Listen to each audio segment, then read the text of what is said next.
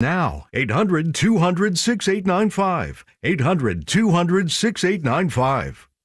Message and data rates may apply. Do you need a car? Been shopping only to be turned down because of bad credit, low credit, no credit, bankruptcy, or divorce? Guess what? Today's your lucky day, because now you can buy a car, truck, or SUV, just about any vehicle. It's true. Bad credit doesn't matter. No credit doesn't matter. Bankruptcy or divorce, it just doesn't matter. As a matter of fact, your job is your ticket to your new vehicle. We're Auto Credit Express, and we've helped thousands of people just like you. Antonio H. told us, great company, got me connected, and the day I went in, I drove off in the car I wanted. 100% worth your time. Need a car? Get started now and drive off as early as today. Just text APPLY NOW to 88909 right now to get started. That's APPLY NOW to 88909. Auto financing the easy way. Text APPLY NOW to 88909. In today's troubled world, our USA Armed Forces stand ready to protect you, your family, and our American way of life. When veterans return to civilian life, they deserve your recognition and support. You can help put vets to work by donating your car, truck, or van to Patriotic Hearts. Your donation will directly support programs to help vets find jobs or even start their own business. Donate today for fast, free pickup of your vehicle, running or not. Operators are standing by to answer questions about making a tax-deductible vehicle donation. Find out how you can make a difference in the life of a United States veteran. Call 800-209-3485. Call 800-209-3485. 800-209-3485. That's 800-209-3485. Sponsored by Patriotic Hearts. This is Greg Papa, your voice of 49ers football. Papa and Lund, 10 to 2, right here on KNBR and KNBR FM, San Francisco.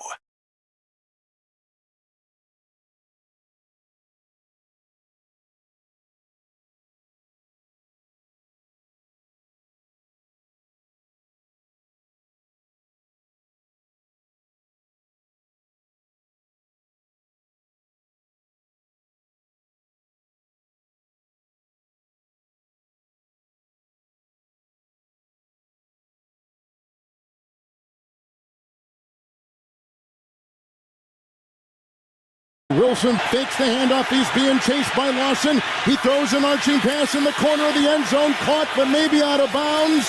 It was caught, but out of bounds. And grabbed by Sutton. The runner completed the pass. Touchdown. First and goal. There's the handoff. Touchdown. Allen to Murray. Quickly knifing his way in for the touchdown run of 3. First and goal. Snap, spin, fake handoff. Hit as he throws, but he dumps it off. It's caught by Williams. Touchdown! Wilson was drilled, but he got the ball released, and it was caught by the open running back. Shotgun snap to Allen. Runs at the 10. Tucks it under the 5 to the pylon. Touchdown, Buffalo! Josh Allen has just run it in to tie the game at 21.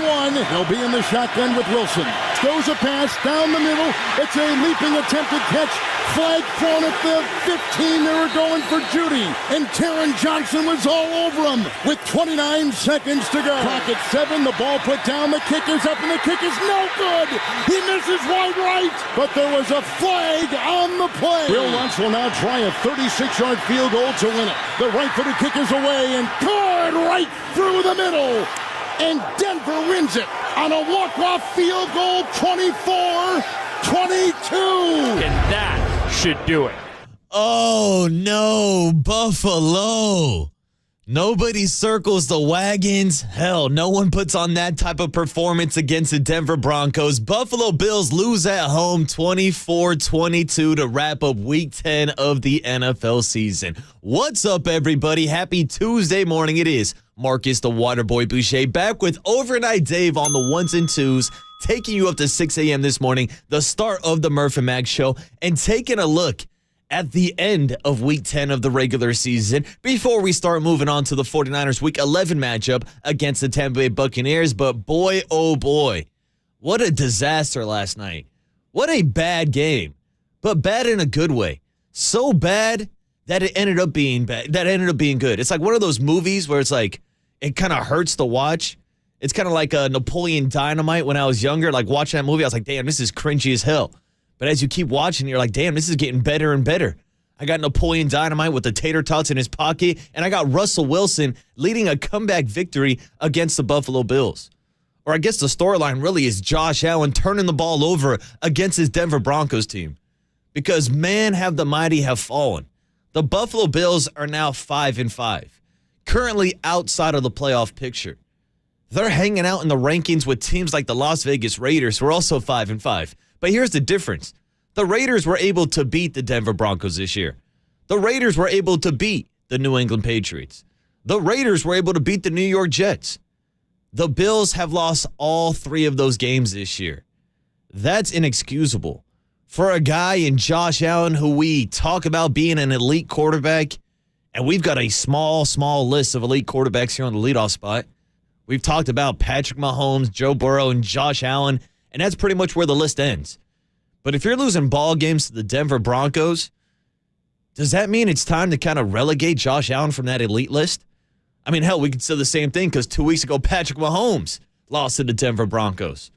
Or maybe Russell Wilson is back in the elite conversation. Pump that back a little bit. Yeah, I'm going to pump that back a little bit because that was one of the narratives from the game last night, that Broncos country was ready to ride again. Broncos country, let's ride. And I don't know if I'm there quite yet. They are now 4-5, a little bit of a 3-game winning streak. People talking last night and this morning as I'm driving in about a potential playoff appearance for the Denver Broncos. No. We're not going down that route. Because last night, we saw how lucky they had to get just to get that victory against the Bills. And I'm not going to discredit their win against the Kansas City Chiefs, which I see a lot of people doing lately, talking about how Patrick Mahomes was playing with an illness and how the whole entire Kansas City roster was sick. I don't give a damn. You're out there on the field. You got to go out there and compete. But last night, I was sick of watching Josh Allen turn the ball over. Hell, I was sick of watching James Cook put the ball on the ground. Wasn't it like literally the first play of the game?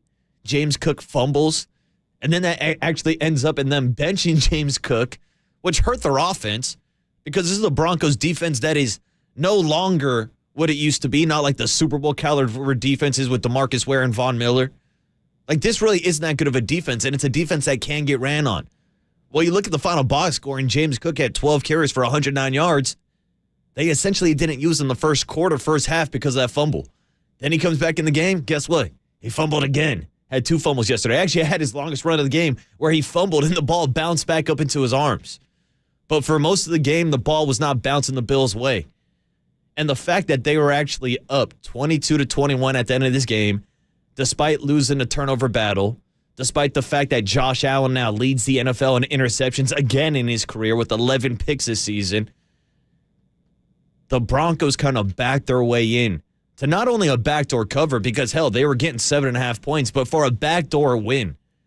The game-winning field goal that's going to be talked about a lot this morning on every show across the country. Hell, probably internationally, too. Because that final sequence of the Broncos being gifted a 28-yard pass interference call, and yeah, letter of the law, it's pass interference. I always hate, though, when a quarterback is getting pressured and he kind of just lobs the ball up, and it's 5 to 10 yards short of the wide receiver. Like, what happened to the whole uncatchable ball argument? Well, I guess it's uncatchable when your wide receiver literally stops, turn around, and a defensive back runs into him. That, of course, sets up the Denver Broncos with the opportunity to hit the game winner. But just like the Broncos usually do, they choked, trying to run out the clock, get the emergency drill to get the field goal unit back on, and then it's wide right. And then they missed the kick. But no. Here's a penalty. 12 men on the field. 12 blanking men, which makes it possible for the Denver Broncos and Will Lutz to go back out there for a second opportunity. This one obviously goes through the uprights.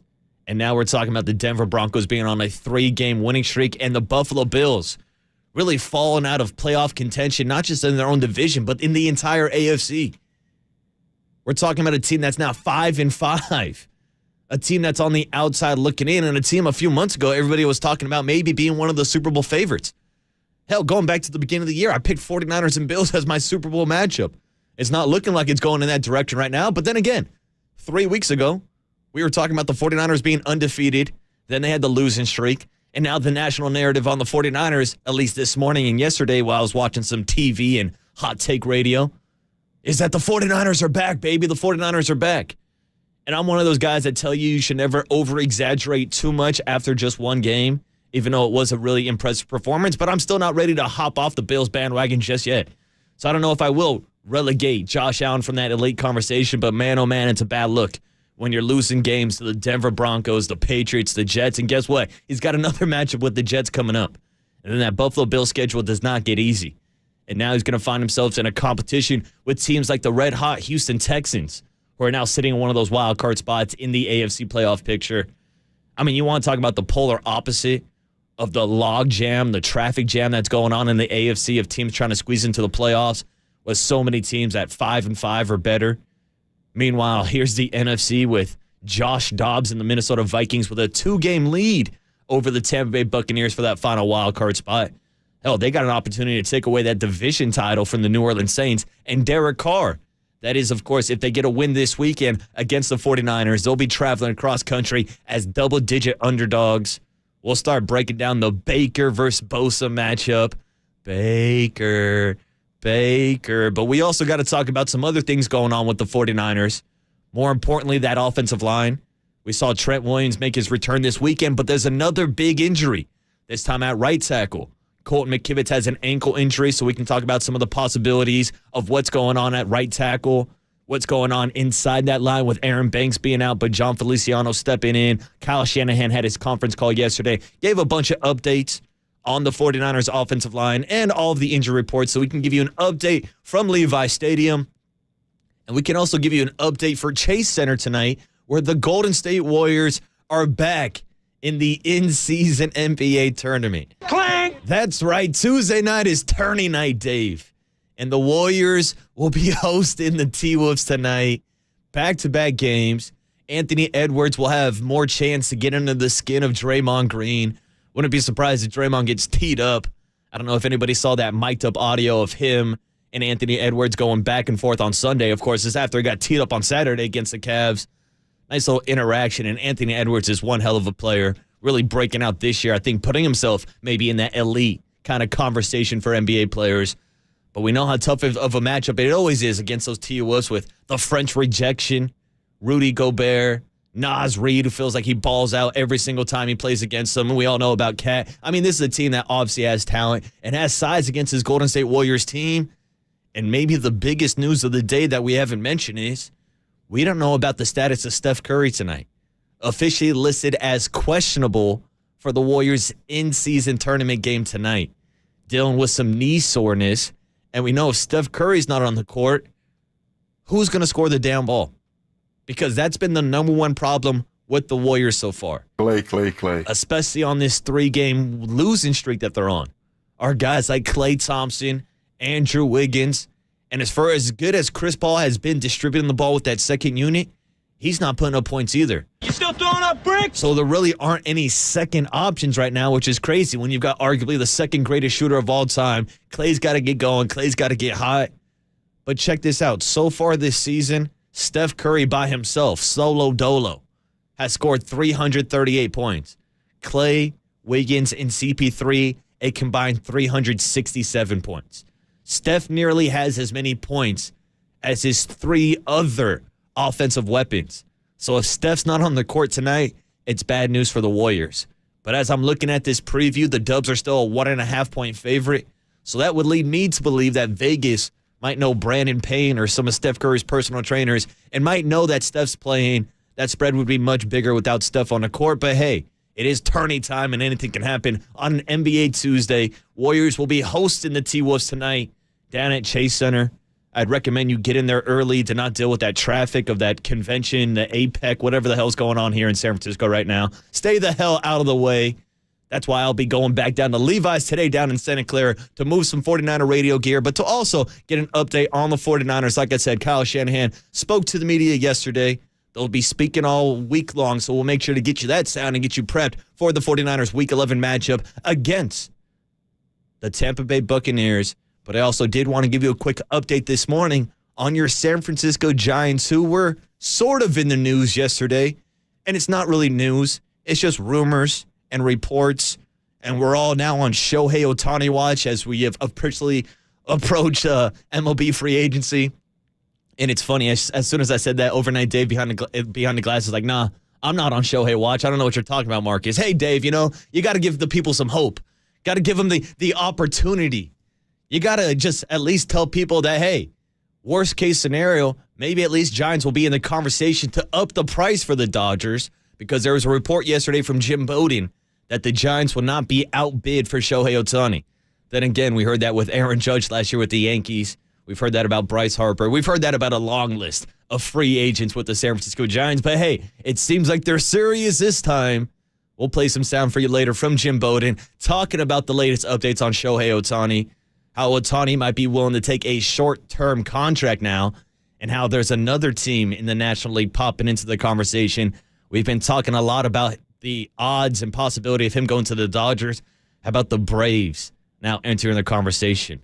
Could you imagine that lineup that's already stacked with Matt Olson and Ronald Acuna and Ozzie Albies, and next thing you know, you throw Shohei right in the middle of all that? Again, we're getting a little ahead of yourself, but yesterday there was a lot of talk about Shohei Ohtani, so we'll break down for you. And also the report that Cody Bellinger might be in the conversation for the Giants. It's coming down to Yankees, Cubs, and Giants. We've got some hot stove offseason topics we can get into with the Giants. We've got some football topics we can get into with last night's disgrace of a Monday Night Football game, Dave. I guess the one good thing about betting on last night's game, because I told everybody I was riding with the Bills. I don't ever bet on the Denver Broncos. Check this out. Last night's final score, 24-22. The over-under, 47.5. That's 46 total points. I told you yesterday our best bet was taking the under. And now, in the last 32 primetime games, that under has hit 25 times, 7 losses. The trend continues. I just don't know if it's going to continue to Thursday night, where we got the Ravens and the Bengals facing off. And then next Monday night, it's the Chiefs and the Eagles Super Bowl rematch. So those are some big Week 11 matchups. But of course, all storylines are local. So let's start with the local team and start taking a look at the 49ers Week 11 matchup against the Tampa Bay Buccaneers, with some of those injury updates on the offensive line and how much of an impact Deebo Samuel and Trent Williams made making their return this past weekend in Jacksonville. It's the Waterboy Marcus Boucher on a Tuesday morning on KNBR 104.5 FM and 680 AM, the Sports Leader.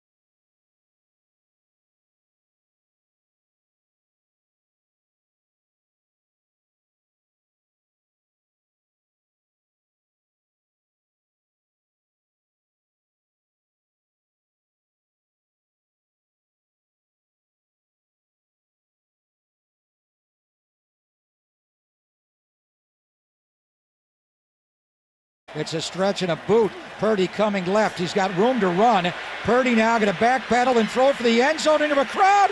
Caught by Brandon Ayuk. Touchdown! Purdy under center, a 5-step drop. Now going to pump and throw down the sideline. Kittle! He's got it and he's gone! Touchdown! 49ers in the Jacksonville 23. Fake the stretch left. Going to roll Purdy right. Going to plant, lob, throw, wide open. Use check. Touchdown! The leadoff spot with the water boy Marcus Boucher continues. Check with Waterboy. All right? Check with Marcus. On KNBR 104.5 and 680, the sports leader. Checking in on the end of the 49ers losing streak. It was 34 days and 34 nights since the 49ers beat the Dallas Cowboys 42-10, and then they come back from their bye week and put up 34 points on the Jacksonville Jaguars defense, and defensively create more turnovers than points allowed. 4 turnovers this weekend. Jacksonville only scores 1 field goal. Meanwhile, here's your San Francisco 49ers offense putting the ball in the end zone 4 different times. And despite the fact that Christian McCaffrey had his consecutive touchdown streak end this past weekend, I got to say it was one of the best offensive performances all around this season from this 49er group, from Brock Purdy, even with those throws across his body to Brandon Ayuk in the back of the end zone. Love the throw he made, stepping up in a collapsing pocket down the sideline to George Kittle. And I love seeing Deebo Samuel back in action. Of course, his touchdown was of the rushing variety. But we talked a lot last week about the 49ers' lack of run game, about how they had been struggling during that losing streak, how Christian McCaffrey went 4 straight games with 55 or less rushing yards. Well, guess what? This past weekend, he ran for over 90 yards. And yes, as we just mentioned, he didn't get into the end zone.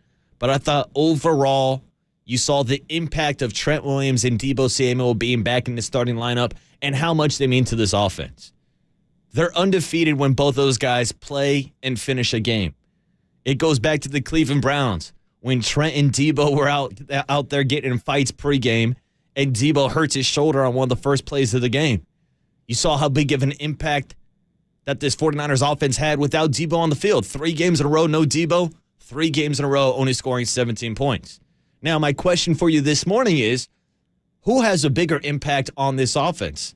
Is it Deebo Samuel or is it Trent Williams? And it's something that me and Murph were actually discussing last Friday, talking about how the 49ers might be getting back 2 of their 5 most impactful players back on the roster. Now, when you start going through the roster, it actually might be lower than that. Because I think when you think of the top 5 guys who have an impact, I definitely put Trent Williams on the top of that list. We saw the difference in the rushing attack. I heard driving in that the difference is like Trent Williams, like when he's on the field, they average 5 yards per carry. Meanwhile, it's only like 2.9 without him. I think that's a huge impact. Now, defensively, you look at guys like Nick Bosa, the Defensive Player of the Year, and Fred Warner, the captain of your defense. They've got to be in the conversation. But after that, which way do you go? You got to throw Christian McCaffrey in there, right? I mean, the guy just had 17 straight games with a touchdown. That leaves one more open spot in my top 5 impactful player on the 49ers. And it's funny, we haven't mentioned the quarterback yet. Brock Purdy. But it's also something that I've been discussing, I don't want to say discussing, but maybe debating over the last couple years on how much of an impact the quarterback has in this Kyle Shanahan system. Because I could take you guys on a time trip 4 or 5 years ago when I was producing the afternoon/nighttime show. I'll give a shout out to Mark Willard. I used to come on air and argue all the time about who had more impact on the team between someone like George Kittle versus Jimmy Garoppolo. And he used to tell me Jimmy G. And boy, oh boy, was that a hill that he was willing to die on. Despite the fact that statistically speaking, just like with Trent Williams, the 49ers rushing attack was nearly running for twice as many yards with George Kittle on the field versus him off the field. So that's why I don't want to leave George Kittle out of that conversation of top 5 impactful 49ers. But it's hard to leave the quarterback off the list, and it's hard to leave Deebo Samuel off the list. But think about it for a second. We just named 7 key players on this 49er roster. And by getting 2 of them back this past weekend, we saw 7. The impact it had. And we haven't even mentioned guys like Javon Hargrave, who was a big free agent pickup this offseason, would probably be the best player on a lot of rosters around the NFL. and arguably had his best game of the season this past weekend against the Jaguars. And stay tuned. He'll be stopping by the Murph and Mac show this morning as the 49er Player of the Week at 8:40 a.m. And then we could talk about the newest guy in town, number 92, Chase Young. Where does he fall on that list? Where does a second-team All-Pro strong safety Talanoa Hufanga fall on that list? Where does Kyle Juszczyk fall on that list? Like, it's a team that just has talent left and right all over the field. But we also saw this talented offense struggle without Trent Williams and Deebo Samuel. We saw the instant impact this weekend, whether it was them walking out to the field with the boombox or the first couple plays of the game where Trent Williams is pulling down the left sideline, just clearing the way and having defensive backs literally turn around and run the other way. Here was Kyle Shanahan yesterday talking about the additions of Trent and Deebo after the bye and how the 49ers offense got back on track. I think getting them back is just a boost for our offense, mentally, just because, they're two leaders of our team. They're both two captains, what they bring to the game. But, I think guys just love having them out there. I don't think the game unfolded much that way. Trent's by no means wasn't close to 100%, and I thought it was pretty courageous just to be able to battle throughout that game. And Deebo didn't get involved that much. I know he got that reverse and stuff, but it's – he didn't get too much more. So I don't think it had a huge impact on the game, but just the way it unfolded. But our players, I think, just knowing they were going to be out there always gives them more confidence. And as soon as the 49ers walked out of that tunnel, you could tell the vibes were different. You can tell just the confidence of having Deebo and Trent Williams back out in front, leading the squad back onto the field. It had a huge impact. And that's why I think the 49ers struggled so much offensively those past 3 games. Was because Trent Williams wasn't on the field. We obviously know that Trent Williams is a future Hall of Famer and a guy that John Lynch got for like a 3rd round and a 5th round draft pick. Just another one of his highway robbery trades that he pulled off against the Washington Commanders. And now he's got Chase Young. Don't forget about that guy, Christian McCaffrey in the backfield. That was a nice move by John Lynch also. But beyond the big moves, beyond the big free agent names, it's also the GM's job to provide depth. And I think this week we might need to see some of that depth. Hell, we saw it last weekend without Aaron Banks, who's currently dealing with turf toe. Now, John Feliciano, I thought actually played really good. Pro Football Focus, if you believe in their ratings or not, had him actually ranked as the highest graded offensive lineman for the 49ers this past weekend. So he's a guy that did a great job filling in for Aaron Banks. But now you might need somebody to fill in on the other side for Colton McKivitz. Because this past weekend, he had his leg rolled up underneath him, and now he's dealing with ankle and knee soreness. But I think on the bright side, with Trent Williams being hurt over the past couple of weeks, you did get to see a nice sample size of Jalen Moore playing left tackle. And this is something I actually talked to John Lynch about last Friday about that flexibility. We got that cut coming up. But first, here's the head coach talking about Jalen Moore. And I know we're talking right tackles. Shout out to the 209 this morning on the Golden State Lumber and Building Material text line. It said, nothing moves the needle more, water boy, than talking right tackles at 5 a.m. in the morning. Look, I get it. Not everybody loves the big sexies up in front, but I do. I'm a former offensive lineman. I played in a wing T offensive system as a tight end. All I did was block my entire life, and I like giving credit and a little bit of spotlight to these offensive linemen. Here is Kyle Shanahan talking about Jalen Moore and the flexibility to move over to right tackle if he needs to fill in for Colton McKivitz. He does have that flexibility. I mean, we would discuss both. Once the season starts and stuff, I mean, Chris reps those guys at all the spots. I mean, not as much at their off spots, but he covers us for all those situations because you never know where a year can go. So it's always a possibility to swing all those guys. There's spots we prefer him at, but we always have contingency plans that he's constantly trying when he can to get him reps with that during the week. And it's something that I seriously considered after watching Jalen Moore and the success that he had filling in for Trent Williams. I thought, maybe with the struggles at right tackle this year with Colton McKivitz, maybe there's a possibility of switching Jalen Moore over to right tackle. And you heard Kyle Shanahan right there say he's got the ability to swing over. And it's something that I actually asked John Lynch about last Friday, the man that put together this roster.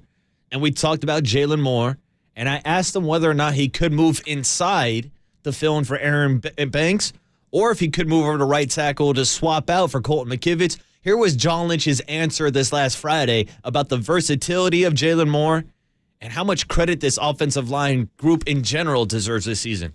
Well, I think, first of all, I do want to, again, highlight he really did a great job. You want to see development out of your young players, and first and foremost, that credit has to go to Jalen.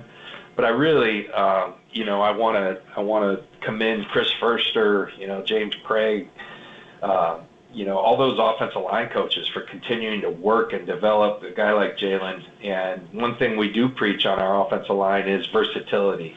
And so I think Jalen is a guy who has that versatility. He's a swing tackle, can play right and left tackle. He can also go in and play some guards. So that's always nice. We got guys like Matt Pryor as well, who's provided some nice depth. And Nick Zakel's a guy who hasn't had a lot of opportunities, but continues to get better in our practices. And, we'll miss a guy like Banks for, however long it is that he's out. But John Feliciano is a guy we went out and got this offseason who's played a lot of good football in our league, most recently for the New York Giants prior to coming to us. And I think he's the guy who will get the first shot stepping in for Banks. And we saw Feliciano out there this weekend.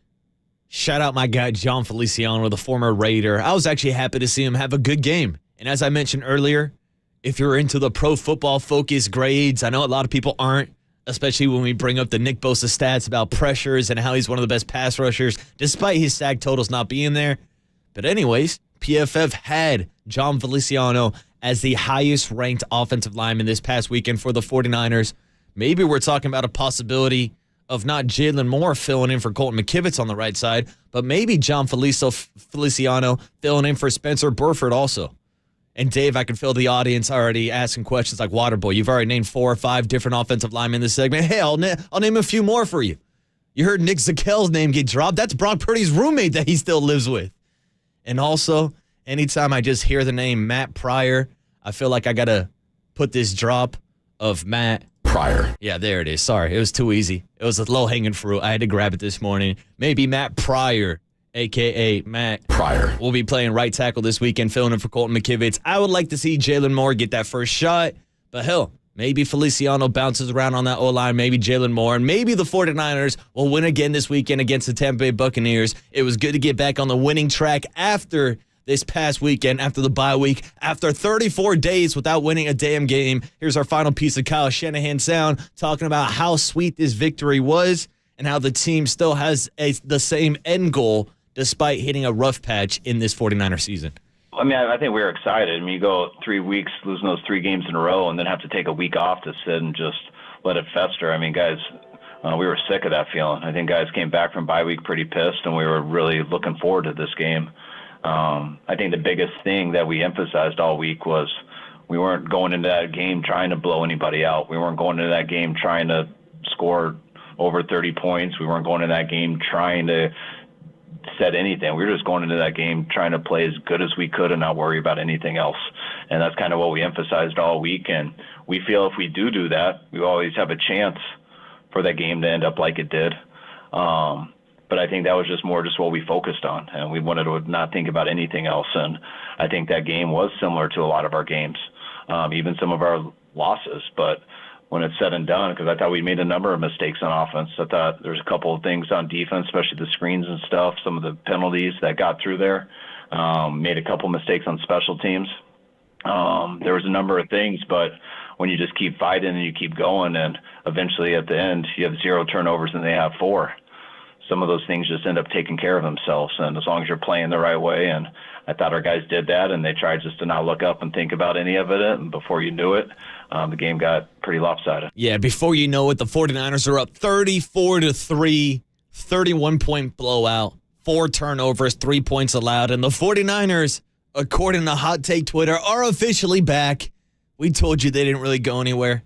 Last week during the bye week, we talked about the Super Bowl odds and how it's a good time to buy low. Well, the Super Bowl odds are creeping back up after the 49ers are the talk of the town with a 31-point beatdown of the first-place Jacksonville Jaguars. And the 49ers, of course, back in first place in the NFC West with a couple big-time matchups coming up against the Seattle Seahawks and also a trip to Philly sandwich in between. But this weekend, it starts with Baker Mayfield and the Tampa Bay Buccaneers coming to town. And the 49ers are an 11-point favorite, double-digit home favorite. We'll break down that game and every game this weekend with Bobby Boucher's Best Bets. We'll also give you our weekly winners tomorrow wrapped up last night with a loser with the Buffalo Bills and the Denver Broncos on Monday Night Football. But how about for a quick second, we stop talking football and get into a little bit of baseball discussion, because the Shohei Ohtani rumors are flying, and apparently the Giants won't be outbid by anybody out this year. We'll break down the latest sound from Jim Bowden on the Giants approaching Shohei Ohtani, and if there's any chance that the Shohei kid will be coming to San Francisco. It's the Waterboy Marcus Boucher on a Tuesday morning on KNBR 104.5 FM and 680 AM, the sports leader. No, I don't see any scenario of that.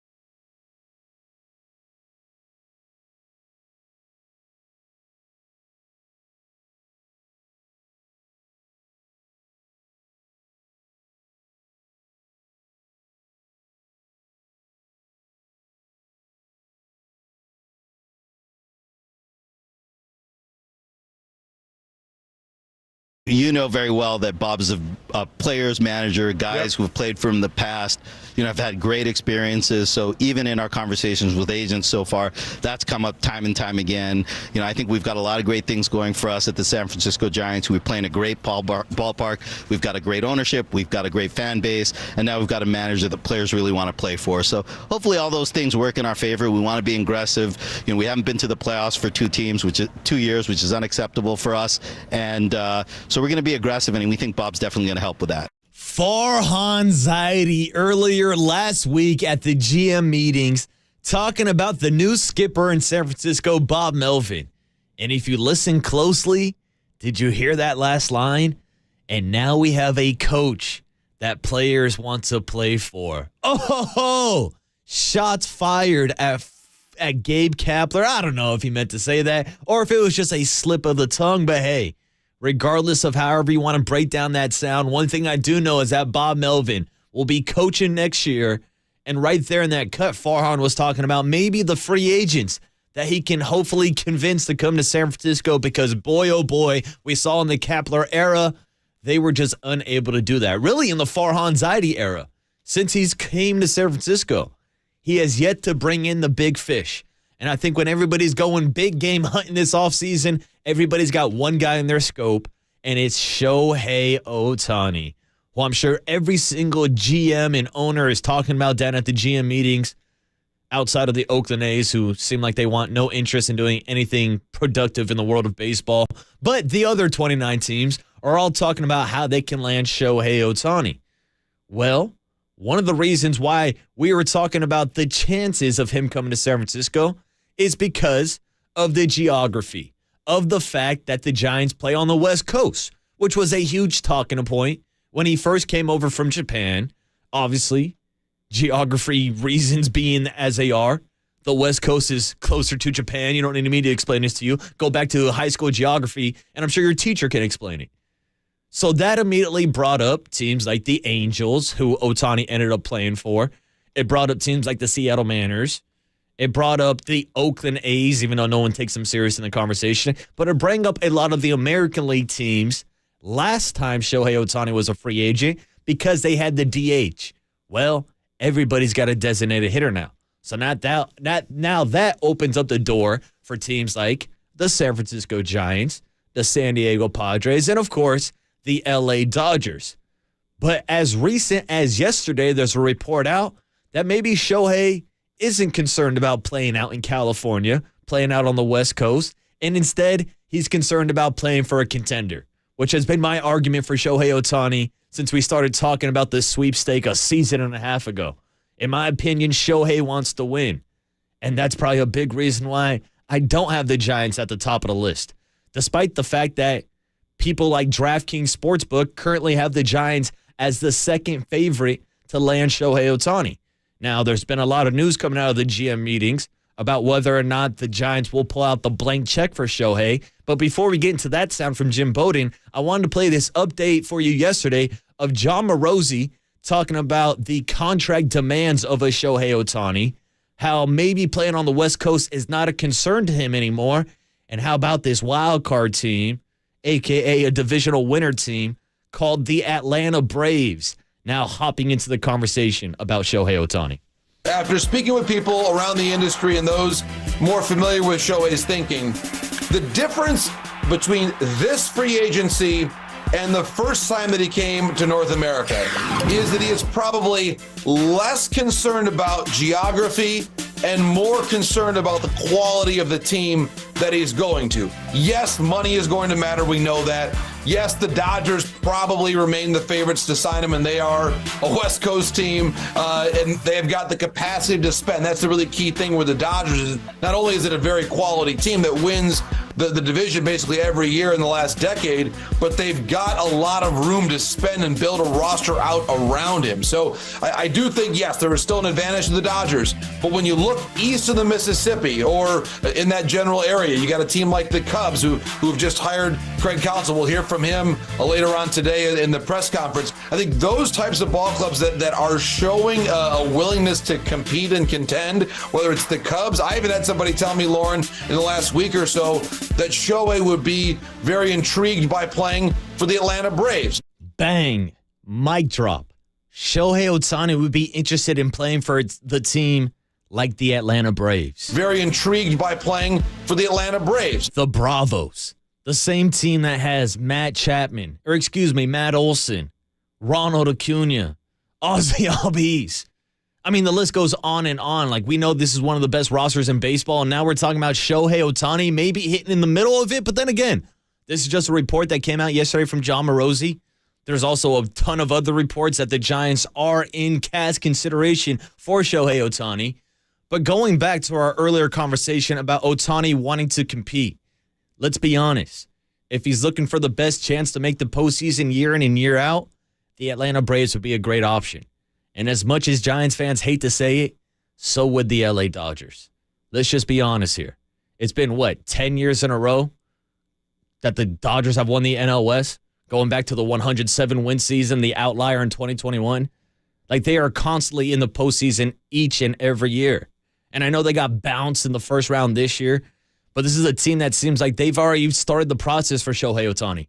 Hell, I remember when they were trying to scout Shohei out of high school all those years ago. They've been chasing Ohtani for a minute. And that's why when you look at the sports books, you look at the odds-on favorites, that's why the Dodgers are ahead of the Giants. And I'm really struggling to find a reason why the Giants can offer him something that the Dodgers couldn't. Me and Murph talked about it last Friday. He talked about how the Giants are a West Coast team. Okay, so are the Dodgers. Talked about how the Giants have all the money in the world. Okay, so do the Dodgers. Talked about a passionate fan base here in San Francisco. And again, I know Giants fans hate to hear it, but look at that sea of blue that takes over every time the Dodgers come to town. They have a passionate fan base, and they are consistently competing in the postseason. So if I'm reading the tea leaves, it seems to me that Shohei Ohtani will most likely be wearing Dodger blue next year. But hey, maybe he will want some of this San Francisco cash. Maybe he will be intrigued by Bob Melvin and the stories of his great relationship with players across the Pacific Coast. I mean, hell, at this point, if he's got such good relations with the Pacific Coast, maybe he'll be at the APEC meetings this week, Dave. Maybe Bob Melvin will be down there, and maybe Shohei Ohtani will be there. But hey, maybe Farhan and Greg Johnson will be there with a blank check, because this report came out yesterday with Jim Bowden that the Giants could offer Shohei Ohtani up to $500 million, and how, once again, they're telling people that they won't be outbid. I don't think there's any doubt the Giants are going to offer Shohei Ohtani $500 million. And I won't be surprised if they outbid the Dodgers. I won't be surprised if they outbid the industry. Mm-hmm. My question is, will he sign there? My intel has told me clearly, and I think Shohei has said it publicly through his translator. I'm not 100% sure, but I think he has. But it's been very clear throughout the process that winning is going to top everything. It's not about the most money. It's about the best chances of the most times on the World Series stage. And I believe that the Texas Rangers have the best shot to land him with the Dodgers and the Mariners. I do think winning matters, and I don't see the Giants' path to winning. And as well as I thought the Dodgers would be on that list, all of a sudden I have a lot of questions about their pitching long term. So that's kind of my early take on Ohtani. But to answer your question, will I be surprised if San Francisco puts the biggest offer in front of Ohtani? Not at all. Will I be surprised if San Francisco is the team that drives the financial chain for him? Not at all. I think they'll be the lead train. And I get what Jim's saying. I wouldn't be surprised if they make him a gigantic offer also. But I would be a little surprised if he does sign with the Giants. You heard Jim break it down. He doesn't see a clear path to victory for the Giants. I mean, hell, look at the NL West. If it's not teams like the Dodgers and the Arizona Diamondbacks who were just in the World Series, as much as we point and laugh at the kind of disaster of a season it was down in San Diego this year, they still ended up with a winning record. They still beat the Giants 8 out of 13 times they played this season. They still have Juan Soto for now, unless they're looking to trade him, but they still got Tatis, they still got Machado. They still got a load of young talent. So it's hard just to compete in the NL West alone versus the entire National League and getting back to the postseason, even with those extra wild card teams. Again, I think it comes down to winning for Shohei Ohtani. And when you're talking about what you can offer him, we just went through the checklist. California, you got the money. Yeah, that's all nice. You also don't have a consistent 3-hitter. You've also got 2 starting pitchers in your rotation. Technically not even 2 right now because Alex Cobb is hurt. Yeah, Kyle Harrison's nice. But you heard Jim talk about the Dodgers' young pitchers. Bobby Miller, Walker Buehler, Dustin May. They've got horses. They've got dogs down in that farm system. And it seems like to me, if I'm Shohei Ohtani, I'd rather hit in between Freddie Freeman and Mookie Betts than Wilmer Flores and Michael Conforto. I hate to say it. I know they're fan favorites, but let's be honest, when we're assessing this team, it's a team that fired Gabe Kapler because of that meltdown in the second half of the season. I think the Giants need to go out and add some other pieces to entice Shohei Ohtani if they're going to have a chance. But hey, with all the money in the world, with them maybe offering $500 million, maybe there's a chance, a small chance. But to me, it seems like Shohei Ohtani is heading in a different direction. And boy, oh boy, is this best case, worst case scenario. Giants will either go for broke for Shohei Ohtani, who I'll remind you can't even pitch next year, but is also now looking at a shorter term contract. Maybe that will get Farhan to break out the big checkbook. But also, I think the Dodgers have been waiting for this moment for over a year since Shohei Ohtani was in high school. And if I'm a betting man, which you know I am, I'd bet money on him going to the Dodgers. But hey, we'll see what happens at the winter meetings. We'll see if Bob Melvin can entice him to come to San Francisco.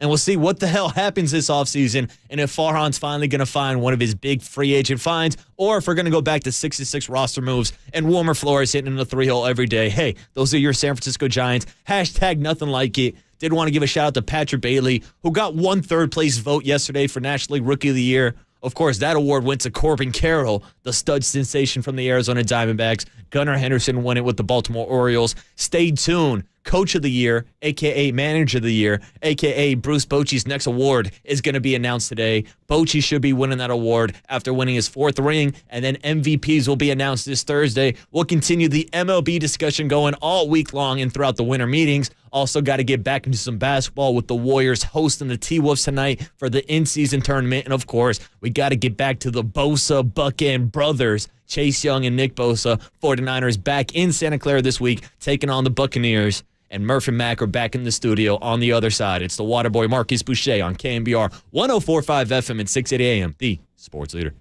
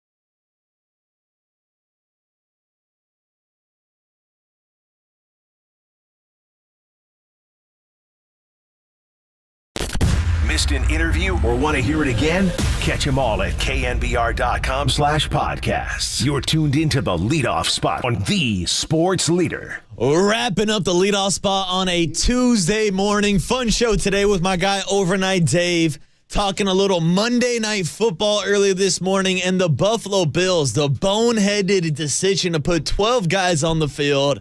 Broncos get themselves a nice little gift, and a gift to all the leadoff spot listeners this morning. We told you to bet the under yesterday. In the last 32 games, the under has hit 25 times. Last night it hit as it was the 6th game-winning field goal from Week 10 of the NFL season. After the 5 walk-off winners we had on Sunday, 6 officially set an NFL record, and it happens with the Broncos, of all teams, getting back-to-back wins against the Kansas City Chiefs and the Buffalo Bills. And boys, I don't know what's going on in Buffalo, but the fact that Josh Allen and the Bills have now lost games to the Denver Broncos, the New York Jets, and the New England Patriots. They're now sitting with a 5-5 record, hanging out with my guy Aiden O'Connell in the Raiders outside of the wild card race. They're 5-5. Boys, welcome back on a Tuesday morning. What an interesting Monday Night Football. When the Bills wake up and look over in the bed next to them is the Raiders in the playoff bed, that's got to be shocking. They got Aiden O'Connell with that mustache. Like, what's going on here? Yeah, guy just woke up and Aiden O'Connell's like, "Hey man, you want to go get some breakfast?" You're like, "Dude, I'm lying next to you." That's it. My God. I mean, but here's the difference, Murph. The Raiders actually beat the Patriots, the Jets, and the Broncos this year. Hey man, the NFL playoff field swaps out 50% every year, and there's no rule says the Bills go back. I mean, they are going the wrong direction. Every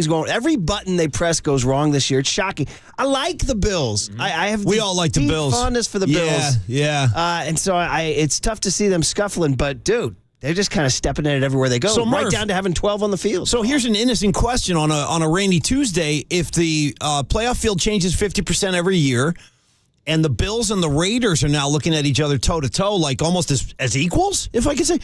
Murph, does that mean that the Raiders have a shot at the postseason? Is that what's going on? It does, buddy. Dude, wow, Marcus. Here we are. Because just don't throw any subliminals. Last night on the broadcast, they were talking about the Broncos and their playoff odds. Now I'm like, the Broncos ain't making the damn playoffs. They're 4-5. But yeah, there's the Raiders with a 5-5 record. There's the Buffalo Bills at 5-5. The Cincinnati Bengals are 5-4. The Houston Texans are now 5-4 in that 7th wild card spot right now. The AFC is just a completely log jam. It's a traffic jam. And meanwhile, here's Josh Dobbs and the Vikings having a 2-game lead over Baker Mayfield over in the NFC playoff race. It's incredible. By the way, I want to kind of digress. You dropped a circle. Nobody circles the wagons like the Buffalo Bills, which, of course, we all grew up on in the 90s with Chris Berman, but you were too young. When did you start hearing Nobody Circles the Wagons? Oh, as soon as I found out who Chris Berman was. Really? Yeah. Was he saying it into your youth? I mean, well, Berman still does like the halftime show, the recaps. Does he still do it? He still drops it. I mean, Berman's got legendary lines. Triply confirms. The Raiders. That's how I know that from Berman. So he had a deal where he adopted the Niners and the Bills as his favorite teams, and so every year that was his preseason pick to make the Super Bowl. Mm-hmm. And that's when he started saying, because nobody circles the wagons like the Buffalo Bills. And then I just kind of wondered but I guess he did it long enough for your generation to learn it. Oh, yeah. I like it. It's one of the best Chris Bermanisms. Is that what we call it? Bermanisms? Back. Yeah. The Raiders. Thank you, Dave. Thank you, Big D. And then he's the one who brought the Raiders to us. The Raiders. He's the one, man. Yeah. And I was glad to hear that and got a smile off that. So, yeah, man, hey, I took the Broncos in the points last night. Oh, smart man. Yeah. Well, good Broncos are playing a little bit better. They are. They're picking it up. The Bills weren't playing that well. Don't You're forget getting 7.5, too. Yeah, a lot of points, man. Yeah, that was a sloppy game. Yeah. I mean, from the jump to the end, it was just a mess out there. Yeah. And now on to, by the way, speaking of spreads, I already looked. What do you got, Murph? 11-point favorites. Yeah, it's a lot of points, buddy. A lot of points. 11. To kick around this weekend. Yeah, that's a lot. Kick around. And who do you have this weekend, Waterboy? The Raiders have... This weekend, it's Raiders taking on Mike McDaniel and the Dolphins. Ooh. Where's the game? Ooh, good question. Miami, I think it's in Miami. Miami's a 12-point favorite. Raiders historically are terrible traveling to the East Coast, too.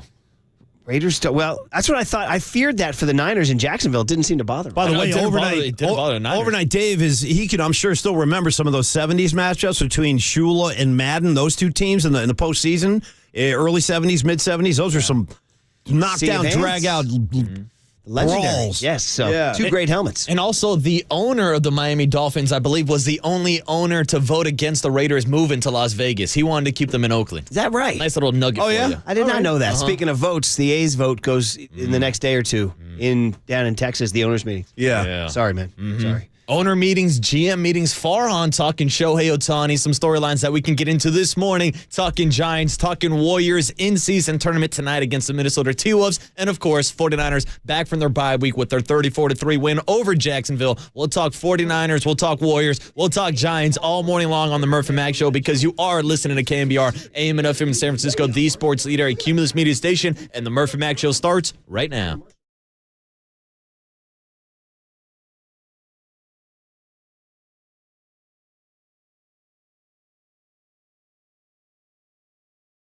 Good morning, and welcome to the KNBR Morning Show with Brian Murphy and Paul McCaffrey on KNBR 104.5 FM and 680 AM, the sports leader. All righty, happy Tuesday. Hey, a week from Thursday's Thanksgiving. Y'all ready for that? Y'all ready for your Thanksgiving a week from Thursday? You ready for the 49ers on Thanksgiving night? But we get ahead of ourselves because you got to worry about the Tampa Bay Bucks first on Sunday. Actually, more immediate than that, you got to worry about the Warriors trying to score a basket against the Minnesota Timberwolves. Nobody but Steph can make a basket. So we'll see what happens tonight as they unveil their fancy court. Oh, yeah, right. All painted up. Well, you got to wonder, too, like which color scheme will they go with? Will they go with the black and the gold rose, or will they go with the traditional blue and white? It's anybody's guess. I think we looked it up yesterday with Triple E. It looked like they were going with the look like they were going with kind of like a gray gold thing. Oh, you've seen a sneak preview. I think I saw it. Okay. Let me make sure I have this. Warriors in-season tournament court. Anyway, but I would like to see the traditional blue and gold, man. That's my favorite. That's just me. Warriors in-season court, Chase Center. We'll see what it is. By the way, will Biden show up at that game? That's a big game, man. I like your court, man. I want to sit up front, man. Where do you sit a president of the United States? You got to have Secret Service to the left and right. I say you give Prince better seats. Okay. What you do here. But you probably throw him up in a suite somewhere. I can't find any images of it. Maybe they'll just unveil it tonight, and All we'll right. see. Well, we'll be there. But anyway, man. So when's your next game, by the way? My very first game. Okay, first game will be this coming Monday. And is that the Spurs? No, it's the Rockets. I have the Spurs in March. I remember you were talking about that. Oh, down the road. Okay, yeah, down the road. I'm going to wait and I'm going to let Wemby gestate a little bit before I get him. Oh, is Triple E running in the court right now? Is Triple E running in the court? What do you think? There it is. Oh, I see. So it's kind of gold and the size of kind of gold on gold. Murph, look at the size of the trophy on the court. It's the big trophy. Probably they say it's the Tommy Lee Cup. It's a big trophy. Nice, brother. Nice. Hey, by the way, I got an announcement to make. Would you call that gold on gold? Is that what you call that? Yeah, it's like a gold on. Sure, I'll go gold on gold. Gold on beige? Yeah. All right. So anyway, you were saying, yeah? Well, I got a big announcement in the Murph and Matt community. I want to pass this over to Murph live. He hasn't seen this yet. But our colleague, one of our favorite people, Shannon Kaler, hey, man, lead singer of the Stone Foxes, welcome. And veteran of Paulie's Pod. No question. He's one of our co-hosts on the podcast, and he is a proud father for the first time. I want to say he's a really, really pretty baby, too. We like to make these announcements when one of our family members. This is a big deal, man. It is. So is this the first baby of the next generation from the KNBR? So far, yeah. I think it is. I think so. So let me show you Clementine for the first time. Oh, my darling Clementine. Very pretty. She's got a little Kaler in her. Yeah. She's got a little Kaler in her. Pass the bottle, man. Is she singing? I'm not sure. I don't know yet. Clementine. Yeah, is she pretty? Isn't that such a Kaler name, too? We're going to go with something kind of 1850-ish, No question. man. No question. You know what I mean? Yeah. Back when the music was pure. Yeah, man. totally. You know what I mean? We played a mandolin by the campfire, man. Exactly. Yeah. I think Clementine's a spiritual descendant of the campfire songs from the pioneers who you know came what, west, though? A big part of me digs that because everyone's so new agey at this point. I kind of like Kaler going back and drawing a name from the old West. Well, so we'll have to play My Darling Clementine at some point as a rejoin. Well, congratulations to the Kalers. Well, really, and to Mom. It's all about Mom. Shayna. Yeah, it's all about Mom. Mom does I wouldn't say 99% of the work, 100% of the work. She does all the heavy lifting. Yeah, you do. You basically, having gone through 2 of those, man, Dad, just shut up and stay out of the way. That's it. Shut up and stay out of the way. Don't say anything unless you're spoken to. Exactly, dude. And whatever she needs, go get it. That's and right. whenever somebody says, how you doing, say, I don't know, ask Shayna, ask Clementine, because they're the stars. Nice, dude. So way nice. to go. Way to go. Welcome. That's Clementine. good news, right, on a Tuesday? That's great news. Yeah. Maybe Clementine will be the Warriors' win, maybe. I hope so. We need to get Clementine her first win. Yeah. Maybe Draymond won't get teed up in honor of Clementine tonight. So you can't spell Clementine without T. That's true. So anyway, well, that's cool. That's good news. Yeah, Thank man. you for that, buddy. Yeah. Mm-hmm. How was your Monday night? I was pretty chill. I just watched the Bills, and like you guys were saying in the face-off there, do we still call it a face-off, by the way? A crossover face-off? Sure. Whatever it is, a meeting of the Sure. minds.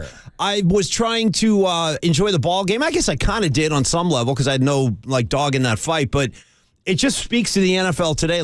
Josh Allen and the Bills, one of the highly regarded teams in the AFC, certainly was among the elite teams. And at this point, you got to say, are they even still in that conversation? I don't really know who the Buffalo Bills are. They're so inconsistent. You saw it again last night. Or, Murph, is it that Curls is making a comeback?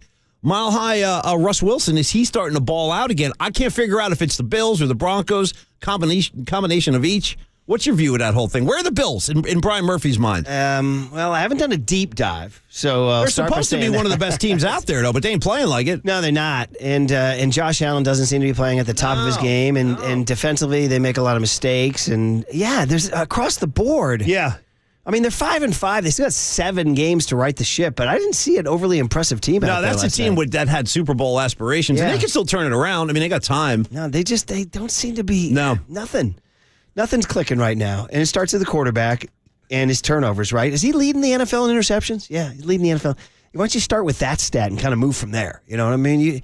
You turn the ball over. So I root for the kid. He's a California kid. Fireball. Do you enjoy the fact, Murph, that guys like Josh Allen, Jalen Hurts, Pat Mahomes, all 3 of those so-called marquee quarterbacks, they have all thrown more picks than Brock Purdy. Ooh. 808 KNBR. Good stat. Yeah. That's an electric stat. That's a divisive I like that. controversial stat. Kind of whip that one out, yeah. I like that very much. So, man. So, anyway, that was good. Hey, listen, you got to give Denver a lot of credit. When they got that 70-burger dropped on them, they were the laughingstock of the league for years. It was like, we haven't seen anything like this in a century. And Sean Payton, he slowly's turning that ship around. And they're getting lucky a little bit on some things, like 12 men on the field and all that. But still, they got to give Payton credit. It's slowly but surely. He thought at that point, dude, that thing was disband the franchise. I kind of felt that way too. Yeah. And I sat through the Russell Wilson post game last night. I did not. I walked away. He might be AI. He really might be AI. Well, I like that. Go, give me some of that. Well, I mean, he's just I don't know if there's an authentic thing about that guy. I really don't. He might be AI. I like from that. From the haircut to the I don't know, just everything. I was studying his face, his hair, his gestures, his speech patterns. He's just a weird, artificial dude, man. I like your whole take. But he made a couple of those little shovel passes when he needed to yesterday. Sideways things, yeah. I mean, it'll be interesting to see how their season ends, but I got to give them a lot of credit for rescuing the sinking disaster after that 70. What about you, man? What'd you do last night? I did do that. Watch a game, yeah. We also just oddly, through a strange turn of events, wound up watching a couple of old Jeopardies with Alex Trebek. Don't ask. It was a very strange turn of events. It was on something called Pluto TV. Do you know what Pluto TV is? I do. I know it, yeah. What is Pluto TV? It's one of those streaming things. You know what's so funny about Alex Trebek? Every time I think about the actual guy, I can't help but go right to Will Ferrell, who used to do him on Saturday Night Live. That's wrong. You remember with Burt Reynolds, you'd have, what's his name? Help me out. The guy who played Burt Reynolds on SNL. Norm Macdonald. Legend. Yes, Norm Macdonald. Turd Ferguson. They would have some great back and forth. Yeah. Turd Ferguson. Remember that? Oh, my God. Anyway, so when you say Trebek, I go right to Will Ferrell. I can't help it. Turd Ferguson. Great just call. To mock the whole thing. Great call. So Jeopardy, what'd you learn? Anything? Well, we were trying. Anyway, it's a long story, but we wanted Rory to watch some Jeopardy. And so I went to channel. I said, I don't need to see the second quarter of this Bills the third quarter of this Bills-Broncos game. So I went to Channel 7. Did you realize that Channel 7 carries the game on Monday nights? Had no idea. Zero idea. I had no idea. Jeopardy gets bumped for Monday Night Football? Let's be honest. Who the hell ever goes over to Channel 7 anymore? I haven't seen Channel 7 in years. I did. I don't even know if it's still... don't tell that to your buddy Larry Beal. Sorry. No, Larry Beal's my guy. I'm just saying, I don't frequent Chris 7. Alvarez out there working hard at But KGR. no, I thought it was ESPN only. I didn't know 7 was rocking that thing. 707. Who knew? Yeah. Now you go over there and there was no Jeopardy. But I had promised Jeopardy, so I searched Jeopardy. It's and starting to come together. All of a sudden, the search engine came up with Pluto, and all of a sudden it was Alex Trebek with that guy James Holzhauer, who was that Vegas bettor who wound up winning the record amount of money. Shout out Holzhauer. We watched his very first win ever. It's a great name. Yeah, Holzhauer. My guy Holzhauer. Yeah, Holzhauer. So anyway, that's what we did. Okay. Neither of you watched the Yogi Berra after the Not yet, but I will. I'm going to watch that because as soon as you said the Conehead thing with the perfect game, I just haven't had the chance yet, but I'm going to. I want you to remember two things. One, Swish, Nick Swisher, okay? Yep. And two, I want you to keep your eyes peeled for a Louisiana Lightning. All right. Oh, what do you want to talk, Guidry? Well, okay, Dude, so I'm just going to let you. 78 Guidry. Look at his numbers. 78. Ridiculous. Nice little pop up by Louisiana Lightning. Number 49. Here's my only question about Ron Guidry in 2023. Does he still have that lanky frame, or is he bulked up? I just want you to. I'm going to stay out. I can't wait. No. You're really starting to egg me on. What about? Help me out with the year that Conehead threw that perfect game. 99. 90 blanket 9. And okay, all right. It was my first. 2 weeks on the A's beat. I was at an A's game that Sunday watching it on the A's clubhouse. On the press box TV, which, by the way, you won't see that no more because if this vote goes through, they play one more year at the Coliseum and then that's it. That's just depressing. It really is. I hate that. I hate the idea of the A's leaving the Bay. I hate it. Going to Vegas. Hate it. I don't like it at all. The Raiders. Yeah. Now, what year did you go to Fenway for the Clemens Pedro game? Was 99. That was 99. Yeah, wow. Same thing. No, I can't wait to talk to Marcus on the other side and get a gauge. I don't know how old he would have been back then, but that was about as heated. He was born in 92, this kid. This kid? Yeah. Oh, man. Well, he missed out on the bloodbath. That was those games. Wow. You said it. You said it was one of the most insane atmospheres you've ever been a part of. Without question. Yeah. Okay, guys, here's the deal. Okay. We got to get you ready for the Warriors in-season tournament court. We got to get you ready for the 49ers and the Tampa Bay Bucks. And we have to shine a little bit of a light on the San Francisco Giants, who decided to dump big news Friday at 5 o'clock. Wait, what was that? So we're going to have to we're going to reach into the recycling bin and bring out this news that we need to talk about on the other side. And, of course, get you ready, too, for a big guest list coming your way on a Tuesday, November 14, 2023. On KNBR 104.5 and 680, the sports leader. Richmond, shout out to you for supporting KNBR, Richmond's sports leader.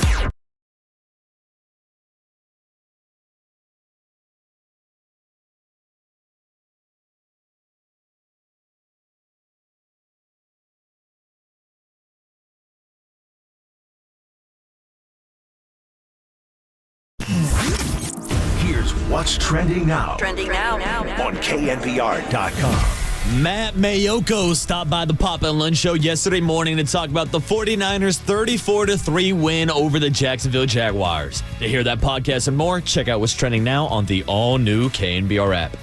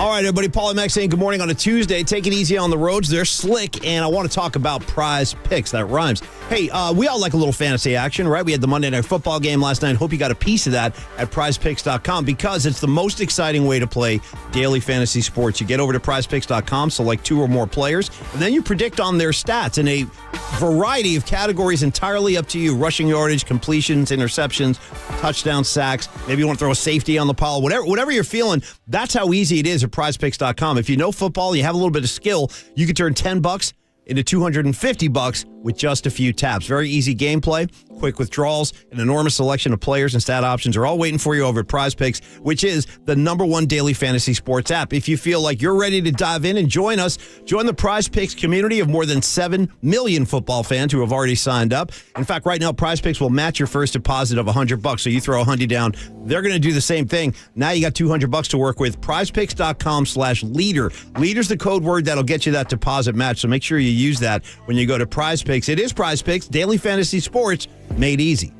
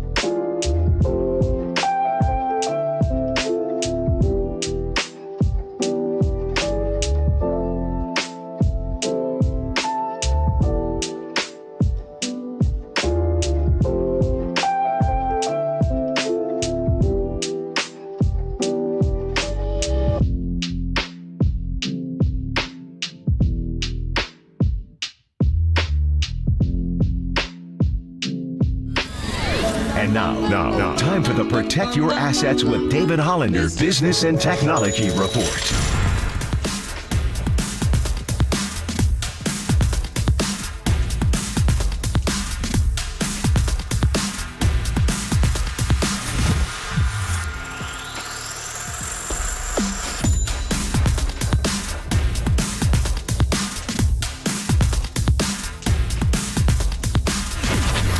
This has been the Protect Your Assets with David Hollander Business and Technology Report.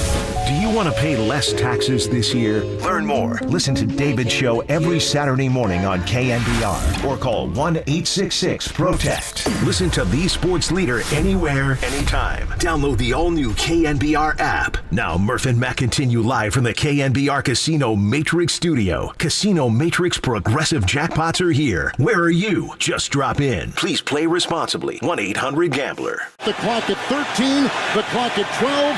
They set up right now for a 41-yard field goal. Clock at 7, the ball put down, the kick is up, and the kick is no good. He misses wide right. He misses wide right. But there was a flag on the play. 12 men on defense. 5-yard penalty. Still 4th down. Oh, my goodness, on the Bills, the penalty. They'll get another try. Denver will get another try. 12 men on the field. Ball put down. Good snap. The right-footed kick is away and good right through the middle. Dead solid perfect. And Denver wins it on a walk-off field goal, 24-22. The biggest thing is just, guys, they're really believing. They're believing. We're believing in everything that we're doing. Coach Payton called an amazing game. He gave us a great chance to win this game, and what a huge win. I mean, this environment's tough as can be, and we did it for Broncos country. There he is, man. You did it for Bronco country, Russ Wilson being Russ Wilson, and the Broncos get that win 24-22 as the Bills continue to scuffle along, and that wraps up Week 10. On we go to Week 11, the last week before Thanksgiving. And then, of course, the 49ers play on Thanksgiving Thursday. Don't forget that now as you plan to avoid your in-laws or plan to unbutton your top button. I'm going to be neck deep in in-laws next week, dude. I'm going back to Liz's family's house for Thanksgiving. Is that in Oklahoma? Yeah, and I already made the announcement. I said there's one condition for old Paulie Mack now. You got to make sure I'm situated in front of a TV set when the Niners kick off. So I think about understood. That's 2 hours, so 7:20 Oklahoma time. Whatever it takes. You should be good then. Yeah. You should be digesting. Good then. Yeah. Having a post. Who knows? Because maybe they're one of those families that eats at like 2 or 3. We don't do that. I like the 4 p.m., 5 p.m. kind of like that we eat area. Closer to a traditional time, usually between like 5:30 and 6. Where the Murphy's going to be? At my sister's. Okay, Yeah, nice. yeah. Where's that? Where is she now? She's in Marin. Okay, cool. Yeah. Cool. She gave up the pad in the city. She did. Yeah, that's a tough one to let go. She had it for 1989 to 2022. What is that, 33 That's a hell of a run. She had a great spot, too. Well, you told me, you didn't great. want to know about the rent. You told me. She It's paid insane. the same rent in 1989 in 2022. Shout out rent control, man. Greatest that thing. wasn't even rent control. Because rent control, you're allowed to bump it up. Like a percentage, And when yeah. our landlady in the Heights, she bumped it up every year. This guy that she had in the Richmond, he just forgot about it. He was like, nah, I'd rather not make the money. He's like, that's too much of a hassle. Charge her the same thing from That sounds like 1989. something I'd do if I was a landlord. You know what, bro? I don't want to do the paperwork. Just stay there. So you keep the rent where it is. Yeah. Oh, man. So, Waterboy, welcome back after your commute to Behind the Glass. And how was your Monday night, dude, huh? Oh, I was sweating out the under the entire night. It was one of my bets yesterday on that Monday night game, but man, oh man, were the Buffalo Bills just trying to give that game away to the Broncos last night? Yeah, I don't know what's going on, man. Something's up, and if you're a Bills fan, it's Bills Mafia, and I like the team, I like the culture, I like the fans, but they unhappy right now. They're very unhappy. I mean, and, are we at the point where we're talking about Sean McDermott being on the hot seat? Well, I mean, let's not go there just yet. They're 5-5. They got the Bills this Sunday. You'd like to think they win that game, and then we'll see what they do. But, yeah. They got the Jets this Sunday. You mean the Jets, yeah. I'm sorry. Yeah, The Bills I got play you. the Jets. Yeah. Okay. Correct me on those, please, when I do miss. And by the way, the Jets already beat the Bills earlier this season. My God. Like, That was opening night. Dude, you can't be out here losing games to the Jets, the Patriots, and the Broncos and keep your job. That was the opening night, right? Yeah. When Rodgers got hurt. Yeah. That class of 2017, it's Kyle Shanahan, Sean McDermott, and Sean McVay? Sean McVay. Thank you. Gosh, having a tough segment. A little guys. more coffee for Murph. We'll get you there. Sean McVay, Sean McDermott, Kyle Shanahan. All heavily Irish-American names, by the way. And those are the three guys. Because I remember jock blogging about Kyle a couple years ago when people wanted him to get fired. I was like, let's look at his career here with the Niners. And I said, let's compare him to people he came in with. I think there was one other guy hired that year who has since gotten the Ziggy. I'll have to look that up. But anyway, the point is that the only one of that group to win a Super Bowl is McVay. Jesus. And even That's just not right in the universe. That's just incorrect. What does that seem? The pieces don't fit. Yeah, that's no good. It doesn't. McVay won a Super Bowl. What is that about? Yeah. That's even when they won that Super Bowl. I remember coming into work the next day and I was like, you know what, the Rams stink. I'm not buying this for a second. I really didn't. I wouldn't accept it, Marcus. Couldn't agree more. Very much like the Dodger 2020 World Series. Yeah. Yeah. The longest tenured NFL head coaches are, of course, Belichick, Harbaugh, and Tomlin. Those are the three. Then Petey Carroll. By the way, one of the weirdest things was listening to Russ Wilson last night. The more he was talking, he sounds like Pete Carroll. He's like, we just kept believing, we just kept believing, we just kept believing. That's a very interesting and call. I was like, whoa, I've heard this guy before. It's Pete Carroll. Wow. Well, they do say that, Murph. Sometimes in these relationships, when two people are in a relationship for a very long period of time, they will start to talk like one another, and then even in some cases, they will start to look like one another. And that greatest example of that of all time is John Lennon and Yoko Ono. Because if you go side by side, like near the end, they kind of look like they're twins. Jesus. Like right before, yeah. Did he start shrieking like her, too? No, thank God. He was still singing, yeah. Anyway, McDermott, McVay, and Shanahan were all hired the same year. The only ones longer than them are Andy Reid, Pete Carroll, John Harbaugh, Mike Tomlin, and Bill Belichick. So I wouldn't think that McDermott is on the hot seat, no. But if they totally collapse, I don't know. Yeah, I think if they miss the playoffs, I think that's a discussion they need to have. Well, I don't know. They've been in the AFC elite for so long. They have. Teams like Pittsburgh and Baltimore, and they don't freak out if you miss the playoffs. You just keep the ship going. Yeah, but true. But even in those seasons, Josh Allen has had this terrible turnover problem. So whether it's on McDermott or the offensive coordinator, somebody's got to make that adjustment because he's turned the ball over way too many times for someone who I think we all kind of considered to be in that elite quarterback class. But I don't know that I would put all of that on Josh Allen. I know what you're saying, but I think sometimes there's just a disconnect out there with the Bills. The receivers don't run to the spots where Josh Allen thinks they're going to be, and then there's another pick. Like last week, remember that intentional grounding call where there was a receiver going down the sideline, he just stopped, and Josh Allen overthrew him by 20 yards because he was supposed to continue the pattern. So there's just a lot of disconnect to me out there, and I don't know that you can put that all on. Well, that's why I think a lot of it falls on Sean McDermott. It falls on the head coach if there's lack of communication and they ain't running the plays right, Paulie Mack. Yeah. Yeah, well, we'll see what happens the next segment. They've had a pretty good run there, and like I said, generally, you'd have to know their culture. You'd have to know what's going on inside the locker room. You'd have to know, is there grumbling? Is there discontent? Is there disbelief? Are they pulling on the same rope? All these things. We don't know. I am not armed with that information. In terms of if you go by old-fashioned passer rating, once again, my favorite stat because Brock Purdy leads the NFL, but I don't know how they compute it. Josh Allen's down there 12th. But quietly, 11th is Pat Mahomes. He's right. Statistically, Mahomes is not lighting it up this year. Good. Mahomes has 17 touchdowns, 8 picks. Allen has 19 touchdowns, 11 picks. Marcus, why don't you do America a favor? Go beat the Chiefs at least once this year. Go ahead. The Broncos beat them. I got no problem with that, Paulie Mack. Yeah. Even the year they went to the Super Bowl, I think that was the one loss was at the hands of the Oakland Raiders. Mm-hmm. Go ahead and get them for me. Mm-hmm. Yeah. Yards per attempt is another one that people like. Brock Purdy, number 1 in the NFL there. Wait, say that stat again, Murph? Yards per attempt. Okay. And down there, Josh Allen is 10th. Yeah. In between Matt Stafford. He's ahead of Mahomes in that one. So in the two big categories there, he's 10th and 11th. And then, of course, we talked about interceptions. He does lead league. Jordan Love and Mac Jones are right behind him. And then Jimmy. Jimmy's happy now. He's no longer the guy. Yeah, he also hasn't played in back-to-back weeks. Yeah. But Pat Mahomes has thrown 8. Jalen Hurts 8. And like you said, Brock Purdy. Yeah. Purdy has only thrown... He's only thrown 5. That's nice. Russell's only thrown 4. Woo! Brand new Russ, baby. Brand new Russ. Broncos country, let's ride. All right, I said we wanted to get to that Giants stuff, but we'll get to it after we get to this guest list here on a Tuesday. It's supposed to start raining. Everybody be aware, and we got big doings in the city. We got leaders of China and the United States. That's a big summit, man. Breaking bread together here in the States. They're saying they have a big old dinner at the DeYoung Museum. Oh, yeah? I'm old enough to remember, and Paul, you would have been in Jersey at the time, and ahead. You would not have been born at this time. Queen Elizabeth and Ronald Reagan had a state dinner at the DeYoung Museum. That was a big deal, man. That was back in 80. That was back when San Francisco was hey. Queen Elizabeth and Reagan were like, where are we going to meet? Let's go meet in San Francisco. Yeah, I mean, right? You know yeah, come on.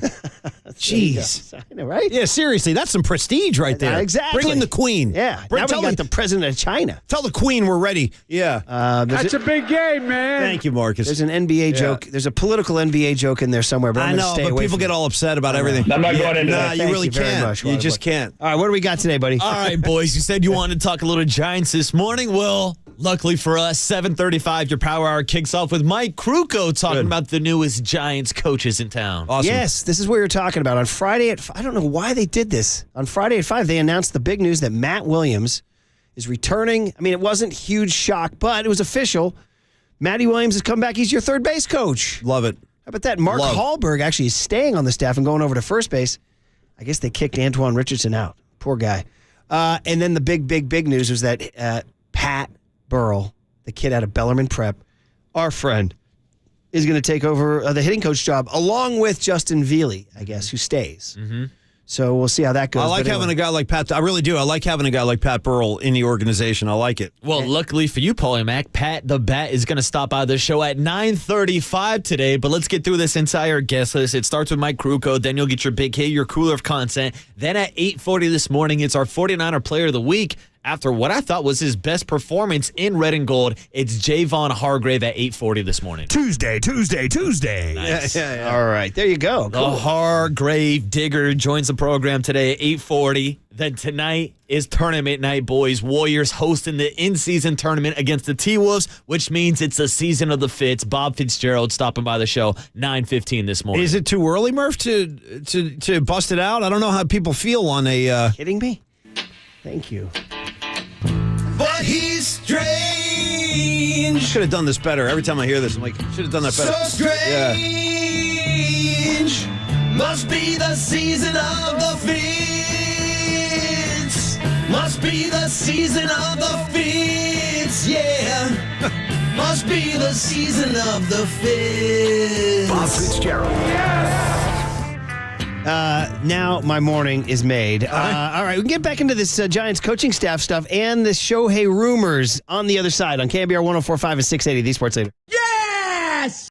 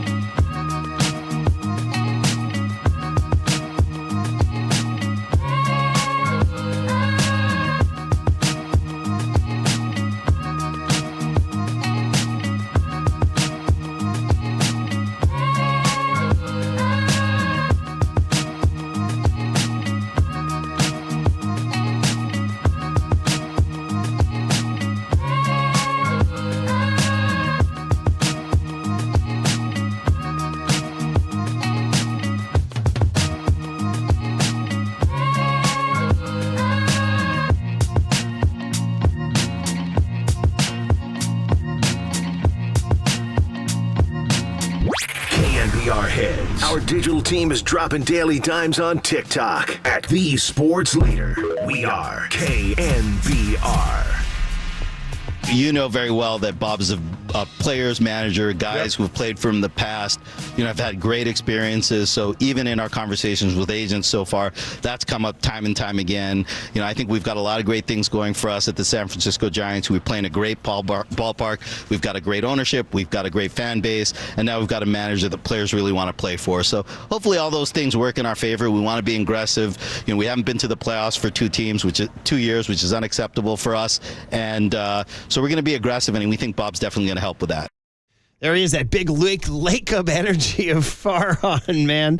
All right, I don't know. Will they be big in Japan? I don't know. Marcus Thompson, though, will join Papa and Lund today at 11:30. He most recently wrote about Andrew Wiggins' wicked slump. Boy. And never in a slump is O'Donnell Financial Group, because we are proudly sponsored by O'Donnell Financial Group, because planning is a process for loans, insurance, investments, and retirement. Call Greg O'Donnell at 866-496-2300.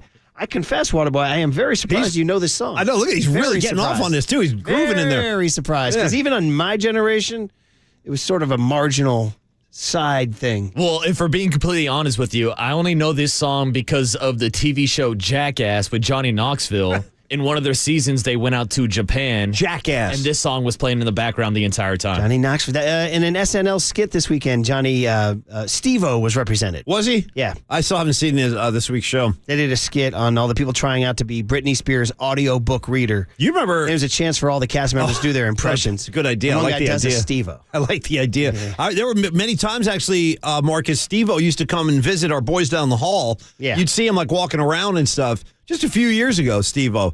Yeah. Today, they're still making jackasses, I aren't remember they? meeting the guy. Yeah. Did you meet Steve-O? Yeah. I never watched Jackass. Oh, you missed out. I mean, it was... Well, it's tough to watch some of that stuff. They're throwing themselves down a flight of stairs. How was their feature film? Was it any good? I was going to say, There's like like five tough of them, to I watch. think. Yeah. Try living it. Me as a middle schooler, me and my friends were pushing each other in grocery carts all the time. Like where? Like down the Down street? hills and like into like random bushes and like people's cars and This is stuff what they like do, that. Murph. I don't know. I was a little troublemaker. Yeah. And meanwhile, I am from the Jackass generation. how about Johnny Knoxville taking that, getting in a shopping cart, smashing into bushes? He parlayed that into a successful movie career. He was in Charlie's Angels. He's done all kinds of stuff. You know what's interesting is that Waterboy was this miscreant, ne'er-do-well, but all the while was this good, hardworking, this kid? Oh, come on. smart, No, disciplined kid. One of that my was just- favorite people right here. He just hid that part of him. Yeah, in he was middle waiting for school. us. Because I got to tell you, you walk out in that bullpen, there's nobody who's more on their game than Marcus Boucher. 100%. I see it every day. Yeah, and 100%. so the idea that you were the biggest, what should we just say, Jacko? Can I say that? I mean, sure. Yeah, J.O., can I say that? delinquent, whatever you want to call me. I mean, it's the story I told you guys about me having a parole officer in fifth grade. One of my favorite lines you've ever spoken. The yard dude My who just PO. followed me everywhere I went, Paulie Mac. I had a parole officer That's it. at 10. Shout out my PO. I love that. So, all right, so there you go. Anyway, back to the Giants. So this is what happened on Friday at 5 o'clock. They announced that they are filling out their coaching staff. And it's not total yet because the pitching coach remains a little bit of an issue. Okay. Because there's a thought that Andrew Bailey may or may not be back. And then if not, who is it? And Susan Slusser, who's over in London, by the way. She goes and lives in London. In the She watching Weller? Oh, Is she's it posting everything. Yeah. I don't know if anybody loves. I mean, we talk about people who love live music. You say Drutzy is maybe number one, or Danny down the hall. My buddy Coach Grant is an unbelievable live music lover. These people who will just move everything to go to live music every night of their life. Slusser's that way. She's over there watching live music pretty much every night. All right, well, hey, listen. And then when she's not, she's typing out rumors that Ryan Vogelsong would be the pitching coach of the Giants, which we still haven't seen anything about that. That's really the only thing that happened. Now, you get the news, though, that they did make this change, and that is that Bob Melvin's bringing in Matt Williams, and that's, listen, and I know already, I mean, I saw it on Twitter. What? Well, so I posted I wrote the lyrics to Guess Who. I retweeted it, Paulie, with the lyrics. Guess who just got back today? Them wild-eyed boys who'd been away. Shout out Phil Lynott for Hadn't life. changed. Yeah, man. Not much to say. Yeah. But, man, I still think them crats are crazy. Yeah. By the way, every lyric in that song is perfect. Right down to the part where the line, man, we just fell about the place Totally. after she slapped Johnny's face. Yeah. And I've always loved the line, nights are getting longer. Nights are getting longer, won't be long till summer comes. I also like, if the boys want to fight, you better let them. I like that, too. If the boys want to fight you, we don't need to hear that today, Marcus. I'm going to need some Lizzie, actually. It's funny, one of those songs that you've heard, 800 million times, and yet you never tire of Finn it. Lizzie forever. Yeah. So anyway, but I posted that, and I saw people, and they said, oh, look at everybody now. So the cynical side is, the nostalgia is going to win a game. Great. Because you remember this guy, they're going to win. Nothing's even happened yet. How can you criticize it? They haven't even seen it yet. What are you guys doing out there? Chill. Everybody chill. In fairness to the cynic, their point is valid that we're going backwards to try and go forwards. Ain't none of this going to matter unless they get some players, which that's a valid point. Like, I get it. It doesn't matter. You could have frickin' Casey Stengel and Tony La Russa and Bobby Cox and Bruce Bochy. With that roster, I don't know. You know what I mean? So... a couple of players would be nice, let's be honest. The cynical take of what good does this do me until I get some new players, there's some merit to Speaking that. of cynical, let me give you a little Paulie Mack cynicism right now. I heard Marcus say, and I've heard this also, like that the Giants will not be there. They're kind of putting this message out there. They're not going to be outbid in the Shohei Ohtani sweepstakes. Only problem with that is we've heard that before. So that's my cynicism right there. Like, yeah, you're not going to be outbid, but you said the same thing with Aaron Judge, said the same thing with Bryce Harper. I would also say that I'm not into the strategy of making that public.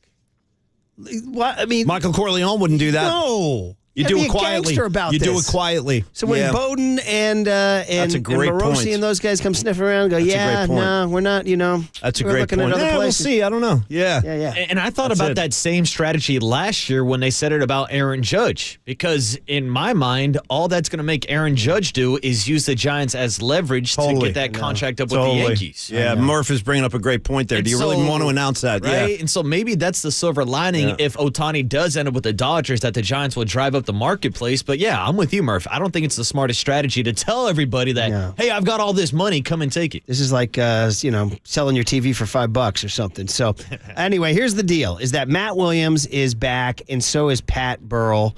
And Matt will be the third base coach, and Burrell will be the hitting coach, and it's exciting. The third name is Ryan Christensen, who I covered when I was on the A's beat for 2 years. He was on the A's. Nice kid.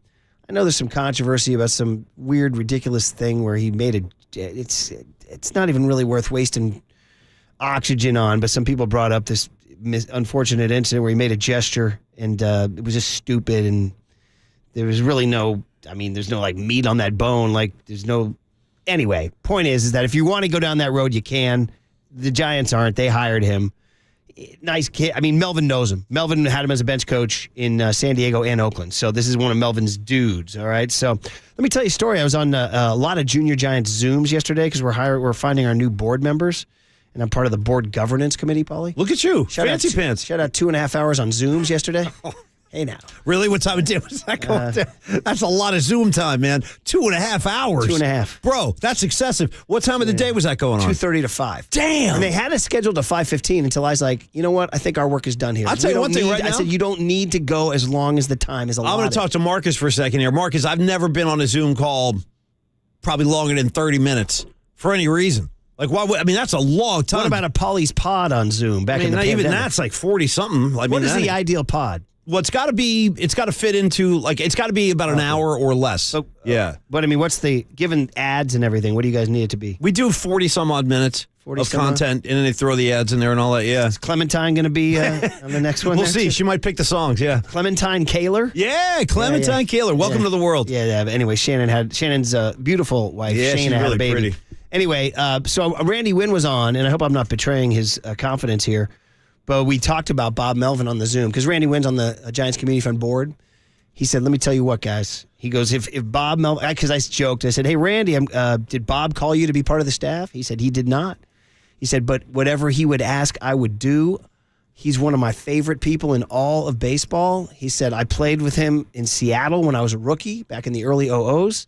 He said, not only does the guy know the game stone cold, he's one of the great communicators. He's a great leader. He's everything you want in the dugout. I could not be more hyped on this move. Beautiful. So, beautiful. Randy Wynn. And Randy is a very mild-mannered He's dude. very measured, yeah. Yeah. So anyway, does this make the Giants better? Let's hope so. Maybe so. Yeah, I don't know. Let's hope so. Can Burrell talk about, swing paths and all these things that Gabe would talk about? Well, does he need to do that? Honestly, is that something that Pat Burrell needs to do? Swing the thing path? to me about hitting, and I want to ask Pat Burrell about this. To me, hitting is hitting. It's like hitting is hitting. You read the Ted Williams book, I remember, even when I was younger and I read Ted Williams, and then Charlie Lau came around, and it was like, Charlie Lau. I'm like, well, no, not Charlie Lau. Just, it's all right here. can you reinvent the wheel hitting wise? I mean, there's another guy on Twitter I've read who's like, he's like, I've got the whole thing. I figured it out. And, oh, yeah. It's who's this guy? Who's that guy? They're all evangelists and snake oil salesmen and everything. I mean, there's a way to hit. I would be interested to talk to Pat Burrell about his approach on 2 strikes, where these guys strike out so much. Very frustrating. When you finally guys do, now I'm getting mad at you guys for not watching the Yogi Berra. Wait till you see the stats on his strikeouts. The guy, unbelievably small strikeout numbers in his entire career. And I was like, well, gee, the value of putting the ball in play. Imagine. Yeah. We just went through this regime where they were just encouraging them to strike out. I'd rather you strike out on a pitch that you can't do damage on. Like, what? What are you talking about? I know. So, yeah. We'll see what Burrell says about that. Yeah, cool, man. So anyway, so Matt Williams, welcome. It's going to be great to see him. And he brings a little piss and vinegar. Totally. He's salty. Remember He's got him? a nasty attitude. Yeah, for him sure. and Melvin about the bunt. You know what I mean? They went through Bond's bunt. Yeah. Oh. Yeah, and then Burrell's just going to bring that. I mean, Burrell lives hitting, and he's been, it's not a pure nostalgia move with Burrell because he's been working in the minor leagues with all these guys. He's actually been boots on the ground. He's been working with all these. He's the one who's been down with Luis Matos since he was 18 years old and all these guys. So. I'm glad. I think it's a good fit. I like having Burrell in the organization. I really do. I like having that kind of guy around some of these younger players. So all that said, there is one last update on Shohei Ohtani. Break it down. And that is nobody knows. So here's Jim Bowden, who works for The Athletic now, former MLB GM, with his latest theory. And I guess this is the one that puts the Giants out there. The Giants are leaking their strategy. Maybe foolishly? You tell me. I don't think there's any doubt the Giants are going to offer Shohei Ohtani $500 million. And I won't be surprised if they outbid the Dodgers. I won't be surprised if they outbid the industry. Mm-hmm. My question is, will he sign there? My intel has told me clearly, and I think Shohei has said it publicly through his translator. I'm not 100% sure, but I think he has. But it's been very clear throughout the process that winning is going to top everything. It's not about the most money. It's about the best chances of the most times on the World Series stage. And I believe that the Texas Rangers have the best shot to land them with the Dodgers and the Mariners. I do think winning matters, and I don't see the Giants' path to winning. And as well as I thought the Dodgers would be on that list, all of a sudden I have a lot of questions about their pitching long term. So that's kind of my early take on Ohtani. But to answer your question, will I be surprised if San Francisco puts the biggest offer in front of Ohtani? Not at all. Will I be surprised if San Francisco's the team that drives the financial chain for him? Not at all. I think they'll be the lead train. Texas. All right. Well, but let me show you my ranch. I put a cowboy hat on it, too. So, all right, we'll continue to follow that story. All right, back to the Niners. Kyle Shanahan checked in. How's Trent Williams doing after the big ankle experiment? How are the 49ers looking at Brock Purdy after Sunday's game? And how are they getting ready for the Tampa Bay Buccaneers? Next on KNBR 104.5 and 680, the Sports Leader. I think they'll be the lead train.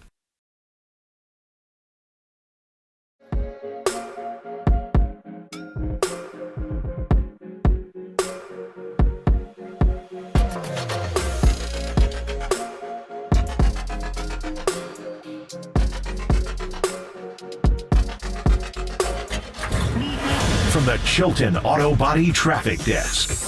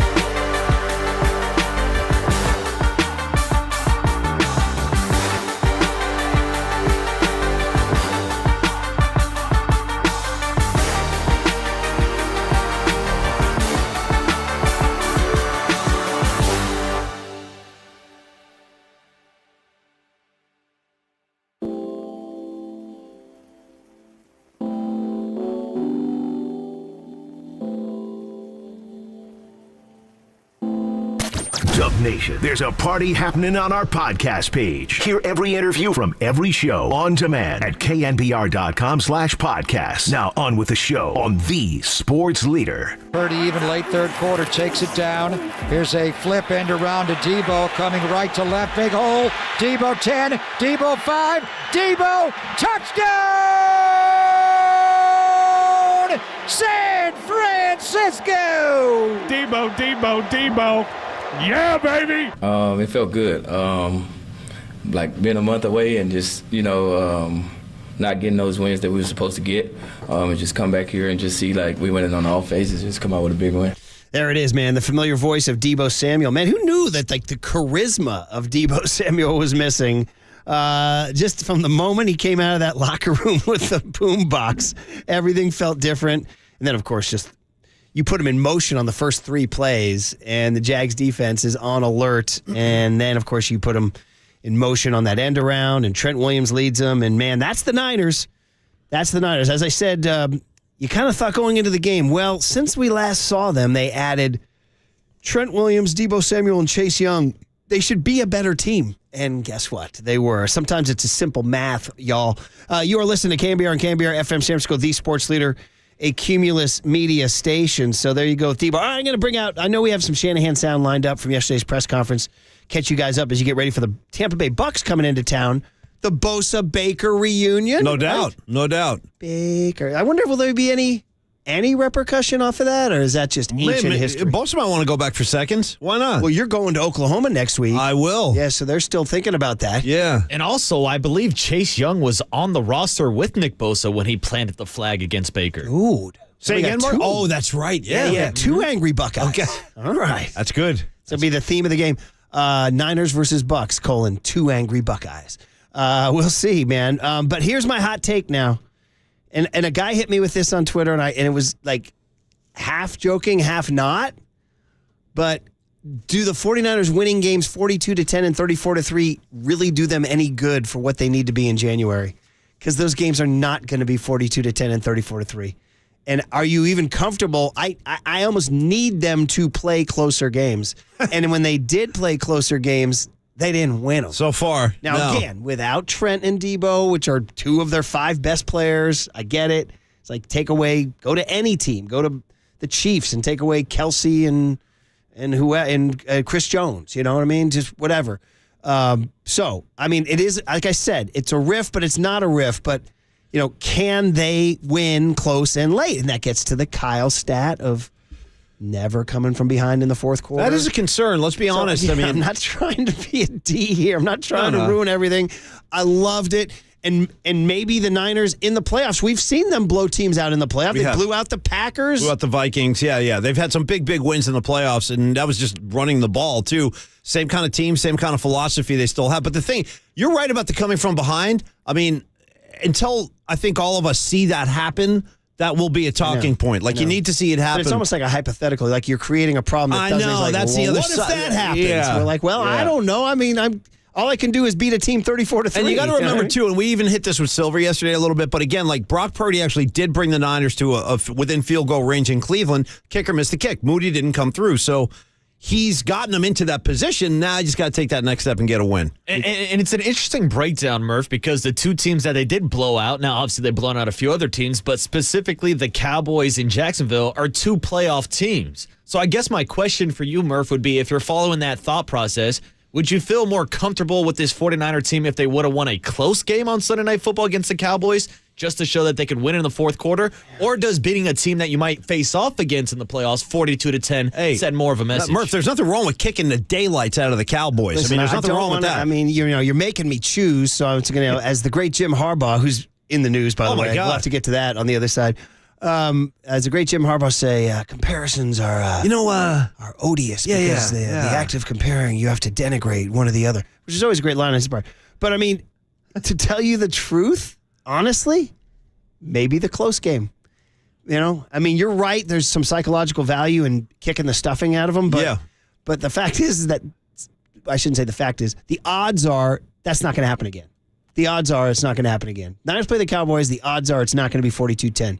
odds are it's probably going to be a lot closer game. I agree. Like the last 2 times they played in the playoffs. Yeah. Which were both Fights. close games. Or who knows? Debo Samuel said after that game that it might be worse the next time they face off. He did say and then here's that. Michael Parsons saying, laugh now, cry later. Laugh now, cry Mike later. is pissed. I Have get you it. guys He's seen upset. And by the way, I'm just going to, it's dangerous for me to listen to radio before Marcus on my way in. Okay. If only Marcus could start at 4:30. Marcus, you up for that? Can you give me a bonus 30 minutes? Because as a result, I have to go around the national dials, which means I always hear and part of my routine is to be listening to, on channel 81 on Sirius XM, I get Sports Center.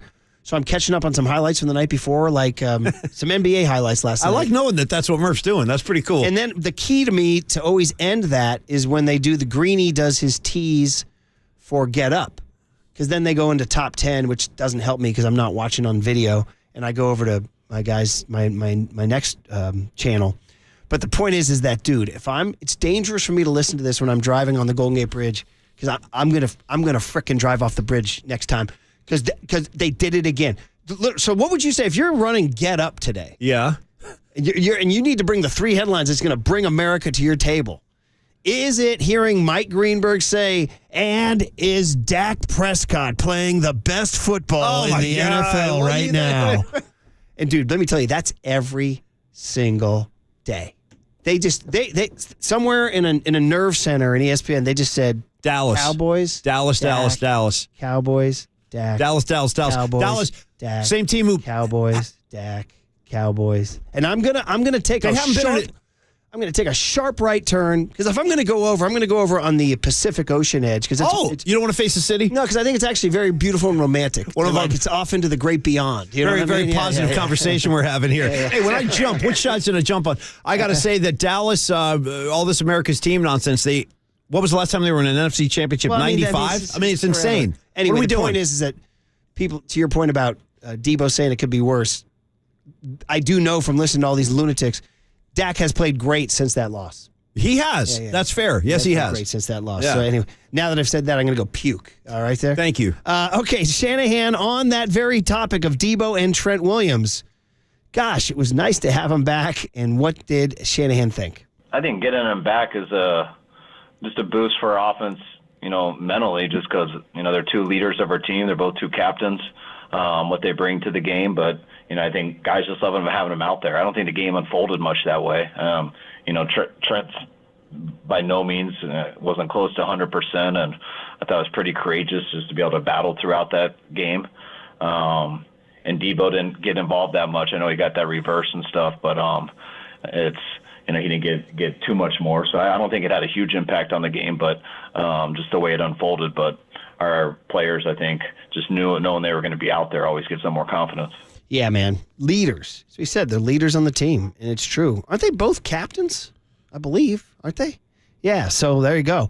And then Shanahan says, listen, it came down to this. And what I saw in the game, too, was the way they were flying around the field was I kept saying to my TV, I'm like, these guys don't want to hear it anymore. They don't. They don't want to hear it anymore. Well, that's exactly what we needed to see, and I'm glad they had that kind of fire in their eyes. Address that kind of topic of forget the X's and O's. They didn't want to hear it anymore. I mean, I think we were excited. I mean, you go 3 weeks losing those 3 games in a row and then have to take a week off to sit and just let it fester. I mean, guys, we were sick of that feeling. I think guys came back from bye week pretty pissed, and we were really looking forward to this game.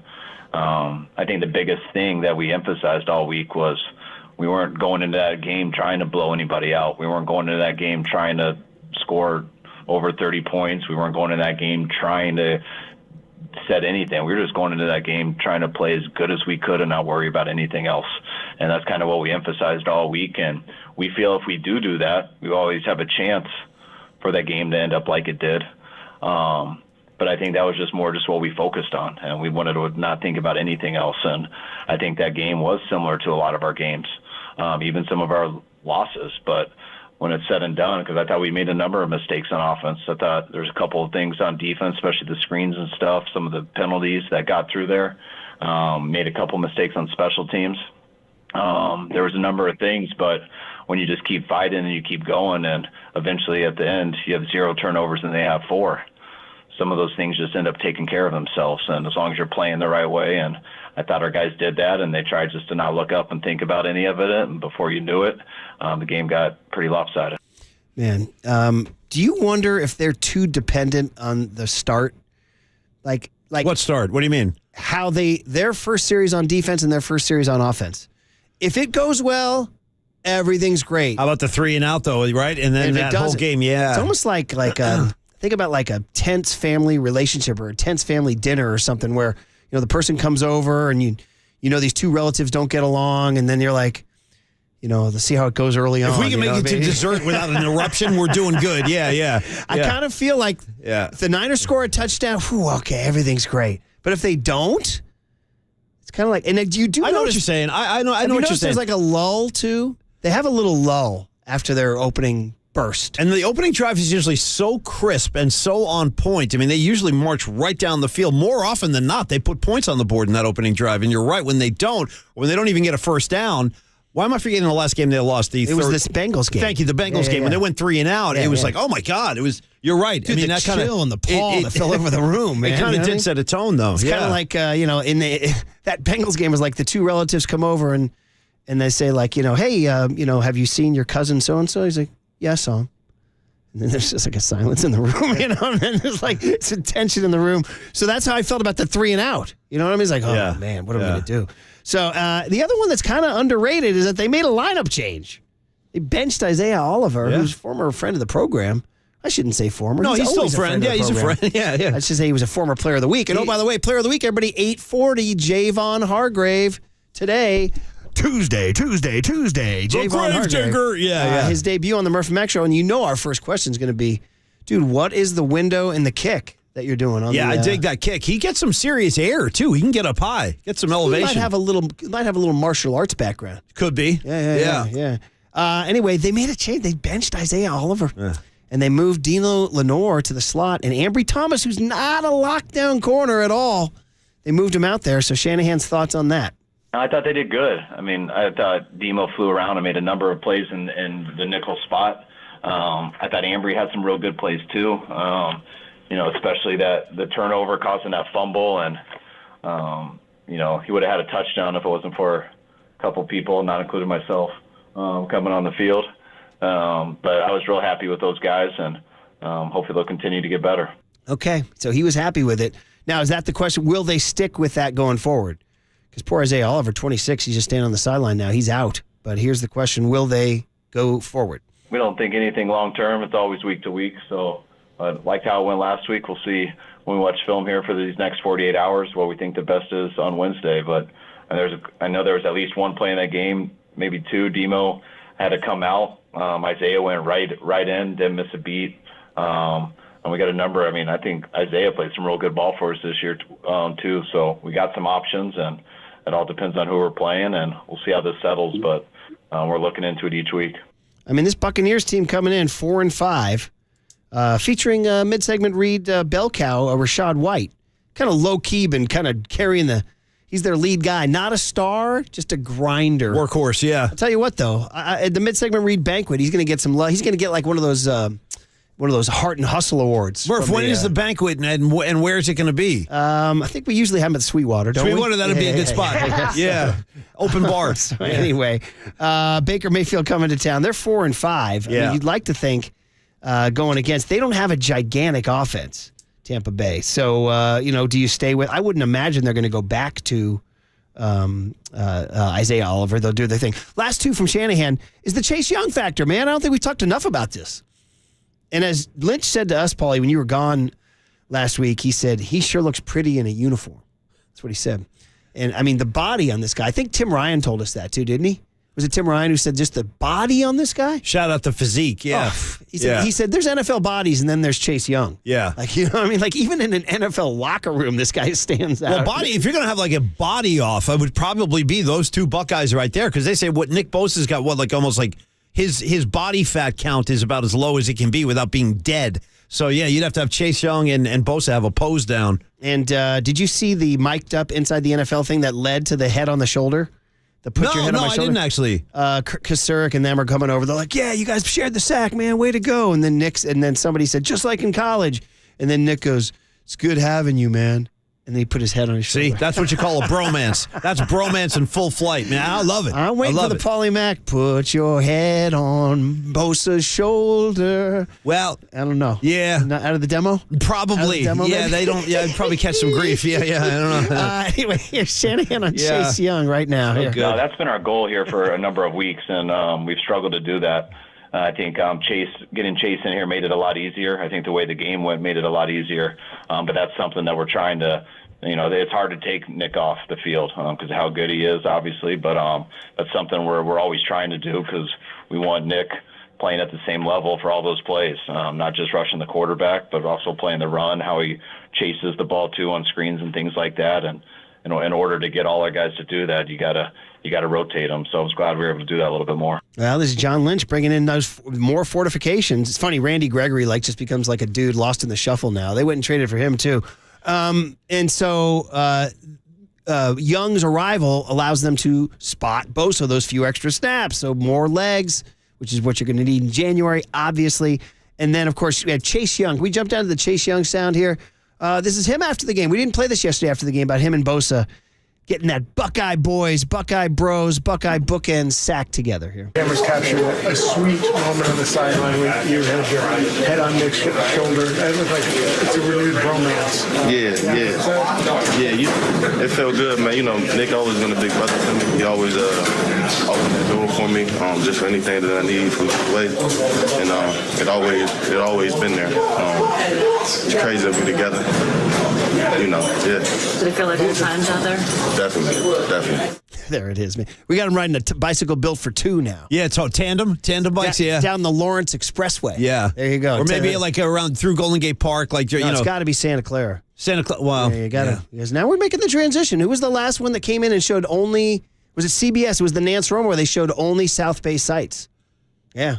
Marcus likes that. They saw Waterboy's car smashed in after some guy piled it. Why we gotta go down that road, Murph, all right? Give me a shot of that guy who showers in Waterboy's front yard. Yeah, because they want an aerial shot of the streets of San Francisco right now, Murph. That's what they really want. Now we're fighting about territory. See, I see. Cleaned it up, which is a big dispute now. If it's cleaned up for this, why isn't it cleaned up the rest of the Yeah, How about we clean up the streets for Shohei? How about we do that? Yeah, there you go, buddy. I got you, Marcus. So anyway, now that you're defensive about the 408, what were you going to say? Sorry? Well, you were going to say something? I had a thought. Then you got derailed defending the 408. And then I got derailed. Right. You got me in my feelings about the 408. I know. I'm not messing with it. Oh, I was going to joke about whether or not you guys are more tandem bicycle kind of guys, or I don't know if you're from the generation who had pegs on the back of your bike. No. So I grew up on my BMX bike. You had pegs, so your buddy would hop on the back. That's Bosa with Chase Young riding on the back tires on the pegs. You mean like in the Snoop video, like Snoop Dogg? Yeah, you guys have never seen a bike with pegs on it? What do you mean pegs? Pegs. They're like the metal things that stick on the back of the tire. You mean for the feet to go on? For let people stand on. Yes. Or I guess maybe your generation would be more like the riding on the handlebars. Yeah. That's what Snoop did. Snoop was on the bars. That's what it was. We just went on the back. Yeah. Mm-hmm. Hey, and if you want to ride in comfort, just get a motorcycle or one of those sidecars. I'm gonna throw Marcus in a sidecar. We'll start driving around. Now we're talking ball. Yeah. Jose in Oakland has proved to be a good caller through the weeks and years, and so I'm going to give him a chance here to hop on a Tuesday morning. Because, Jose, I like your takes, man. What's up, Jose? Hey, good morning, guys. Well, I was feeling your call screener that, Nick Moody is kind of like that crazy uncle you have in the attic, when you have those family get-togethers. Yeah. So when he's on his meds, he's okay, bring him down. When he's not, just keep him upstairs. Yeah. And it seems like lately the guy's not getting any better, man. He's not taking his meds. Every time he goes out there for a kick, it's a give and take. He 50%, he might.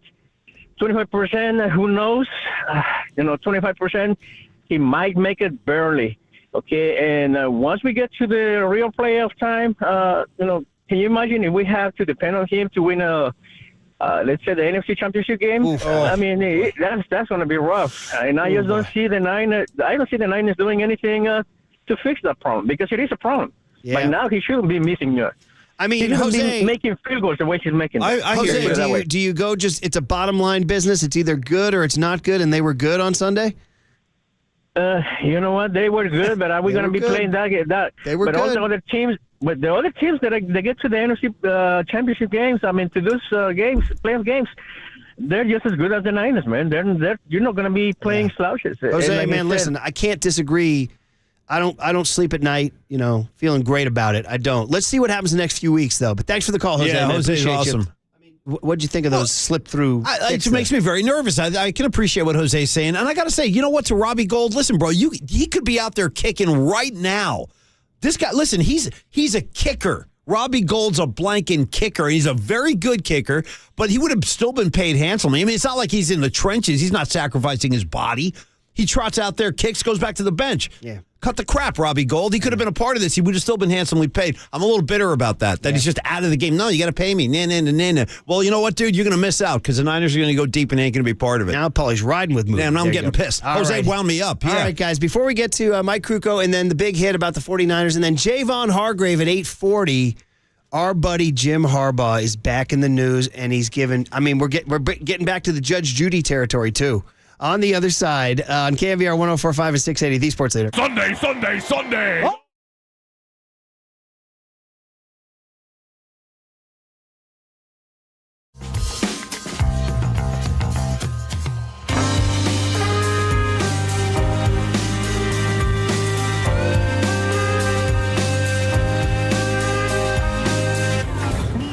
From the Chilton Auto Body Traffic Desk.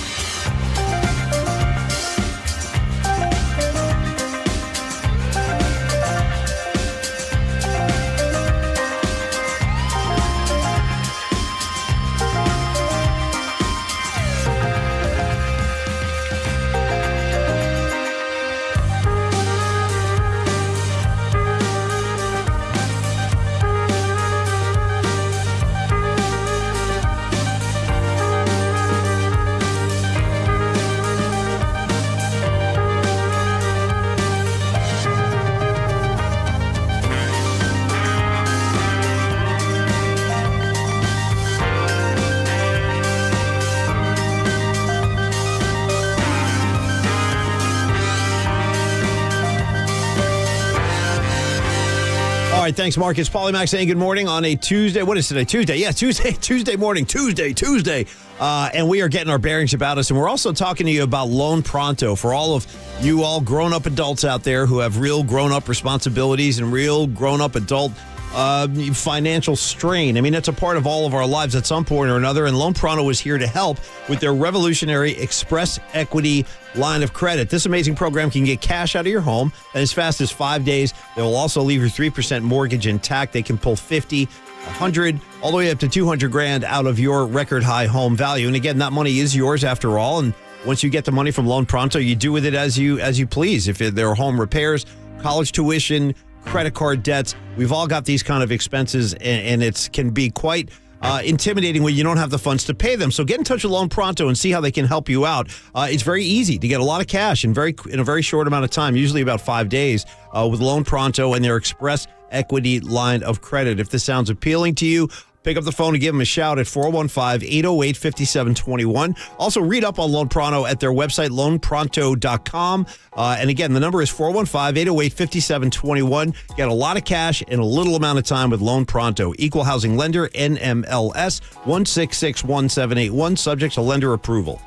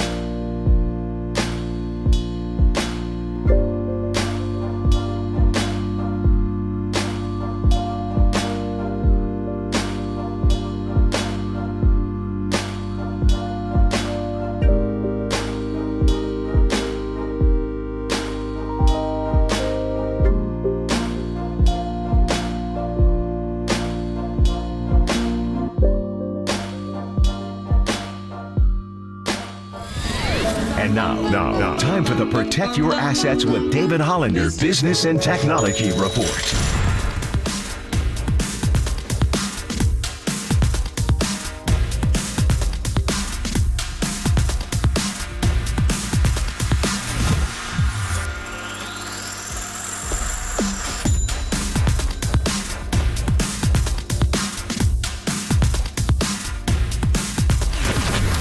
This has been the Protect Your Assets with David Hollander Business and Technology Report. Concerned inflation will ruin your dream retirement? Learn more. Listen to David's show every Saturday morning on KNBR or call 1-866-PROTECT. Listen to the sports leader anywhere, anytime. Download the all-new KNBR app. Now, Murph and Matt continue live from the KNBR Casino Matrix Studio. Casino Matrix Progressive Jackpots are here. Where are you? Just drop in. Please play responsibly. 1-800-GAMBLER. To win on the road in this environment when there were doubts. Sharon, what does it mean to you? I want to thank the Lord. I want to thank Coach Harbaugh. I love you, man. I love the shit out of you, man. This is for you. For this university, the president, our AD, we got the best players, best university, best alumni in the country. Love you guys. These guys right here, man. These guys did it. These guys did it, man. Talk to him, man. Love you. Thank you, Coach. All right, Sharon Moore. Once again, the same way Javon Hargrave kicks open the window after a sack is America kicking down the profanity window on live TV these days. My God, it's everywhere. From McAfee to Sharon Moore. I mean, that was 2 Fs and an S on live Fox postgame right there. 2 Fs and an S. Yeah, man. You know who I credit this for? You know who had the, kick the door down as far as like the regulations and standards of the FCC? It was Big Papi. Yeah, I agree. It was Big Papi all along. Yeah. When he Good came call. out there and he addressed that crowd of Fenway, and I understand it was a very passionate moment with a lot of emotion involved, and I would never disrespect that. I understand it, in fact. But the fact that he let that F-bomb fly and everyone went crazy, I feel like that was like the man landing on the moon for cursing on live TV. I agree with you for sure. Because I can't really think of another one like, I just all through the years of Super Bowls and World Series and NBA championships and Final Four. I can't remember guys just letting loose like that. Well, you're not supposed to. I mean, it's against, I don't know. Yeah. Anyway, hey, so I got a question for you about Michigan after I tell you we are proudly sponsored by O'Donnell Financial Group because planning is a process for loans, insurance, investments, and retirement. Call Greg O'Donnell at 866-496-2300. So, given all this, I don't know how closely the average Bay Area person is following the Michigan sign stealing story. It gets a little complex and it gets a little muddy, and there's basically the reason why it's complex and muddy is nobody's finished an investigation. It's all still kind of hearsay, rumors, finger pointing, this and that. And the Big Ten decided after what appears to be an incomplete investigation to suspend Jim Harbaugh, even though they say they don't have proof that he knew that this guy, Connor Stallions, was out. Now, again, Waterbury, you've brought this up before. Is it even a good rule that you can't scout your opponent in person? It's an odd rule. It's an odd rule. Like I told you, we were in a 5B, CYO 5B basketball game. And I saw the coach from the team we were playing the next week in the stands filming our game. Okay? CYO 5B. All right? I now call the guy the Connor Stallions of CYO. And Murph, that's the thing. Like, we've been watching film, like, since I was playing Pop Warner. We'd send coaches out to go scout other teams. We did it in high school football. We do it in college. I mean, everybody does this, but I guess more specifically, they're mad about somebody recording the sideline. Yeah. But Murph, here I was this Saturday watching a bunch of college football, and there's 4 or 5 different times they show the sideline and guys holding up signs on the sideline. Well, did you see Oregon now holding up a big sheet covering their signs? I did not see so that. You couldn't see it? Really? Yeah. They had a big day. 2 guys. Dude, How far are we going to take this? I mean, anyway, the point is, the Big Ten has a rule. You can't scout in person your opponent. Such an odd rule. But anyway, so they knew the rule and they broke it. Like, that's pretty apparent. Okay.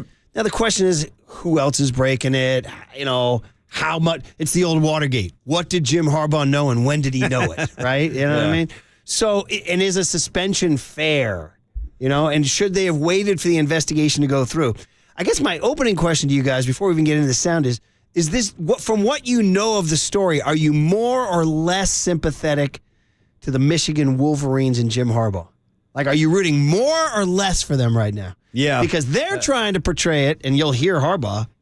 They're the victims here of an overzealous, dare I say, deep state. You ever notice that? I just sent out the bat signal. We're living in the era of a victim. Everybody's a victim right now. And I will tell you this, though, that Jim Harbaugh has been in a number of kind of controversies and scandals, though. So it would feel like Murph, if I may, there's almost a pattern here. You know what I'm saying? Waterboy, are you more or less sympathetic here? I don't know if sympathetic is the right word, but I'm definitely rooting for Michigan in this scenario. Like the fact that everybody's making a huge deal over this guy, Connor Stallion, being on opposing team sidelines. First of all, if you let another man onto your sideline and you don't know who he is, that sounds like a you problem to me. Yeah. Like, I know there's a lot of people on the sideline, but how the hell do you let Connor Stallion, with a credential, pretend to be a coach on your sideline? Like, somebody's got to call that out. So to me, I find this whole entire situation pretty hilarious, and I'm actually riding with Harbaugh on this one. Well, as the great Tim Ryan told us when we started the year 2022, I would say to those opponents, tighten it up, man. Tighten it up. And by the way, this all speaks to the inevitability of Harbaugh winding up coaching the Raiders. See, Marcus is already starting to defend him as a future Raider head coach, but that's what you want with your Raiders. You want a little scandal. I want to get two things in here just before we get to Kruko. First of all, and I see everybody out there, I apologize. Everybody's like, dude, Tim Lincecum. Yeah. There it is. My bad. Also, Will Clark in 1987 screamed, I've been waiting so effing long for this. So here's Harbaugh. Now, don't forget, he's a big fan of Judge Judy. Remember, he went to Judge Judy with his dad when he was coaching the Niners. You're all over Remember it, man. that? Yes, yes. So here's his comment. They have a hearing on Friday. Here's Harbaugh.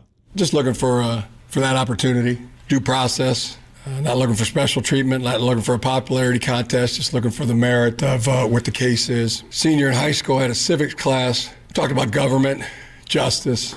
What I took away from that class was that you're innocent until proven guilty. That was 40 years ago, but like that opportunity. All right, Coach. High school senior civics class. I like that.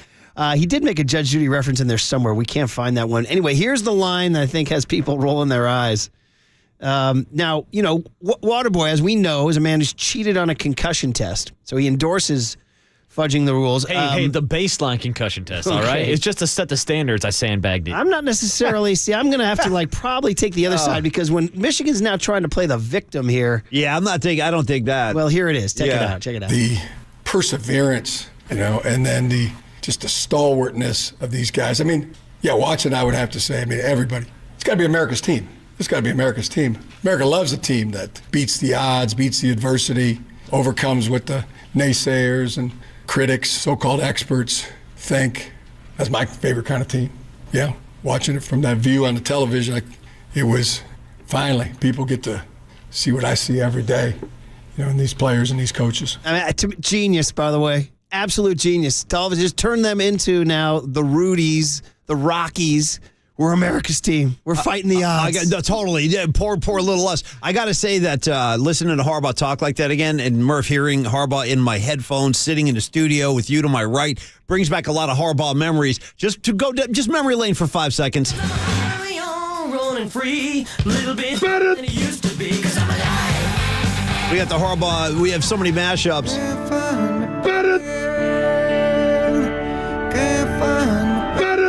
One more.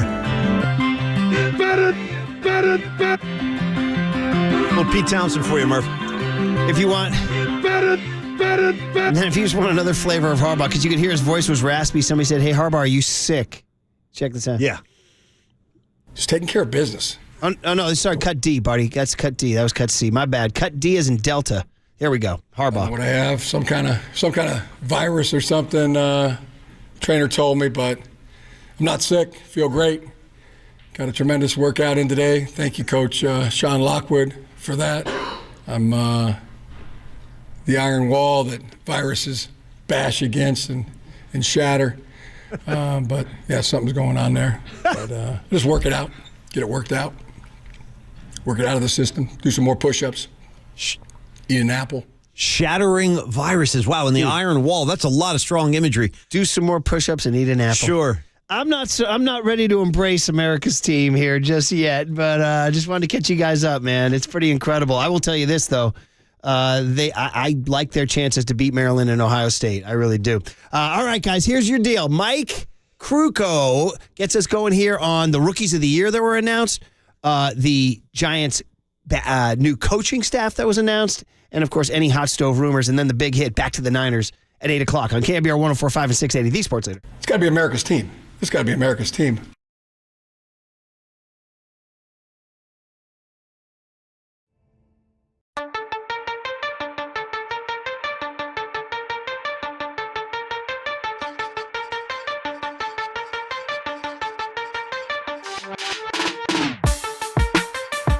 Amici's East Coast Pizzeria, and let's talk about the half-baked pizza. This is a really great thing. I finally did it. It's for years I hadn't done it. I did it, and I loved it.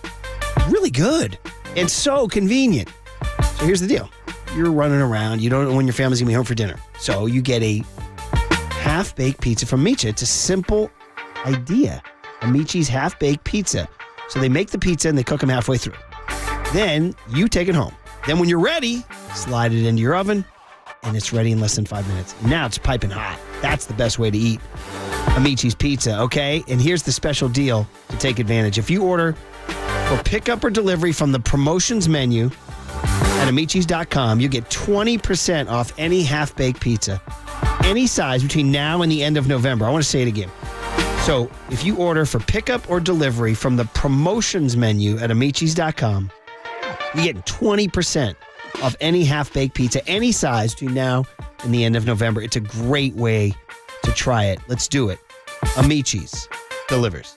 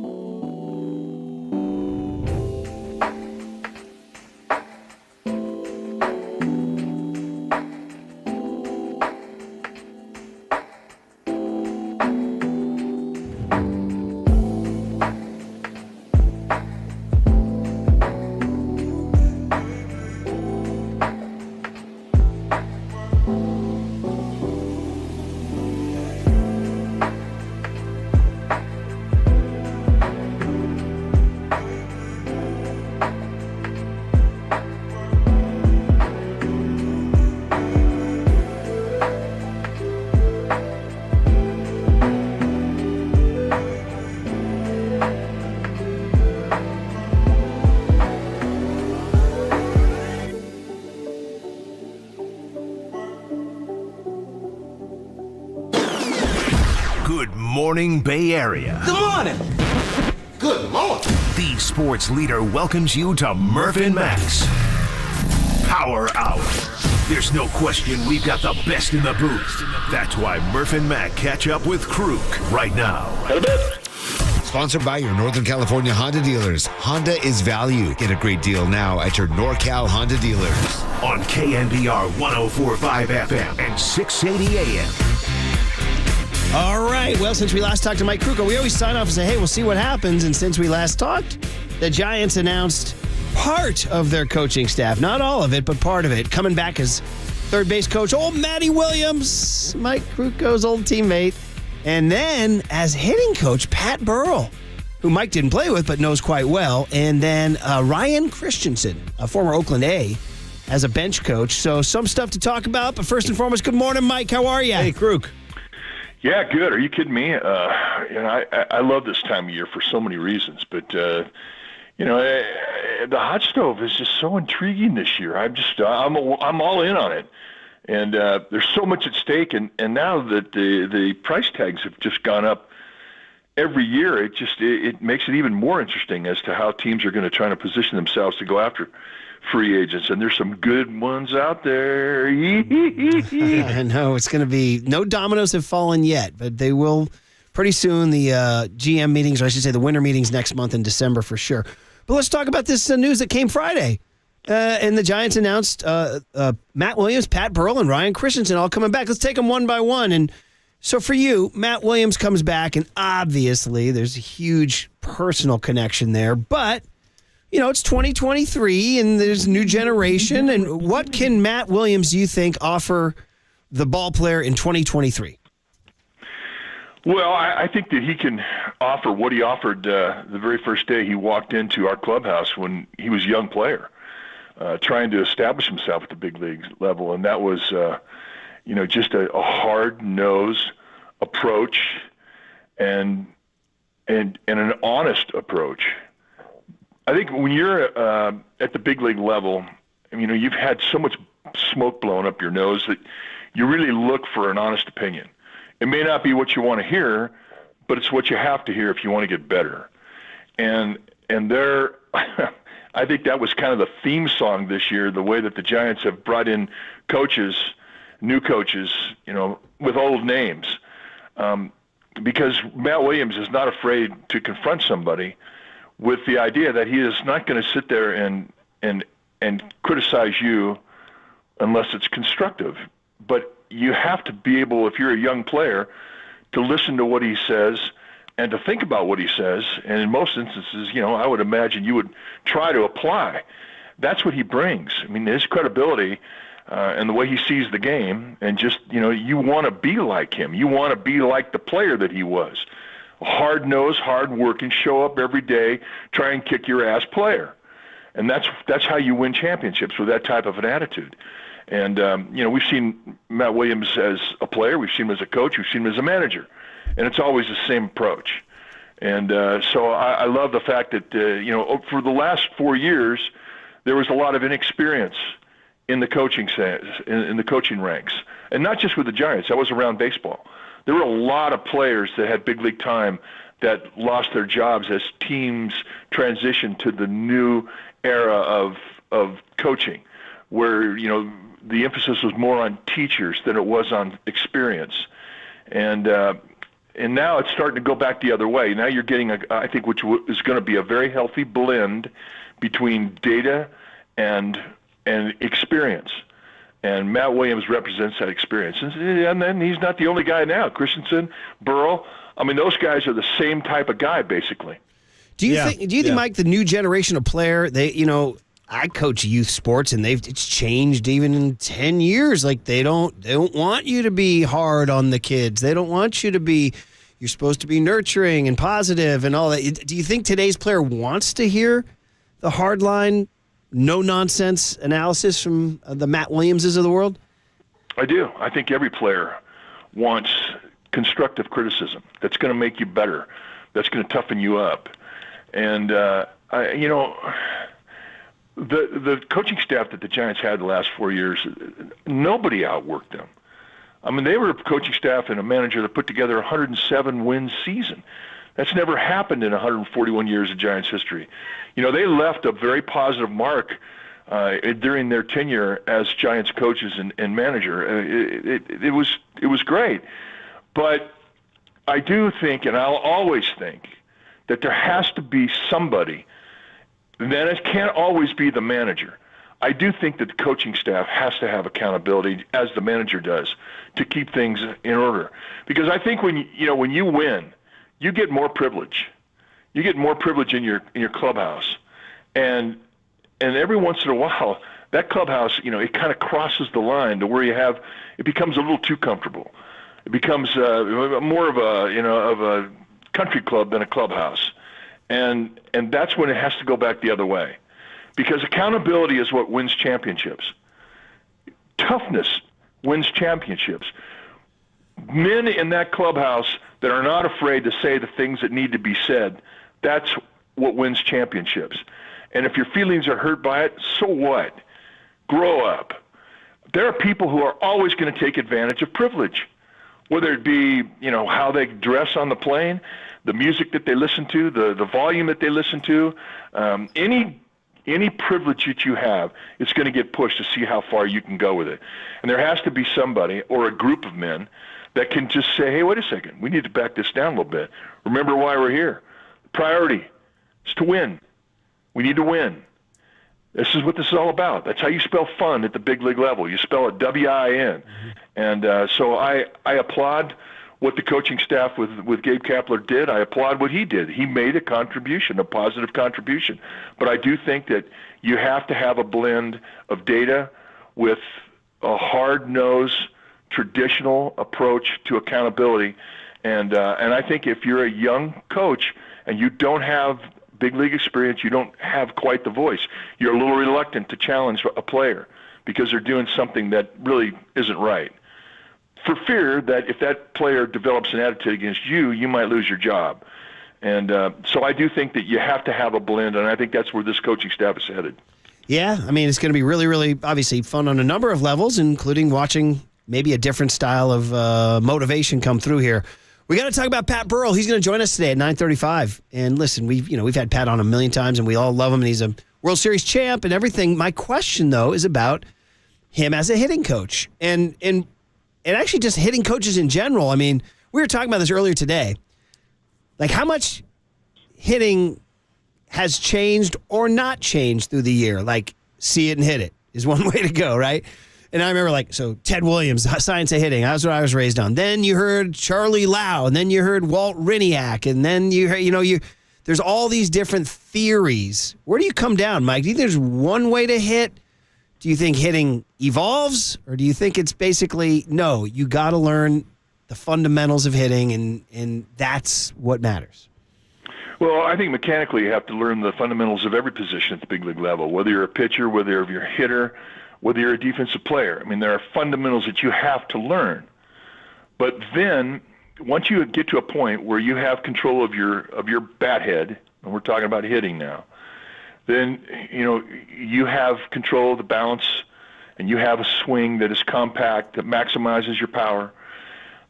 Now it becomes a chess match with the guy that is out there on the mound. Because, look, everybody that gets to the big league basically can hit a fastball. If they couldn't, they wouldn't be there. But once you get to the big league level, you start dealing with a different animal. You're dealing with a guy that can blend velocity with stuff and movement and location, and they can do it all together. And not only that, but you're going to face that guy for your career. I mean, we're seeing, because of the schedule now, we're seeing, guys have faced hitters, 75 to 150 times. Well, if you face a guy 5 times, you're going to know him really well. If you face him 100 times, I mean, he's going to be like a relative. You're going to know. You're going to know when he burps after the mashed potatoes at the Thanksgiving dinner. I mean, you're just going to know everything about him, and that's what the essence of the big leagues is. It's that relationship between a hitter and a pitcher that have a lot of experience against one another. That's what it's all about. So you could have a lot of teachers in the clubhouse that teach fundamentals. You still have to have the philosophers.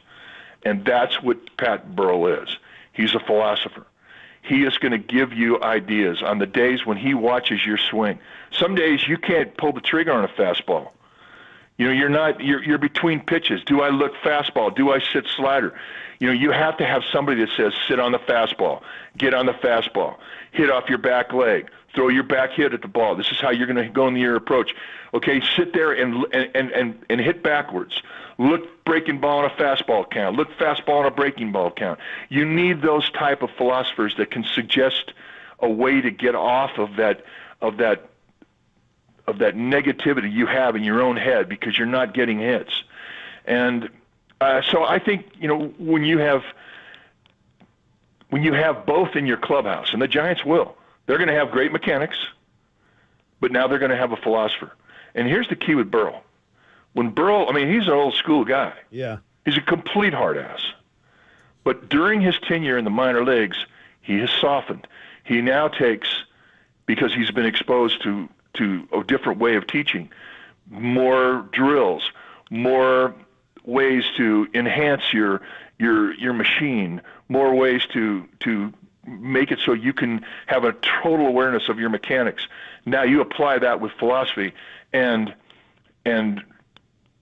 ways to go about getting a hit in situation against certain type of pitchers. Now you've got a guy that can help a young pitcher or a young hitter grow, and that's where Burrell is. He's one of those guys that I wish I could have played with. Wow. Well, I mean, he's this is fascinating. We're going to talk to him about it. We're going to talk to him at 9:35. He didn't hit for average. He wasn't like Tony Gwynn. He was a power guy. He wasn't also he didn't go the other way much, did he? How much of that affects, do you think, how he coaches hitting? Well, I mean, he's a power guy, and power guys are expected to go. I think they're the most pigeonholed guys. They want guys to go out there and they want them to lift and separate in every count. They don't necessarily want you to make a two-strike adjustment. But if you go back and take a look at some of the biggest hits he ever got for the Giants, he used the whole field. He'd take what they gave him because that's what the game dictated that you could do. But for the most part, when he came up with the Phillies, they wanted him to leave Earth. And he was right there at the onset of the launch angle swing and, go up there and don't make two-strike adjustment. But when he had to, when we saw it with the Giants, he could do that. He could take swing out. He could go the other way. But it's interesting because, Burrell was hard on himself. He always expected to go out there and have 3 extra base hits in every game. He was never satisfied with what he did, ever. And that kept him hungry. But he also understands the importance of making contribution. And, in situations where you have to come up with a base hit and you need to get yourself on base by getting drilled, walking into a fastball that's coming in on you, he was more than happy to go ahead and take that for the team to keep it rolling. I just think a young hitter who's exposed to his knowledge and his attitude should be really excited because they're going to get better. And you got to love it to do this, right? You got to be a grinder. He it's funny. Pat's he's such a good-looking guy, glamorous, poster boy. All got to be ready stuff. for that grind. Is he ready to grind it? You think? You find out who your players are. And everybody says, I love this game. I play it for free. Well, you can't fake it as a coach because you have to work too hard. Mm-hmm. There's too much work involved.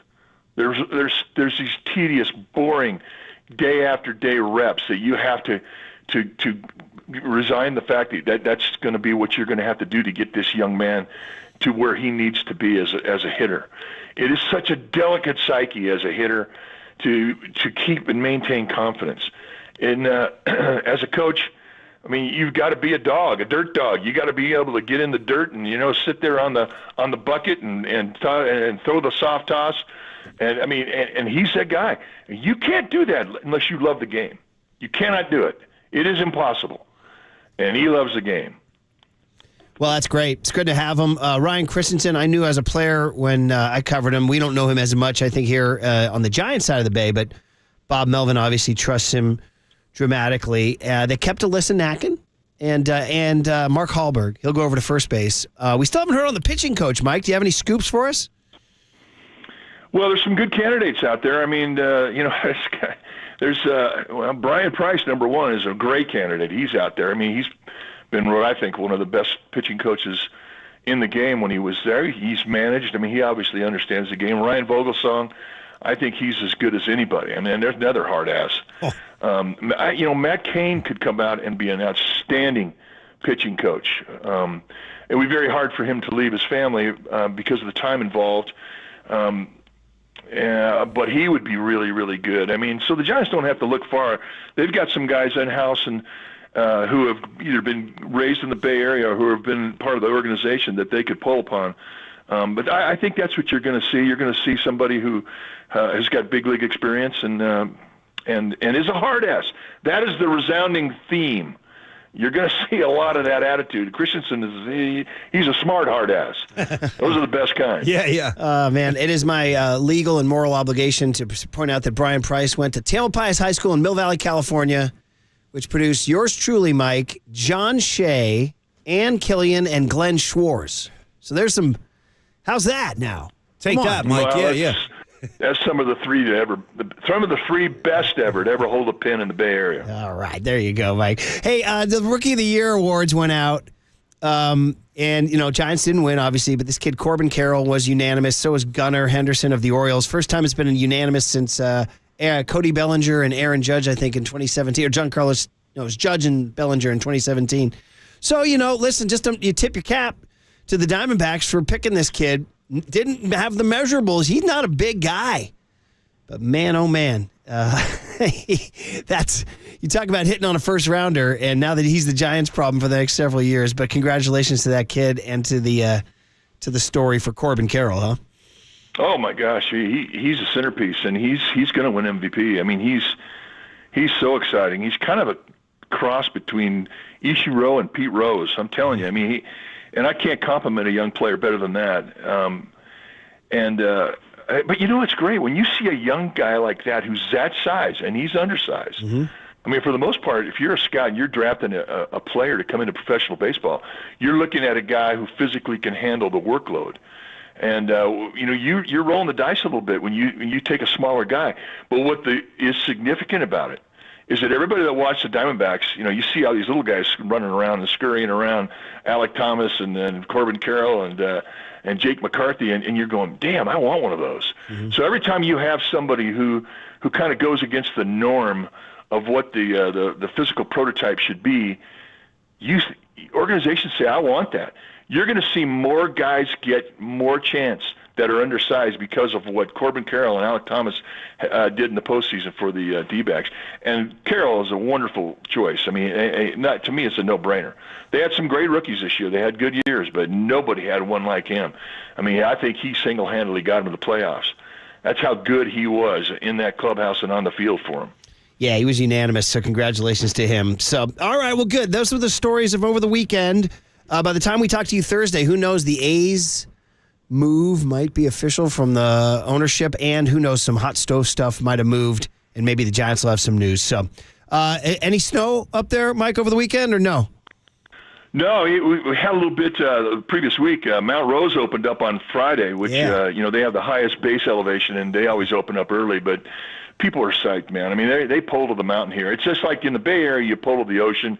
Up here, it's to the mountain. And when the doors open up to go back on the slopes, everybody just gets excited. Yep, there it goes. And we're getting rain here in the Bay Area. When I was a kid, the rule was if it rained in the Bay Area, it means it was snowing. You would think, in Tahoe. right? Yeah. Is that right? Yeah. Oh, like Jon Snow said, winter's coming. All right, have a great Thank you, Mike. couple of days. We'll talk to you Thursday, Mike. Had a bit. Mike Krukow. Guys are so consistent. You know well, what I mean? He's one of the all-time greats. I mean, somebody wrote on the text line while Mike was talking. He goes, I swear, let me see, 530, it's right there. A guy goes, I swear, Mike Krukow could make me optimistic about a root canal. And we had a guy from the 209 say... I know exactly what you mean, brother. I feel the same way. 209 said he plays bits from the Krukow interviews on his... he coaches college baseball. He says, I often replay Mike's interviews for our team over the loudspeakers at practice, and he's going to drop that 5 minutes about Matt Williams being a hard ass and having to tell you to be better. Well, see, you're tapping into a much bigger thing here, because Murph, you were during the conversation with Mike, you were talking about how it's changed so much, like coaching has changed, styles have changed. You're with the kids now, and you got to be very gentle and very supportive and encouraging. I mean, is there still a place in the world for a place like my old coach, Thatcher, scared the living daylights out of all of us as little kids? True story. We've talked about this guy before. His methods were not, he wasn't wearing kid gloves. Let me just tell you that. He was coming right at you. He didn't care if you were 8 years old, 9 years old. You make a mistake, he'd come marching right up to you and just chew you down in front of the entire team. 9 years old. Waterboy, you see the movie Whiplash? Oh, was yeah. out in the last 6-7 years. That's kind of Thatcher-esque right there. It's about a kid who played movie, right? It's a kid who played drums. Miles Teller. And he goes to like a fancy jazz academy in New York. J.K. Simmons is trying to become the best jazz throwing drummer. cymbals at his head when he makes a mistake. And stuff. he has a Bobby Knight level music teacher. It's a good movie, though. No, it's a very good movie. And He almost won an Academy Award for that. It presents questions about, what is the best way to nurture talent. All kidding aside, like, do you even, because I've been out of the game for a while now, my kids are grown up, but have you seen any hotheads out there? Are there any on the other sidelines? Well, you're gentle now. Who are you looking at? No, but you don't. I know, you're a nice guy out there. No. Man, what's the Russell Westbrook line? Man, what's the line we have? Man, who you kidding? What does he say? Who you telling? Yeah, it's been too long. Been way too long. Man, So who you you're asking, do I know any hardheads? Man, who you telling? Are you for real? Do you get in the red sometimes out there? Of course. Okay. They're going to get me. I will be cuffed and stuffed. I'm not here around this week. Now, you may be, but I'm not. I mean, I don't know. Hey, Greg Cosell joins Silver and Copes today at 3:50. That's good. And you are listening to KNBR and KNBR FM San Francisco, the sports leader, a Cumulus media station. You do know that one of my all-time favorite movies in life is The Great Santini. Yeah. You know? Shout out Bobby Duvall. And he said, hey, Meacham chews nails while the other kids chew cotton candies. Murph, don't you have anything a little more contemporary? I like the difference. Whiplash. Yeah. Whiplash. Okay, I'll give you that one. But even that one, maybe not. Yeah, that was about I'm breaking 6 your years balls, ago. bro. All right, I know. you broke my balls. They are broken. Consider them broken. Okay, fair enough. All right, here's the deal. We got the cooler of content. It's about the day after week 10 ends in the NFL. Where we at? Okay. NFC playoff picture. Niners going into week 11. The big hit, football style. Next on KNBR 104.5 and 680, the sports leader. Mike Krukow with Murph and Mac has been sponsored by Your Northern California Honda dealers at NorCalHondaDealers.com. the Murph and Mac Power Hour surges on. Next on KNBR 104.5 and 680, the sports leader. American Canyon, shout out to you for supporting KNBR, American Canyon's sports leader. Here's what's trending now. Trending now. On KNBR.com. Tim Ryan stopped by the morning show yesterday for his weekly hit with Murph and Mac to talk about the 49ers' 34-3 win out in Jacksonville and Chase Young's debut on the 49ers defensive line. To hear that podcast and more, check out what's trending now on the all-new KNBR app.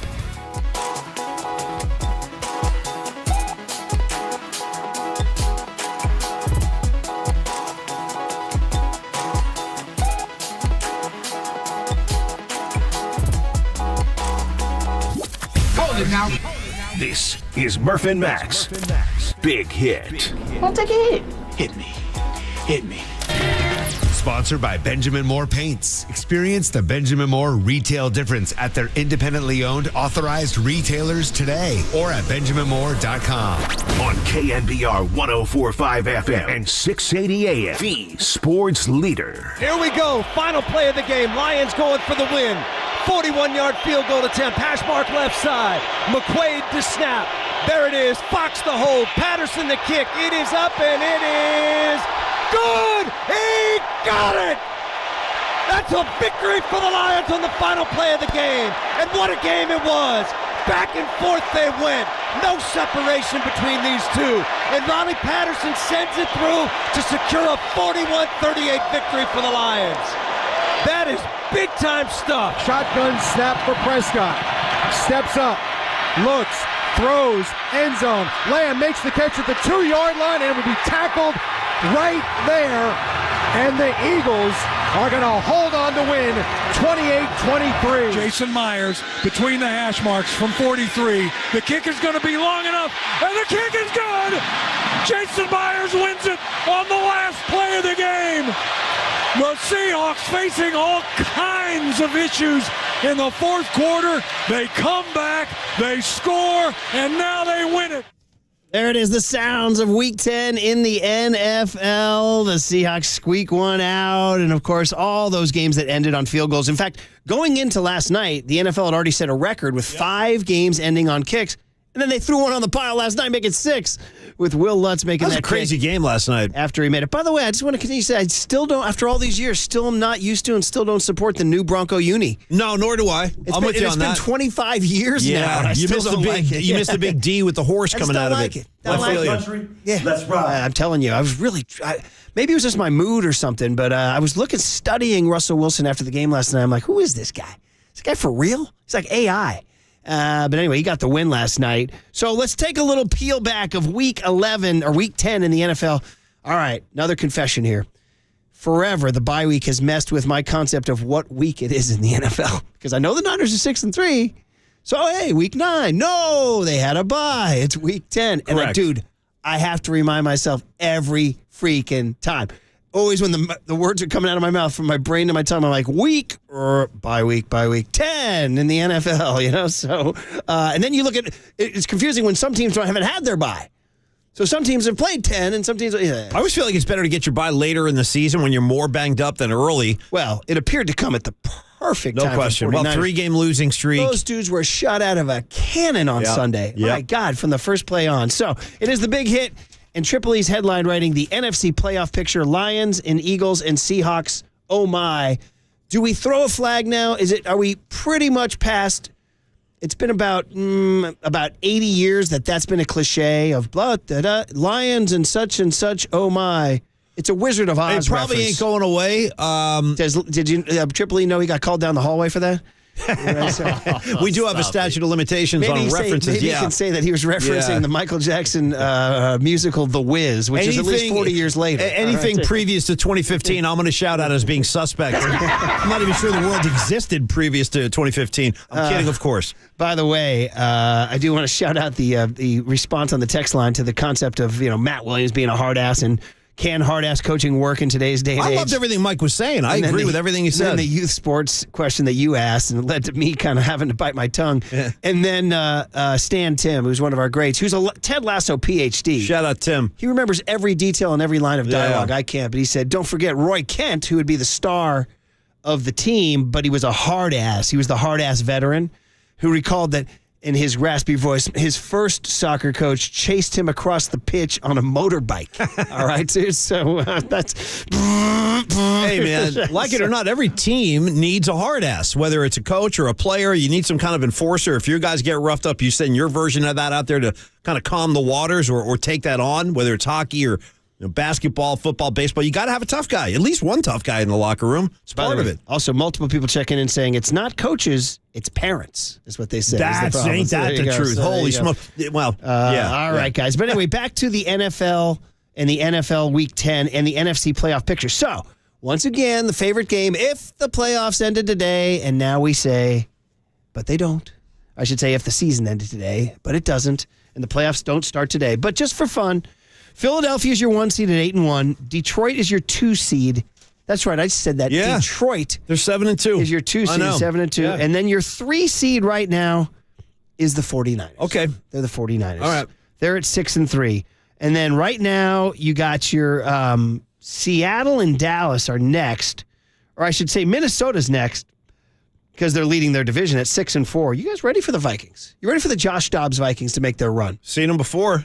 Well, they can't be leading their division if the Lions are in second place. Oh, pardon me. Yeah, pardon me. So I was looking at the NFC South. New Orleans. My bad. New Orleans. This setup here is not. I was looking at the wrong stat. Thank you, right. Waterboy. You're good. New Orleans is the 4 seed. Yeah. You want to pump that back a little bit. Thank you. Bring me New Orleans in the playoffs. Oh, on a platter. Bring me the Saints. Oh, you kidding me? Derek, I was talking about how playoff games will be close and not blowouts. Well, not if we're playing the Saints. Dude, you might have Sam Darnold in the third quarter if you're I don't think the Saints want any part of what the Niners are bringing. I really don't. Anyway, so right now, Philly 1, Detroit 2, 49ers 3, New Orleans 4. Right now, Seattle's the 5 seed, Dallas is the 6 seed, and then Minnesota's the 7 seed right now. Yeah. Knocking on the door right outside that is Tampa Bay as the 8 seed. So Tampa Bay's got a lot to play for coming in. Yeah, they're an interesting team. This weekend at 4-5. And then right behind them with 6 losses are Washington, Atlanta, Green Bay, and the Rams. Oh, my God. Those are some bad teams. So anyway, it's all looking good. And if it ended today, the 49ers would host Dallas. Well, hey, listen, 4th time's the charm, right? Got to do it again. Laugh now, cry later. So let's see. It's been 2 consecutive playoff wins for the Niners over Dallas. Then that just unbelievable beatdown we saw a few weeks back. So that's 3 straight now. That would be the 4th matchup and the 3rd consecutive year where the Niners would see Dallas in the playoffs. That hasn't happened since 92, 93, 94, where they went 3 years in a row. Stakes were much, much bigger then. They were championship games, and these have generally been first-round matchups after the wild card. But hey, you want to go 4 times? Let's go 4 times, man. Obviously, everything can change. The Lions could become the 1 seed, or the Niners could beat the Eagles. Or you said it, though, too, very accurately. The Cowboys are playing much, much better football than we saw earlier in the season. They have started to kind of get that offense moving around. Dak's playing well. The defense is good, so they'll be formidable. You can't dismiss the Cowboys. Well, Moose Johnson, who's great, Daryl Johnson, like maybe Moose one of the most too. likable ex-Cowboys. He always wears those cool blazers. See, now I study everybody's clothes. I'm looking at because I don't have any, and I watch Rod Brooks with his great suits, and Moose always comes with like the plaid checkered like patterns. I'm like, damn, I got to get some kind of fashion like consult. Who's going to be the fashion consultant of the Murph and Mac show? Help dress our asses every day. Because look at us. Look at the two of us. I mean, what are we doing? Well, You know what I mean? I don't know how to buy clothes. You think I know how to buy clothes? I need somebody to do that for me, Marcus. I'm just throwing it out there. Huh? Isn't that Liz's job? No, she don't want any party. She's like, yeah, you're on your own. Hey, Moose Johnson on Papa and Lund. He was gushing about the 49ers. When San Francisco was rolling like they were yesterday, or they were in Week 5 against Dallas, I don't know if there's a team in the NFL that can play with them. And that's Kansas City, that's Philadelphia. I mean, Philadelphia has not gotten back to the level they were at last year. That's why it was so disappointing when Brock got hurt in that game, because I thought that was going to be just, potentially one of the most epic NFC Championship games that we've had. Okay. Well, I mean, listen. Well, they just could see it again. It might happen this year. Yeah, I would agree, too. But the question is, Murph, would the Niners have to go back to Philly? Or let me put it to you like this. Do you see the Eagles dropping a couple games along the way, 2-3? Could you see that happening, them piling up a few losses? I keep going back to Greg Cosell's comment to us that whenever the Eagles need to score a touchdown, they score a touchdown. And they're so steady. They're so methodical. Like, it's really hard to throw them off their game. They seem to dictate terms, like in all the games they play. They wind up playing like the Philly Eagles style of football every time they take somebody on. They are taking on a Monday nighter. They're going to Arrowhead. They're going to Arrowhead, and they're 3-point dogs. I think they're probably going to beat the Chiefs. I would take the Eagles in that game. I don't know about the spread, but I think they'll probably beat Kansas City. KC. Yeah. Denver beat KC. This kind of going right down that road. Yeah. I am. Kyle Shanahan talked about Deebo Samuel and Trent Williams being back. Again, you go back to the Niners lost to the Bengals, then they added Chase Young, Deebo Samuel, and Trent Williams. Gee. Nice little trio. They were better, and listen, be honest, these are captains, these are leaders, says Shanahan. I think getting them back is just a boost for our offense, mentally, just because, they're two leaders of our team. They're both two captains, what they bring to the game. But, I think guys just love having them out there. I don't think the game unfolded much that way. Trent's by no means wasn't close to 100%, and I thought it was pretty courageous just to be able to battle throughout that game. And Deebo didn't get involved that much. I know he got that reverse and stuff, but it's he didn't get too much more. So I don't think it had a huge impact on the game, but just the way it unfolded. But our players, I think, just knowing they were going to be out there always gives them more confidence. Yeah, I agree. And plus the gravity that Deebo brought opened up other stuff and opened up the running game, guys. And we should talk about that. Trent Williams back. So we should note the Niners rushed for 144 yards against Jacksonville, their highest total since the Dallas game. That was great to see. Dallas game, they rushed for 170. What's the common denominator? Trent Williams. Yes. So Dante Whitner came on Papa and Lund yesterday and said, here it is, 71 on the left side equals 144 yards and 4.8 a carry, too, which is their third best in the season. Here it is. A lot of times when you see offensive linemen land on the ground, it's because he's so unique in the way that he executes his techniques that a lot of times he's snatching these guys to the ground and the refs can't really even see it, right? This is how good he is at his job, and he unlocked the 49ers running game and screen game. If you're not athletic enough to be able to pull, get out to defensive backs or linebackers in space and not only get blocks, get positional blocking so that Christian McCaffrey and Deebo Samuel have alleys in the screen game, you can't execute it. How often do we see the 49ers run that type of screen to the right? We don't really see it. We see it to Trent Williams' side. And then what do they do when they want to go with the reverse? What type of tackle do they want to get out in front?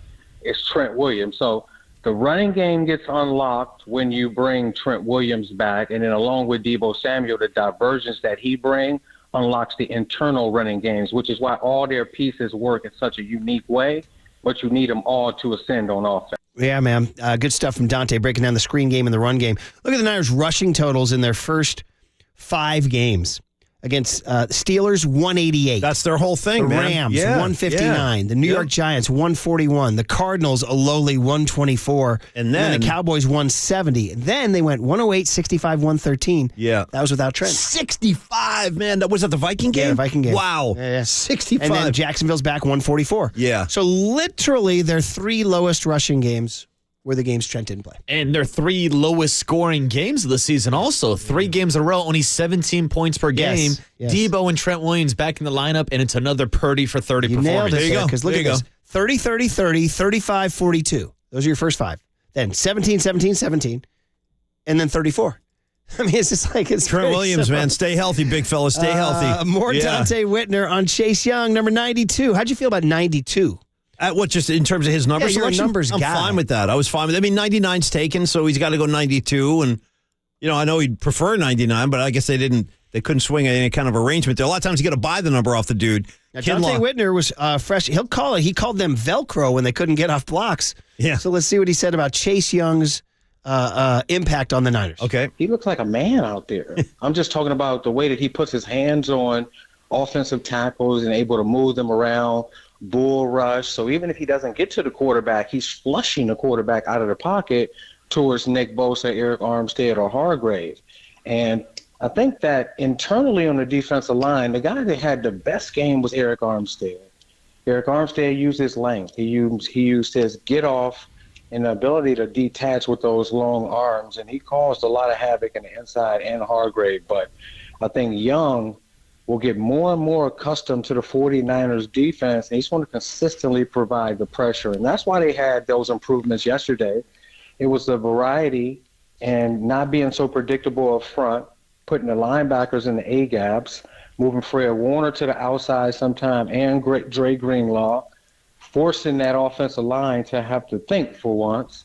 And then, once they bailed out or brought the blitz, it was just too much because they just compressed the pocket. And if they can continue to do that, the 49ers defense is going to be back number 1 in the NFL. Okay, so Dante doesn't listen. Dante sometimes, you think, oh, he's not a quote-unquote homer. No, he'll call them out. Oh, he will call teams out. absolutely. So to hear him, Well, he's right about Armstead, too. You could notice Armstead big time on Sunday. He had a really nice game. He was consistently getting a solid push off the snap. I even think that Javon Kinlaw had, at least he flashed a little bit. There you go, Murph. There you go. Maybe because they finally had that extra body up there, too, for sure. Yeah. No, I'm just looking at Tampa Bay coming in here right now. They are a bottom half of the league offense. They're like around 20th or so in yards per game. So they're not a juggernaut. They're not a juggernaut. And it comes from points per game. You go Miami leads the way with 31. Niners are 4th in the NFL in points per game, but you got to go down pretty low. Tampa Bay's in the bottom 10. They're only scoring 19 a game. So the Niners defense against this offense should be able to handle it. Kind of like it. By the way, just kind of looking ahead, always thinking ahead, because I always got my brain, the wheels are turning on the forecast, the Friday football forecast. What was the spread again, you guys? You said double digits? 11, yeah. Bucks are 23rd in points. Okay. 23rd in points. The spread's 11, buddy. 11. Want to get that going? I don't know. You going to touch the Niners this week? I took them last week. That paid off. Lately, my NFL picks have been pretty hot. Okay, so good. Keep it going. We'll see how that goes, man. Keep it going. As Waterbury said, I'm changing my name to Sunday Murph. There you go. Sunday.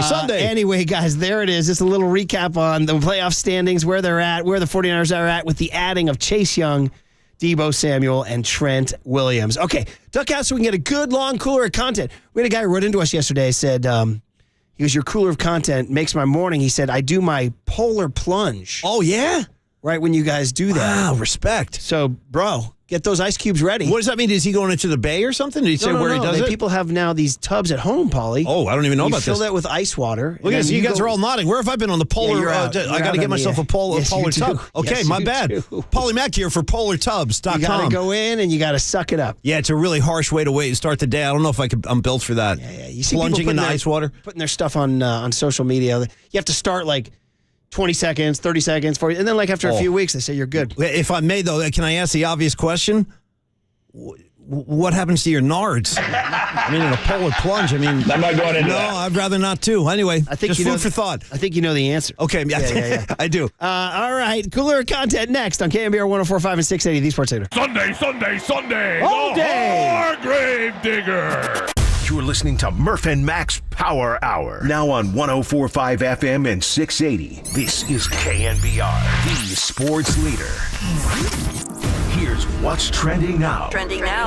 On KNBR.com. Matt Mayoko stopped by the Pop and Lunch Show yesterday morning to recap the 49ers' 34-3 win over the Jacksonville Jaguars. To hear that podcast and more, check out what's trending now on the all-new KNBR app.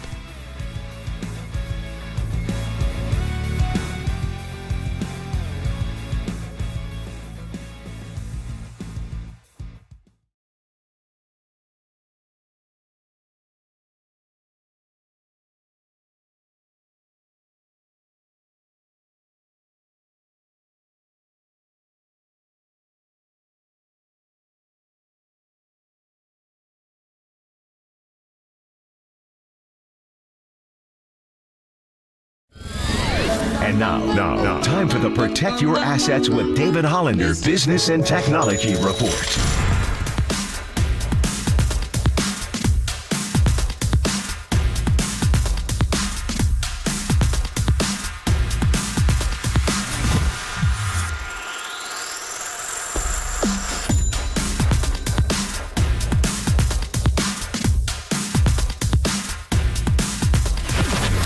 This has been the Protect Your Assets with David Hollander Business and Technology Report. Do you want to pay less taxes this year? Learn more. Listen to David's show every Saturday morning on KNBR or call 1-866-PROTECT. All right, everyone, chill. This is the Cooler. You are not sending me to the cooler of content. Murph and Max Cooler of Content is sponsored by Mancini Sleep World. Sleep better, live better. Visit sleepworld.com. And by Marin Health. Marin Health Medical Center and Marin Health Medical Network world-class care. Closer than you think. On the sports leader. All right, Cooler of Content. We're having a debate. I'll bring it to the air. Triple E. Okay, you're going to go behind the curtain. Take a listen, Triple E. Paulie and I are debating whether to put Kapler's latest. I think we kind of hit that spot. Well, he's frying bacon. No, but... And Paulie's laughing. Paulie says he's making him laugh. Well, because I looked at this thing and I'm like, why am I looking at 3 strips of bacon in a frying pan full of grease? And the sizzle is so profound, like the sound is what got into my head. Do you guys want it? And then I started thinking, like, if we put that into Triple E, Marcus can hit that. Every time we talk Kapler, we'll hit the sizzle. And then if you hear it, I'm telling you, you're going to laugh. Okay, roll it in. And then spatula that bad boy. Paulie's usually a pretty good judge of what's funny. Because it'll be like a nice bed underneath anytime we talk about Kapler, just that sizzle. Well, I mean, is it undeniable that the sizzle is attractive? I got to be honest with you. The most shocking thing about it is that he eats bacon at all with his physique and everything. The more we learned about this guy, he did eat way more junk than I thought. Maybe it's I don't understand how he's keeping that body fat down. Don't those powerlifting guys, they just like slam down the calories, don't they, Marcus? Don't they eat like really heavy amounts of like high fats and proteins and stuff? Yeah, and I'm guessing I think Gabe Kapler is more on one of those like carnivore diets where all you eat is like meat and carbs, cheese. but he eats fries though. He has eaten fries. Fries ain't good for you. Yeah, but when he first came to the team, remember he like refused to eat that steak-shaped cake? Like he was anti-carbs. I think he's changed it up a little bit. Hey, what if Gabe's getting fat? That would be hilarious. I mean, no disrespect to Gabe, but I would love to see him put like 20 pounds too much on his kind of chunky on that Gabe? hanging over the belt line and stuff. It'd be great. Yeah, look at my gut. It's amazing.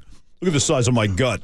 Wow. I've decided to, I've decided to amp up my fat intake and yeah. Well, that's the thing, Paulie and Mac. Guac is a healthy fat. It is, no question. And so are like almonds and macadamias and all that. Those are good fats. Here's a guy who's just looking like he's looking like an older middle-aged guy now. Jim Harbaugh. You seen the look? Harbaugh with yeah, we're all aging a little bit, but I hear you. And he wears the nerdy golf. He wears the nerdy polos and the nerdy glasses and the khakis. He never given up those khakis. He's khakis for life. Now he's up against it. Now he's back in the focus, and we divided the nation. Okay, because we got Waterboy here riding with him, calling him. He's riding with the outlaw program like a raider. But he did break the rules, and, you know, there are rules here, right? We're supposed to, like, having some sort of ethics. By the way, shout out the Supreme Court now having to have an ethics policy. You know that's a tough deal. We have to force an ethics policy in the Supreme Court. Holy moly, that's time for me to tap out. I'm not going into that. Exactly. No, you really can't anymore. I'm tapping out of everything, dude. I'm about to become a nomad and start wandering around up in the mountains. Ethics. Yeah. Where are ethics? If you're an ethical man, you are wandering this world lonely. You really are. My dad was like the most ethical guy in the world. He's just like, they just don't exist anymore. Well, shout out to ethics in 2023. Where you see? Thank you. They don't. I haven't seen So, them. I mean, we got Jim Harbaugh. There's no denying that they did something, and yet people are like rallying to them like they're some sort of hero. And here's Harbaugh. Okay. Just throwing the beautiful log on the fire, just playing this masterfully. So people like Waterboy are drinking are spooning it up here. The perseverance, and then the stalwartness of these guys. I mean, yeah, watching, I would have to say, everybody. It's got to be America's team. It's got to be America's team. America loves a team that beats the odds, beats the adversity, overcomes what the naysayers and critics, so-called experts, think. That's my favorite kind of team. Yeah, watching it from that view on the television, it was finally people get to see what I see every day, in these players and these coaches. Okay, so a couple of things. Number one, they've been favored in every single game this year.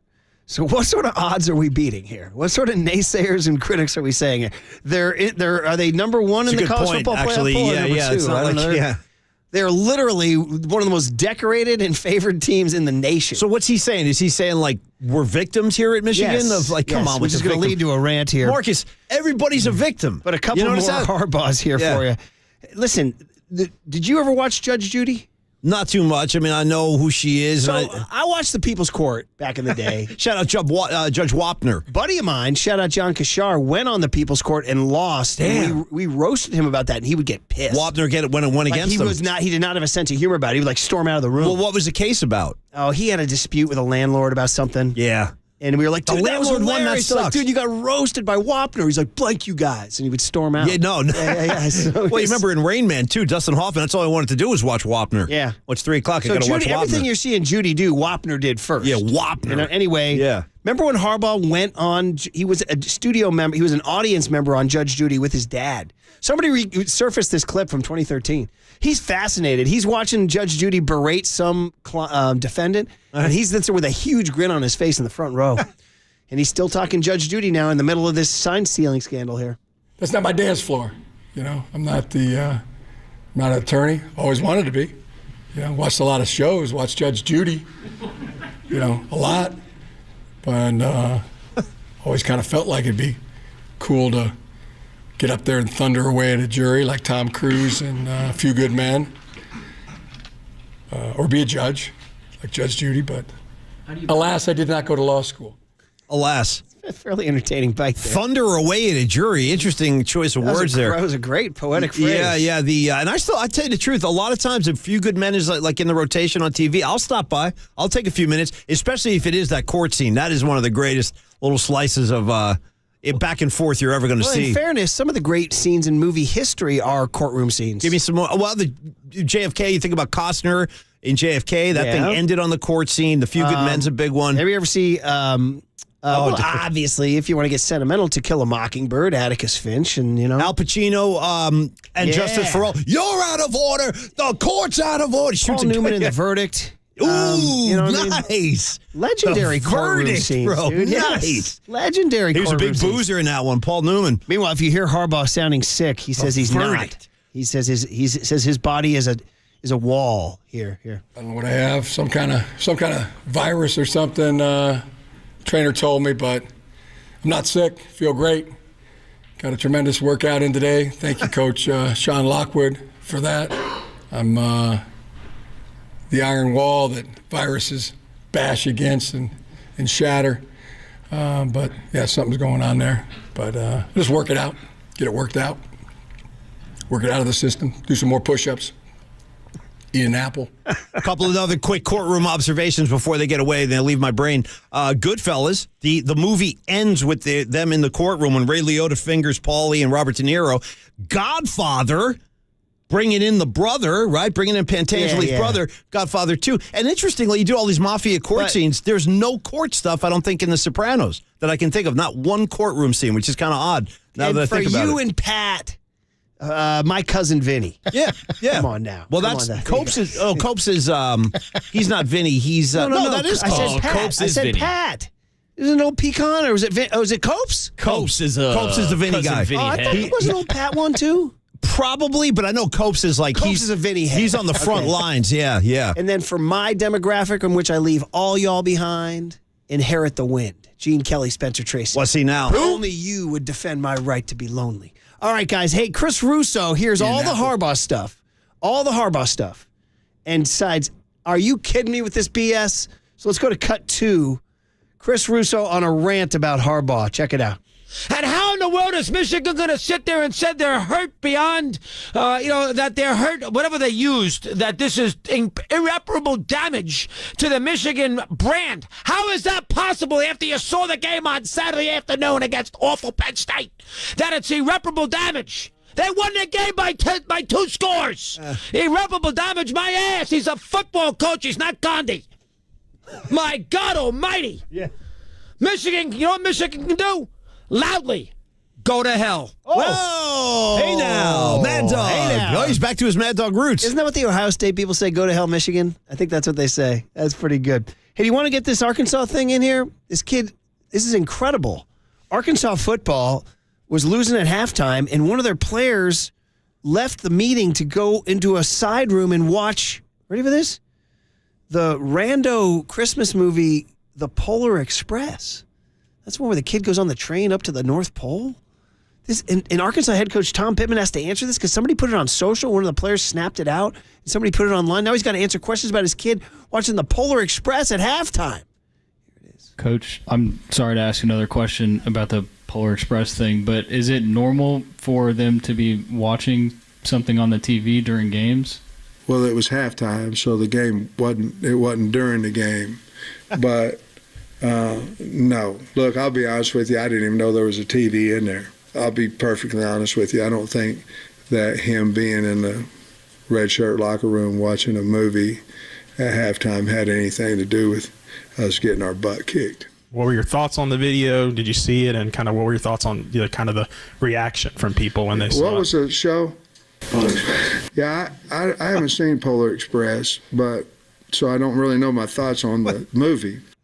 What the hell? My God. What the hell? Oh, my God. You know what? Let me get Grodin involved here. Hold on one sec. What the hell? What the hell? And by the way, Murph, They were losing to Auburn 48-10, by the way. I know I'm zigzagging around, sorry, but I'll close the books on this. A lot of the texters have reminded me, and I totally forgot, they're right. Junior Soprano had a courtroom scene. Remember he got pissed at the sketch artist because they made his nose too big or something like that? But you guys are right. I forgot about Junior. Thank you, guys. 415 says, I was going to say this, 12 Angry Men, but they never get to the courtroom. They only stay in the jury room the whole time, Good right? technicality. Yes, you're right. Yeah. And then we're hearing the Hanks and Philadelphia crowd saying this. Good Philadelphia, one. With a young Denzel. Washington. Yeah, There with you a young go. There you Denzel. go, man. So, all right. That's incredible. Where do you guys rate Polar Express, by the way, in terms of kids' Christmas movies? Never seen it. We've seen it. We showed it to the kids. I love It's a little daring because, well, are the kids out of there? I don't want to go down this road that you and Marcus went down. No, yeah, just leave it. Yeah, no, you don't want that, Murph. I'm the bad guy on the text line. Yeah, Because you're that the bad movie guy. gets into that, and it gets a little, Yeah, we got gotta- reveals. we got to keep the You got to keep the magic no alive. question. How dare you? No, I agree. You got to keep the magic alive. Well, ultimately, in the end, the magic is there at Polar Express, but first there's doubt. Yeah, a lot but of hey- doubt. What's like life? There's always a lot of doubt in life. Anyway, it's weird that the kid watched that. It's a weird animated one. It's not necessarily oof. Anyway, there's your Cooler of All right, content, buddy, everybody. that was fun. I enjoyed that. All right, congrats, everybody. Cooler of content and Big Hit and Kruko. Now, 49er Player of the Week, Javon Hargrave at 8:40 on the Sports Leader. Go to hell.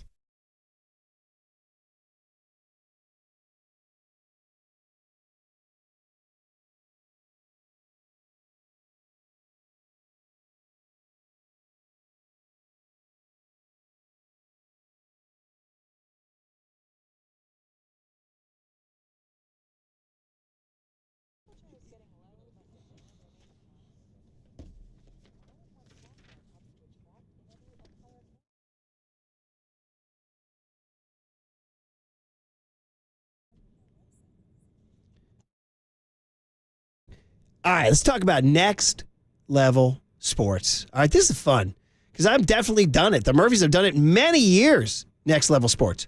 It's the local youth sports league that's taken over the Bay Area, and flag football is what I'm talking about specifically. Next level flag football is so popular. I know it is in our community. It's got to be in yours too. So join the party. And if you've done it before and you forgot to register, rejoin the party. It's kindergarten through 8th grade. You'll start seeing it in January at your local high school field. You'll drive by on a Sunday morning, man. The kids are out there just balling out. Keeping score, playoffs, playing for a trophy. This participation nonsense. You got to win it. And they have great coaching. The high school kids from a local football team coach, a parent supervisor, they learn their plays. They're chucking it out there. They're playing D. They're making picks. There's pick sixes. It's a lot of fun. Again, both Murphy boys did it and have had a lot of fun doing it. So go to nextlevelsports.com.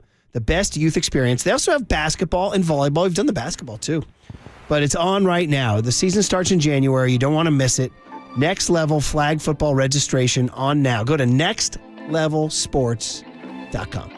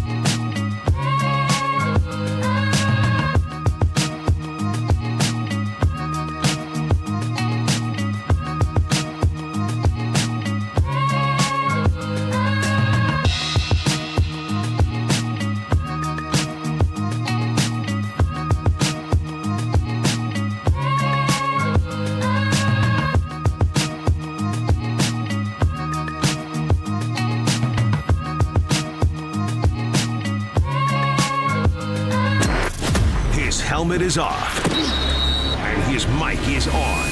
Time for our 49ers Player of the Week with Murph and Matt. Touchdown! On KNBR, the sports leader.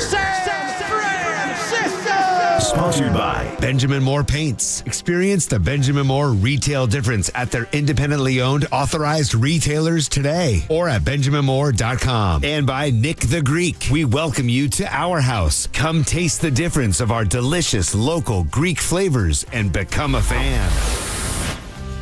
3rd down and 5. Niners have their turbo win, and it's Cleveland Ferrell and Nick Bosa with a Hargrave and Armstead inside, and Trevor Lawrence is going down. Gets sacked back on the 25-yard line. Eric Armstead, 2 weeks ago, had 2 sacks against Joe Burrow. On the 3rd play of the game, he picks up one here. Trevor Lawrence trying to get it blocked up, and he's going to go down right away. Nick Bosa came in untouched. Chase Young was there. The Gravedigger got there as well. Lawrence out of the shotgun. There's Chase Young from behind along with Bosa, forcing a fumble, and the 49ers have the ball. Young and Bosa arrive together at the same time. Play action, Trevor Lawrence to ETN, moves around the Gravedigger. He's going to go down, though. Cleveland Ferrell, his teammate at South Carolina, will reel in Trevor Lawrence. Blitz by Lenore. Bosa's got another sack.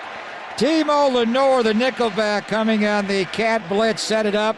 And Nick Bosa's having some return game to Florida. By the way, I was just kind of boning up for the Javon Hargrave Player of the Week interview here, and I did not realize, because I'm an idiot, that he went to South Carolina State, which is not a school you think about a lot, but is an epic little college football program. It's a historically black college in South Carolina, and so you're like, oh, South Carolina State, because everybody's like, oh, Notre Dame, Alabama, Texas, USC. No. South Carolina State. Harry Carson. Yeah. Hall of Famer. Super Bowl champion. Deacon Jones. Oh, man, come on. Hall of Famer. Get it. Old school, Marion Motley, Hall of Famer. And then, Paulie, for years in my era, the Steelers, Donnie Shell, Hall of Famer. That is a great name. These are all South Carolina State guys. I love stuff like that. I love when, great talented football players come out of little schools or lesser-known schools like that and then just go on to achieve great things. Look at Charles Haley, right? James Madison. I love stuff like that. But the historically black colleges rosters are insane. Yeah. Some of the best players in the history of the game, from Walter Payton on down, too. Mhm. So, anyway. Yeah, so nice, that was interesting about him. And also, just, dude, you ready to represent? Man, we should do a remote from the state of South Carolina. Okay. Because, A, Javon Hargrave, B, Javon Kinlaw. I know he's not having a monster year. C, Debo Samuel. Yeah. All right. Yeah. Yeah, hell yeah. It's been too long Waterboys guy since I've heard that. Clee Furl is a Clemson guy, as is Ray McLeod.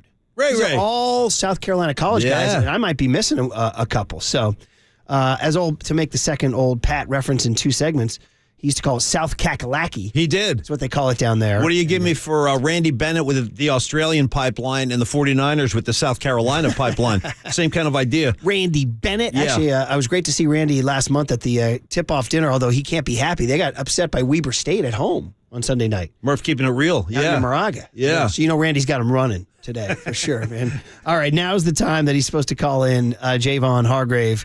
And the grave digger came over, was drafted in the 3rd round out of South Carolina State by the Pittsburgh Steelers, guys. The Pittsburgh Steelers. So he went and played in Donnie Shell's team. And then he was with the Eagles from 2020, 2021, 2022. Maybe we should ask him what the secret ingredients of the Eagles' success is. Well, we will. Yeah. About the tush push and all that. All that stuff. That is if he calls in. So we'll see that go, too. No, he will. And we got to ask him about his martial arts skills for drawing that window and then kicking open. I got to be totally honest.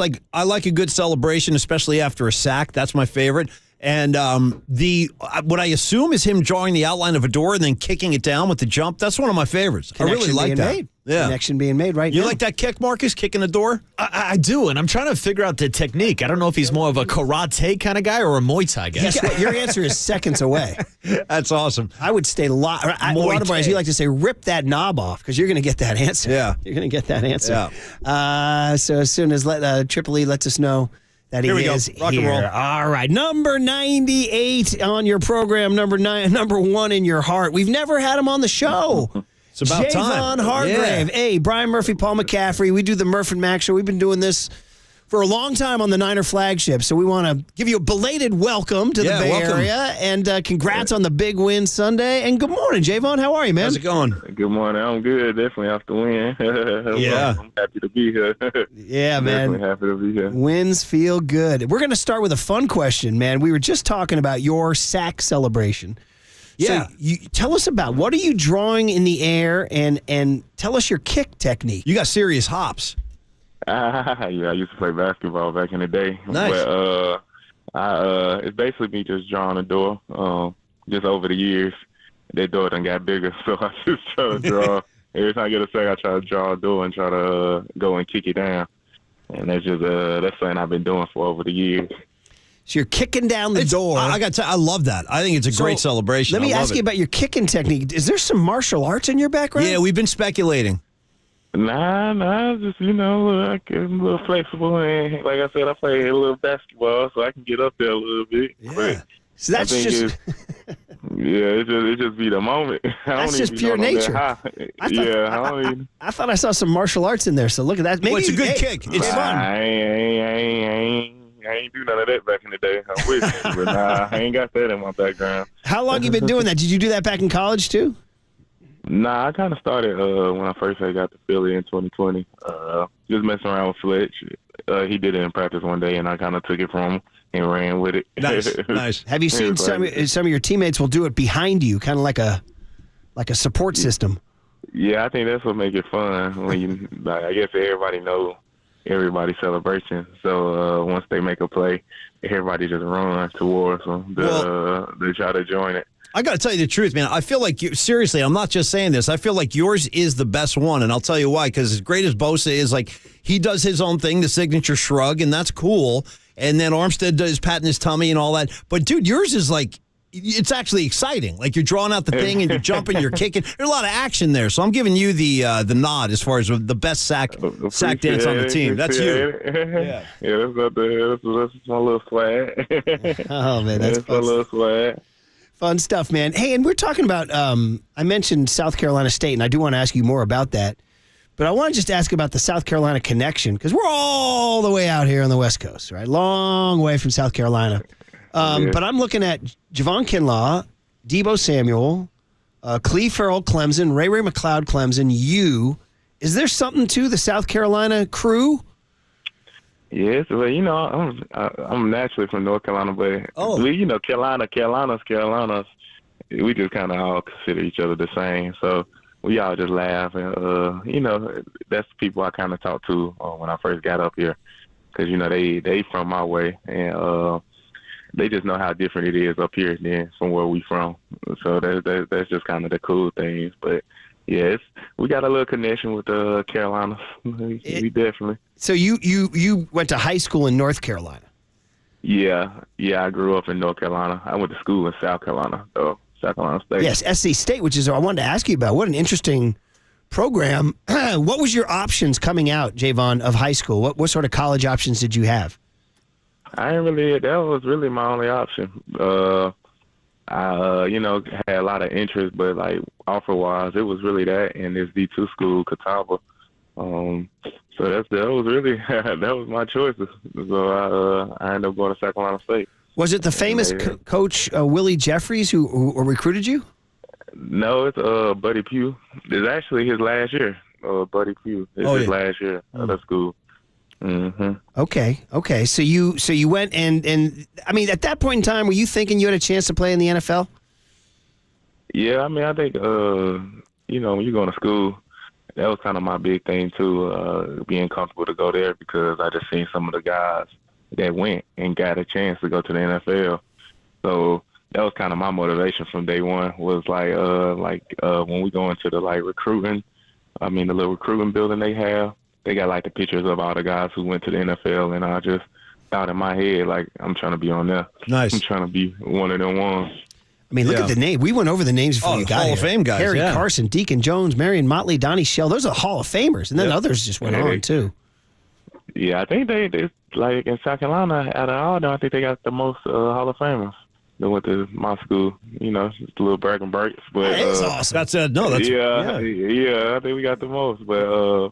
Yeah, that was kind of my motivation, just seeing them guys. So I just knew I had a chance because they did it, so I knew I had a chance to do it. I love it. Beautiful. So you say it's Oliver. You told circling back on Coach Pugh, Buddy Pugh. Is his last year this year, you said? Yeah, it's his last year. Okay. Yep, you guys going to do a video for him or something? Yeah. Everybody's sending a video. It was his last. I think they already showed it, though. It was his last game, actually. All right, man. Well, how is California treating you, man? I mean, I know you came out here to play through the years. You played with the Steelers and the Eagles and all that. So it's not your first time ever, but now you're living out here. There's no humidity, probably not the same food that you're used to. Well, the best part, probably no Philly winters either. I don't know. Or just how's the Bay Area treating you? Yeah, it's good. Like you say, it's the weather's great. I ain't got to deal with, cranking my car up. We should crank my car up from the house like I did in Philly. Yep. But, the food pretty good, too. But, I'm down south, so I like it. I like it back in the Carolinas a little better. But, I've been loving it. I've been loving California. All right, good stuff. Well, welcome, man, and congrats on that win again. So let's talk a little bit about the team and what you guys did. So let's start specifically, and then we'll go big picture. But last Sunday, Can you just tell us what adding Chase Young to your locker room did? I mean, you guys came out, he wasn't on the field, but you guys came out with 5 down linemen. You almost made a statement right out of the gate.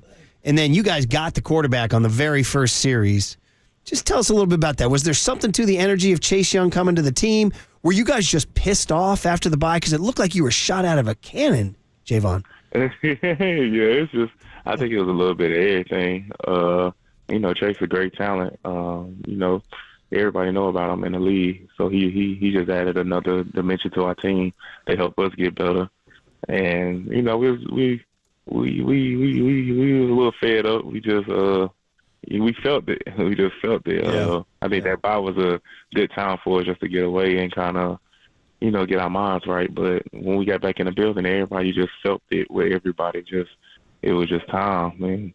I think that's how it was from the first snap of the game to the last snap. Just everybody just hungry, and that's kind of I feel like that's going to be the mindset from here on out. Yeah, for sure. And to tell you the truth, the way you guys started, so you come over from Philly, and then you guys start just unbelievable, 5-0. You blow out the Cowboys, and are you thinking almost at that point? We're wondering if you guys, that old line, reading your press clippings or feeling yourselves. Is there a case that you guys might have let your guard down a little bit because you were feeling yourselves a little bit? Yeah, it's hard not to sometimes, but that's where you gotta. That's what everybody. I think everybody just gotta learn from. Just not reading too much, not looking at too much, because it's like they say that's like a little poison too. Just read and everybody tell you how good you are. That's right. Yeah. And then you can't read and hear everybody tell you how bad you are. So it's kind of just you keeping them blinders on and just just staying focused and just trying to grow every week. Well, how bad you were really worked because you guys came out blazing. Would you say that by sack total, it was your best, 1.5 sacks? You have 4.5 on the year now. Would you say that was your best game on Sunday, or are sack totals a little misleading?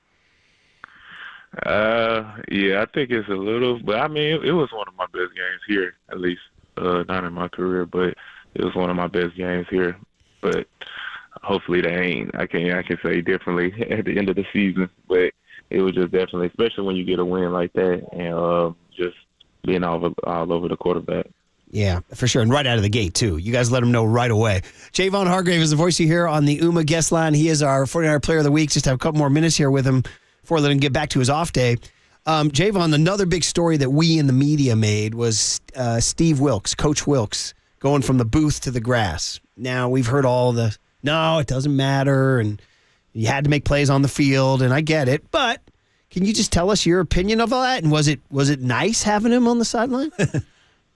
Yeah, I mean, I'm part of the thing that it didn't really matter, but it was fun seeing him out there celebrating and stuff like that with us and just talking to us. So it was good to see that, though.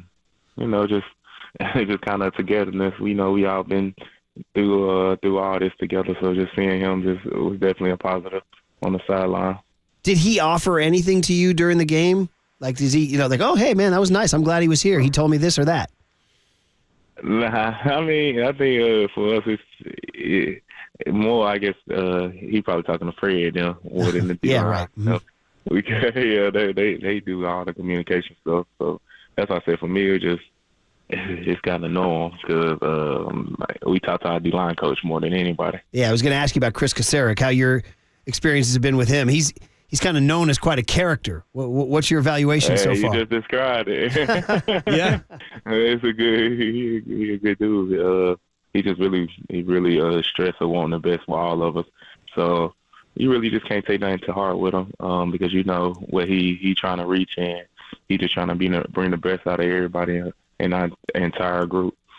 Hey, I got a question for you about your former team, the Philadelphia Eagles, and something we see pretty much on the regular basis when they play is that brotherly shove or whatever you want to call it, where they kind of get their little rugby scrum going and move the pile forward. It's incredibly effective. Nobody can really stop it. Obviously, I know you don't want to look too far ahead, but what are your thoughts about that and its place in the NFL? And are you guys, already thinking about ways to stop that or prevent it should you see it? I really don't got a problem with it because when I was there, I loved it. But of course now, I was looking at it like I gotta go against it. But I mean, you know, they got a great thing going. We really ain't got that far ahead about that, so I ain't really thought about nothing about them right now. Well, that was one of the things Fred Warner was. They showed the video on social media that you guys maybe were getting away from the one game at a time mentality. Yeah. So you can't talk about Philly until you talk about Tampa Bay, right? Nice. Yeah, it's more so just Tampa. Yeah, that's kind of the mindset. It's just a week at a time. So it's really the Buccaneers and what we got to do to stop them. So you know the fun story about your teammate Nick Bosa and Baker Mayfield going back to college with Oklahoma and Ohio State? You know that? Baby. Yeah. Yeah, I remember watching it. I think it was Bosa's rookie year. I remember hearing about it, and when I wasn't even here, just seeing it and laughing. I think he had a great game that game. Oh yeah, I remember that. And now you get to live it right next to him. Yeah, it's definitely gonna be fun. I'm ready for this one. And we're talking a few more minutes here with Javon Hargrave, who is kind enough to be our 49er Player of the Week on the Murph and Max Show. 49ers Tampa Bay Bucks on Sunday. They're back home, getting back on that Pacific time zone too. Just a little bit more on your off-season move. When you made the move from Philadelphia, I know it's business. It's business. It is a business. You got to do what you can. But was there any needling or teasing at all from your old teammates? Because that's the rival going from the Eagles to the Niners. Yeah, I think everybody was just so surprised of the move. I think for real, you go to free agency and you about to get big money. Everybody just assume you're going to go to just one of the worst teams in the league. And I think I just surprised everybody of going here.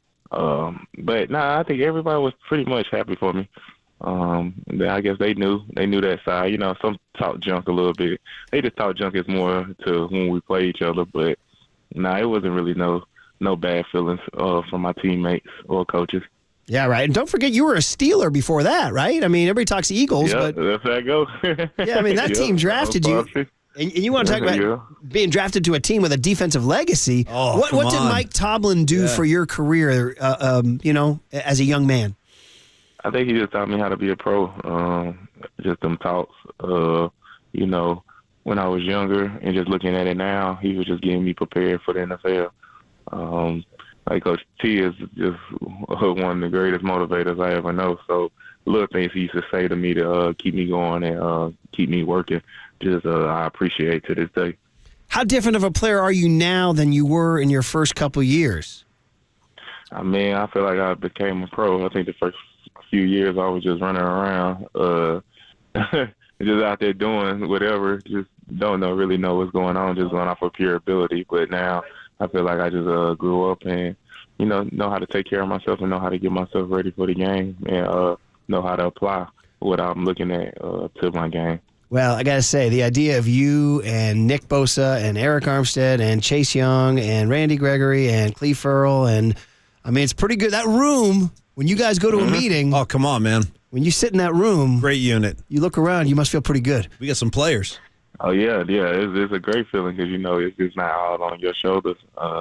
It's just, you got a lot of playmakers. So, you go into every game confident knowing we got a chance to win and dominate. And that starts on Sunday again. So, hey, really nice to get to know you. By the way, a friend of mine who's from South Carolina wants to know, he says, you won't know you're a real one unless do you like liver pudding? Whoa. Liver pudding. Liver pudding? Or is it liver mush? I don't know. Maybe I don't know. He might call it liver mush. I don't know about liver pudding, but I know I love some liver mush. Liver mush? We eat liver. Yeah, liver mush down there. I do love that. What is liver mush? What is that? It's, I don't know how to explain it. It's like, it's in the stores, but it's like, it's what you make for breakfast, though. Okay. It's like, I don't even know if you consider that meat, but it's a kind of thing you make for breakfast. But it's funny because nobody knows it besides people who down there. I got you. I thought it was like regular until I came up here. Oh, here it is. Yeah, it's a pork food preparing pig liver, parts of pig heads, cornmeal, and spices. Liver mush. And it's from North Carolina. It's consumed for breakfast. You know what I mean? With some toast and eggs? Yeah. Yep. That's the first Yes, meal. another name for it is liver pudding. Oh yeah. We talking about the same thing. We just call it different. All right, we got to get you some, man. I love it. Yeah, we're on it. We're going to try to find you some. Can you find it in the Bay Area? I ain't never seen it. I ain't never seen it. When I say it, people don't know what I'm talking about, though. So. Well, we're going to put the word out. But I ain't going to eat it that much. But that was my favorite. That was one of my favorites. We'll see if we can get you that for Thanksgiving. All right, Javon. Hey, great really having nice you to on. meet you, man. Thanks for hopping on the Murphy Mac Show. Have a great week. Thank you. You too. Thank you. He's nice. I tell you. Love that guy. That's all Loved good. him. Okay, we'll discuss on the other side on KNBR 104.5 and 680, the Sports Center. When I was there, I loved it. But, of course, now I was looking at it like I got to go against it.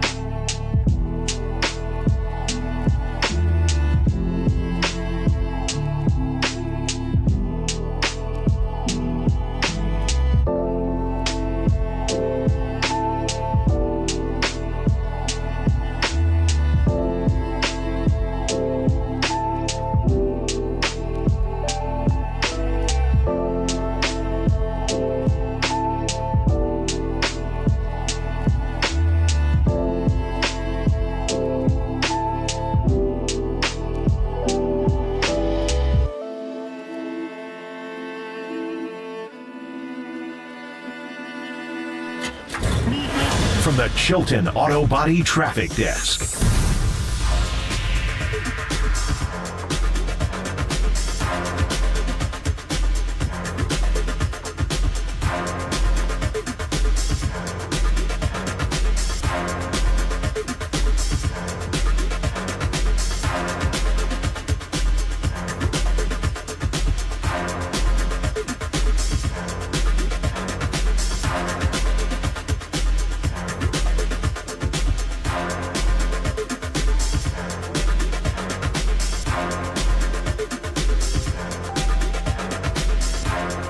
Man, really had a good time talking to Mr. Hargrave. Excuse me. We got to find Marcus, we got to get him some of that liver mush and then send it down Santa Clara. Hey, Paulie Mack here for QC Kinetics. Hopefully Hargrave is feeling good, actually. I know he had a little bit of a sore knee last week, but that's what I want to talk to you about. With QC Kinetics, there are alternative ways to deal with your daily aches and pains that can become a real problem. Like the older you get out of bed, you're stiff, your knees hurt, back hurts, elbows, shoulders, you name it.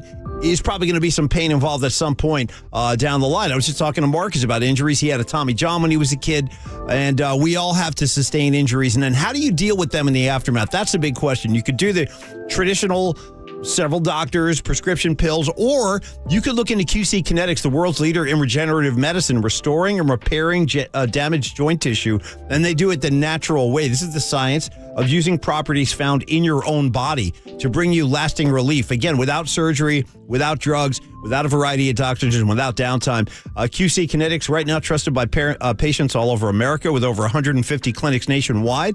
You can get started right now looking ahead to 2024 so you can live a pain-free life next year and use your FSA card, your HSA card. That's what they're there for. Put those cards to work and getting you the relief that you need so badly. And again, these are advanced regenerative treatments.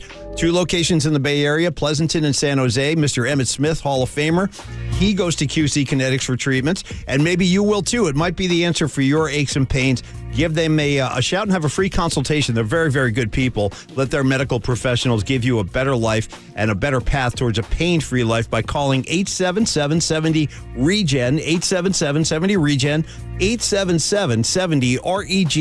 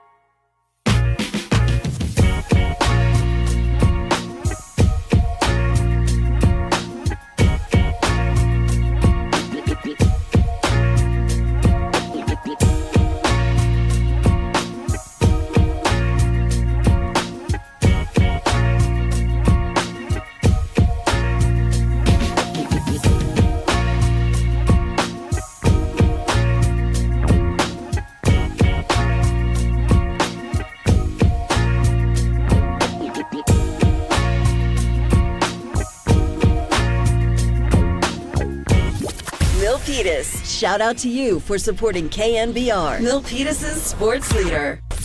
Listen to the sports leader anywhere, anytime. Download the all-new KNBR app. Now, Murph and Matt continue live from the KNBR Casino Matrix Studio. Casino Matrix Progressive Jackpots are here. Where are you? Just drop in. Please play responsibly. 1-800-GAMBLER. Yeah, liver mush down there. I do love that. What is liver mush? Yeah, what is that?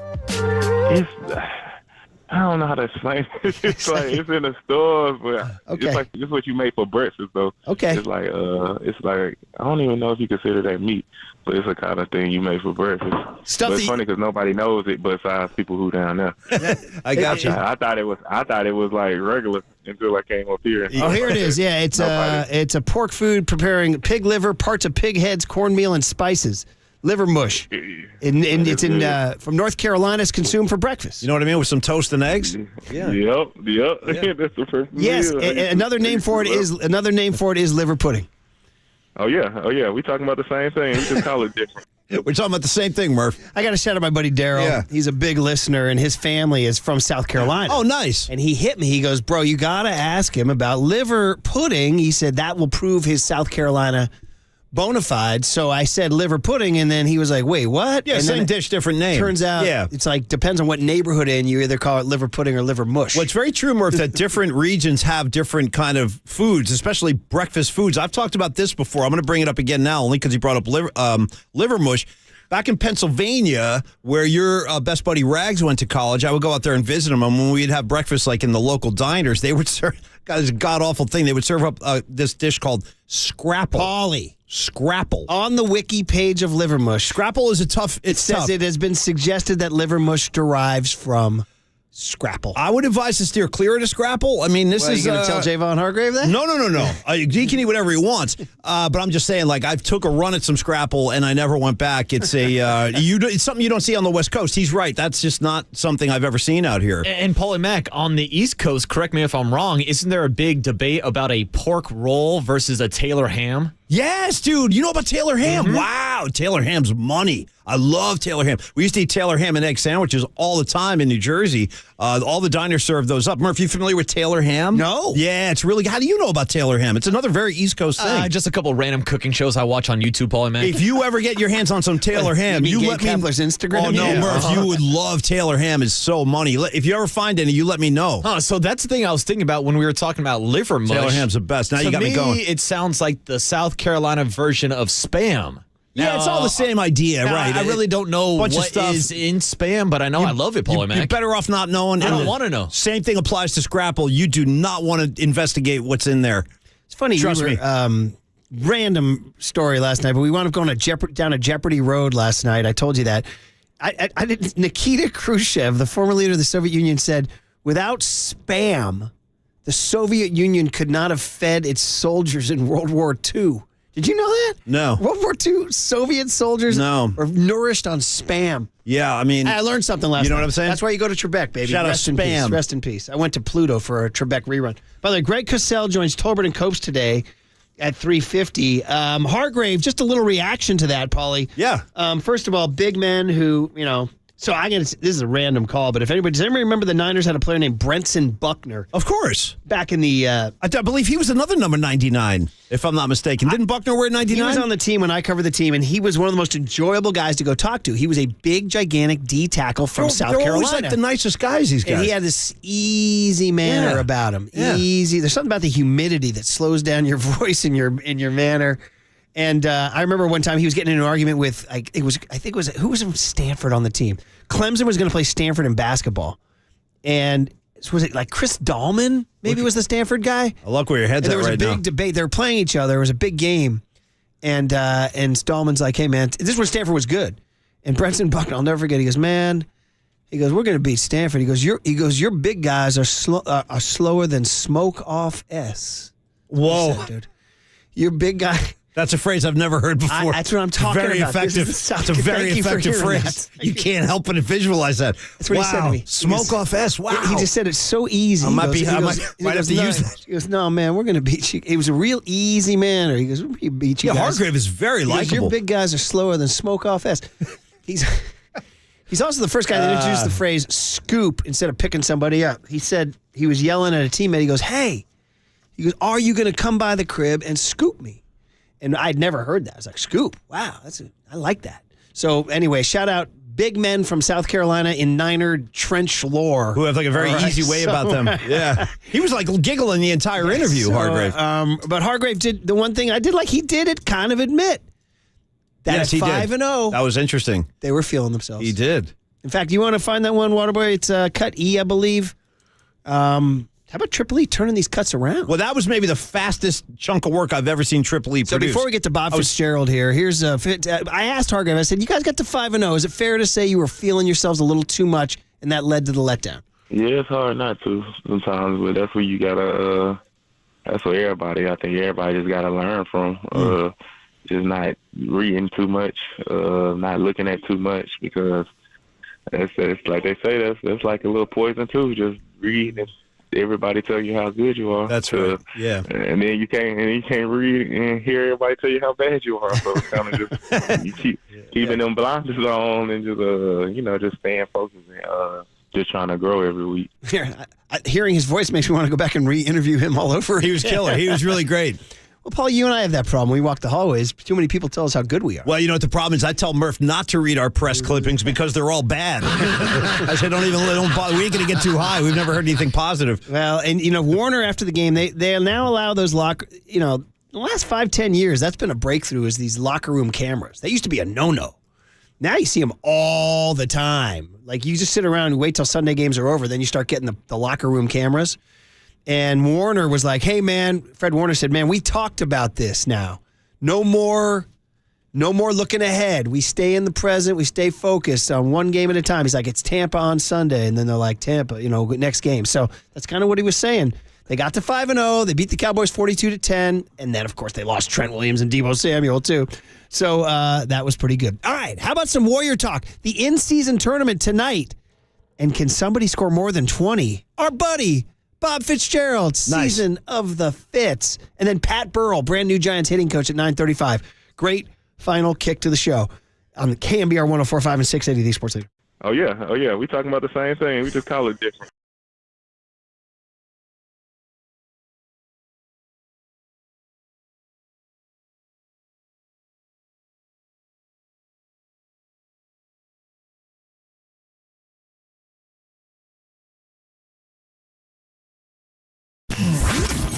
Here's what's trending now. On KNBR.com. Tim Ryan stopped by the morning show yesterday for his weekly hit with Murph and Mac to talk about the 49ers' 34-3 win out in Jacksonville and Chase Young's debut on the 49ers defensive line. To hear that podcast and more, check out what's trending now on the all-new KNBR app.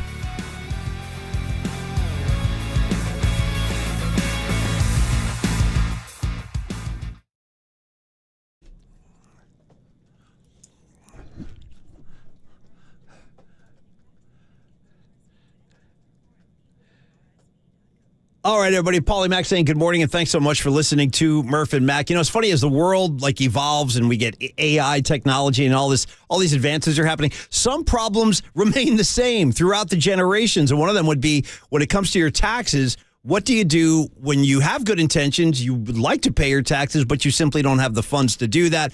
I don't have the answer, but I bet you Steve Moskowitz does. So let's bring him in. Steve Moskowitz with us to answer that question. Steve, when you can't pay your taxes, what in God's name do I do? You talk to us, and Paulie, do you remember the old song "In the Still of the Night"? Oh yeah, I love that song. You know what I think of when I hear "In the Still of the Night"? What? Somebody laying in bed, staring at the ceiling, thinking he can't pay his taxes. What is he going to do? I've actually been there. I've been in that position. Yep. And maybe not telling their spouse, or maybe their spouse is threatened to divorce them or do other things to them. The bottom line is this: you don't have to suffer like that. We've done so many of these cases. We have good experience. There's a lot of good options. We'll explain them all to you. We want to go to the IRS for you so you don't have to talk to them, deal with them, have anything to do with them. And then the next time you hear that song, you can think of what it was intended for, not you're staring at the ceiling being worried about your taxes. Steve, that was awesome. That was a great message, and I like it because that's a very accurate portrait of a lot of people stressing out about their taxes.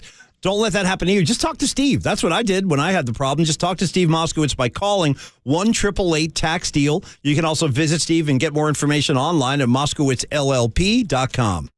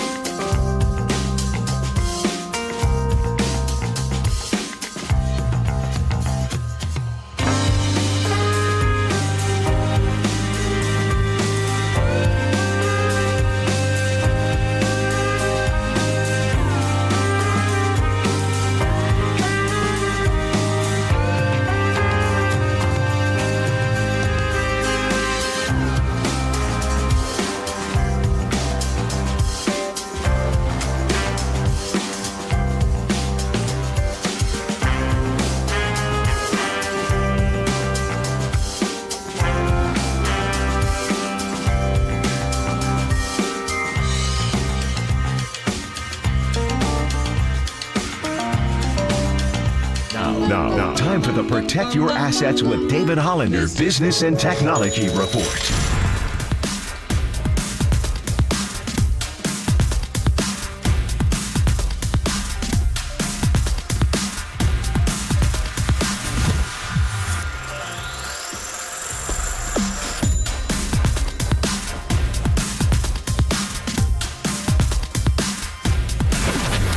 This has been the Protect Your Assets with David Hollander Business and Technology Report. Concerned inflation will ruin your dream retirement? Learn more. Listen to David's show every Saturday morning on KNBR or call 1-866-PROTECT. Listen to the sports leader anywhere, anytime. Download the all-new KNBR app. Now, Murph and Matt continue live from the KNBR Casino Matrix Studio. Casino Matrix Progressive Jackpots are here. Where are you? Just drop in. Please play responsibly. 1-800-GAMBLER. if you just take the time to read the situation, it's pretty straightforward. I love the commentary around nobody knows what's going on, but if you actually just take a second, take a deep breath, and understand there are 6 groups, and whoever has the best record out of the 6 groups and 2 wild cards, go, and then you play a bracket from there and try to get to Vegas, Final Four, play 2 games. Championship is an extra game, but there's monetary stakes on the line, and then everybody else who doesn't make the bracket gets regular season games made up. Pretty simple. I don't know what to say anymore with this guy. He just makes everything better. He just explained that better than anybody possibly could have.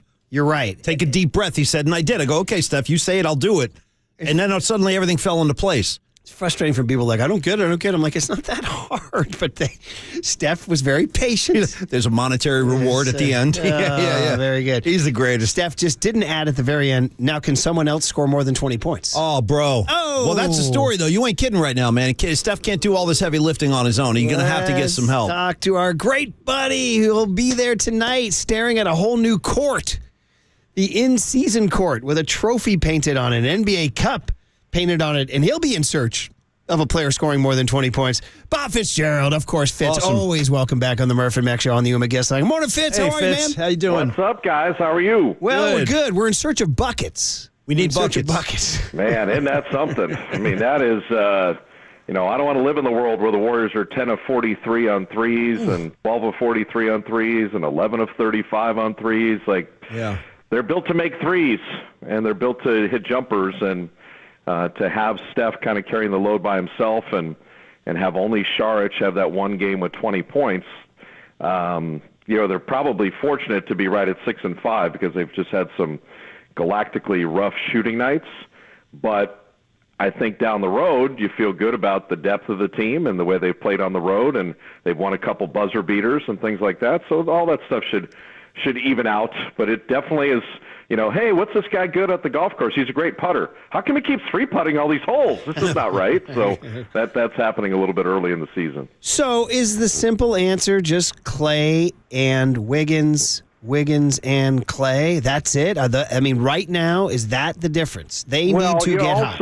You also want to see, when I look at the three-point percentages, people forget, and this is the greatest bar bet ever, is if you look at the 2022 championship, who shot the best on threes on the whole Warrior roster? And everyone's going to guess Steph or Clay, and they would be wrong. Andrew Wiggins shot 39% that year, which was the best on the whole team. So if Wiggins or Chris Paul or Clay or Kuminga or Moody, if these guys start bottoming threes, the Warriors are going to be more than fine, because I went back and rewatched the Minnesota game. You have 43 threes. By my count, just casually, 20 were wide open threes. It's not that they're not getting the shots they want. Steph drives or somebody drives and kick it back to Šarić or Kuminga or Wiggins, and there's a defender within 6 feet of them, and they clank a three. And that's just Minnesota getting lucky. So to me, any reasonable shooting percentage, they've lost to Phoenix by 4 when they shot 10 of 43, Minnesota by 6 when they shot 12 of 43, and Denver by 3 when they shot 11 of 35. Those are terrible nights from three. Any, 1 or 2 more, and you win all those games. So structurally, that's how they're built. They got to rail those threes. If they don't, they're going to have a lot of frustrating losses this year. Man, we're talking to Bob Fitzgerald, and he's right. And Paulie, I've joked with you forever. How'd the Warriors do last night? I don't know. How'd they shoot from 3? I mean, we can talk about pin down screens and split cuts and all that stuff, but nope. It really is. And Bob, in the time you've been around the league, big picture question, just how much more? Is it fair to just call the NBA a 3-point shooting league now? Just a 3-point shooting? Well, it's interesting, Murph, when you think about it, is look at Cleveland with 2 bigs. Look at Minnesota with 2 bigs. Look at the hub of Jokic with guys like Aaron Gordon next to him. Look at how Milwaukee has Brook Lopez and Giannis and Bobby Portis and Jay Crowder. There are teams that are bucking that trend. But the difference is, and the Warriors have proven it, if they're making threes, because with Steph and Clay you have the 2 best shooters in the history of the world, and then you have other guys more than capable, that pace and space can beat size. And I go back to Jim Barnett always telling me when the great Celtics with Russell's teams, they would always scrimmage littles against bigs, and the littles would always win. But you only win if you're maximizing your strength. And that strength, the Warriors' superpower, is perimeter shooting. Because I look at, if someone leaves the Minnesota game, they got Gobert and Karl Anthony Towns. And who out-rebounded who last night? Oh, the Warriors out-rebounded Minnesota. Who had more second-chance points? Who had better points off turnovers? Like, structurally, they did a lot of other things that a small team shouldn't be able to do. But they're built to make perimeter jumpers, and when the ball's not going in, then it all unravels. So it sounds simple. I'm sure Steve is looking at a lot of tape going, I love that shot, didn't go in. Love that shot, didn't go in. Love that shot, didn't go in. Like, that's super frustrating. But over 82 games, you should say, hey, the Warriors have been, a top 5, top 8 shooting team for over a decade. They're 23rd in the league in shooting. They're 23rd in the league in three-point percentage. Like, that shouldn't last over 82 games. But that's why we play sports, to kind of see what happens. Bob, I think a lot of Warrior fans are waiting or would like to see, Clay get a little hotter, Wiggins get a little hotter, and specifically with Wiggins, I was listening to Tom Tolbert yesterday, and Tom kind of described Wiggins as just being, quote, in a funk. He's kind of, it's almost like he's dragging a little bit out there, and if that is the case and he's, clanking a lot of shots, is the path to a little more success and more points, is it about driving to the rim more for a guy like Wiggins? Well, you're asking a great question, Paulie, is that, when you see Wiggins defensively, he's been better the last couple games. Good. Offensive rebounding-wise, he's grabbing 3 or more offensive rebounds now, like in 5 straight games. So it's like, oh, good, he's going to the offensive glass. But the perimeter shot's not going, and then if he's driving, guess what? He's not making free throws. Wow. So now it's like, oh, if I drive and I'm 1 out of 2 or 0 for 2 from the line, the driving isn't great because you're coming up with some empty possessions. I think Tommy just hit it right, is that it is a funk. It's 10, 11 games where you're like, man, Kuminga led the league in scoring in the preseason. He was fantastic. He's shooting 38% now. He's at 20-something% on threes. Like, that's weird. Clay's had some games, but Clay hasn't had 20 points in a game yet. Like, wow. That's weird. Wow. Wiggins is scuffling like that. So, we see it, in baseball where teams go through kind of hitting slumps. We're like, this team can hit. What's going on here? Mm-hmm. And then when they blow out of it, then they get on quite a roll. I think that to see them shoot 47% on the road and have the nice road record early, that's very encouraging. But this is a tough homestand against very good teams, and a lot of times in the NBA, it's not who you play, it's when you catch them. Mm-hmm. Hey, man, Minnesota's won 6 in a row. They're the number 1 defensive team in the league. They're playing great basketball, and you get them twice in a row, and then here comes OKC, and the Rockets have won 6 in a row. That finishes off your homestand. So, it's a challenge, and you also see, and I've noticed this really the last couple of years, man, do the Warriors get everybody's come-to-Jesus game. Like, people get up for the Dubs, man. Yeah. It is. They know who the Warriors are. They know the scrutiny and the fishbowl they live in. And teams and players give efforts that you just don't see. I watch a lot of League Pass, and you see them play the Warriors like, who are these guys last Tuesday? Yeah. They're acting like their life is on the line in this game. And that's good because that gets you ready for the postseason because you're battle-tested because you're getting everybody's best shot. Fun to talk to Bob Fitzgerald about the Warriors who had a lost weekend. Came home and couldn't make a bucket and lost to Cleveland and Minnesota. Tonight's tournament night, the NBA Cup in-season tournament, Game 2. So you see the court painted all pretty. Fitz, do I have to ask you about Draymond? This seems to be a topic that comes up with some regularity over the last 10 years. And the latest was the weekend. I don't know. And listen, you've given your answer 100 times about this is who he is, and they've won championships with him, and they might have lost one championship with him. I don't know. But, over Saturday, was it too much what he did with Cleveland, hurting the team's chance to win a game? Do you just let him run, let the pony run? You've seen it a million times, but, him being off the floor hurts the team's chances to win a game. He even kind of got into it a little bit with Anthony Edwards on Sunday. I guess there was some mic'd up incident, too. So what do you think? Does he need to, for the 1 millionth time, does he need to dial it back? Well, I think, Murph, I'm going to steal from you.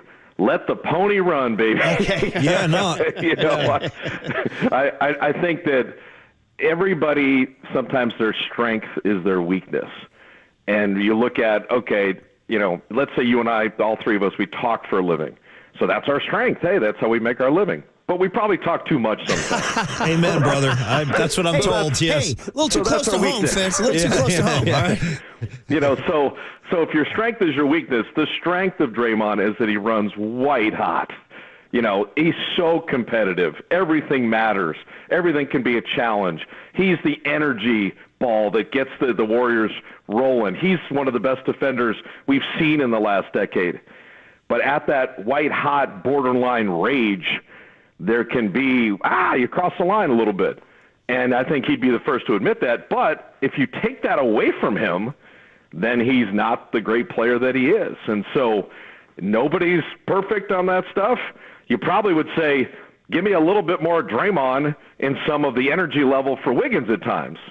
But then you might say, hey, give me some of Wiggins' calm in Draymond at times. So I don't think there's any great answer on that. I do think what was weird on the ejection was the review to go back in previous plays to assess a technical, like that's getting real extra. And, they're not doing that to Trace Jackson Davis. So he has more scrutiny on him. He's got to be aware of that. And there are also crew chiefs you have to be careful with that. There's guys that really want to establish who they are, and if you get teased early and you get two of them and you're gone, like that kind of stuff, that can't happen on a regular basis. And usually with Draymond, it doesn't. Fitz, we'll leave it on that. You mentioned TJD there at the end, and I guess if there's going to be any mild adjustment to Steve Kerr's coaching in the first 11 games, is playing the rookies more. You even saw, I'm sort of not totally joking, but that little stretch with Pajemski at the end of that game Sunday night, that was the one the game. But just, the legs, we're talking about legs and an older team. So would you like to see those guys get more meaningful minutes, Pajemski and TJD? Well, Steve has such a great pulse on all of that. And I do think they will play more as the season goes on just because you've got an older team. People need to know that Trace and Brandon had played 3 consecutive games because they played very heavy minutes Friday in Santa Cruz. Mm-hmm. Then they played Saturday and then Sunday. And I don't think the coaching staff wants anyone to play 3 games in a row in 3 days. Like, they just don't do that. So that limited them a little bit for Sunday. But I love these 2 rookies, not only as people, but their ability level, where they fit.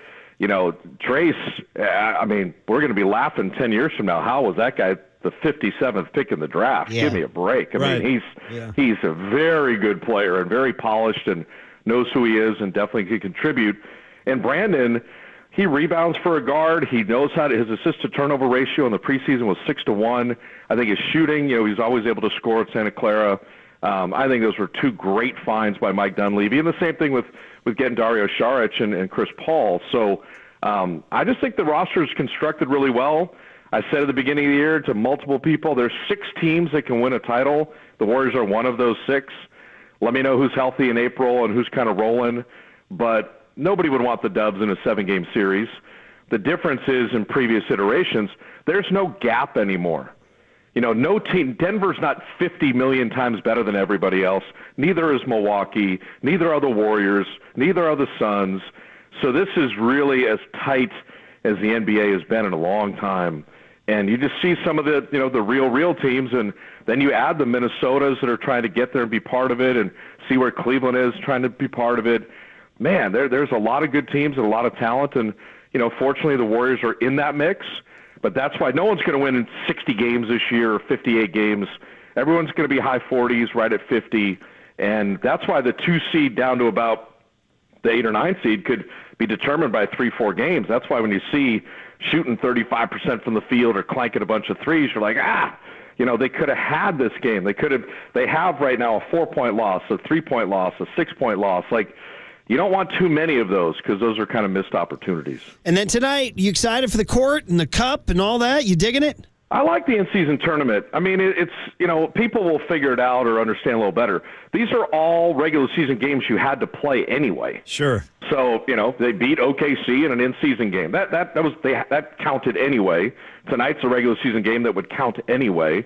The difference is after you play 4 in your bracket, hey, if you're the division leader or one of the 2 wild cards, now you have a final 8, 4-2, and the 4 and 2 are down in Vegas, and people, the players get some cash if they win it, and this is the early part of the season. It's very much like a basketball tournament where they have a Thanksgiving tourney or a Christmas Cup or the Maui Classic or whatever. It's not the end of the world if you don't win. It's not the greatest end of the world if you win. But the guys are into it. There's some cash out there. It's kind of fun with the different, jerseys and courts and stuff. So I always credit the NBA for experimenting and trying things. Because like the play-in tournament, I remember, oh, God, they're what? 7, 8, 9, 10? What's going to happen? And play-in tournament's awesome at the end of the year. And so I think you try things. Sometimes it works, sometimes it doesn't. So far in the NBA, things have been good. I look at, one of our favorite sports. Look at baseball. Oh, you can't put in a pitch clock, the timelessness of the game. And the pitch clock was fantastic this year. Yeah. And the next fantastic thing is coming in 2-3 years is going to be automated balls and strikes. Yeah. We're going to get to a point you don't even notice. Like, oh, that's low, that's outside, that's this, that's that. Like, to me, always, I loved what baseball did. Let's not have 52,000 pitching changes. You have to face 3 batters or end an inning. Guess what? Yeah. That's a good change, too. Yep. Let's have the DH in both leagues. That's a good change, too. Like, come on. I was about to let you go, Fitz. Yeah, I'm never going to buy. Barry Zito or Frank buy. Thomas. Who do I want with a bat yeah. in his hand? Have Come you on seen now. the DH lately, my friend? It ain't Frank Thomas. All right, buddy? Hey, buddy, it's great catching up You know with what? you. Hey, you just end on that note. You're right about that. That's so true. Designated hitter. I want the hitter in there. I know. Let's go. Where is the hitter? Yeah. Hey, it's awesome catching up with you. It is, Can't Bob. wait, Thanks, man. We'll be listening tonight, buddy, and we'll do it down the road, Make okay? my day hearing from you guys. Buzz me anytime. Great Thanks, stuff, Fitz. Buzz. Great stuff, Fitz. See you guys. And from one WCAL guy to another, Pat Burrell, the new Giants hitting coach, next on the Sports Leader.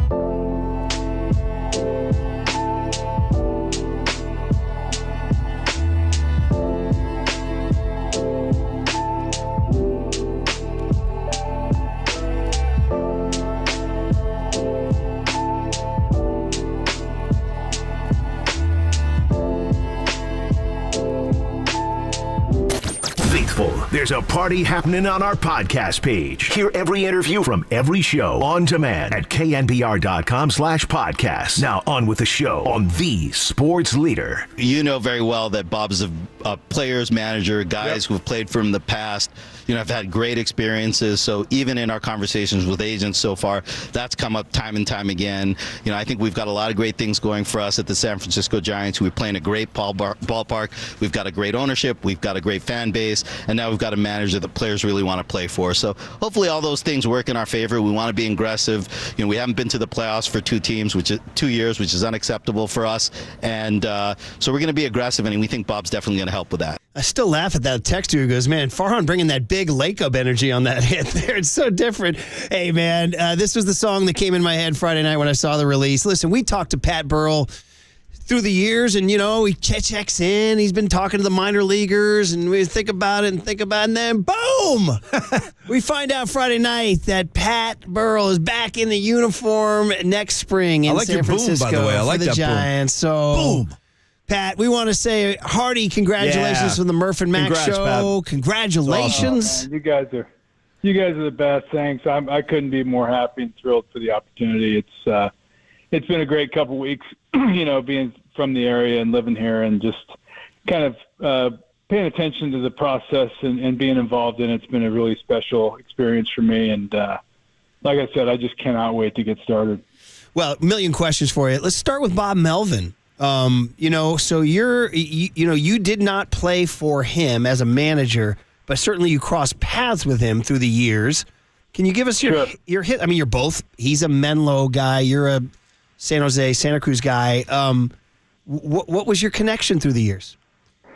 To be honest, not much. From my end, just the utmost respect by the way his ball clubs played, the way he went about his business. I had a lot of friends and guys that I played with that had played for him, and you just kept hearing the same things. You'll love him. He's a great manager. He's honest. He communicates. All the things that as players, you hope that you get an opportunity to play for guys like him. So thrilled that that was who we were able to get as a manager. But in the early stages here, just a couple brief conversations, just about, the state of the ball club and my experience with some of the younger guys that I've worked with in the minors that, obviously came up and had some impacts on the season this past year. So everything's been great. Haven't had much experience with talking with any of the other coaches that he's brought on, but from everything I hear that these guys are committed, and everyone's just thrilled to be in this position in San Francisco.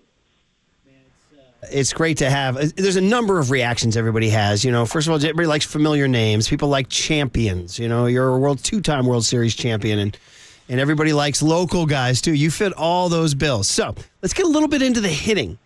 We were actually discussing this earlier in the show, and what is hitting? Like, has hitting changed through the years? Is the stuff you learned playing high school ball down at Bellarmine and college out in Miami, and then through the minors, and then breaking in with the Phillies in the early 00s, is hitting different? Are you going to have to teach something different in 2023? Or, Pat, is it pretty much, no, dude. Still baseball? This is how you hit, and this is how I'm going to teach you how I was taught. Yeah. Look, I think some of the fundamentals are obviously ingrained in me, and the things I've learned through the years, through my experience. Don't know that any of those things have really changed in the game. One of the things that's different, obviously, is, pitchers are throwing harder. This stuff is a lot more electric these days. There's a different style of pitching. It's become a little bit less of a craft and more of, let's throw everything we have as hard as we can and do it as quick as possible, right? So in that respect, it's different.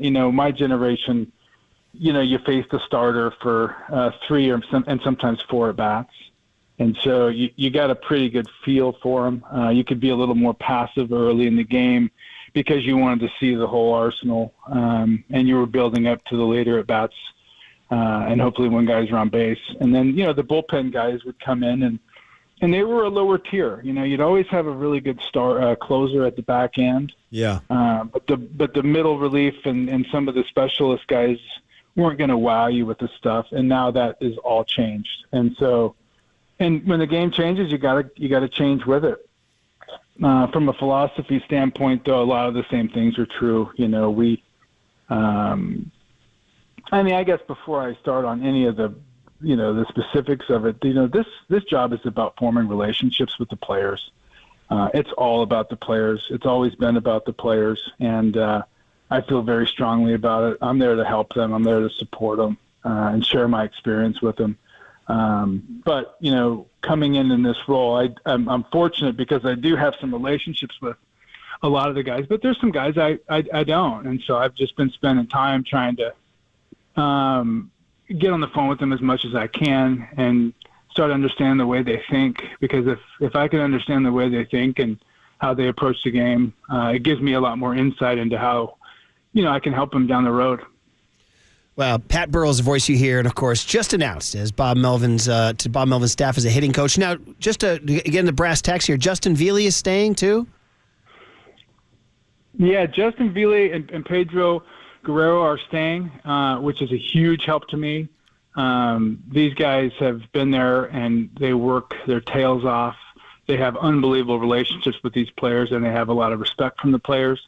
And me coming in, jumping into a full-time role, these guys have already helped me so much just about the way things go.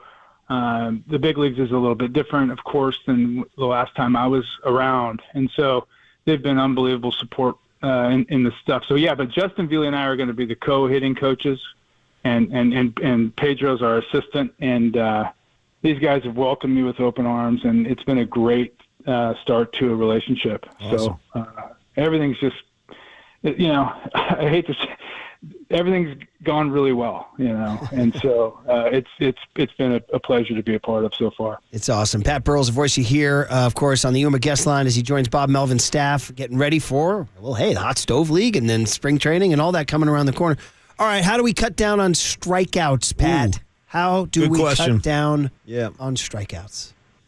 Well, I think, overall, you got to look at this through a little bit different lens about the players on the team and some of the struggles that we saw at the end of the year. You got some guys that, weren't exactly healthy, some guys that were hadn't played as much as they had played before. So there's a little bit of growing pains associated with this. Michael Conforto, for an example, he missed the entire 2021 season recovering from surgery, right? So last year was his first year kind of back, getting his legs under him, and that'll help him going forward. J.D. Davis, another guy that, in previous years hadn't really been out there as much as he was last year. So, in my talks with him about just getting his legs under him, he knows what to expect now in that kind of role. And then you have just some normal growing pains for some of the young players. The major leagues is a whole different animal, right? So guys that come up in the minor leagues, they probably have, and we've heard this through talking with some of these guys about they just don't see the stuff. The stuff at the major leagues is so sharp, so hard, and there's some natural adjustment that goes on here, and you got to expect a little bit of adjustment in that process and a little bit of tug of war. And then you got, guys that come up and have success, and then the league adjusts to them too. So there's a little cat and mouse that goes on in the game. And we definitely have some things to improve on, but to call out something specific is probably unfair, just because all these guys have different approaches and different swings. So it's probably a little more complicated than that. Okay, so I ask a broad question, and you're like, "Hey, man, I got all these different kids I got to work with. They're all different." But let me ask you another broad question. Then, is batting average matter to Pat Burrell, the hitting coach? It does. It does matter to me. There used to be a saying that if you go out there and you try to hit 300, the rest of your numbers will fall in place, and there's a lot of truth to that. If you're going to go out there and chase metrics and home runs and doubles and triples and RBIs, it can be overwhelming, of course. And so if you try to keep things simple, you take it day by day. We want guys to get on base, and there's a lot of different ways to do that, as we know. But obviously, in the big picture, we want guys to control the strike zone. We want guys to have a plan. We want them to be able to execute the plan. We want to give them all the information that we can to help them. And part of that is a little bit of checks and balances too. We want these guys to learn how to prepare themselves too. So there's a lot going on here, and this is obviously in the early stages, but it all starts with building the relationships, and that to me is as important as anything. I want these guys to know how much I care about them, and I want them to trust me. So I got to put the work in to earn that, and that's something I can't wait to start. I love it. Pat Burrell, a couple more minutes here. We look forward to many conversations with Pat in the upcoming spring and through the season, because just a Bay Area kid making it back into the Giants dugout as a coach for, hitting coach for Bob Melvin's Giants. I know we're sort of running out of time, but will you ever say to them, hey, 2 strikes, shorten up, go the other way? Or is that black and white movies in the 1930s? I don't think it is. I think, your best years as a hitter, coincidentally, you're going to have some of your best 2-strike approaches. I think that's been true of everybody. And so, yeah, we look, this is about a team, right? And how collectively as individuals can we beat the other team? And so, the team approach is something that's so important. And I want to get back to that. I want to get back to everybody pulling on the same end of the rope. The goal used to be to get the starter out of the game because you could take advantage of the bullpen. That's not the case. We have to be prepared for your biggest at bat in the first inning. You've seen it. You've seen the metrics on TV. The teams that win, they score first. So, it's a collective team effort to try to do everything we can to get ahead. And that's going to take everybody. That's going to take a commitment. It's going to take a level of discipline for these kids and some of these guys that are even a little older. But it's all in the sake of winning, and that's all this is about. We got to find ways to beat the other team. It's that simple, and that takes everybody. And I know that the early talks we've had with our hitting group and even some of the players is that's the focus. How can we beat the other team today? And it's going to take a collective approach from everybody. Yeah, so the approach changes per the situation, right? Sure. Yeah.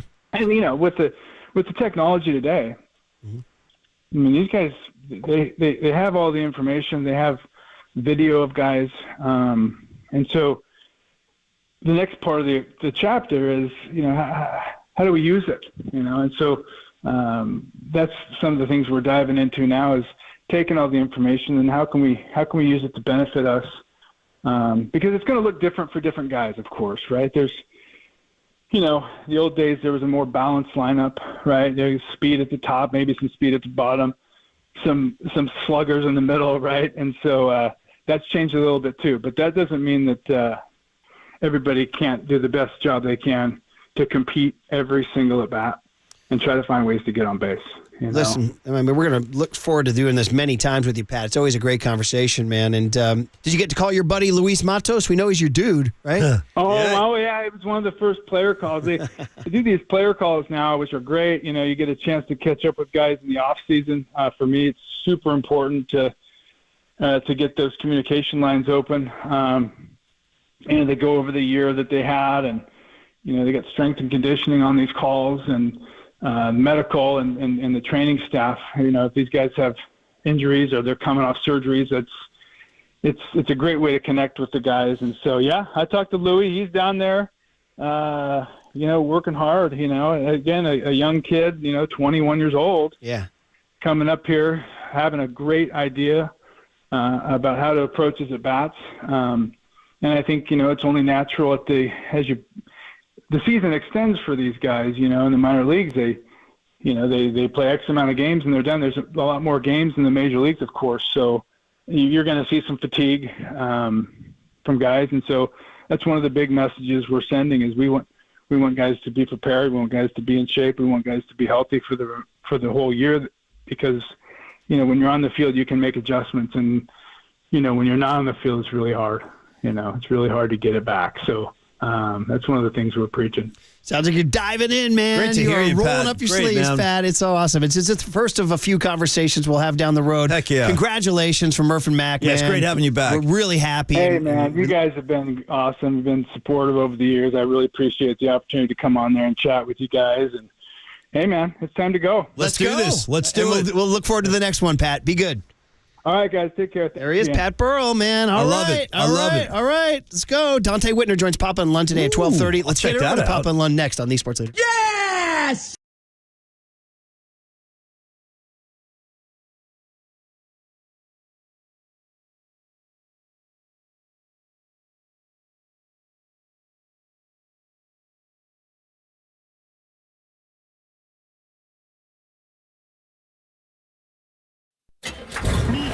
From the Chilton Auto Body Traffic Desk.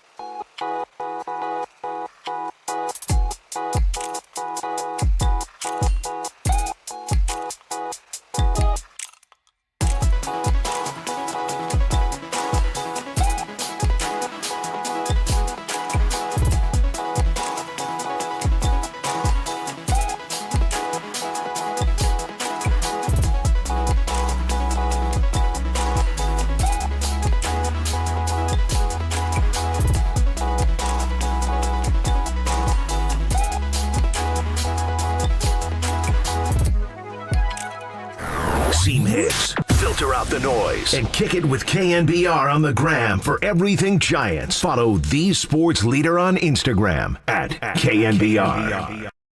All right, the boys are in. Hey, listen, if Biden and Xi are going to come to San Francisco, so are Papa and Lund. They're coming here. You guys going to be at the state dinner at the DeYoung Museum? Is that where you're going to be? Is that today? No, I think it's like Thursday. I think. I don't know. Did you get affected by everything? Is everything all right? The APEC? I've had no problem with traffic. John's in studio today. I thought you'd stay home all week. Well, and no, hide. I heard yesterday because my wife, is in a certain business, and so she's like, "Oh, the city is," and so it scared me away. And then, well, everybody's saying that, not just Laney. You know what's Everybody's happening? saying that. You know what's happening is everybody's afraid, so they're staying home. Yeah. Today was actually light. Yeah, but it's the out-of-towners we're worried about more than that. But they're not driving cars, are they? No, they're not driving No, cars. it's light. They're The streets. Come into the city. And nobody's driving. Now they got nobody driving. The car just. I was turning left the other day, and I had 3 driverless cars next to me. How about that? How about that? You're fleeing the scene. Did you see me the license plates on my new car? Did I send this to you, John? No, let's see it. What do you got? He's driverless. I'll put it on the screen. Well, you got vanity plates, G-Pops? I hope it says G-Pop. He puts it on autopilot. He just reads the iPad. Is it FRNC? Now I got to find it. Who the hell sent this to me? I'm going French Connection. I would just put G-Pop on that plate. It's related to what we were talking about, right? Is it driverless? Well, let me see. Driver. I'm not a robot? No, not a robot. It's exactly my car. It's my black Tesla. Woo. Nice. And it's not TDSF? No. Something like that? It's not. Where's the damn picture? I got so many pictures here. Can you just describe it to us? Well, I'm trying to do it on the stream and not give the punchline away. Maybe that's a tease. I can't show you that one. I can't show you that one. Hey now. Can't show you that one. We got some. I know what's going on there. You're not driving a boat, are you, Greg? No, I'm just kidding. I'll save it because you guys want to get out of here. Basically, the plates are no numeral 1 driving. No one driving. No one driving. Or number 1 driving. No, he's There it is. He's watching all 22. I found it. Auto. All right, we sure can look at that one? We can look at that one? Okay. It's Tessie. That's my car. No one driving. Tessie, the old Red Sox Rooters song from Fenway in like 1912. It's not Sweet Caroline? What's the Tessie song? Where are you going? The Royal Rooters from like 1912 and Babe Ruth, their song was Tessie. Did you ever speak at the Red Sox Booster Club luncheon? Me and Marty Lurie. At Anthony's Pier 42? I've actually been there. Me and Marty Pier 4, Anthony's Pier 4. Remember when Marty used to do the Philadelphia A's Society when you and I were on the beat? Well, we went back there and played for the first time. Yeah. I had a tour. And Marty was a Philly back then, getting booed every at-bat. Our guest? The bat. Yeah. Pat the bat. Was he on today? Yeah. We just had him on. Oh, wow. How's he doing? We broke it down. We were getting into the X's and O's, man. We were just talking stuff and approaches and 2 strikes. Did he say anything about Shohei Ohtani's controlled, powerful swing? We left that part out. You didn't get who we had on today who was a delight was Javon Hargrave. The grave digger. Oh, man. There's something about South Carolina that just makes you easy like a Sunday morning, man. Easy like a Sunday morning. He's hot or cold? He's hot or cold? We got him on a good day. You got him on a good day. Got him on a good day. Yeah. All right, here's the deal. Hey, Mike Martz. I want to correct this. Mike Martz is joining these guys at 10:30. All right, that's when I'm going to correct myself. Now I can tell you it's time for a change. Think Speedy Oil Change and Auto Service. Your trusted oil change, tune-up, and brake experts. You are listening to KNBR and KNBR FM San Francisco, the sports leader, a Cumulus media station. It's got to be America's team. It's got to be America's team. She's a football coach. He's not Gandhi. I'm the iron wall that viruses bash against and shatter. Go to hell. That's the end of the game.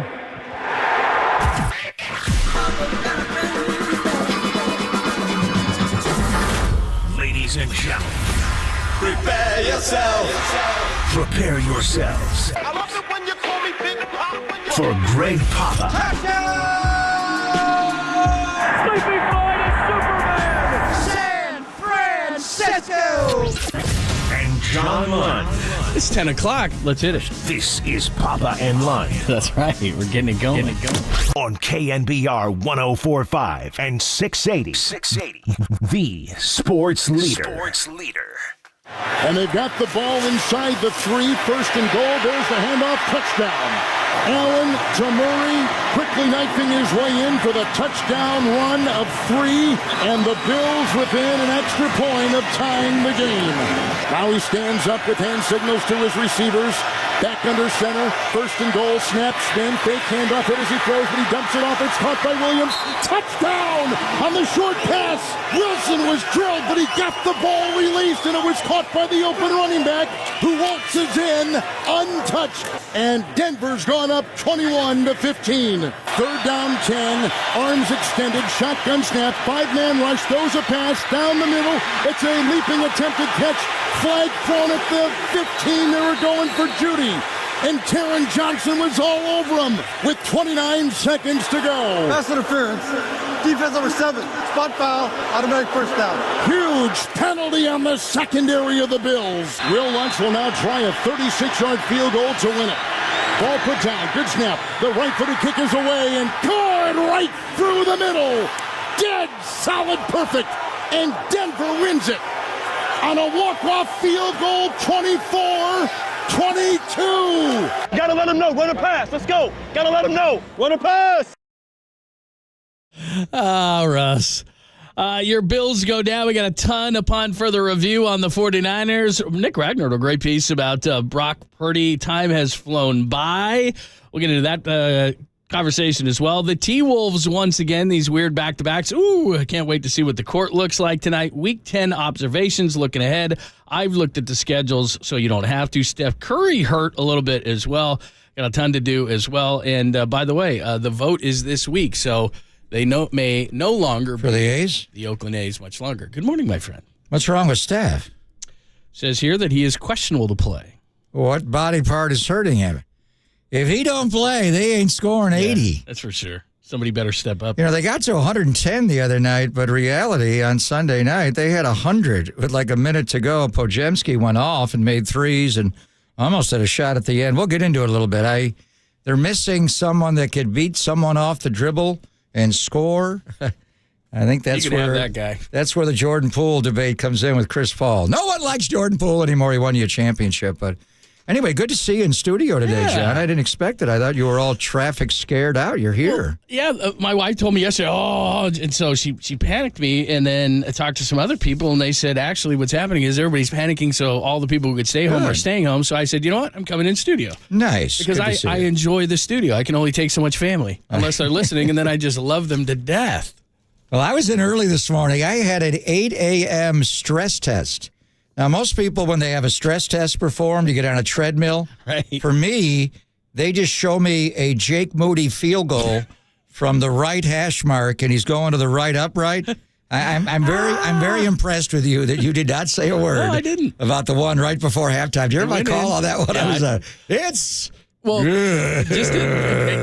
how I watch the game from my studio at home is he makes extra points down the middle. It's the field goal on the right hash that we're worried about. But I listen to you, and you're about 3 seconds ahead of the TV feed. Oh, really? Yeah. Doesn't that spoil it for you? Yeah. So, well, I kind of like it. So then I know what to look for and everything like that. So when you said that, I hadn't seen it, and and when you were kind of then I'm like, oh no, and then I looked at it, I was like, oh. Yeah, they showed me. They kept showing Jake right hash field goals, and I was like, okay, you want to give me cardiac arrest right here? He's turning Kyle into Mike Shanahan. And then they showed me Will Lutz. First of all, going wide right. At last, the people in Western New York are happy with wide right. And then too many men on the field on a field goal block after Denver already called a timeout to line it up. I mean, they ran the play the next play. But there was a timeout before that. Couldn't they get their field goal block on? Yeah, you're either on field goal block or you're not. No, it's not. There are different people that go on field goal blocks. Some guys do based on where they are on defense. But how do you not know that? That's crazy. Well, because they ran on the field and did it in a fire drill. It was quickly done. But Buffalo could have had the field goal block on the play right before when they moved it to the middle because they knew they were just going to move it in the middle. In any event, they did not deserve to win the football game. It was terribly played. They fumbled on the first play of the game. Josh Allen is just, what has gotten into him? 13 total turnovers. The handoff to Cook never got there. He fumbled it, so he's got 2 fumbles lost, and he's thrown 11 interceptions. He got spared one with a penalty and a sideline route that looked like it was intercepted, so he could have more, and then when something goes wrong, somebody's always responsible. Somebody's got to get fired, and Miramonte's own. Ken Dorsey went to Miramonte High School in Orinda. Great high school player, great college player at Miami, had a decent pro career. It's been hard for him replacing Daboll. I thought he committed to the run more than Daboll did, but last night they're a 500 football team. And what's tough about this, John, is their schedule. Because I was kind of hoping they could go into the link and give the Philadelphia Eagles a game. They got them coming up on their schedule. Right now, I don't know if the Buffalo Bills can beat anybody. They can't even beat Denver at home. They are a poorly coached football team. I mean, somebody's got to get fired, I guess. If Ralph Wilson, the late owner, was alive, he may even think about firing the head coach or the special teams coordinator, which he did with Bruce DeHaven years ago after the bogus Music City Miracle. But right now, they are not a very good football team. Now, can they get it back in time? And are they even going to make the playoffs this year with their schedule? But right now, what has gotten into Josh Allen? From the first game of the year, that guy can't play on Monday Night Football. The Aaron Rodgers got hurt game, the Achilles game, he was a turnover machine in that game. And then last night, he just turned the ball over incessantly. Real quick, just some breaking news, and we'll jump back to football. The Giants have announced Brian Price will be their pitching coach. He was in Seattle and Cincinnati.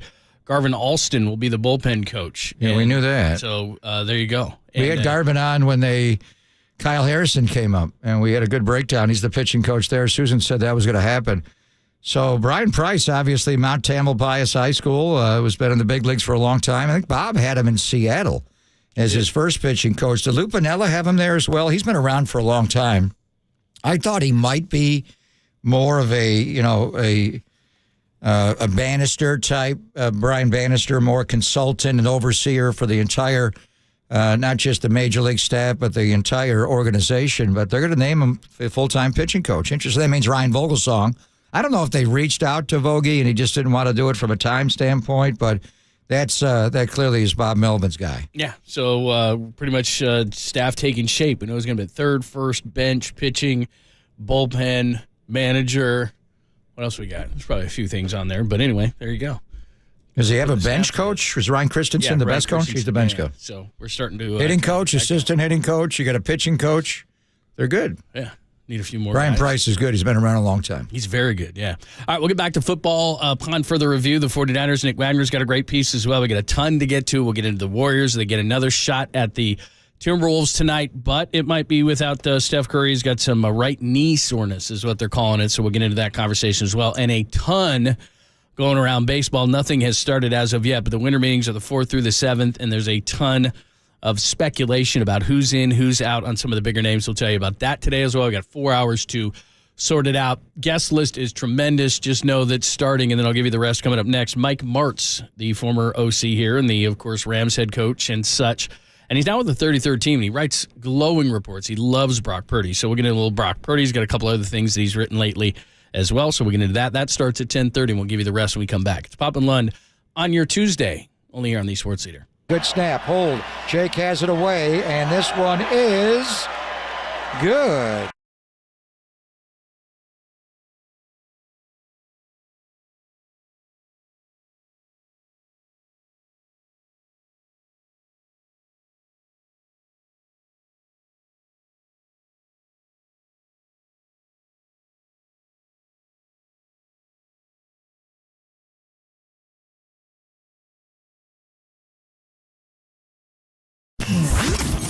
Here's what's trending now. Trending now. On KNBR.com.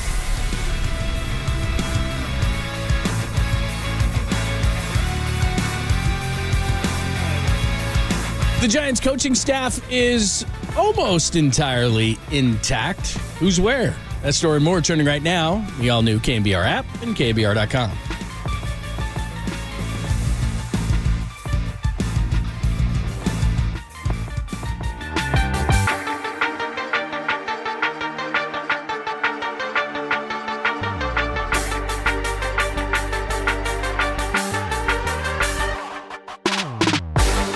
Begin laser ignition sequence.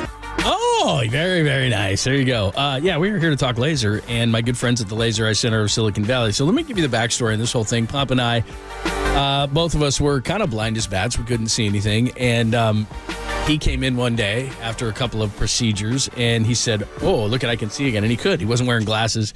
He was boasting and bragging, which is totally unlike him. And so he comes in, and I was like, what's going on? Finally, I'd had enough. And I said, okay, what's going on? Said the Laser Eye Center of Silicon Valley. Dr. Bindi and Dr. Ling are absolutely great at what they do. And I had actually a laser procedure somewhere else, and it didn't really work for me. But the CLR was a godsend to me. I can see now, don't need the readers, go into restaurants, don't need to turn on the flashlight on the phone. You know, all that goes as you get older. So CLR, custom lens replacement. Do remember, this is what's really cool. The Laser Eye Center of Silicon Valley, they're the leaders in modern vision corrected. So, like I said, what worked for me is CLR, custom lens replacement. But LASIK, Smile, EVO, any kind of thing like that, different procedures for different people. So what you got to do is you got to go in to the Laser Eye Center of Silicon Valley and see what's going to work for you, because everybody's different.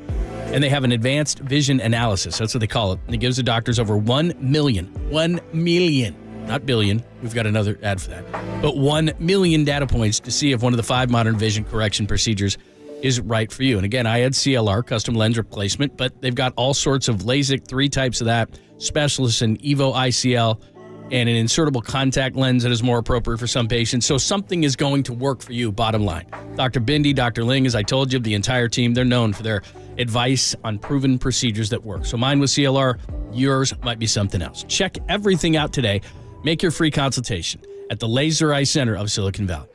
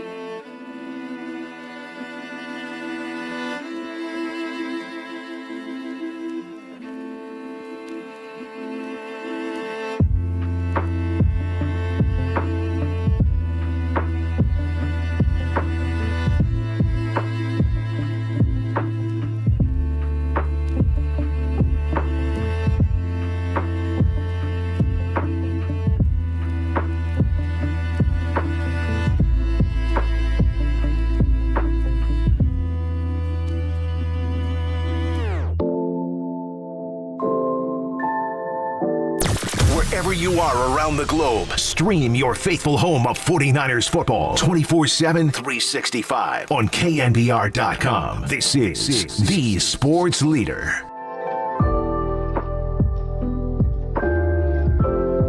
What's happening? Thanks for joining us, Pop and Lone. We're going to get into a ton of Niners upon further review, and Mike Martz is going to join us from the 33rd team. And he loves himself some Brock Purdy and wrote a couple of nice pieces in advance of Jacksonville and San Francisco on Sunday. So we'll talk to Mike Martz at the bottom of the hour. The rest of the guest list goes like this. Dennis Brown, Super Bowl champion, is going to join us at 12:15. Marcus Thompson is going to join us at 12:30. He's got a piece on Andrew Wiggins and other stuff. And Michael Grady, he is from the T-Wolves TV team. He's going to join us at 1:15, and we'll talk Warriors with him. Steph Curry, questionable right knee soreness, so we'll keep you up to date on that. Remember, YouTube and Twitch, you can see us and Papa's changes. Although now, you always know if you tune into YouTube what we're talking about, because Pop's got the Giants hat on now. It'll switch throughout the process. So YouTube and Twitch, check that out. And, of course, text line is wide open. The Golden State Lumber and Building Materials text line, questions, comments, thoughts. You can always interact with us on that one. Just real quick, and then we'll hit it up with Mike Martz on the Giants. So Brian Price is kind of old school, and Bob Melvin's obviously your manager. You got Brian Price. You got Matt Williams coming in. You got Hallberg moving from third base to first base. You got Pat Burrell coming in. To me, it just kind of has an old school feel. And again, this conversation about analytics and whether teams do analytics, it's so far past that. It's not that they're not going to do analytics. It just seems to me that maybe there's a little bit more feel going on in the dugout maybe next year. I like it. You're saying old school, you're just saying old. They're hiring older guys. So Brian's my age, Brian Price, and he grew up in the Bay Area. I think Murph knew him at Tamalpais High School in Mill Valley in Marin, and he went on to Cal Berkeley. He also was a guy that Bob Melvin inherited in Seattle. He was Lou Pinella's pitching coach, what I remember him, and he was a young guy back then. He was thought of one of the younger pitching coaches. I mean, back then it was older guys, Art Fowler with Billy, Martin, obviously. Dave Duncan had been around with Tony, but Brian Price was kind of cutting edge and state-of-the-art back then. But that was in 2000. It was Sweet Lou, and then Lou went to Seattle. Brian Price stayed, and then Bob Melvin took over as manager, and then he was with Arizona. Then he went to Cincinnati. Then he's with Philadelphia, and he was not the number one pitching coach, correct, with Bo Mel in San Diego, but he was a senior advisor to the Major League coaching staff. So I didn't know what role. He was the Phillies pitching coach in 2019. He retired full-time coaching following the 2020 season. So I just didn't know if he wanted to get back into it full-time. It's one thing to be an advisor, and you're still traveling around a lot, and you're going throughout the minor league system. But so at age 61, and Bo Mel just had his 62nd birthday the Saturday after they hired him. So the bottom line is, and Bob said when he got to Oakland is where the analytics, the data that was provided to him by Billy and David Forst and Farhan Zaidi kind of opened his eyes, as far as what's available for information. But I think it's a combination. Bob Melvin's staff is a combination of guys he feels comfortable with in previous stops, like San Diego, going back to Seattle with Brian Price. Matt Williams, obviously, was his third base coach in San Diego. But then I think Farhan added input. I don't know how much Bob knows Pat Burrell, other than, playing against him. But Pat Burrell has been the Giants' minor league roving hitting instructor, and we know Pat the Bat, and being a great Giant in 2010, a Philly, great career, and he's worked with me on TV. And so I think that is the development of the younger Giants, and we'll see how many young guys they keep, how many they trade, but a good handful are going to be. You kept citing how many rookies are making their major league debut in the last couple of years or even had rookie status. So the Burrell hiring, I think, is more Farhan input that we'd like to bring Burrell in, and then Bob had to get to know him. The Ryan Christensen hiring is Bob, because that was his bench coach. Now, what's Kai Correa's role? Haven't seen. He's under contract, though, right? I think so, but yeah, I haven't seen what he's doing. He's pretty affiliated with Gabe. So Ryan Christensen is Bob's bench coach. Correct. Right. Mark Holberg has moved from third base to first base. Mm-hmm. So by hiring Christensen, what would they do with Correa? They could. Kai kind of oversaw the defense. So, and when Wody was there, Wody was a bench coach, third base coach, and he ran the defense. As far as I know, Correa's under contract. I think they still have to pay him, and he's a bright mind.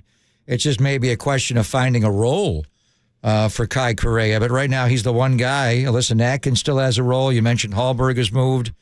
Justin Veely's going to stay on the staff and be Pat the Bat's assistant. So Brian Price is just a comfort level for Bob Melvin. It's like Kyle Shanahan when he got hired here. He wanted Bobby Turner to be the running back coach, and that was going to be it. And Bobby goes back to Denver and his dad and all that. And I got Anthony Lynn as well after a few other stops. So I think his coaching staff is a combination of Bob Melvin wanting to bring guys in, and then Farhan saying, "Hey, can we have Pat the Bat? Pat Burrell be a guy?" And then I'm sure Bob spent some time with him before they hired him. So I like the staff, but it is, to your point, it's also guys that played Major League Baseball. Brian Price did not, as far as I know. He also was the manager of the Reds.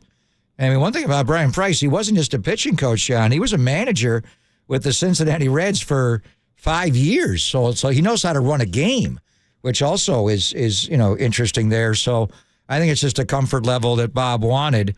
But then you have guys that have major league pedigree, obviously, in hiring Matt Williams, one of the great Giants of all time, and Pat the Bat from Bellarmine Prep and San Jose, and then obviously his major league career and what he did. So how many guys did Cap have that played Major League Baseball? Andrew Bailey was an all-star in Oakland for a couple of years. Anybody else on that staff actually play Major League Baseball? Good question.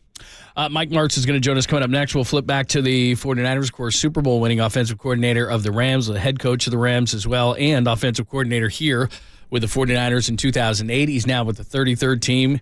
He's not short on opinions, and he loves himself some Brock Purdy. He's got a few good pieces on Brock. Also some stuff coming into the Jacksonville game that came true as well. So we'll talk to him about whether the 49ers are back, what he thinks of Brock. We'll get into that conversation next, only here on the Sports Leader.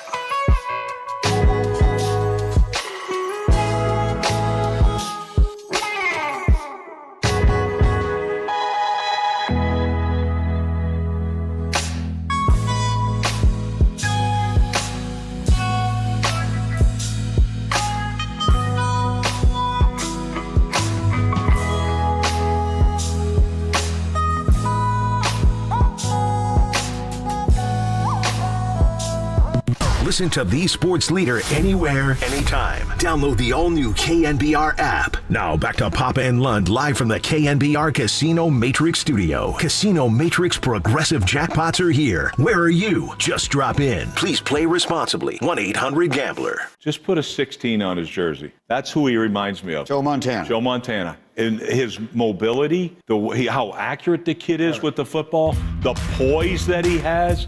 Here's the thing right here on the flea flicker, all those type of things.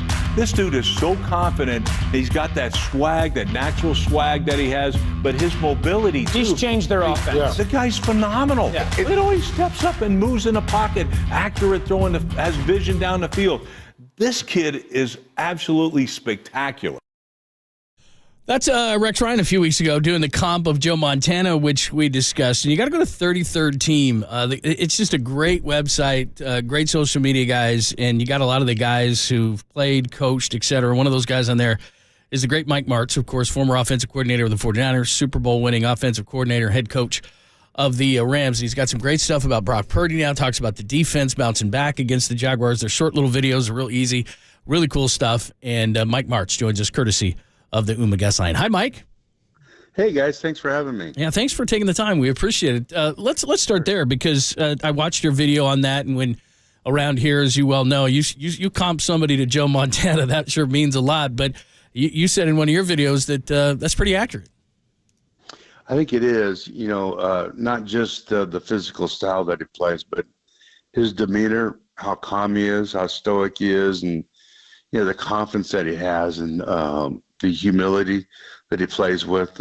Everything just kind of relates back to me, the way I remember Joe playing, Courageous in the pocket is the term you used. And I don't know if you watched the game Sunday from Jacksonville, Coach, but he took a frontal shot on the Kittle 66-yarder down the right side on the wheel route as he looked Ayuk over the middle, and he had to pump that, and he got blown up. I mean, he just stands in the pocket, whether you blitz him, and we've seen Wink Martindale blitz him 85% of the time, and Flores in Minnesota blitz him heavily or drop into coverage. I mean, has he shown you enough to say, now, some of the Joe's skill set is there. Are there things that defenses can do that they haven't yet done to him that can somehow cloud his mind? I don't think so. I think he has such great confidence in the receivers and where they're going to be. His anticipation is outstanding with these receivers. There's a great connection, a great feel for them. So no, I think they do. The whole thing with quarterbacks, guys, is when you put an offense in. I mean, Steve Young at Tampa, was at the bottom of the league as a quarterback. He goes to San Francisco, and of course, he becomes a Hall of Fame quarterback. But along the way, there's a transition into a program that really is specific and creates a great environment for the quarterback, like they have there, like Shanny's done there. So part of this has to do with the preparation that he has, too. So he's prepared to, when you coach those guys, you prepare them for just about everything that they can see and have answers for them. And they've done that with him. So he's very confident. If they give him something different, he'll respond to it, and they'll change direction and do what they have to do. But he's not. You don't see him with his head on a swivel looking around for somebody because he's confused. That's just not going to happen. Mike Martz is joining us. You got to check out all his great stuff with the 33rd Team. So we've had Kurt Warner on too, and stylistically they're not the same. But we talked about the Joe comp, and you kind of see the story now. Brock's a 7th rounder. Kurt was with the Iowa Barnstormers, a little bit different there. But in both cases, it's kind of like guys come out of nowhere, and all of a sudden they're great. And you had Kurt obviously with the Rams. Why is it so difficult to find guys when you find a Purdy, you find a Warner, and then you draft guys high? Trey Lance, I know you've talked about Trey in the past, and the 3rd overall pick doesn't work, or he just beat the 1st overall pick in Trevor Lawrence, and here's 262 coming in and picks it up just like that, it seems. It's a great thing about the NFL, though, isn't it? It's what keeps it interesting. If we knew exactly why that happened, then it just would take something away from the game. I think those stories are wonderful. I think the thing that you don't know about guys until you put them under pressure, ultimately, no matter how well they tested, no matter what they've done in the past, until they're in that situation in the NFL, you just really don't know. And with Kurt, the similarities between the two of them is what made him so remarkable was his ability to stand in and be courageous under duress, just like you see Brock doing. And he would get, slammed and still stand in there and make a throw, even though he felt the guy coming. He knew it was going to happen. And those traits are unique, and that's what separates good from great quarterbacks. It just does. There's a lot of really good guys playing in the league that are not going to stand in there and make those throws. They're going to bail. They're going to do whatever they got to do. But to stand in and make that throw knowing you're going to get slammed like that is, that's pretty underrated, I think. But it's essential to being a great player. Yeah, I'm closing my eyes and I'm visualizing Kurt, and he's wearing number 13 as well, like Brock. Dan Marino's number. Just taking a hit. And the one thing when I think of your offense with Coach Vermeil and the greatest show on turf, and you coached everywhere. You've been in so many offenses, but those deep dig routes, you guys would run like 18-yard digs, and the 49ers run them a lot to Debo, the dagger route. I mean, just talk about the evolution of your offense in St. Louis, Coach. So that particular route was interesting because we had a philosophy about that. Most people will run those at 16 to 18 yards, and our receivers would try to come off the same release all the time, so you didn't really know what route was coming. And when you get to that 16 yard, the corner will start to settle. There's body language. If you'll take that extra step and a half, he flips his hips and starts to get out of there. And so we started taking advantage of that, and combined with the thought that in all zones, 2 to 4 yards inside the numbers, 20 yards deep, there's a dead zone. There is a dead zone. Unless it's a match defense, that's where it is. So we've got 3 or 4 routes that end up there with throws, ironically, and that's kind of how it all started. And, of course, the ball's got to be off his hand before the receiver even really starts his cut. So that kind of trust and anticipation is hard to teach guys. They either buy into it or they don't. So how deep would you run the dig route? 20 yards. Yeah, 20 yards. And he had a quarterback that was courageous to stand in there and then can deliver the ball on the in cut. Yeah, so what happens is, Isaac could change direction on a dime and give you change, right? So what we would do is we tell those guys you want to come off the first 10 yards, you are full on running a 40-yard dash. And then you keep that same body language. They don't really know it. And then you start backing up your speed just a tick.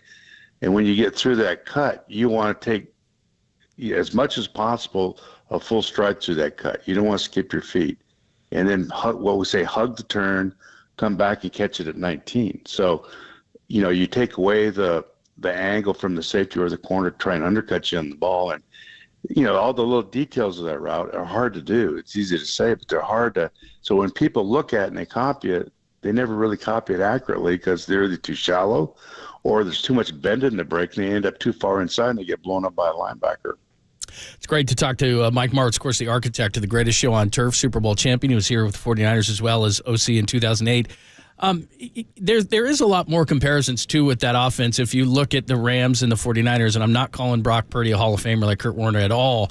My point in getting to this is there's so much criticism on a national level of, well, he's got all those weapons. You had a Hall of Fame left tackle. There's a Hall of Fame left tackle here.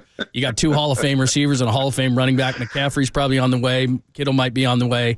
I mean, there's a lot of talent here, but social media is just out of control nowadays. But did people say that about Kurt Warner back in the day? Like, Kurt Warner wouldn't be doing it without all this talent. Well, of course not.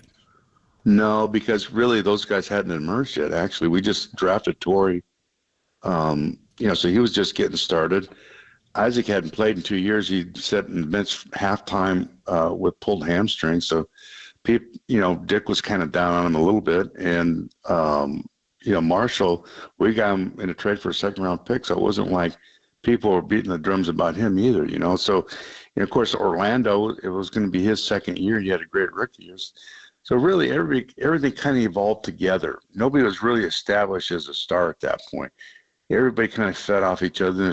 There's a great sense of unselfishness in that team, much the same way that you see the 49ers, they want him to get that touchdown for the record. And, there's a great deal that the bond that exists between those two teams. I think that really championship teams share. I said in the beginning of the season, I still believe these guys will win the Super Bowl. Wow. Christian McCaffrey, and you mentioned the touchdown record. So the first year that you had Marshall after 5 in Indianapolis, He joins High Knees, Roger Craig out here in 85 with the 1,000, and he goes 1,000, 1,099, 1,000 yards rushing and 1,000 yards receiving, and McCaffrey did it as well in Carolina. When you watch Christian McCaffrey run routes, do you think of the great Marshall Faulk? McCaffrey runs routes, Coach, like a wide receiver. They line him up all over the place, outside receiver at X. He can line up in the slot at F or Z. Is there a comp as far as the ability at the running back position to run routes from CMC to Marshall Faulk? No, there's no question. They have different running types, obviously, but you could take either one of them, line up there, and make a living off them as a wide receiver easily. And Marshall could have played corner and started in the league as a corner, I just think that that kind of talent is so unique. I'm just so excited to see him removed from the formation out in space and see them getting the ball more and more out there, kind of the Lone Ranger kind of thing, because it just freaks defenses out now. Just think of yourself as a defensive coordinator. McCaffrey stands back there behind a fullback, or he's back there behind the offensive line. You're feeling pretty good about it. You got a chance.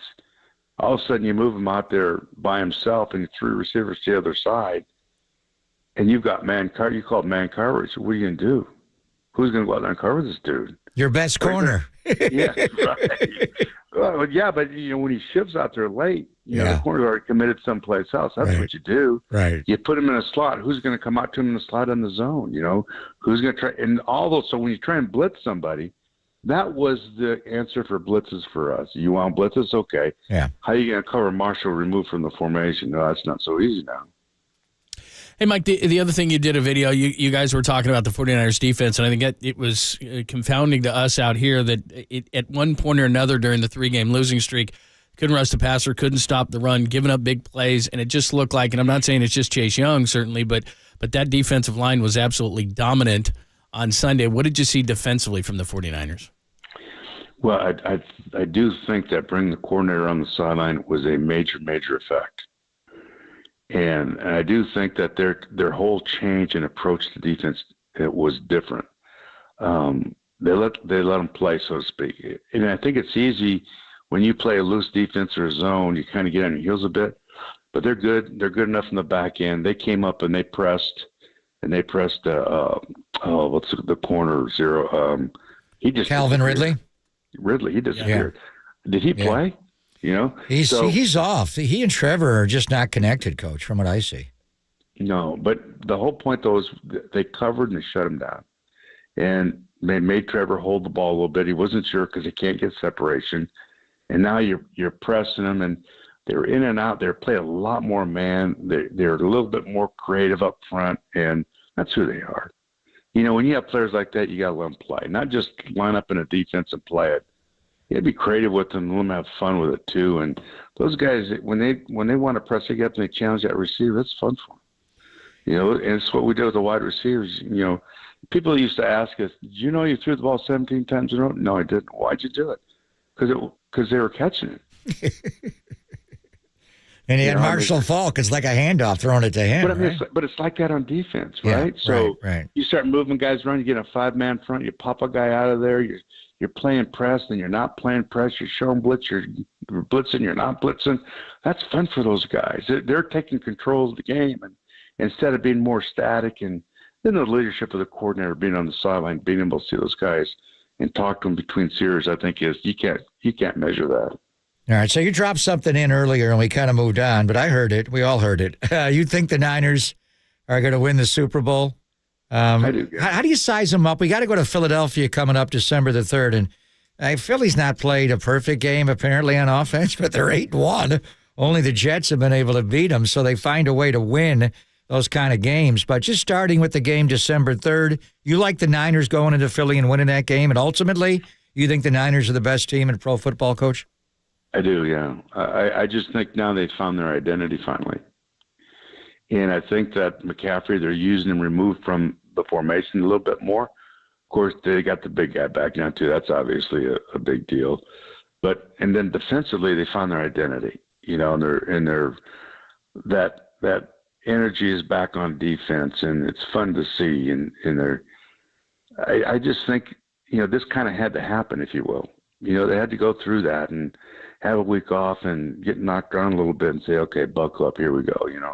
You remember when the Niners, I can't remember what year it was, they went back and played Philadelphia. I think they got beat 50-6 or 7. Well, the year they won the Super Bowl. Yeah, they won the Super Bowl. Yeah, 94. Yeah. Yeah.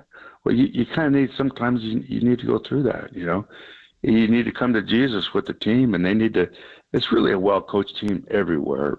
And it's just a question of getting everything together and just kind of finding their identity and going forward. I think right now they're just getting started, to be honest with you. Yeah, I would agree. I think we can sense it. Once they get on a roll, they are the best team in football. Great stuff. Mike, go ahead. They come down the stretch at the end of the year really strong. Look at them last year. They're kind of bumping along like they did a year. They just, open up. They lose to the Bears in an awful game, and all of a sudden here they come. Right. And that's what they did. That's what he does. And when the dust settles, I think the 49ers will be world champions. Well, there we go. We'll keep that. You would know. Yeah, you know what it's about. Mike, thank you so much. We really enjoy your work on the 33rd team. Great insight. We appreciate it, and thank you so much for joining the show. Thanks, guys. Thank you, Coach. That is Mike Martz, of course, Super Bowl winning OC. Also led them to the Super Bowl. I didn't want to bring this up. The Brady comeback. He was the head coach of the Rams in that one. But also 2008, the offensive coordinator of the 49ers. Great insight into Brock Purdy. He's been around. Yeah, he is. Speaking of Brock Purdy, it's 17 starts if you count this, so he's been around. And, of course, this is a great time to loop it back because started his first game against Tampa Bay, whom they have this weekend. So let's review Brock. We'll do it next, only here on the Sports Leader.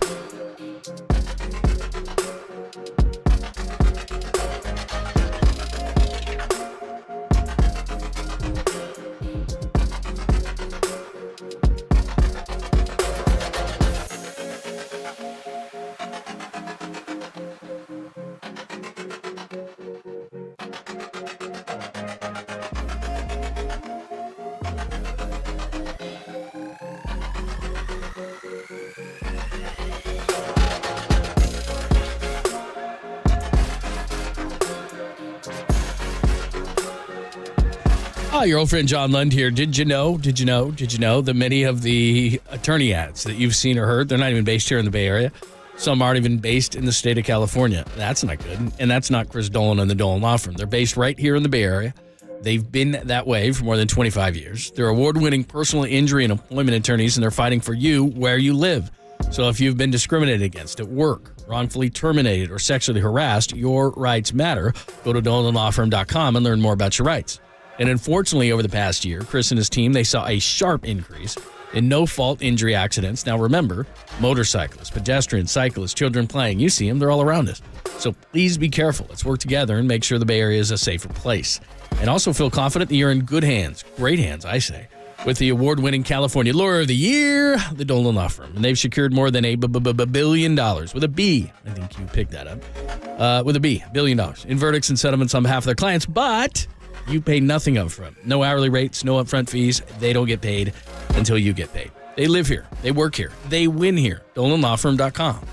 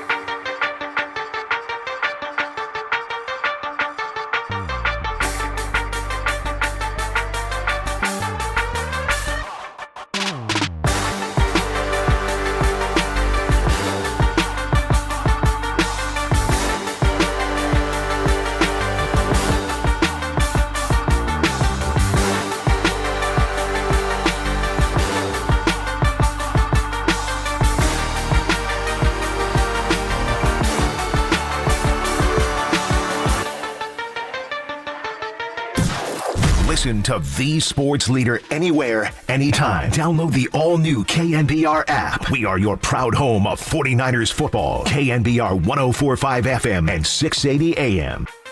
I just go back to this. Brock started like 40-plus games in college. He had highest of highs. He's had the lowest of lows. Like, he's dealt with mistakes. He's had bad games in college. And so his confidence is still there. And that's all I wanted him to, continue doing. He knows how to, bounce back. And I don't think Brock, played poorly the last couple of games. Yeah, sure, there's a throw or two he probably wants back. But if you look at the tape, he's still playing at a high level those 3 weeks that we lost. And just this time, we were able to not turn the ball over and not have penalties. And so we were able to be out there and you can see the type of quarterback that Brock is. That, of course, is George Kittle. We just had a great conversation with Mike Martz, and if you missed it, the architect of the greatest show on turf, won the Super Bowl there. Also was a head coach for 5 years, led them to the Super Bowl. They lost to Tom Brady and the Patriots. He was the OC here in San Francisco in 2008, and then he's with the 33rd team now. And he doesn't do writing, but he does these quick, short videos. He loves himself some Brock Purdy. Talked about the Niners defense. There's a lot of good stuff on there. Our friend Nick Wagner went through now 17 starts for Brock Purdy and wrote this piece today because that's a full season of starts for Purdy. He's gone. The Niners have gone 13-4, second in the NFL in QBR, 72.7 over that time. Yards per attempt first, sixth in completion rate, 68.1, fifth in touchdown passes, 31, third in touchdown to interception, 3.9. And you and I were just talking about this during the break. Cleveland really the only game where you would say, and I guess you could say the weather was certainly a factor in that, and a really good defense where you could say he really wasn't good. Philly, he gets knocked out.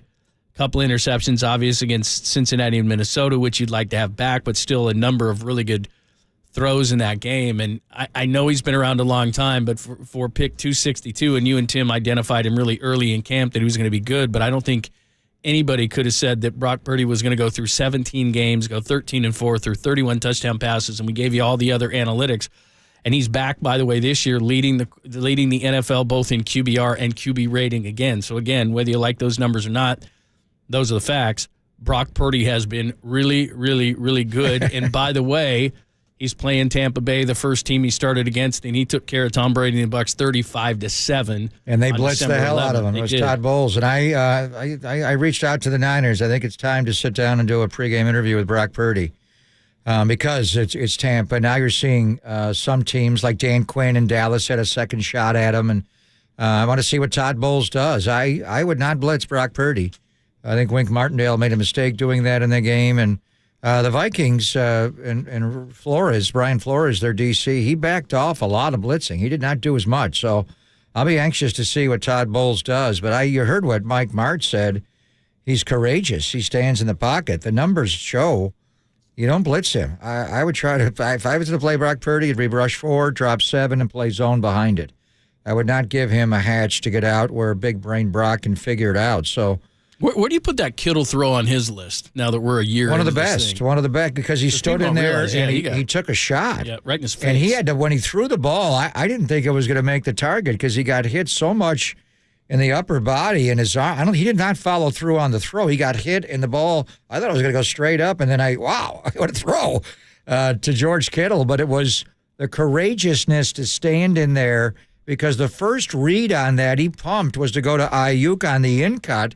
The safety came down and took it away, so he pumped it, pulled it back, had to reset, and now he goes to the wheel route to Kittle one-on-one against Evan Lloyd, and he got hit. So, I mean, the first time he played really came in to mop up in Carolina when Jimmy got pulled when they blew them out on October the 9th of last season. But he came in off the bench against Kansas City. Remember that game? And that game went sideways. And he didn't look good. He wound up 4 for 9. He threw a pick at the end at Thornhill. But I think Juwan Jennings could have made a better play on the ball. But I remember telling you, and I told so many people close to me, that if Brock Purdy does play, I think the Niners could win the Super Bowl. Going back to what we saw in training camp. I thought you were crazy. But he had, well, because he's Mr. Irrelevant. The story's absurd. But when he played that game, I thought, all right, slow your roll. But he did play well on the scout team, and it's a hard team to play in practice. Sam Darnold's learning. It's hard. Trey Lance went through it. Jimmy Garoppolo, when Trey was the starter and Jimmy was the scout team quarterback, he would work so hard trying to get away from Bosa and he'd step up and keep the play alive and try to make a play.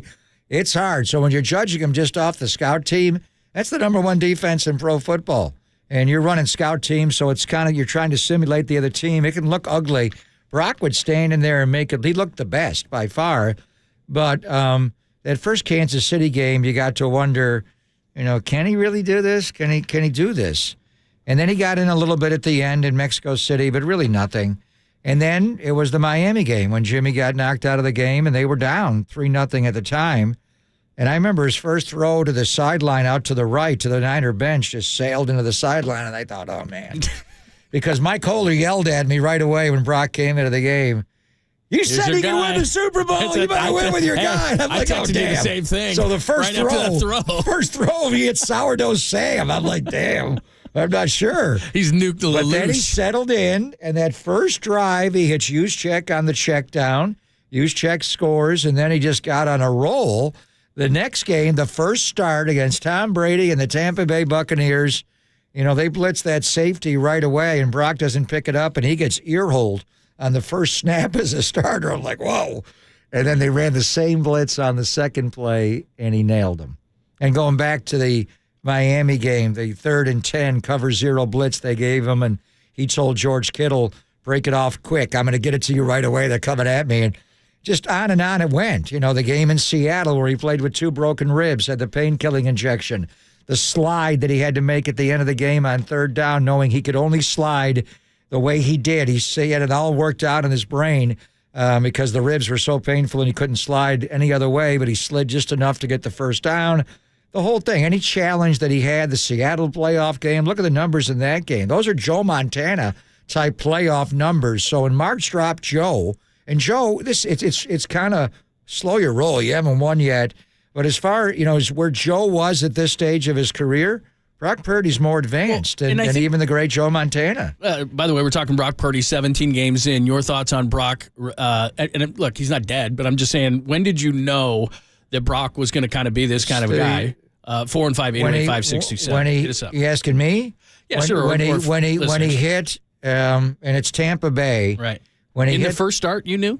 Well, the touchdown the touchdown to Ayuk right before halftime. Yeah, I know you're talking about. So I think it was 21-0. Tampa Bay was driving. Brady threw a pick in the end zone, and they're coming out. And they ran a comeback and curl to Brandon Ayuk, and he got hit. Now, the word is that he got hurt early in the game when he dove along the sideline trying to stretch out a play. But I thought, and I forget which one of their D tackles, but it wasn't Vita Vea. But anyway, he got annihilated on that play. And I think that after that, it was the last play before the half. But he ran they ran a double move to Ayuk where it was a curl, comeback, and then a go off of it. And he pumped it, and Ayuk got behind, and he hit him. And he actually underthrew him a little bit, but he got hit right in the solar plexus. And after that, they scored right before halftime to go up. I think it was 28-0. And he already threw the rest of the game. So I think it was that play where I never asked him. It may have been the play on the sideline where he first really heard it, but it didn't help when he took that shot. So when he ran that play right there to stick that in the end zone, and then obviously the Seattle game where he played with the broken ribs because he didn't throw at all. Isn't that the one Kyle says he knew? when he Well, he disputed didn't. He didn't even know if he could play because in he the didn't game. throw all week. He took a pain-killing injection so close to game time, it didn't settle in for the warm-up. I watched the warm-up because I did the radio show with you that day, and I said we're going to see. Remember, we had Dan Minucci on. I was going to deal with pain, and it was his first game on the road and all that, and the 12s up in Seattle. It was a big game, obviously, Thursday night football and all that. And then when I watched him warm up, I thought, wow, he doesn't look good at all. He's not going to be able to play. How's he going to be able to do this? But then the medicine, and I think at one point he started, what was he, like 12 for 12 or something? He wound up that night 17 for 26 and the 2 touchdowns to Kittle, the Washington. And so every game, the only game I really think was not Brock Purdy's standard of the 17. And I'm going to throw out the Philadelphia game and the championship game. He got hurt 7 plays into the game. He never really had a chance to play that game, so I'm throwing that one out. But it was the game in Cleveland. I just didn't feel like he could grip it and rip it, whether it was the smaller hands and not wearing gloves, whatever it is. But he could not control the ball. There were several throws where even when it wasn't raining, the wind off Lake Erie took the ball away. He just wasn't as precise. He had 4 or 5 throws in that game that just missed out of his hand. And you're like, that's not Brock Purdy. He did at the end make some big throws to Ayuk, and the one where Ayuk got dropped in the middle of their defense. You thought he was going to run for a touchdown, and then the out to Jawan Jennings to get you in field goal range to set it up for Jake, but he missed the 41-yarder. Again, right hash. He missed it right. That's been a bugaboo for Jake Moody. But anyway, I really think that's the only game where he's played poorly. Even the games this year, people want to analyze. The Minnesota game, he was matching Cousins pass for pass in that game, and he got concussed. He got hit by Jordan Hicks on that 3rd and 2 sneak. He picked it up on 4th down, but the very next throw was intercepted. And he threw another one a little bit later. He threw 5 passes after that. 2 were intercepted. Now, he felt the symptoms on the way home. Where was he right then? But a couple of plays after taking that violent hit from Jordan Hicks, he threw a pick. I think that was just he wasn't aware of where he was. And the Cincinnati game, I thought it was his best game he's played in the NFL. He ran away from pressure all day, not just the 16-yard scramble.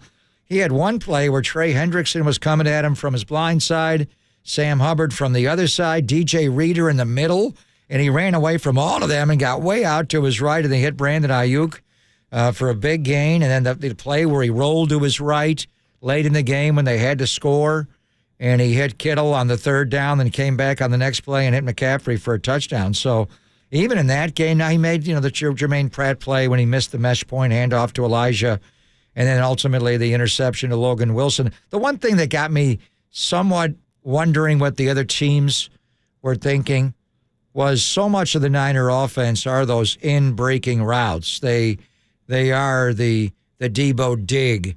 They are the Ayuk slant. They are Kittle over the middle. They're McCaffrey on choice routes. And it looked like Cincinnati was really squatting on those inside routes. And I know Jacksonville's coaching staff felt, you guys don't throw the ball outside the numbers at all. Everything's inside breaking routes. So I think they were going to go numbers to numbers, hash to hash, and choke off the middle of the field, kind of like they did with Jimmy Garoppolo. Now, is that Brock Purdy, or is that the system of how Kyle has the passing tree? Then you get into more of an in-the-depth thought, like can Brock see those routes? He's not big. He's 6 feet, 5/8 of an inch tall. Can he really see it over the middle? But obviously in this game, he made a lot of great throws all over the grid. So, to hear Mike Martz, who knows so much about quarterbacking and has been around this league forever, way before Joe got in the league, say that is an accurate comparison to compare Brock Purdy to Joe Montana. Wow. No doubt. When did you know Brock was special? He's 17 games into this thing, and I don't think anybody has questions anymore, and I don't think you could say small sample size. 415-808-5627. The Golden State Lumber and Building Materials text line is wide open on YouTube and Twitch as well.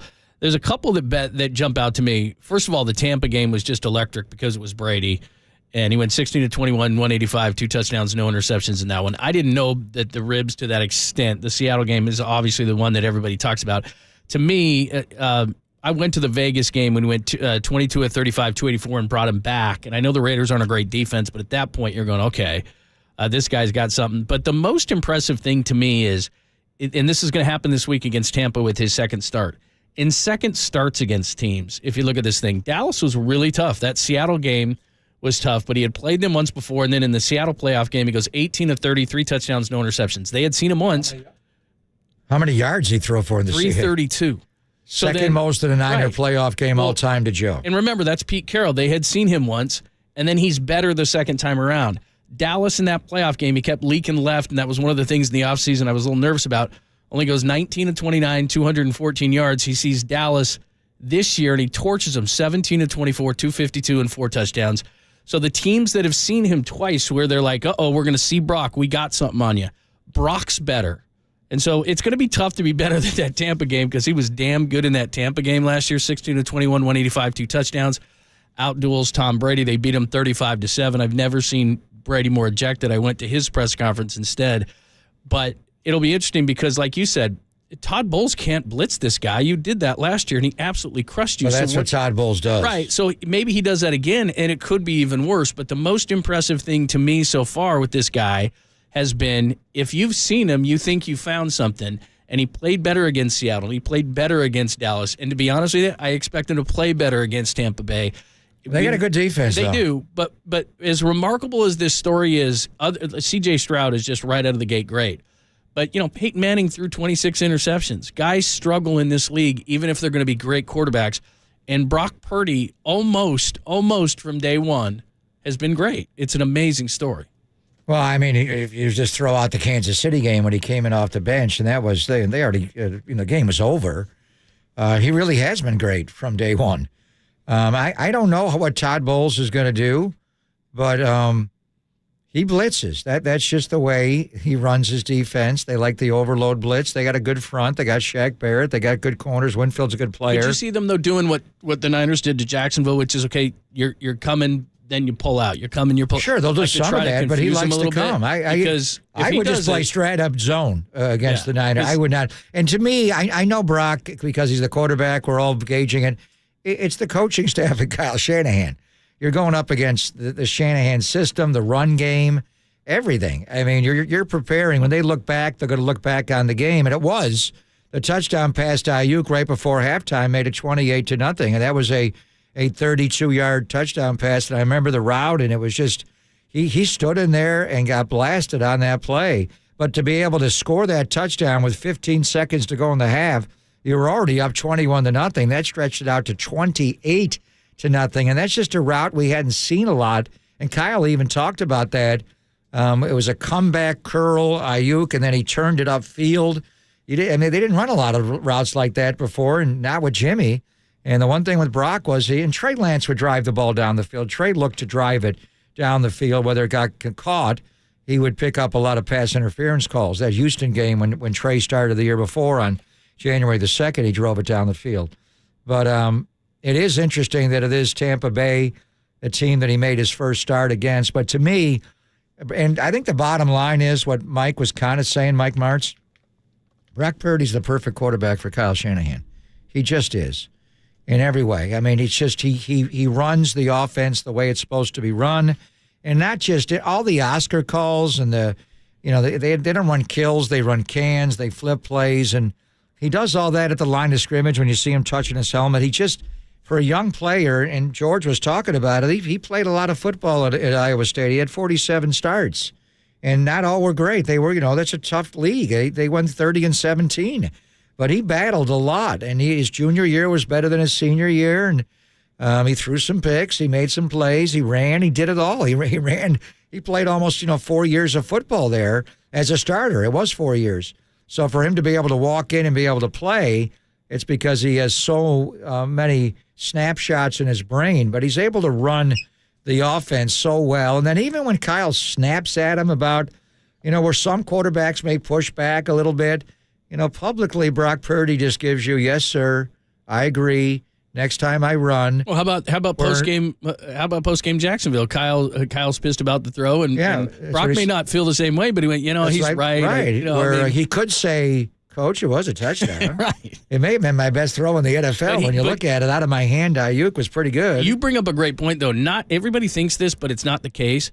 Not everybody's coachable. And like Dan Minucci's joined us for a long time. From a young age, he's coachable. we know this in life too. A lot of people aren't coachable. He's coachable.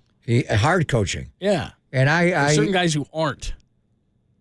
But he has a way about him. It's just certain guys where you'll say something to him and he doesn't react. He has no reaction at all. He just listens. And then he'll kind of pause and then he'll respond. And it's almost like when you're asking him a question or saying something, like he's analyzing what you're saying. So I'm sure there are times that Kyle will get on him about something and he's just listening. And he has his own thoughts on what exactly you're saying. So to me, he's the perfect Kyle Shanahan quarterback. And I think Kyle is going to let him go and do his thing. I mean, he does protect the ball. If we're worried about him being overly aggressive, are you serious? You watch Patrick Mahomes play or you watch Josh Allen play? What is he doing right now? Josh Allen cannot throw the ball to one of his teammates. He's lost. I wonder if he can see it. You see the great ability in Josh Allen. Can he see the grid? What is he doing? He turns the ball over incessantly. And there's almost a point where I'm like, who's Buffalo's backup quarterback? This guy needs to watch the game. He's killing this team by turning it over. Even when Brock was turning it over against the Vikings and Bengals, it was late in the game. Again, I think he was concussed in Minnesota. It's completely explainable. At the end, he got a little bit out after he lost the mesh point and the shovel to Kittle wasn't there, so he tried to make a play. And if he gets that around Jermaine Pratt, it is a touchdown for Elijah Mitchell. So you see it. But I just think in so many ways, and I think for Kyle, the volume of the playbook expands to everything because this guy mentally can handle all of it. Physically, he belies his stature, his size, and his ability, and he rips some throws. There was one in-cut to Brandon Ayuk, I think a 22-yarder in the game. I was watching it back. I was like, wow, what a throw. I didn't realize watching it live that he just stood in there and ripped it. But he has the physical ability, but he has the mental aptitude on all levels, and then he just has the demeanor where Jimmy would kind of grumble a little bit and maybe say, yes, coach, but you knew what Jimmy, he just kind of, you knew he emoted, but Brock's just, to say he's a robot, I think is not he's a human being. And he does feel things. No, I mean, honestly.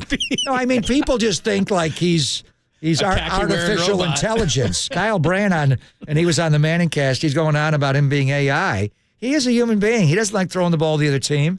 And he also stood up in the game against the Bengals, in the locker room, he stood up in front of everybody and apologized for turning the ball over. That's amazing after what he's accomplished. So, but to say like he's just a robot, or he is a human being, and he does have feelings. But I think the bottom line is, I know that sounds silly, but sometimes when they were calling him he's a human being that is playing. It's almost like you're demeaning his ability. And he does hear everything. He sees everything. He's just... No, but that's the greatest part of him. He's unflappable. He's unflappable. Maybe the greatest part of him is the mental side, because the problem, and you and I have had this conversation, the problem with Wiseman, high pick, the problem with certainly Trey Lance, they read too much. People told them too much. Just play. And it's really hard to do nowadays, but just play. When did you know on Brock? He's 17 starts in a full season, 4-5, 808-5627. Some great stuff on the Golden State Lumber and Building Materials text line. We'll get to that. Plus, one more question, then we'll move it over to the Warriors. We got Dennis Brown coming up stuff. We got to hit up on the Warriors because they got the Timberwolves tonight. But I got one question. We're running out of time that I have to ask you before we move on. So we'll do that, and then we'll flip to the Warriors. It's Pop and Lund on a Tuesday on the Sports Leader.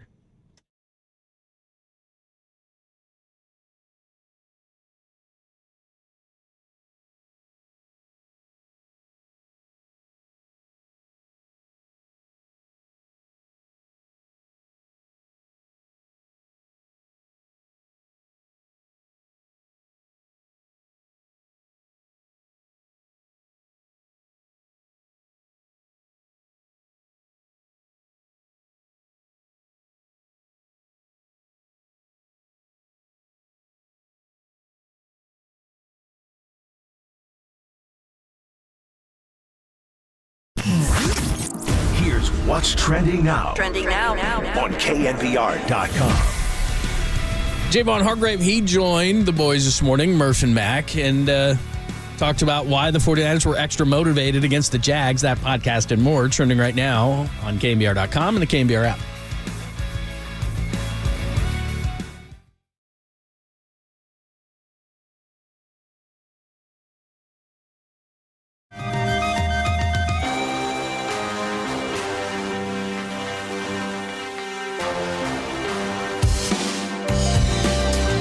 following is a test of the emergency alert system.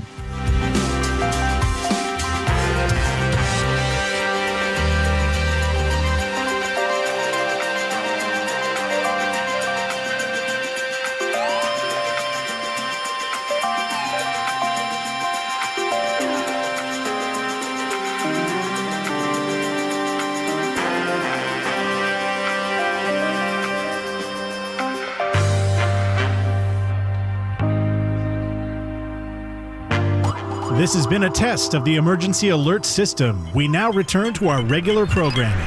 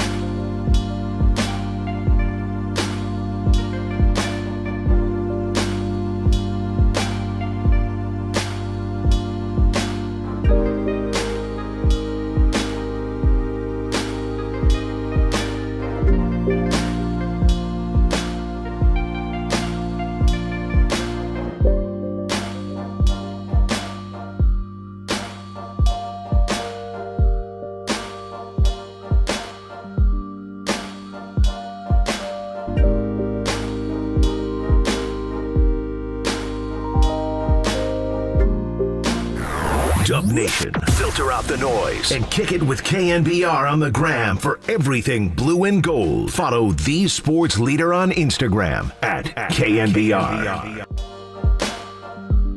like nobody besides Steph has scored over 20 in a game. How much do you guys just need somebody to, have a game? I think Dario did, if I'm not mistaken. Scored exactly 20 in OKC. Okay, yeah. But yeah, no question. We need some scoring and some playmaking from elsewhere. So we got to keep plugging away, and we'll go from there and see where that takes us. That's Steve Kerr, but it is official. It's a bummer if you have tickets tonight. Wonder what the court's going to look like. Has the court been leaked? I haven't seen the court. Steph Curry's not playing, John. The hell with the damn court. Steph Curry's not playing. If you're going to the game tonight, what a bummer for you. What a bummer for Steve Kerr. Yeah. So what? This happened in the second half on a drive to the goal at the end on his way to 38 against Minnesota. So let's see how long he'll be out for. But right away, and you heard Anthony Slater's question to Steve. Nobody scored over 20. I think Dario did exactly 20 that Friday night at OKC, 20. And it was that shootout pickup game. So that one hardly counts. So Chris Paul goes into the starting lineup, obviously. What other choice do you have? I was actually thinking independent. I thought Steph was going to play, that you probably need to make another change in the starting lineup to break up Looney and Draymond together. So I wonder if you do a twofer, because Dario does play so well with Chris Paul, assuming Paul starts the game now. Maybe you start Dario Saric and take Kevon Looney off the bench and get them going, because you need offense, and that's a great pick-and-roll combination with Dario being able to pick and pop. So how are they going to generate enough offense tonight to hang in the game against their two big guys and Anthony Edwards? It would be nice if Andrew Wiggins got off the milk box, the side of the milk carton. Jonathan Kuminga, who hasn't been very efficient, needs to be. I mean, this is just kind of an all-hands-on-deck thing. I don't know. You don't replace Steph Curry, and especially against a team. Here's the other bad part. Minnesota, who hasn't been this way in the past, they're the best defensive team in the NBA. So now you're playing against a team that you struggled to get hoops against inside, and now you're missing Steph Curry. It's not a great combination.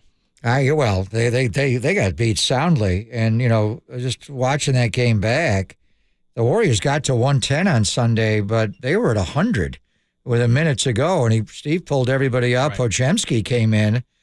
I thought about starting him or starting Trace Jackson-Davis for Kevon, but I think without Steph, assuming Chris Paul goes into the starting lineup, then I think you would start Dario maybe and break up Kevon. They got to get off to a better start.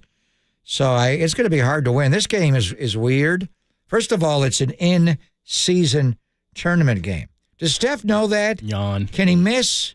You are so... Have you been hanging out with Ray Ratto?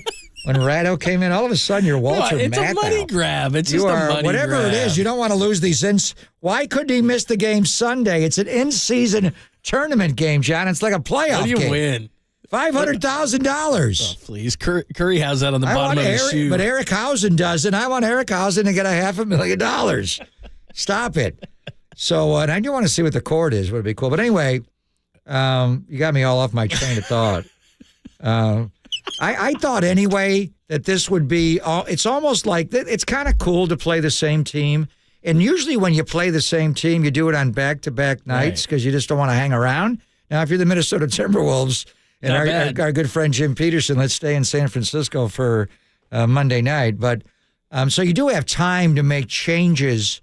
I mean, it's not going to be like a playoff scouting report, but I do want to see a mini in-season, especially with this all-important in-season tournament game, how Steve and the coaching staff would just change to play the same team. Because right now, Minnesota's playing better. They got Karl Anthony Towns actually playing defense, which is impressive. And then you got, the French connection, the French rejection, the Stifle Tower, McDaniel's a big-time defender, One-Eyed Charlie, Mike Conley, and then Anthony Edwards he's the best player on the floor, decidedly, now with Steph not playing.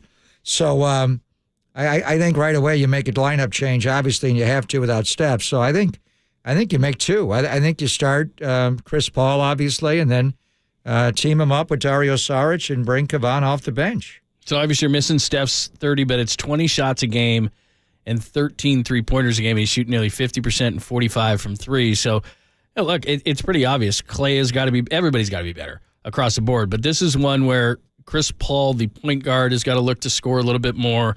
Clay has got to be better. Wiggins has got to be a lot better. I mean, you need a lot tonight. And we were talking, what's funny is after the game against Minnesota and Cleveland over the weekend where everybody kind of struggled around Steph, the question was, what are they going to do around Steph? What are they going to do to replace Steph?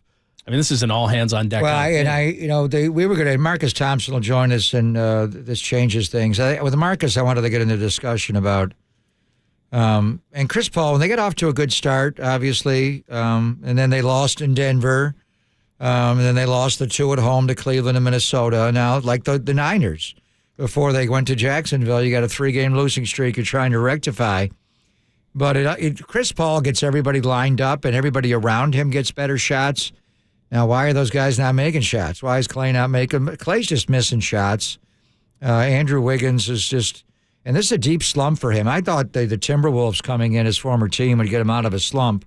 And maybe tonight you'll force him to really initiate the offense a little more. But this is the trade-off. And I know people freak out whenever you bring up Jordan Poole, but they don't win that 4th championship, the most recent one, without him. And he did average 20 a game last year. The guy's capable of going out and getting 40. Right now, you're having a problem beating people off the dribble. You can run the Warrior passing game system all you want, but at times you need to just go beat people. And they don't have anybody really that can do that. Andrew Wiggins can do it without Steph Curry. You're searching for anybody that has the ability to do that. Chris Paul, certainly at this stage of his career, cannot do that. And Jordan Poole does have that ability. So tonight, minus Steph Curry, you'd like to have Jordan Poole just be able to go out and have an ability to have a Steph Curry-like game. But he's not here. So you're going to have to do it in the system and then, see if somebody else can rise up. And the other part of me thinks, would you ever bring Dario Saric in for Draymond and leave Looney in the starting lineup and have Saric play next to Kavan? The problem is, and then the argument's also there just to leave Looney and Draymond together, John, because they are a problem. Those 2 big guys, Karl Anthony Towns. Joel Embiid's a better player, and so is Nikola Jokic, but Karl Anthony Towns is the full offensive package. He can step out and make a 3 better than the other 2 guys, and he can score inside, and they got him actually playing defense. He's trying hard next to Gobert, so how'd this change the line, not having Steph Curry play tonight? I mean, now Minnesota was going to be favored anyway on the road. Now I think they're heavy favorites. Well, and here becomes the problem is exactly what you said, because you'd like to have size in there, although neither of those guys, I mean, Karl Anthony Towns is going to be more on the perimeter, and Rudy Gobert is not going to be an offensive threat inside. But the problem becomes you start Paul, he's not really shooting the ball that well, and he doesn't have a ton of range anymore.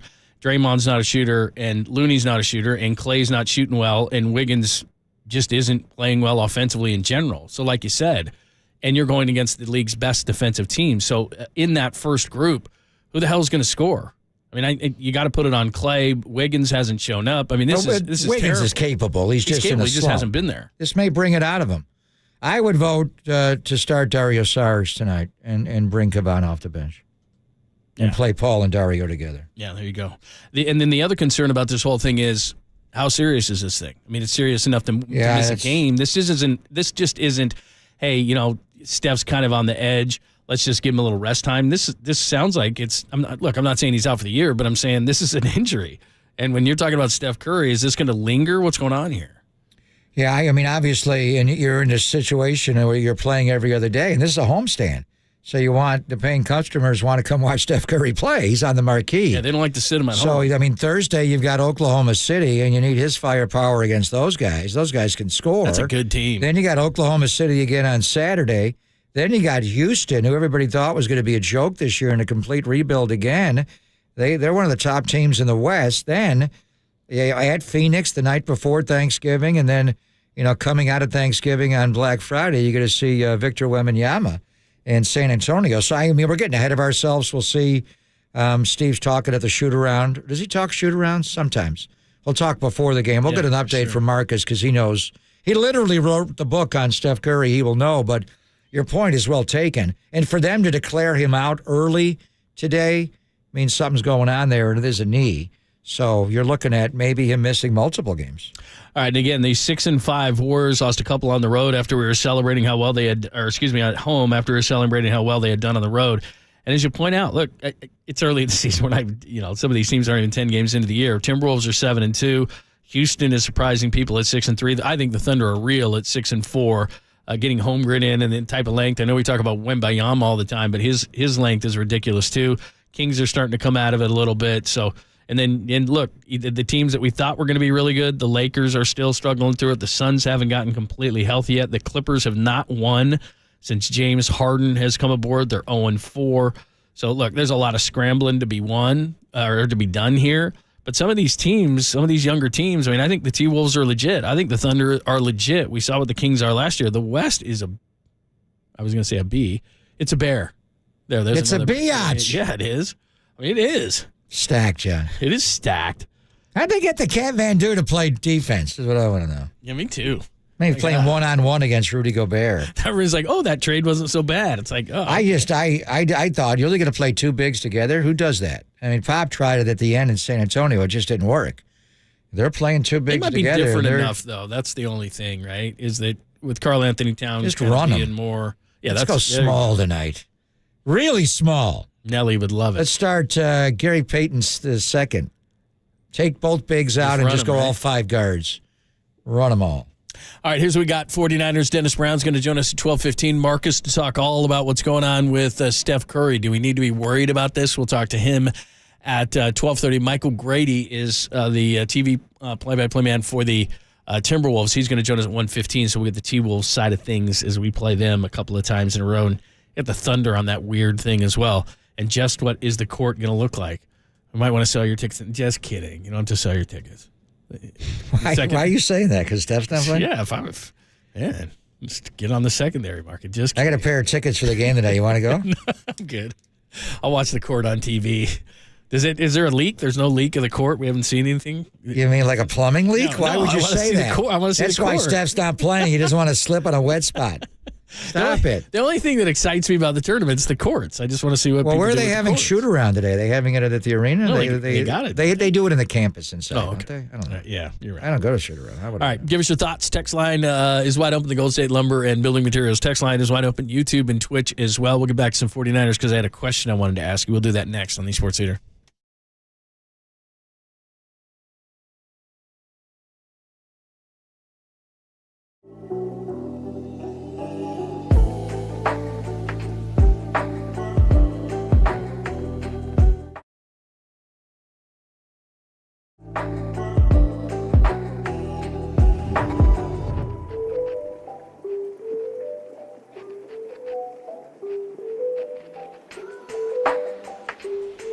Oh, I'm sorry. I was in the studio dancing, of course. Let's go to Modesto Toyota. That's right. Let's go to Modesto Toyota. Let's grab those keys to your new Toyota right now. And the reason why? Well, there's great savings and end-of-the-year deals with no dealer markup. I said no dealer markup. You heard me.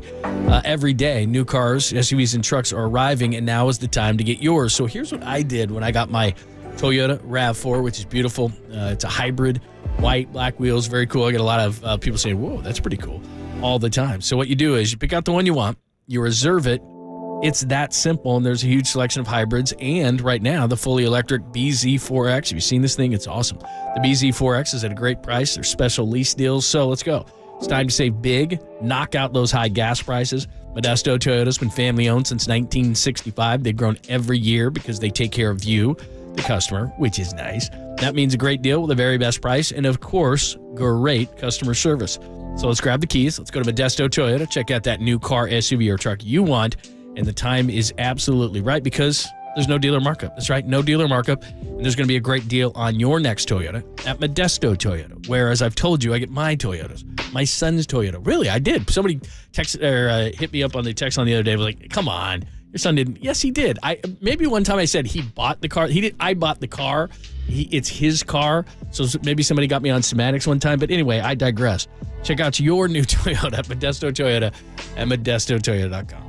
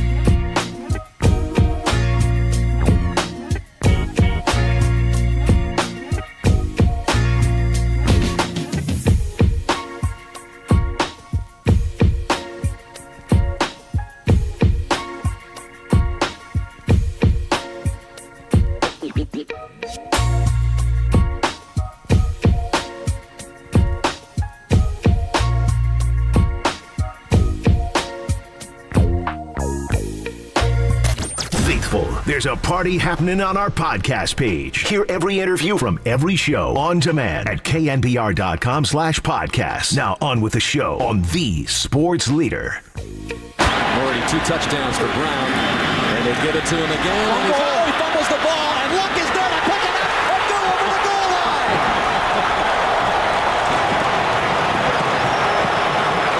Are you kidding me? Talk about luck. It's a stretch and a boot. Purdy coming left. He's got room to run. Purdy now going to backpedal and throw it for the end zone into a crowd. Caught by Brandon Ayuk. Touchdown! San Francisco. Brock Purdy has now started the equivalent of a full season. When did you know on Brock? Is the jury still out? No. We'll discuss. And the Golden State Lumber and Building Materials text line is on open. Hit us up, YouTube and Twitch as well.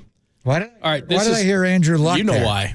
Here's the ultimate question. Is he as good as Andrew Luck? No, I'm not going to ask you that yet. Oh, boy. This is all about you. So we've been doing this together for years. Your deepest love, I believe. How deep is your love? For the Bee Gees? is number one. Brothers give on me? I think I could be wrong here. You tell me. But number one love for quarterback is Andrew Luck. Well, right? Is that accurate? Since we've been working together, he's the. I mean, Marino was pretty good when he first walked into the NFL. Joe Willie Namath. You wish that he was your son and not the guy sitting out there, right? Well, it just goes back to when he was at Stanford. Take it easy. Take it easy. I took Nick and Derek to see Andrew Luck play at Stanford. They're well aware that he's my third son. Okay, so my question is this. Is Brock as good as Andrew Luck? Yeah, on your scale of QBs. You're saying, would I trade Brock Purdy for Andrew Luck in his prime? Or in 2014, Andrew Luck threw 40 touchdown passes? I think on your QB list, because you love him a lot, Brock Purdy. Well, because Andrew Luck, you saw him at Stanford. He was doing things at Stanford that only 2 or 3 other quarterbacks were doing in the NFL mentally. He ran the whole game at least. Oliver Luck's son, and Oliver Luck was a good player at West Virginia, finished 3rd in the Heisman. He's the athletic director there. Andrew Luck is a smart guy, and look at what he's done after his career, and then he had the physical ability. I mean, Andrew Luck's bigger. They questioned his arm. Remember when we had Phil Simms on before the draft? He's questioning his arm. You and I are looking at each other like, what is this guy on? Are you serious? What are you talking about? Anyway, and Andrew Luck walked into the NFL. He threw 18 interceptions as a rookie. But Andrew Luck did flip. Now, a lot of the reason the Colts were not good, John, is Peyton Manning was hurt. He had the 3 surgeries, the neck fusion and all that in 18 months. But Andrew Luck took a bad team, and immediately they won 11 games. They didn't win a playoff game. They came back and won 11. The second year, they won a playoff game. Then his third year, they won 11 games. He went 11-5 his first 3 years before the injuries really began to ravage him. But he took it all the way to the AFC Championship game. In fact, that game was Deflategate. And they lost to New England in New England, and that's the game they accused Brady of doctoring the balls. But anyway, Brock Purdy, and that's why, what's the nickname that I've given to Brock Purdy? It's Big BBB. Brain Brock. Not your Better Business Bureau, which you love, the BBB. Not it big, is, big and it's rooster. not Brockadoodle, which I do have a Brock Purdy hat here down there. Oh, I do like that one. Yeah, I went Yak Bros. Anyway, he has the football acumen of Andrew Luck. I don't know what Brock's overall IQ is. He didn't go to Stanford. He went to Iowa State. But he is a second-generation athlete. His dad was a player. He's been groomed to be a quarterback. As far as playing the quarterback position, he plays it with the mental capacity of Andrew Luck that Andrew showed young at Stanford and the moment he walked into the NFL. And Andrew had some moments. He was confused, a lot like, Peyton Manning was against Bill Belichick's defense at times. But physically, Andrew Luck is just bigger and stronger. Now, you would think that would translate to sturdier. It didn't.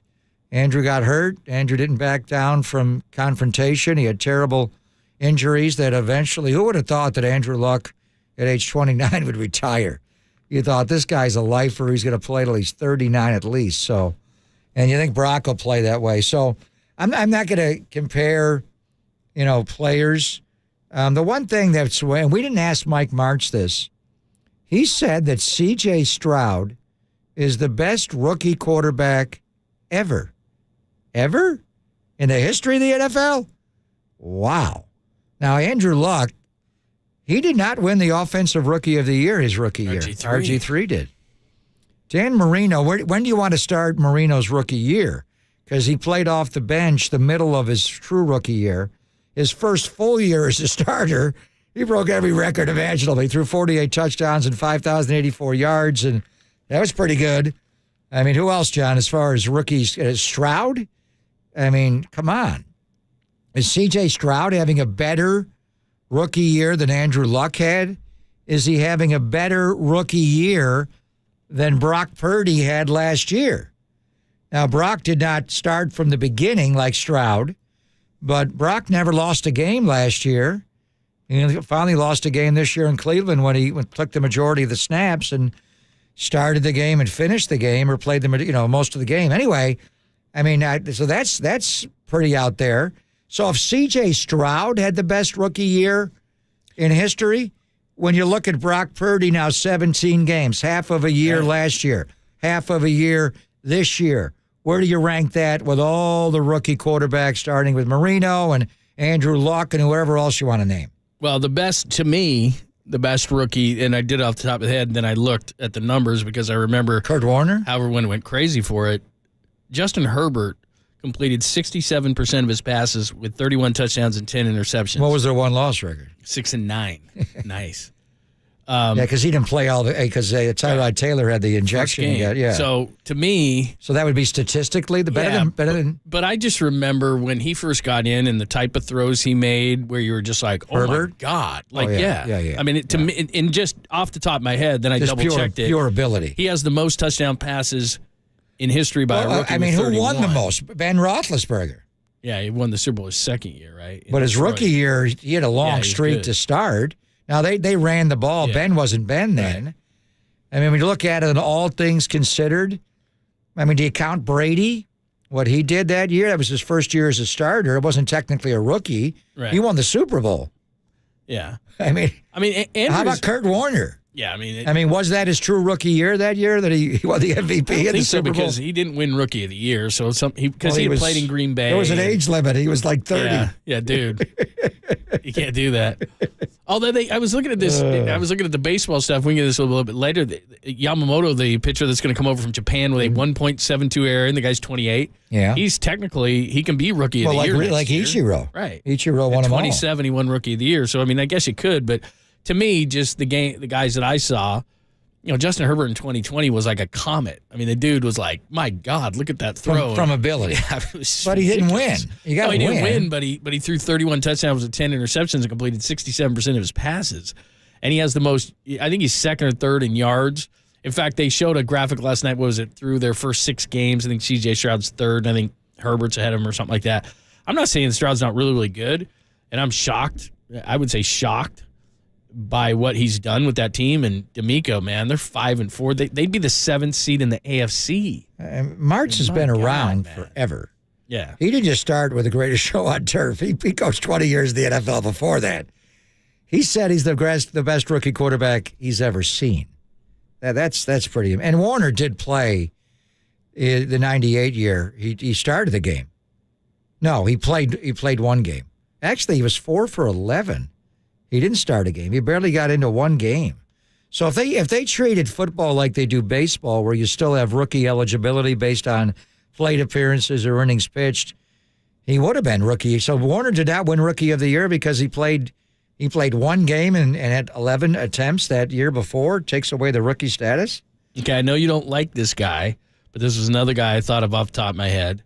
For rookie? I don't love him now. I love everybody, John. Okay. Dak Prescott had 23 touchdowns, 4 interceptions. He had a great rookie year. Completed 68% of his passes, 23 touchdowns, 4 interceptions. 68% of his passes. And they won the division, and they went 13-3, right? They went 13-3. I looked at that because there was an article written 3,667 when we played the Cowboys on October the 8th in Dallas saying Brock Purdy is just the latest version of Dak Prescott. Well, and that Sando wrote, right? The Sando one? Yeah, But he was Rookie of the Year, and he finished 6th in MVP that year in 2016. Was that the best year he's had in his career? He hasn't quite had a year like that. Close. I mean, in 2019, he was 30 touchdowns, 11 interceptions, but they only went 8-8. It's pretty good. But yeah, he hasn't had a year like that. Nope. He hasn't been that close. Yeah, but he also had some injuries. 2021, 37 touchdowns, 10 interceptions, and they were 11-5. But yeah, his best year was his first year, 2016. Right. So anyway, that's a pretty damn good year. So 23-4. Yeah, 23-4, and they went 13-3, and he was 6th in MVP. But for Marks to say C.J. Stroud's having the best rookie year ever, is it? I mean, because Brock had half of a year and half and half, so you can't compare it. I don't know. I mean, if you just extrapolate out fairly simply his numbers, I mean, they've played 9 games, so it's not exactly half, so it's a little over. But I mean, he's close to 30 touchdowns and 4 interceptions. I mean, that's a hell of a rate. He's 15-2. He's 15-2. So I mean, that's a hell of a rate. Well, so Dan Marino, he didn't start right from the beginning, but he still made 9 starts, appeared in 11 games in '83 before his epic '84.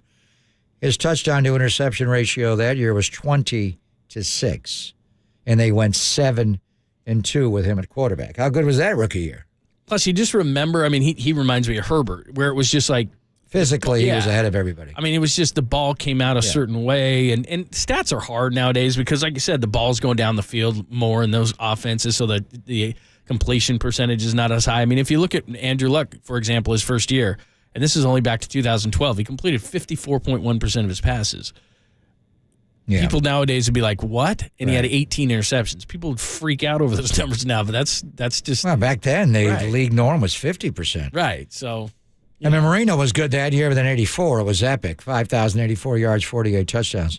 By the way, Joe Montana, he played just one game at all in '79, was 13-23, 96 yards, a touchdown. And then he started the next year, 7 games, went 2-5.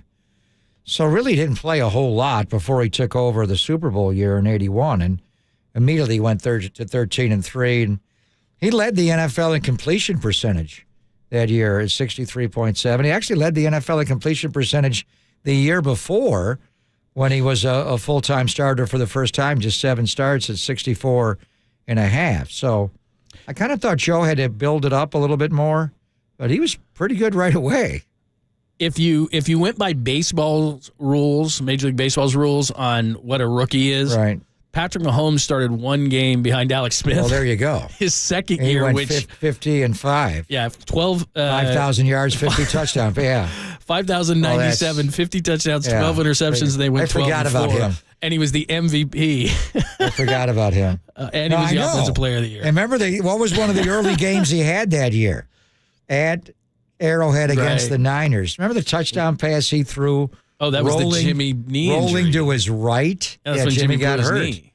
And Steven Nelson tore his ACL. As a rookie, in that one game, 22 of 35, no touchdowns, 1 interception. So he had going into that year, into his second year, he hadn't thrown an NFL touchdown pass. And he beat Denver the last game of the year. We played it for Alex Smith. I remember it well. Because so that was it. Remember the touchdown he threw against the Niners at Arrowhead in 2018 when he was rolling to his right?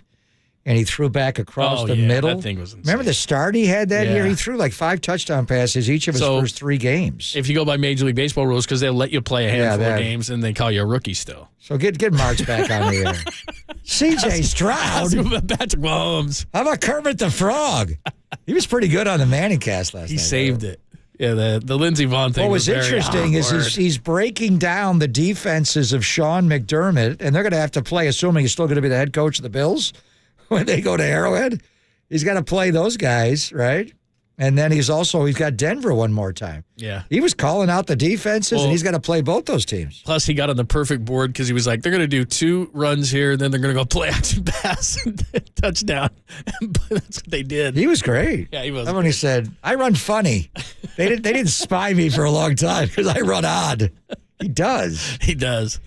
Yeah. Why does he have that little pot belly? And he doesn't need a post-game career because he's already got his hands in like the Royals and the soccer team there. And he's going to be like team owner kind of guy. He's going to be that level. He already is, right? But he's not going to be a broadcaster. The voice, the Kermit the Frog? That was a tough listen, man. That was a tough listen. Patrick Mahomes here. It was like, dude, I mean. Between the hair and the voice. Yeah, the octave level is like 9. I can't even do it. I mean, I was like, whoa.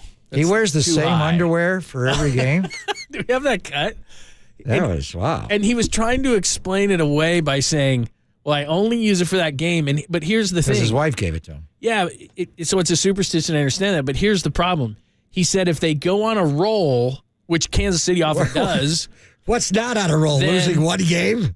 Then he doesn't wash them. Yeah. So the only time he washes them is when they lose. No one wants to sack if they him. won 10 in a row, it was like he would put the same ones in. What does he do? Sounds like Mark Schlereth. That's why they call him Stink. What does he do? Turn them inside out? Like, oh, there's skid marks on that side. We'll just turn this inside out.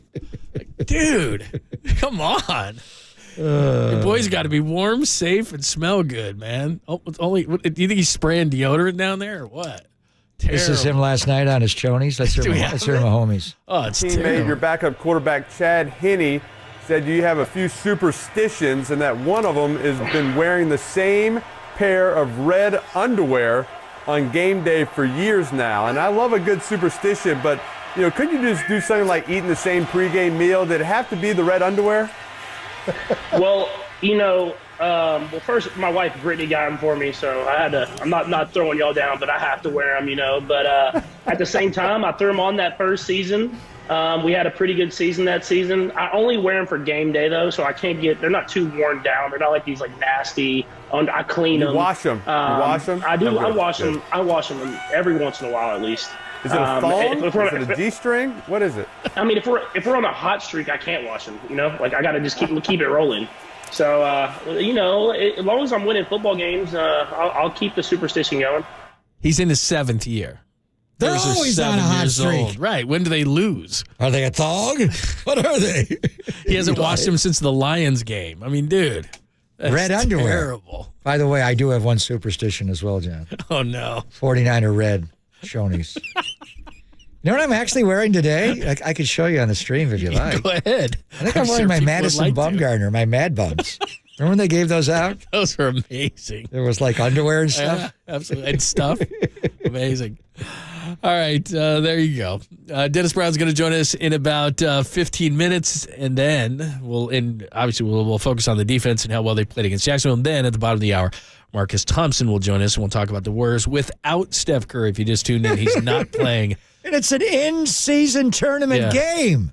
And it's a home game, which they don't like to rest him. So go ahead and sell those tickets. They're not going to go to Vegas for the tournament? That's why we want them to win, John. Yeah, I guess they could win. Mark Spears did say check back December 6th. He said that the tournament would be worth it. So he said make sure you check back. So we'll see that. All right. We'll get into all of it next. Only here on the Sports Leader.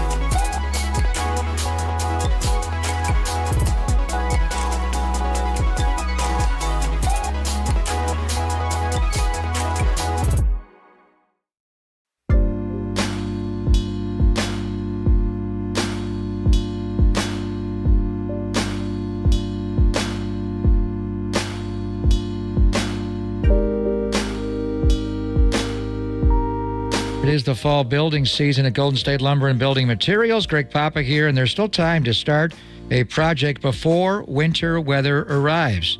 So if you didn't get time to build that deck you were planning this summer, at Golden State you'll find Trex, the first company to combine the durability of recycled plastic with the natural beauty of reclaimed wood in a high-performance decking product.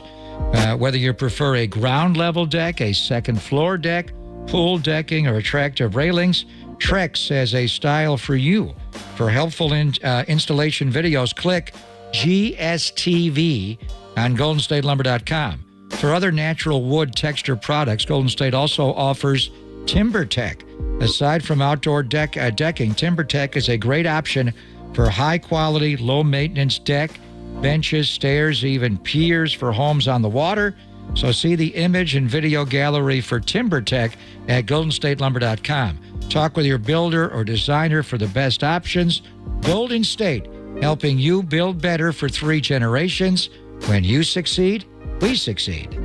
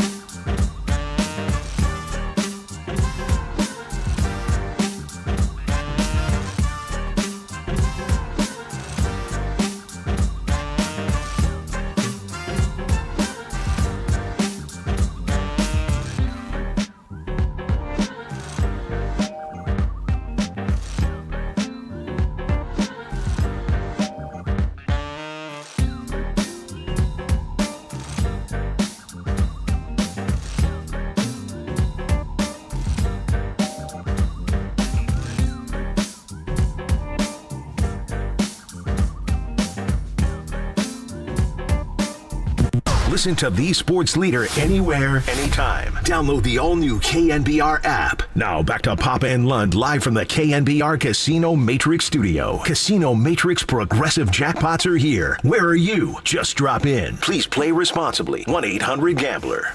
I don't think there's any doubt the Giants are going to offer Shohei Ohtani $500 million. And I won't be surprised if they outbid the Dodgers.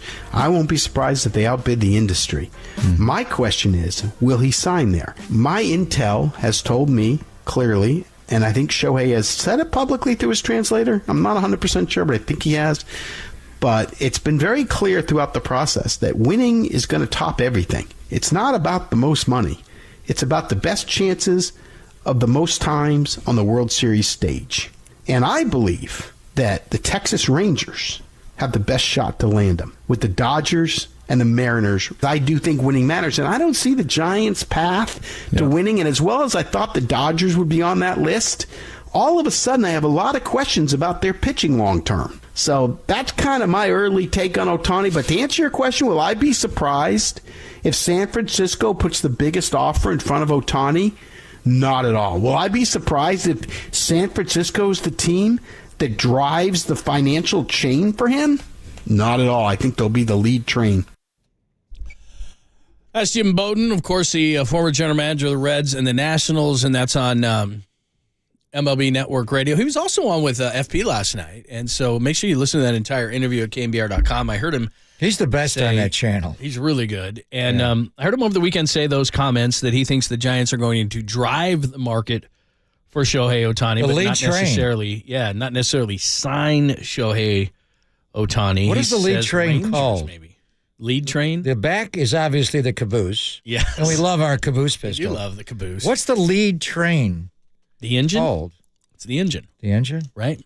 Yeah. Where the conductor is? Yeah, don't you remember your kids, Thomas the Tank Engine? Yeah. It's the engine. Okay. The so it's the engine lead. train? Yeah, the engine. Okay, they're going to be the engine train? Yeah, or if we have someone that's... So they're going to drive the price up for the Guggenheims to get him in L.A.? Be the engine. Have you come around on Shohei at all? Or are you still... No! Seriously? He's the supermodel. You wanted to trade the whole farm system but for that's him. when he was a hitter and a pitcher. Okay, the fact now that he's a hitter. The fact that he's just going to break Barry Bonds' single-season home run record, you have no interest in that? No, I have interest. I don't think the Giants are the prettiest girl at the ball. I think that they might have the most money, and for some people that is a big deal. Do they have the most money? Well, I'm just going on Jim Bowden. He's saying he thinks the Giants are going to be that aggressive, which I get excited about. How much do you have to pay him? $50 a year for 10 years? Probably to start. Sorry, that's a live feed from Who's Farhan's laughing? desk. Is that Ned? Is his agent? Yeah. From CAA, Yeah, or is that sorry? That might be a little light. Okay, if you give him 50, then who else can you buy? That's a great question. Say Shohei says I'm coming. It says they have to go to 70 would be the number before you're into the tax line? Well, but I think we face the same. You're going to get Blake Snell for 20? But this is where I'm going. I think that's part of the problem is that, okay, because the first question I might ask if I'm Shohei is, who's going to surround me? Right. Mike Yastrzemski and Patrick Bailey? No. I mean, Mitch Haniger and Michael Conforto. I mean, that would be my major problem is if I go to the Dodgers, I know who's going to protect me. And I'm not even talking about winning. Mookie Betts and Freddie Freeman. And by the way, somebody... We already hit that lineup. Somebody who's very dialed... Why was Mookie at the Warriors game, by the way? You see him there Sunday night? Working some business. Are they trading for... He was golfing. He had what hat did he have on? Yeah, it was an Olympic club hat or something? Club, yeah. Yeah, he was golfing. Okay, but what was he doing here, though? They're trading for Mookie. No. There's a person in baseball that we both know who thinks that the Braves are the dark horse for Shohei. I mean, who's hitting between there? Ronald Acuna and Matt Olson. I mean, he's got to get protection. That lineup? He's got to get the issue with the Braves. Who was their DH this year? Wasn't it Osuna? Wasn't he DH? Yeah. But Marcell Ozuna. What they've done over the years, what Atlanta has done so smartly is they've drafted, developed, and re-signed these guys. I mean, Ronald Acuna's contract's like $110 million. It's completely laughable. So they've got cost certainty for the next 5 or 6 years, and they could get Ohtani in there. I mean, as crazy as it sounds, they could do it. So now he's going to the Southeast. He wants to stay in the West. Who knows what this guy wants? Yeah. But getting back to, let me ask you a question. If you sign Shohei Ohtani, who would you want to sign with him? Would it be Blake Snell? Would you be done offensively? No, you can't. If you give him $50 a year, right? What's it going to cost to sign him? Maybe more. Or more. Yeah. So 10-year deal conservatively for $50 a year. Wow. But that's a bottom line number. All right, then how much higher can you go with the rest of the offseason expenditures? How much would it cost to get Blake Snell? They're saying, and again, I'm going on Bowden's numbers, 24 a year. All right, that's 74. Can you do that? Is that enough? You need another bat. Now this is where trades come in. Trade for one then? This is where trades come in. To me, Soto? Conforto comes back at 18. That doesn't mean he's coming back. That means, okay, he's on the books. But I think what you may have to eat some of his money to trade him. Yeah, you might. But I think what the Giants have to trade for bats and sign pitching.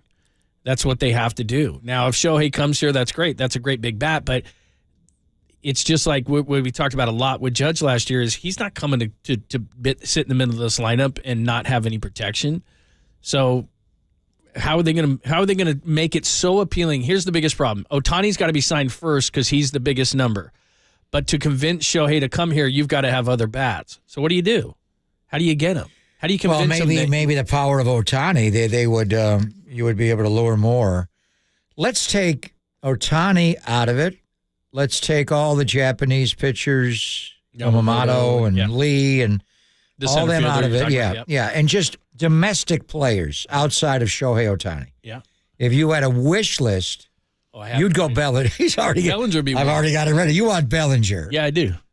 You want pitching? Would it be Blake Snell? Would it be Aaron Nola? Would it be Sonny Gray? You could buy a lot of pitching. Would you bring back Sean Manaea? I think it's interesting with them hiring Brian Price as the pitching coach and his ties to San Diego. Does that make them more inclined, or Blake Snell? That's a great point. And then have you seen enough? Like Bob? Did they like Bob? Who doesn't like Bob? I do, but they lost last year, and there was animosity. Everybody likes Bob. And I'd like to know really how much Bob's input had in Blake Snell changing his mechanics. We asked him when we had Bo Mel on the show earlier in the year, John, about Blake Snell, because he was pitching that night against Logan Webb, I think, earlier in the year. Anyway, are you fully committed that the Blake Snell we're seeing now is Blake Snell going forward, or is he going to revert back to the guy who was a nibbler? Right. He did lead the league this year in walks, on top of leading the league in ERA. He doesn't go deep into games. He's not Logan Webb, in that regard. So, yeah, that's something to watch. By the way, either signing a guy or pitching a guy, this is the best, I think, pitching market we've seen in years. Free agents like Snell and Yamamoto, but you could trade for Dylan Cease, you could trade for Corbin Burns, you could sign Gray, you could sign Montgomery, you could sign Stroman, you could sign Waka. I mean, there's a lot of good pitching out there, and there's no excuse for the Giants to not get a 1B and like a 3. They should absolutely do that. And then when it comes to hitting, I think they can trade for guys. But Bellinger's a free agent. Lee was a guy you mentioned. We'll throw him out for a minute. Would the Padres trade you Juan Soto? Would they trade in the division? Yeah. Well, AJ Preller wants to sign him. But what's it going to cost to sign him? You think they're going to move on from him? Well, he's the only one not signed long term. And I mean, would you? Okay, let's say. What would it cost to get Soto? What would you have to give up before you even pay him to a contract? Well, less than what Washington gave up, because now he's a year closer to free agency. You're not having to give up that haul that they gave up, like Abrams and Wood and all those young players. I don't think you have to give up that as much. But yeah, Kyle Harrison gone, Wisenhunt probably gone. They ask for Bailey. That doesn't mean you have to give it to him. But I mean, Patrick Bailey. I mean, you're talking about probably a pretty good size haul, right? Okay, so who's on your list as far as buying guys? Well, Bellinger's on my list for sure. How about pitchers? Pitching wise, and I do have a bunch of hitters on my list. Pitching wise, I love Snell, but the thing about not getting deep into games, if we want to throw Yamamoto out, to be honest with you, I would call Milwaukee right now, because it's clear what they're doing. They trade Corbin because they're not going to call it a rebuild mode, because it's not rebuild, but they're clearly trying to shed some salary here. And Corbin Burns makes a ton of sense. Well, the guy who represents Corbin Burns is a friend, and they're figuring it out right now if Milwaukee's going to trade him. They don't know. But they were not going to trade him last offseason. Obviously, they did not. So I think we'll know between now and the winter meetings. But I think you're right that they would trade him. Do you have to trade for Corbin Burns? Wouldn't you just buy? Next year you could. Aaron Nola, Sonny Gray. You want Jordan Montgomery. You want a lefty. You want Blake Snell. This is one of the best free agent pitching classes we've had in how long? There's so many good starters. The major problem with the free agent market in pitching, you got to be aggressive, because the Dodgers probably need 2. The Cardinals probably need 2. Like, there's teams. What's the Dodgers' rotation right now? Not good. Because remember, when's Walker Buehler coming back? Walker Buehler, you don't know. Clayton Kershaw, you don't know. What are teams? What is the industry going to do with Julio Urias? You know who's coming back? Trevor Bauer. I heard that. Well, I mean, he's been gone a long time. Whatever the hell he did he not pay his crime for that? I don't want to go. I'm not saying he's going to be a Giant. Imagine that press conference. You think the Gabe Kapler was awkward? That would be somebody else will have to do that. That is not. But what do you do with Julio Urias? He's going to pitch. Is he imprisoned? No, they haven't even filed charges yet. I read a story about it the other day. Everybody's in limbo on it. I mean, Orton, if that never happened and came to light, would he be the number 1 free agent pitcher on the market, even over Nola, Sonny Gray, Jordan Montgomery, and Blake Snell? Maybe Julio not Urias Snell, but is nasty. Good. Yeah, no doubt. He's not imprisoned. He has a right to make a living. And then as far as the other hitters concerned, this is where I think the Giants could get aggressive. Okay, so if you don't get Bellinger, and by the way, John Morosi said yesterday he thinks it's going to come down to the Cubs, Yankees, and Giants. They think that they'll Cubs? Cubs, Giants, and Yankees. He thinks Got there are it. 3 teams in there. But then as far as trades, where I think this is where they could really go in this kind of thing, Juan Soto we just mentioned, Eloy Jimenez of the White Sox. Pete Alonso? Pete Alonso is going to be on a list. But I'm talking about guys who are, and Alonso's on this list, going into their last year in a cheaper team, like the White Sox are looking to shed. The Brewers are looking to shed. I mean, do you like Christian Yelich? The Red Sox. He's been up and down. He has. How about Luis Robert in Chicago? He's really good. Will they trade him? Do you like Anthony Santander of the Orioles? Because they have such young outfield coming up, and they're talking about moving him because they have 4 to 5 outfielders, and a lot of them are young. So he's going into the last year of his deal. There's another nice player. So there's guys. Matt McLean's been talked about, the infielder for the Reds. Yeah. Willie Adames, again, the Brewers looking to shed some salary. Rhys Hoskins, by the way, they're going to move Harper to first all the time. Rhys Hoskins, local Sacramento guy. kid. So, and the one guy I think they're going to buy, I don't necessarily think they need him, but I really think they're going to buy. Just there's a lot of buzz around it. Is Chapman? I think Matt Chapman is probably the likeliest of anybody to be on the Giants next year. Well, Farhan was talking about, certain guys, because their defense is so great, you don't worry about Chapman hitting right on right. And obviously, he said if you give him that kind of money, he's not going to be in just against left-handed pitching, but his defense is so good. I think that would help if they do plan on playing Luciano at short, just having Matt Chapman. I mean, he could almost play the whole left side of the infield himself. He could be like Kelly Leak on the Bad News It's Bears. just, you have to go back and watch why did he fall apart? I mean, he was so great the first 5-6 weeks of the year, and then he was nowhere in the middle of that lineup. What happened to him?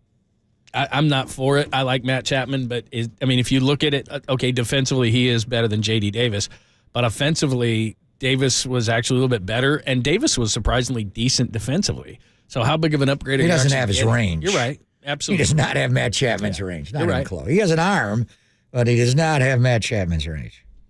I thoroughly enjoyed baseball off-season talk. You do. We're going to buy everybody. I love it.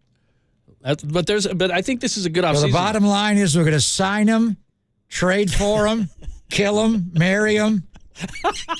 We do need to play that game. We got to do it all.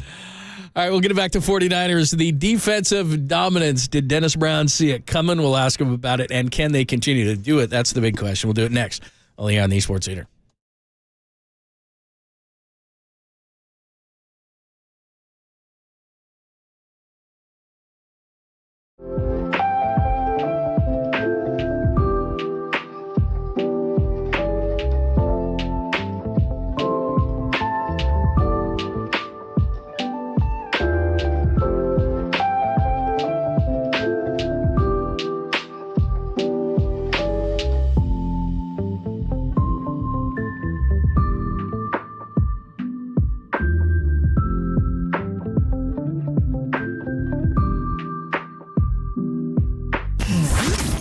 Here's what's trending now. Trending now. On KNBR.com. 3-time Super Bowl winning tight end for the 49ers and my good friend Brent Jones. He joined Tolbert and Coach yesterday to react to the 49ers' big win in Jacksonville and it forcing the record for Christian McCaffrey was too much. That podcast and more trending right now on the all-new KNBR.com and the KNBR app.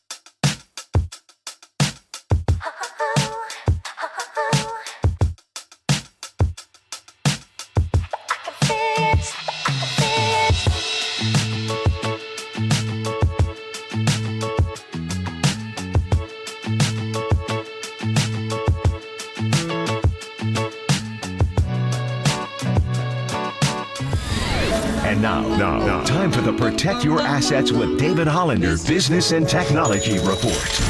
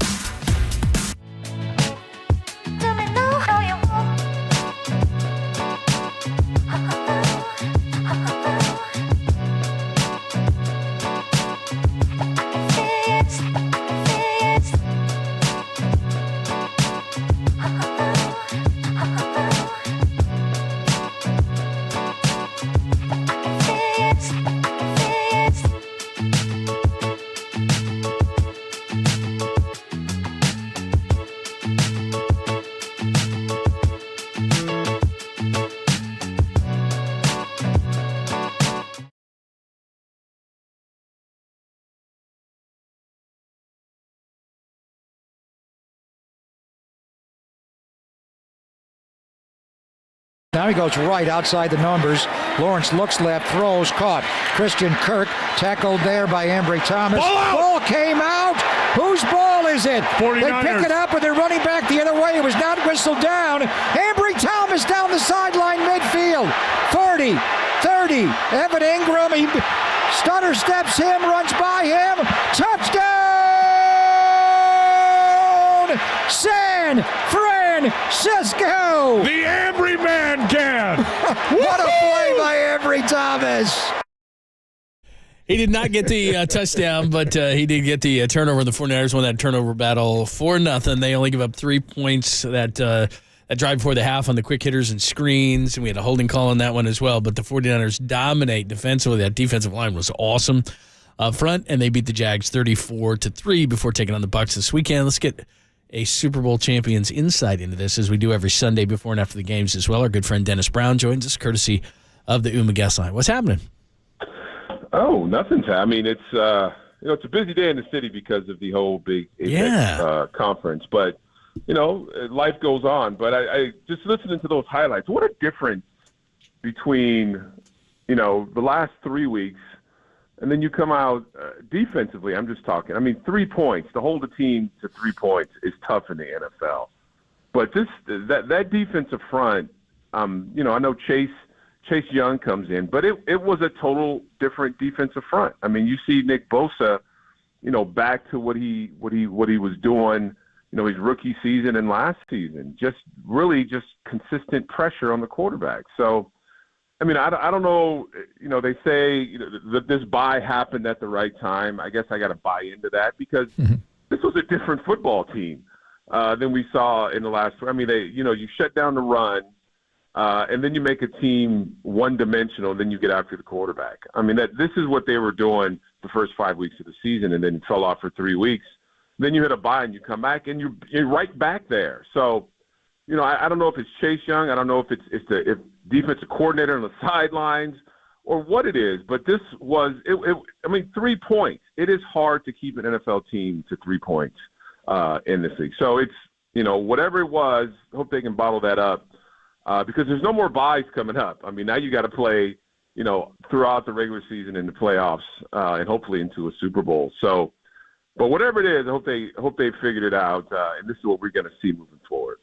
So they gave up 3 points, and they really should have scored a touchdown and scored 7 on defense. So do you ever remember that happening? I mean, I could imagine. You imagine Deion Sanders intercepting a ball during your time in '94 and have it called back because somebody came on the field, like the head coach, George Seifert, or what the hell? It was Kyle. It was Steve Wilkes. It's your two brainiacs. Your play callers are the coaching staff. Yeah. A couple of rookies got excited. Have you ever seen that in the NFL where coaches and everybody on the field like that?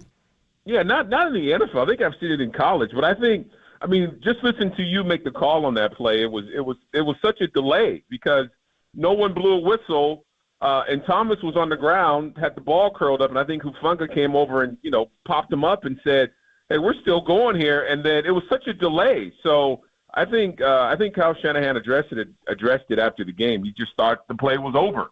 So you're running on the field, you're getting all happy, and all of a sudden, you realize that the play's still going and it's coming directly at you.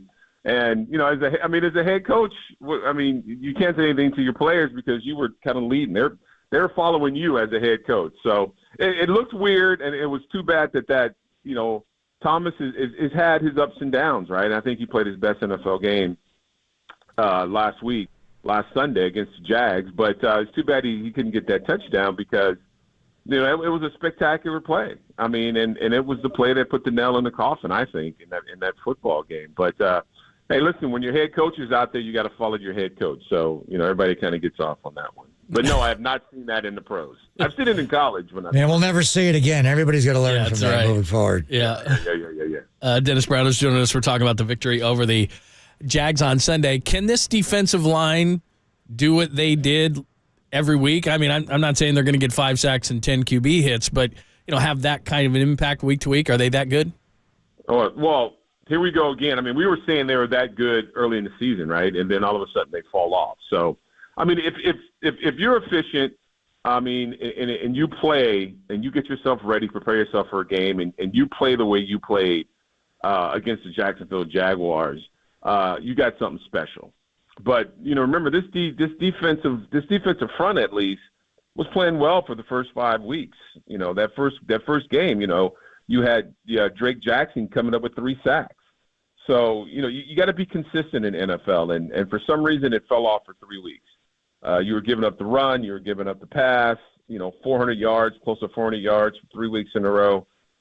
So if you can put it together like you did last week, and whatever, like I said, whatever it was, rest or more film study or getting back to to the basics, whatever it is, you got to figure it out because now November, December, this is where it's going to really, really count.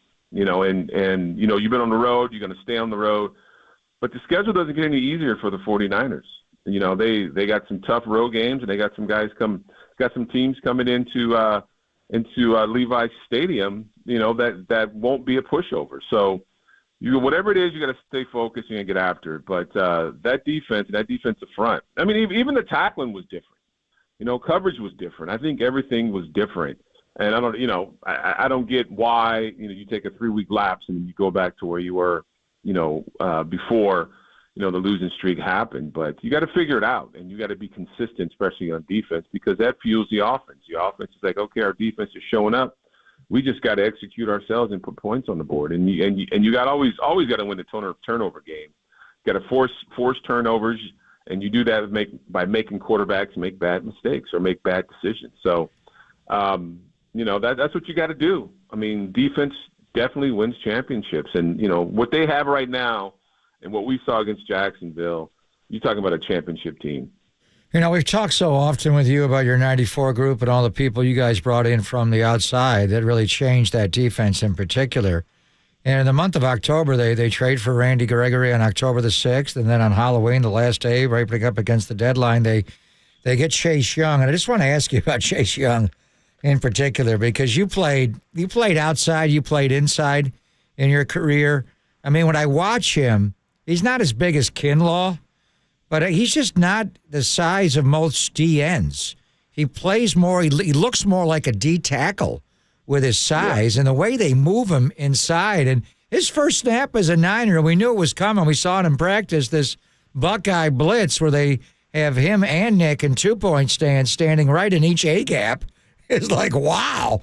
But just the size of him overall, and just what do you see from Chase Young, Dennis?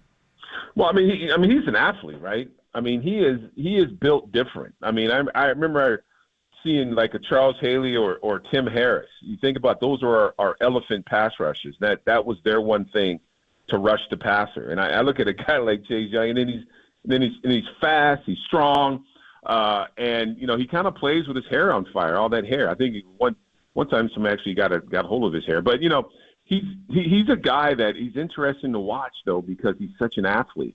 It makes me very jealous. I don't know what his specs are, his size, but he runs around like he's an outside linebacker, and it was impressive. If he's one-on-one, that one play when him and Nick Bosa met at the quarterback, they both had the same move, and you can tell that they've been taught by similar coaching.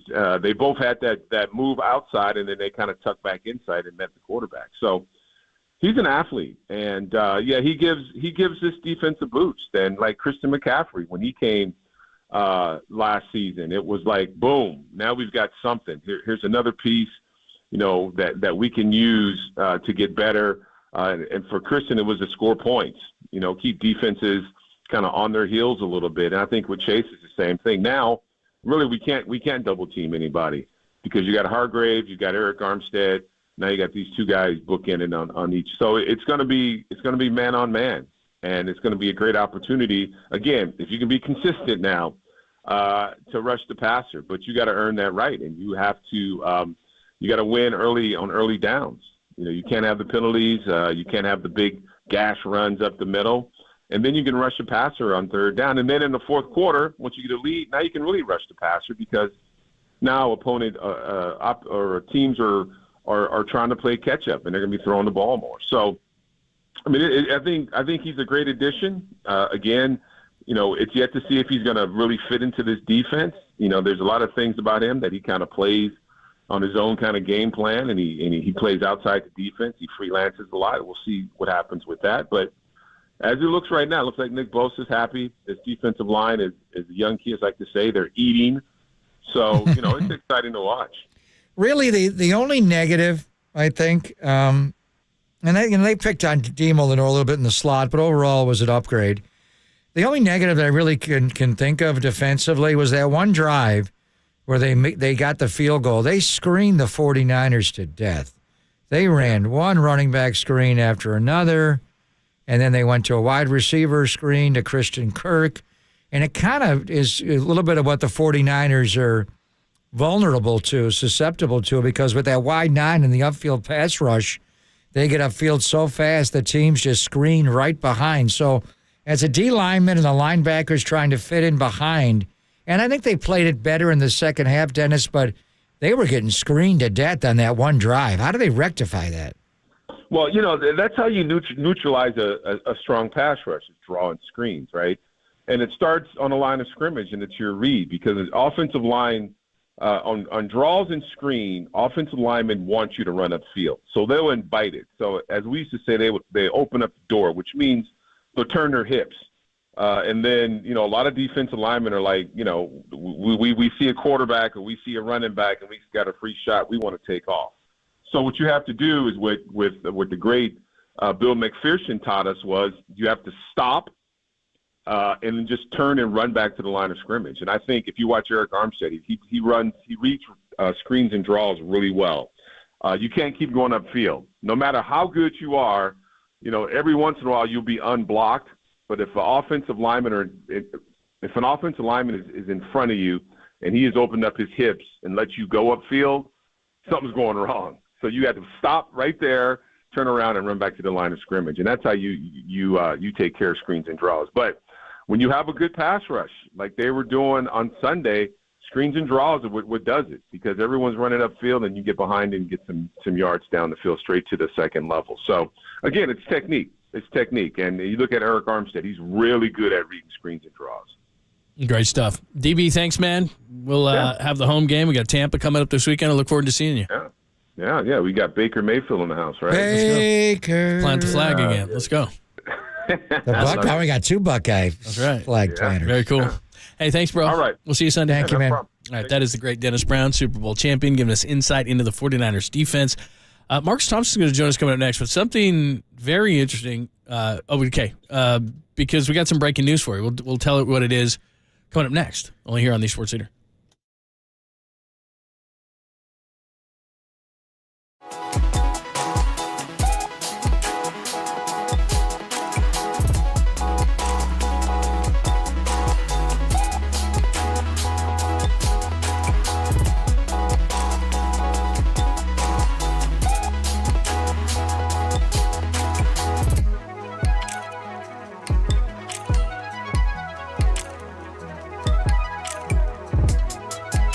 Your old friend John Lund here. Did you know that many of the attorney ads that you've seen or heard, they're not even based here in the Bay Area. Some aren't even based in the state of California. That's not good. And that's not Chris Dolan and the Dolan Law Firm. They're based right here in the Bay Area. They've been that way for more than 25 years. They're award-winning personal injury and employment attorneys, and they're fighting for you where you live. So if you've been discriminated against at work, wrongfully terminated, or sexually harassed, your rights matter. Go to dolanlawfirm.com and learn more about your rights. And unfortunately, over the past year, Chris and his team, they saw a sharp increase in no-fault injury accidents. Now remember, motorcyclists, pedestrians, cyclists, children playing, you see them, they're all around us. So please be careful. Let's work together and make sure the Bay Area is a safer place.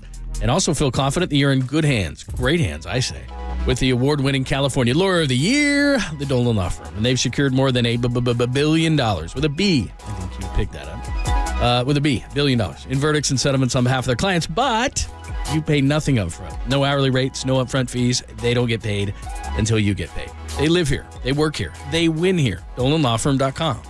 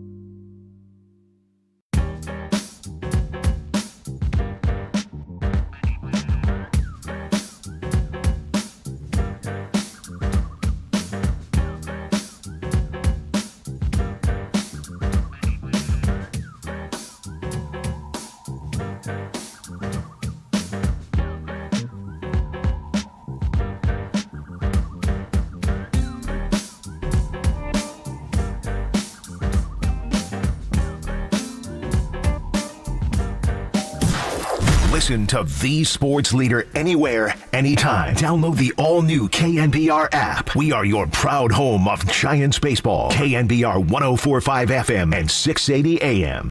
Ohtani would be the guy. I wouldn't put the Giants in the top 3 in the Ohtani sweepstakes. Doesn't mean I would rule them out, but just going into it, I don't think they're a favorite. That's nothing you can count on. But yeah, I mean, do you want Juan Soto there? Is that kind of trade you're talking about? Because I think the Padres will put him on the market. Doesn't mean they're motivated to trade him, but they're going to reduce their payroll, and that's a guy who's a year away from free agency. I still think there's a place for Juan Soto. I do think he's tradable, even as a rental type player. Thanks for joining us. We're going to have Marcus Thompson on the show, but a little bit of breaking news here, and it's sad news, but it is going to affect the offseason. Peter Seidler, the managing partner, the owner of the Padres, has passed away at the age of 63, and he has been sick, and he has been outspoken that he wanted to spend aggressively because he wanted the Padres to win before he passed away. He was only 63 years old. And the Padres payroll, if you've forgotten, Mets were number one at $343 million, Yankees at $278, then the Padres spending outside of their market at $256 million. They're the third largest payroll, and you just heard Tom Verducci there say, would they move Juan Soto? They probably would anyway. They gave up a bunch to Washington a couple of years ago to get him, and then Blake Snell, Josh Hader, guys like that are free agents, Michael Wacha. So how does this change? Because Peter Seidler, even though that's a smaller market size, he was bankrolling this whole thing. He was ultra aggressive. They signed Xander Bogaerts last offseason to a double-digit year contract. Are the Padres going to have a fire sale now? Well, I mean, it's just sad news that Peter Seidler died, and he's been in bad health for a number of years, the owner of the Padres, and he's owned the Padres for a long time, over a decade. Mr. Seidler was a two-time survivor of non-Hodgkin's lymphoma, and because of that, go back a year ago at this time when they traded for Juan Soto, and just all the big free agent acquisitions that the Padres have made under his ownership. And the word you got was he knew that he was not well and he wasn't going to live a long life, and he wanted to win a championship for the San Diego Padres, and he wanted to win one for the city of San Diego before he passed on, so he tried. That's why you look at this news and just the season that they had this year and what it meant to him. And they had a lot of sellouts this year. They had a record for the Padre organization, and certainly at Petco Park. But they underachieved. They got hot at the end, but he wanted to win because I think he knew his time was short. He did issue a statement in September announcing that he had undergone a unspecified medical procedure the previous month, but you didn't know what it related to. So you have to assume that cancer took his life. I never met Mr. Seidler. I know a lot of people that know him, including John Lynch. John lives down in San Diego, and he knows the ownership group there, and he goes into the box, and he often watches Padres baseball with the people that run the team. And Peter Seidler is named after Peter O'Malley. He's Walter O'Malley's grandson, and I think Peter O'Malley's his uncle. He's the nephew of Peter O'Malley. So he a lot of his money came from the Dodger fortune, but in any event, it's a sad day to lose someone so young at age 63. And but you knew he was in bad health. I didn't know that he was this poor of health. So it's a great loss to that franchise. And now, as far as the direction of the franchise, things did leak out last year that they were going to slash payroll. About $50 million were coming off. They got prominent free agents, which I think most observers feel in baseball, and you heard Tom Verducci talking about it, was that they're going to let, a lot of these guys walk. Josh Hader's going to walk as a free agent. Blake Snell's going to walk as a free agent, and how does that impact the Giants? And then you get into them trading Juan Soto, which was what Verducci was talking about, and I don't know what else they would do. Fernando Tatis, Manny Machado make big money. I'd start shopping those guys. I mean, it's double-digit contract Machado, Fernando Tatis Jr., Xander Bogaerts are all in double-digit. Joe Musgrave makes a ton of money. Yu Darvish makes a ton of money. I mean, they're way over their skis on their numbers, and the reason why is Peter Seidler, who passed away today, like you said, wanted to win for San Diego. Look, I don't know this, but it makes sense. And here's the other thing, too. I would put Machado and Tatis on the market, not only from their financial standpoints, but the issue I always had with, especially in Machado's case, giving them money, those aren't franchise cornerstone type guys. You aren't representing your team. Manny Machado is not the type of guy that you give a double-digit contract to, not in my eyes. And Bogaerts is a guy that I wouldn't, and that's going to be almost an impossible contract to move now. I wouldn't be surprised if not only would they move Soto, but Soto's contract was going to be off the books anyway. You were still way over your skis on that. So now I think they have to move a second guy. Well, so Mr. Seidler in recent months, and again, he had some kind of a medical procedure late in the year. I don't know what it was or if he knew the situation he was in, but he just died, and we're not even at Thanksgiving. But he did state that the intention was to keep the Padres in his family.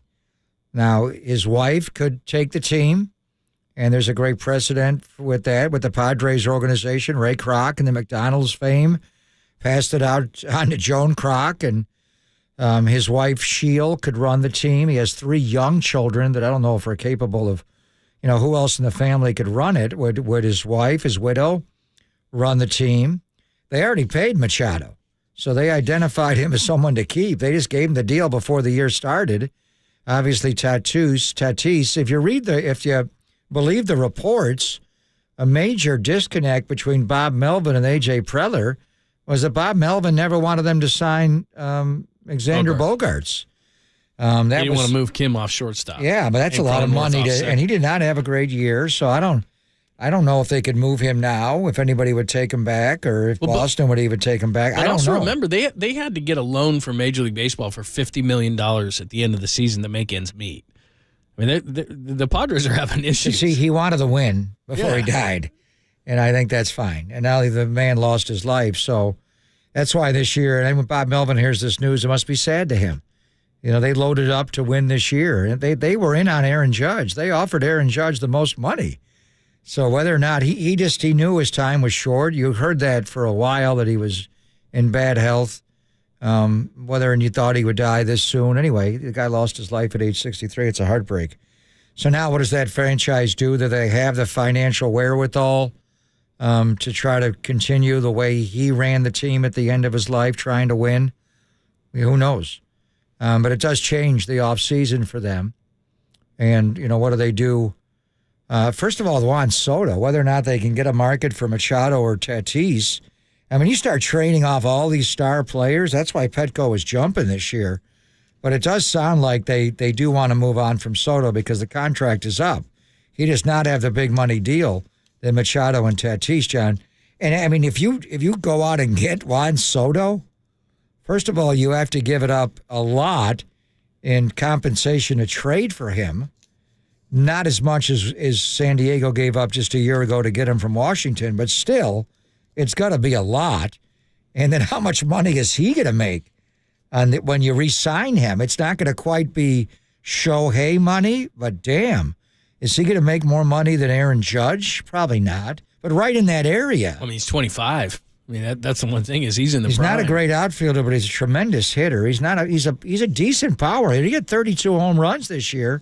He does drive the ball, extra base hits. I mean, what kind of money, if you're looking at a 10-year deal for Juan Soto, are you talking $400 million for him? I think so. If Shohei's going to get 500 plus, and this guy's 25 years old in the prime of his career, and in the defense thing, you can't really make that argument because Shohei right now is a pure DH. So he's going to get a lot of money. Anyway, Peter Seidler passes away at 63. First and foremost, for the Padres family, his family, of course.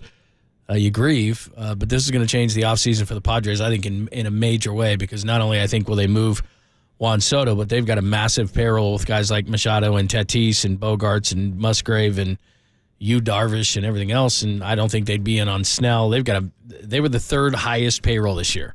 They cannot sustain that, and he was the reason why. He was bankrolling it, so it'll be interesting to see where they go from here.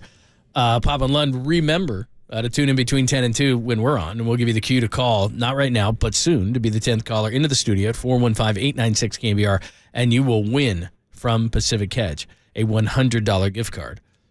Awesome. I already won. I have one. Want me to buy you lunch? Yes.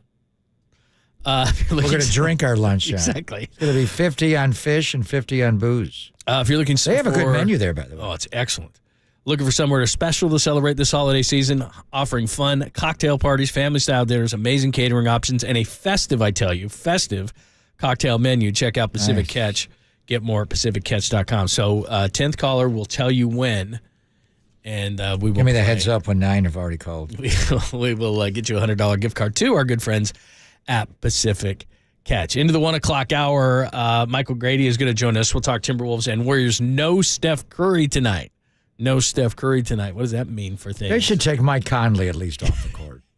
Or Anthony Edwards. Screw that. The Ant-Man should take sit. him off. He should sit. He's gotten. God, couldn't he have just taken James Wiseman? What does the league think about this? They have this in-season tournament they love, and Steph Curry's a headline of the first Warrior game at Chase in-season tournament, and big fancy court. Steph's not playing, and how many games will he miss? Yeah, that's the big part. All right, we'll get into that. It's Pop and Lund. 1 o'clock hour on the way. We got a foreplay for you. We'll recap a little bit from the 49ers, a little bit from the Warriors. And the new pitching coach for the Giants has a potty mouth. Very much a potty mouth. So we'll play that for you as well. It's Pop and Lund only here on the Sports Leader.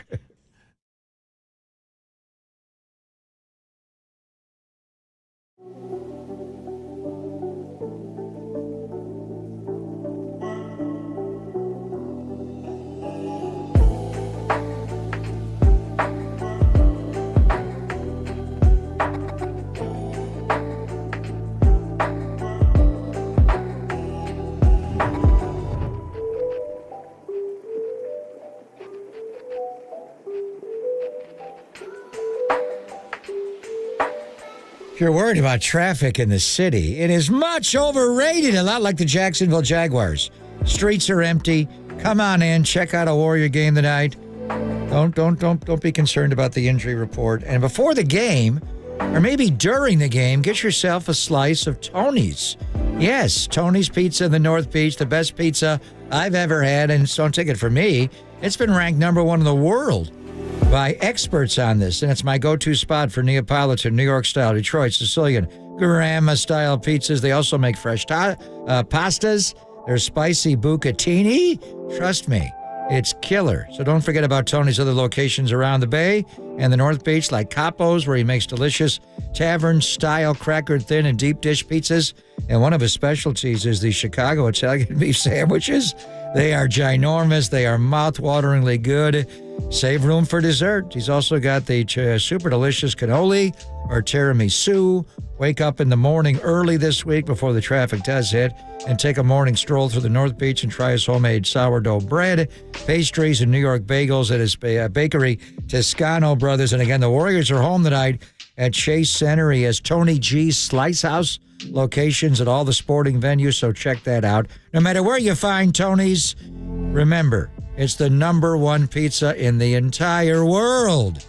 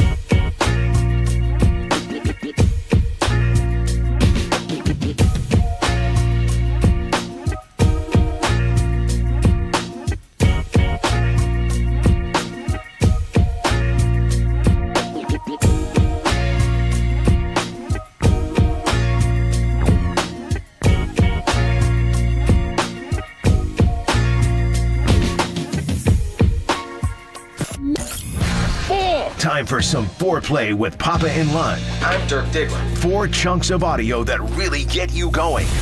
I have a gift, and I am trying to not be selfish about it, but to use it. On KNBR 104.5 and 680, the sports leader. Hello, friends. Hope you're enjoying that baseline. We got 4 great cuts for you. Mike Martz will make an appearance. Kyle Shanahan, Steve Kerr. This was before the Steph injury, but it applies. And Brian Price has a potty mouth, the new pitching coach for the Giants. But just to get you caught up on everything, so Steph Curry is believed to have a sprain in his right knee now, is what they're saying. Sham Charania. So Curry is undergoing further evaluations to confirm the injury and the exact timetable, but is not expected to miss much time. Last sprained knee in the playoffs in that game against Houston. Was that the last sprained knee for Steph? Well, that was the 73-9 year, first playoff game right before halftime. He went up for a jumper Patrick Beverley landed on. He landed on Patrick Beverley's ankle. Right. And then he missed a bunch of games. He came back in Houston. Game the Warriors actually won. Clay had a big game. He slipped on a wet spot, and he hurt his knee. And that he did come back, but that was this. I think the reason why they didn't win that, and Draymond getting suspended for Game 5. But Steph ran out of gas. Remember when he got switched on to Kevin Love and couldn't beat him off the dribble? Got switched on to Tristan Thompson, who talks a lot, by the way. Has a lot of guilt in his life, John. He needs to exercise. Anyway, so who knows? It happened in the second and a half of the game on Sunday against Minnesota. So I think the first thing we got to look at, and he kind of bumped the knee a little bit on the floor when he landed the other night, is how many games will he miss? He'll miss tonight. You got the Oklahoma City Thunder coming in Thursday and Saturday. Is he going to miss the entire homestand? You don't want that to happen, obviously. This is why Marcus Thompson had to cancel on us, is because he's working on the Golden Child. And then next week, Monday, the Houston game, and then right before Thanksgiving at Phoenix, and then come home for another in-season tournament game against San Antonio and Victor Wembanyama. I don't know, John. He may miss a handful of games here. Yeah.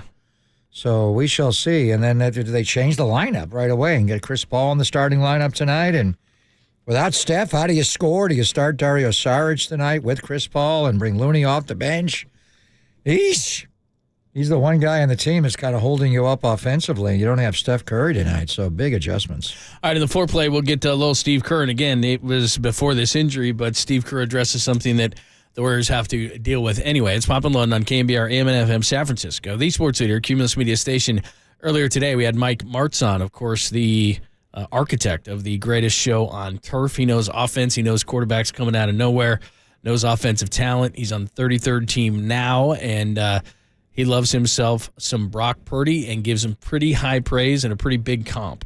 I think it is, not just the physical style that he plays, but his demeanor, how calm he is, how stoic he is, and the confidence that he has, and the humility that he plays with. Everything just kind of relates back to me the way I remember Joe playing.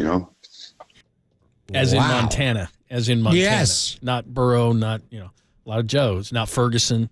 Not Tony Montana. Not Tony Montana. You're talking Joe Montana. Talking Joe Montana. Yeah, we've heard that before. Sexy Rexy Ryan mentioned it. That play when they ran that flea flicker and he rolled to the right and he hit Kittle, he did remind me a lot of it of Joe. I don't know. I mean, it's early. Win one. Well, he's not saying that. No, he's not saying you have to win 4 and never lose a Super Bowl. He's just saying slow breather, calm. No, just, cool, this playing cool, style. Confident. Now, if he put on a different uniform and it wasn't the Niner uniform, would he remind you of Joe Montana? I don't know. No. What does he remind you of? Kirk At Cousins. times. That's off the field, Mark Bulger? That's off the Speaking field. of Mike Martz? No. I don't think there's ever been one. I mean, to be honest, a pick 262. Kirk Cousins is pretty good, by the way. Yeah. I was just saying the khakis, but there hasn't been a pick 262. There hasn't been a last pick quarterback do the kind of stuff. And you and I talked about this before because he's at 17 games started now, full season worth of stuff to look back on as far as Brock Purdy is concerned. Guys just don't pick it up that fast. That's still the most amazing thing to me is you get the 3rd overall pick, which doesn't matter once you're in the building, but Trey Lance makes it so hard, and Brock Purdy makes it look so easy. Why? And it was hard for a long time. Most quarterbacks came into the NFL and struggled. They could not figure it out. I think Matt Ryan and Joe Flacco in that draft class kind of flipped things years ago. They came right in and got their team in the playoffs, but now there was a learning curve. Where as a rookie, you got overwhelmed. A lot of times high picks go into bad teams. That's why what C.J. Stroud is doing after what Brock did last year, it's pretty impressive. It's amazing. Here is the other side of the ball. Talked so much about the defensive line, but Kyle Shanahan seemed like, at least for a game, they solved that whole thing. Demo Lenore went inside. Ambry Thomas went outside, forced that big fumble. Is that a long-term thing, short-term thing? Here's what Kyle Shanahan said yesterday. We don't think anything long-term. It's always week to week. So like how it went last week, we'll see when we watch film here for these next 48 hours what we think the best is on Wednesday. But I know there was at least one play in that game, maybe two. Demo had to come out. Isaiah went right in, didn't miss a beat. And we got a number. I mean, I think Isaiah played some real good ball for us this year, too. So we got some options, and it all depends on who we're playing, and we'll see how this settles. But we're looking into it each week. He said it's short term. I am shocked that he did not go back to, I don't even know if I'm going to be live on Sunday, but essentially he said, we'll see. No, and I was told going into the game, and we saw it at practice last week that they make the change, that that was a specific matchup for Christian Kirk. Christian Kirk has been a Niner tormentor going back to his rookie year in Arizona, and he lines up in the slot for them. So that was going to be a matchup. The question this week, and Chris Godwin had lined up in the slot for Tampa Bay a lot in his career, but he's not lining up in the slot as much. They do move Mike Evans in there a little bit, John, but they have another young guy, Trey Palmer, that goes into the slot more, and then they have Devin Tompkins as well. So I think going into it, and now the opponents know what you're going to do. It's not going to be Isaiah Oliver's in the slot. Now you've shown Demo Lenore in there and Ambry on the outside. So would they move Mike Evans more in the slot to take advantage of that physical mismatch if it is Diamador Lenore? But I think at least for this game, they'd probably keep it the same way, assuming Trey Palmer would be the guy. And then when you go to Seattle on Thanksgiving night in Jigba, Jackson Smith and Jigba, he's play a lot better. He's big. So, I mean, with the skill set, he can run routes in there. Super quick. Is he bigger or quicker? Or how would you match up with him? Quicker. Is he more of an Isaiah Oliver or more of a Demo Lenore? I think he's more of a Demo. He's about 6 foot and about 195, but he is thicker. But his big thing is precise route running and quickness. That's what he is. He's more quick than fast. In Ohio State, he lived in the slot. Right. He is strictly and that's what he does. Guy. That's what he does in Seattle. He is their slot guy. They used to put Tyler Lockett in there. They did that a lot, but he's basically their slot guy. And every once in a while, they'd even put DK in there, but they don't anymore. They just Jackson Smith and Jigba is the guy, and he's about a 4.5 guy, but he is the precise right running quick guy. And in the first few games for him, he wasn't very good, but he's really turned it on. All right, here's the Steph story that we told you about. He's got a sprained knee, and we shall see, but he definitely isn't playing tonight. So this was Steve Kerr before the injury, saying they need scoring, they need other people other than Steph to step up, and they'll need that tonight. Like nobody besides Steph has scored over 20 in a game. How much do you guys just need somebody to, have a game? I think Dario did, if I'm not mistaken. But exactly 20 in OKC. Okay, yeah. But yeah, no question. We need some scoring and some playmaking from elsewhere. So we got to keep plugging away, and we'll go from there and see where that takes us. Yeah. He scored exactly 20. Answer the question, jerk. Take it easy. That's Steve Kerr there. Anthony Slater was respectful. So Curry averages 30.7 a game. So right away. And he averages just 4 assists. So that's another 8. How do you generate the offense minus Steph? Clay's at 16-1. Kuminga's at 12. You got to get Andrew Wiggins going. I Wiggins. Wiggins is a guy that's capable of scoring 20 a game. He's at 10.5, so he's got to jump up. He's not shooting the ball well. We talked about Chris Paul early in the year in the 3 ball. He's got to look a little bit Andrew more. Wiggins is 4 for 26 on the 3-ball this year so far. He needs to go 26. I'm no mathematician, but that's not good. He goes 26 for 4 tonight. He's at 50%. So I think we're good. So he's got to, and I thought Minnesota would bring it out of him, but he's got to guard Ant-Man Dew on the other side, Anthony Edwards. It's going to be a tough game tonight. I would start Chris Paul and Dario Saric tonight together because they play so well together. You minus Steph. Paul's not going to give you Steph points, so maybe the two of them could average 30. I don't know. But then you don't have him coming off the bench. You like the idea of getting Saric in for Loon? Yes, absolutely. Well, let's do and that. because you're going to need some size. I mean, he's 6'10", but more so you're going to need the scoring punch. And what he's going to have to do is, we can identify quite easily who needs to step up tonight, but it's going to be one of those nights where it's just whoever's hot you're going to run with because you can't replace him. I mean, that's 20 good shots he's going to take, or mostly, and 12 3-pointers a game.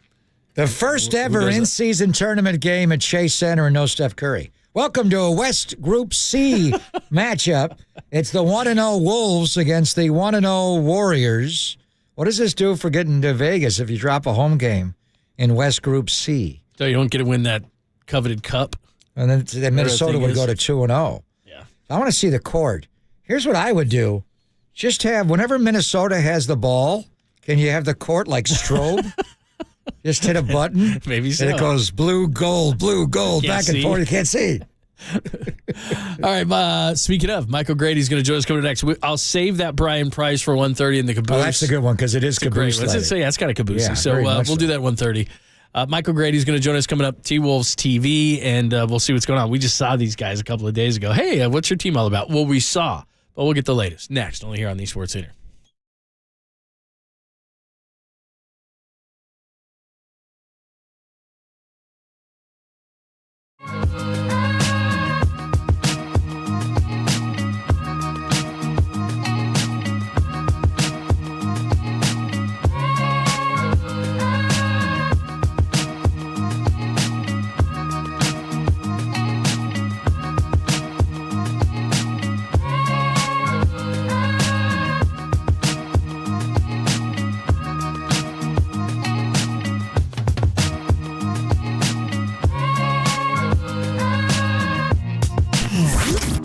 Here's what's trending now. Trending now.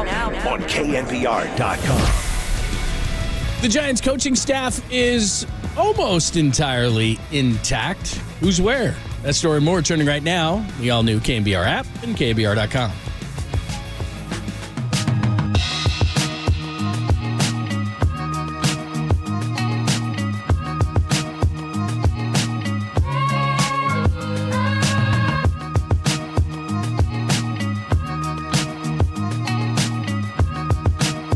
It is always great to talk to our good friend Steve Moskowitz, Moskowitz LLP, and Steve and the group. They have the answers to all your tax issues, including, and this is a tricky one, Steve, what happens if you can't pay your taxes? You talk to us, and what I was thinking about is, remember the old song "In the Still of the Night"?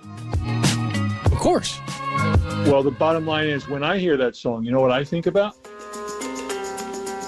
What? One of your listeners laying in bed, looking at the ceiling, worried about he can't pay his taxes, and should he tell his spouse laying next to him? Or maybe she's complaining about it because she knows. The bottom line is you don't have to live like that. Turn it over to us.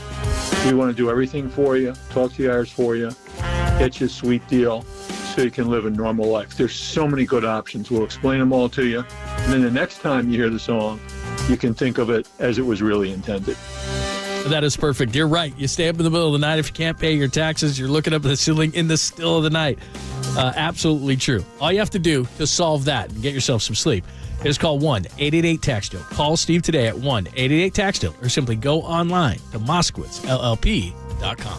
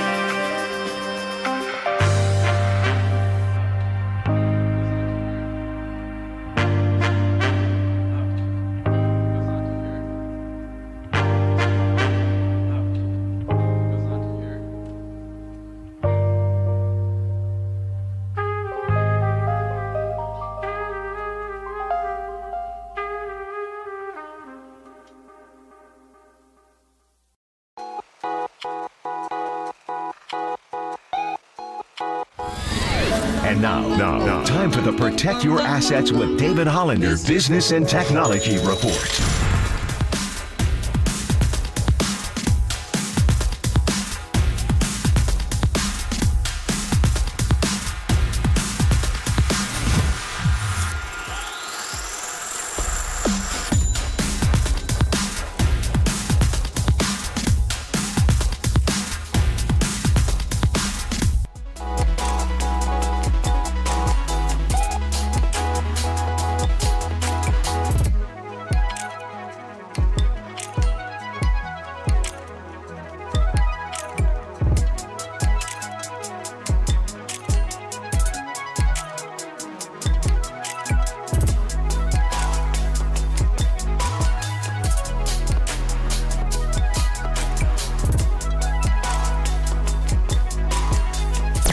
Nation, wherever you are around the globe, stream Gold-Blooded Radio 24/7, 365 on KNBR.com. This is the sports leader. What are you looking forward to most of this upcoming season? Definitely going back to the playoffs and going further in the playoffs to go versus the Warriors. I want to play the Warriors. I want to get to the Warriors. Wherever they at, I want to get to them. Got you. Why the Warriors so much? I mean, because Draymond talks so much trash. That's pretty much the only reason. They were talking the other night. Yeah, they were. They were yelling at each other. They say, you ain't nothing. Nobody thinks about you. Anthony Edwards, God, if they just would have taken James Wiseman, that would have been great, but they didn't. And they got number one. Well, the Warriors have taken the Ant-Man, too? I would have hoped so. He didn't work out very hard. 33. He did say that that workout and Steve Kerr kind of changed his opinion on things, but 33 points the other night, Sunday night, in the 116-110 win. He's really coming to his own, 28.4 points per game. But more importantly for Minnesota, they're 7-2. They're off to a great start. No Steph Curry tonight. We just saw the court underwhelming. Just going to say underwhelming. It looks like a regular court with a gold strip down the middle. Basically what it is. Come on, LeCobb, do something. Let's go. Fancy it up. It is a tournament game tonight. Michael Grady joins us, T-Wolves TV, and he joins us courtesy of the Umagas line. Hi, Michael. Hi, good to be on with you guys. It's good to talk to you, too. Give us your thoughts early in the year, because one thing I certainly didn't expect 9 games into the season is that Minnesota leads the NBA in defense, and it's no fluke, and they've gotten Karl Anthony Towns to buy in. We knew what Rudy Gobert could do, maybe after a frustrating season, and people were worried about that trade and how much they gave up, but he's been great, Towns has been great, and especially defensively, the Timberwolves have been very good. Yeah, well, the familiarity helps, continuity helps, and the right mindset certainly helps. Because on paper, they had all the tools a season ago to be a solid, defensive team, especially after the trade for Mike Conley. But Jaden McDaniels is certainly making a name for himself as one of the best perimeter defenders in the NBA. Rudy Gobert wasn't 100% last season, so I mean he took quite a beating publicly a season ago, but he's been fresh and it's looked good to start the season. Had 5 blocks on Sunday. And Anthony Edwards is establishing himself not only as a superstar, but as one of the best two-way players in the league. I mean, he swallows guys up defensively and really gets after it. So when you have guys who are willing to put in the effort and are committed to each other and they have that continuity and they're on the string defensively, the numbers are going to back it up. And we've seen that so far this season. I mean, they stifled the Celtics to a certain extent, gave the Nuggets some issues. It's held the Warriors under 40% shooting on Sunday. So you do that, you're gonna win a lot of games. Well, the numbers are number one in every category. Opponent's points per game, first. Opponent field goal percentage, first. Opponent three-point field goal percentage, first. And sometimes that can be a little deceiving, especially opponent's points, based on the tempo and the pace you play with. Defensive rating, number one. So you got great defenders, but where I was impressed the other night, Michael, was the Kathmandu, Karl Anthony Towns. And we know how good of an offensive player, obviously Embiid and the Joker are great players, but he is so skilled offensively. But defensively, I didn't know if he could play great defense. And I saw him take that two-man warrior action the other night, and he and Gobert just took it away. How have they got? Is it just everybody else around him plays good defense? How have they got Karl Anthony Towns to lock in defensively, Michael? Yeah, and I'm not saying this has happened, but let's just say you're in a film room and you're watching, defensive sets in the film room. I don't think anybody wants to get called out. You know what Ant is going to do defensively, and he's gotten more consistent this year. Gobert has been one of the quality defending big men in this league. McDaniels is tremendous. Sometimes he fouls a little bit too much. Conley takes on all challengers, even at his age as a point guard. And Carl has all the tools to be a solid defender. And I think seeing everybody step their game up, nobody wants to let their teammate down. So I give him a lot of credit in the way that he's committed to the role that the team has given him this season. He's starting to find his role and groove offensively, and has been assertive early in ball game. But he had a little bit of a start, but he's starting to find that consistency. And to your point, we're seeing it on both sides of the ball. So, I mean, this is one of the better starting fives in the NBA, and they're shooting efficiently from the floor. And as you pointed out with those numbers, they're getting it done on the defensive side. Michael Grady is joining us, T-Wolves TV, at Grady. He's got some great stuff on his timeline right now that you need to check out. Timberwolves and Warriors tonight over at Chase. The court is in good shape. Steph Curry not. He's got a sprained knee, and he's going to be out for a minute. We'll keep you up to date on what's going on as far as Steph is concerned. Let me go back to Anthony Edwards for just a second, because like you said, it's the offensive game has just gotten better and better and better. He's up over 28 points, but like you said, he's a complete player. 6 boards, 5 assists, and you've got a video up on your feed right now. One of the toughest one-on-one players in the league is Jason Tatum, and there he is going one-on-one and knocking the ball away from him. And I got to believe that when the defensive mentality comes to a team, when your best player plays that way like a dog, then the rest of the guys have no choice but to follow. Yeah, and he's as genuine a good teammate as I've witnessed in my time covering the league. He always gives props to his teammate. He's always talking his guys up. And he's one of those guys that really is learning how to lead by example. And his time with Steve Kerr with Team USA over the summer, I've talked a little bit about it with him, has paid dividends. I mean, he was already on the ascent once Karl Anthony Towns went down and missed 52 games last season, and just started to go to another level. And we've seen that continuation through the summer with Team USA. Steve Kerr said he was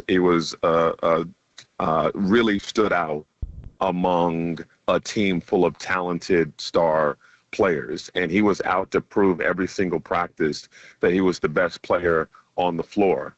And he started getting his teammates involved. Steve Kerr told a story pregame about how the ball really wasn't moving in one of those games for Team USA. So after the game, Kerr went to him and said, you can get your teammates involved, right? And, you can, pass the rock and help your teammates be better. And the next game for Team USA, Ant had 5 assists in the first quarter. And right now, I mean, it's not huge assist numbers, but Ant is leading the Timberwolves in assists so far this season. So he is really focused on what can I do to make my teammates better? How can I take my game to another level? And also having the attitude of I'm the best player on the court night in and night out. And that's really been, from a Timberwolves fan perspective, fun to watch. I think if you're just a basketball fan, period, watching a guy mature and realize I'm that guy is really fun to watch. And so you played the clip coming in from the break of him talking about, I want to go against Draymond, because he talks a lot of trash. Some guys will say stuff and they can't really back it up. And they got to chirp it in that game on Sunday. And Ant's response was, I'm going to fill you up with 13 fourth quarter points and we're going to win this ball game. And he went against Jason Tatum toe to toe. And they started chirping after they got tied up for a jump ball. And then all of a sudden, Ant went on fire and closed the game out in the fourth quarter. There's just something special about a guy who talks a good game and then puts in the work and has the focus and the fearlessness to back it up in the biggest moments. We're only 9 games into this NBA season. Still a lot of basketball left to be played. The money is made in the playoffs, but it's been really fun to watch this 22-year-old grow up. Yeah, and he's averaging 28 points a game. I mean, he's a monster. You mentioned the starting 5, McDaniels defensively, obviously the 2 big guys, and Anthony Edwards. But to me, and it goes back to the Memphis days, I think he's one of the most underrated players in the NBA, Mike Conley. Just talk about how Conley at point guard there kind of brings everybody together and makes the squad really go. he's everybody's whisperer. If Ant is a little bit off, then Conley comes up to him and he knows the right thing to say. Ant, before he kind of went off in that fourth quarter, was just kind of firing threes and looking for the hero shot. And Conley went up to him and said, "Bro, stop. You got to stop shooting threes." And then he went to the mid-range and really heated up and was able to help close that game out for the most part before Pajemski made things interesting. But Ant took that advice. There isn't anybody on the team that Conley can't go to and be able to speak their language to get through to them to make sure that they have an impact on the team, on and off the court. And that really says something about him. I covered the guy when he was in high school at Lawrence North back in Indianapolis, and he's always had this reputation of being an amazing teammate, sacrificing, doing whatever he can for the greater good. And I just can't stress enough just how big of a deal it was to make that trade last season, sending D'Angelo Russell to L.A. And D'Lo's, obviously a talented player, but in terms of needs for this Timberwolves squad, Conley has fit perfectly, and he's been huge for this group. That's great stuff. They've won 6 in a row. That's the Timberwolves tonight against the Warriors. Michael, great stuff. Thank you so much for your time. We appreciate it. We'll talk to you soon. Anytime. Thank you, Michael. Those some good pipes, too. He's got a good voice. Man, I'm really jealous. My voice is so intimidated by him right now. He's just like, what's up? Here's how it's going. He does a good job. He's really good. Our friend Dave Benz had that job for years and years and years, so it pains me that he's not still there with Jim Peterson. But Michael's solid, great voice, knows the game. So they already won a in-season tournament Group C game, John, on the road. Oh, they did? In San Antonio. They're 1-0. The Warriors are 1-0. They win tonight, and no Steph Curry, I think, will aid their cause.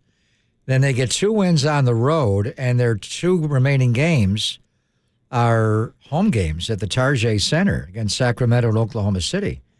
They could be going to Vegas December 7 and 9. It's okay. We're going to Vegas the second week of February. Actually, first week playing in the second week. The Warriors make it to Vegas. We should go. We should go. I want that trophy.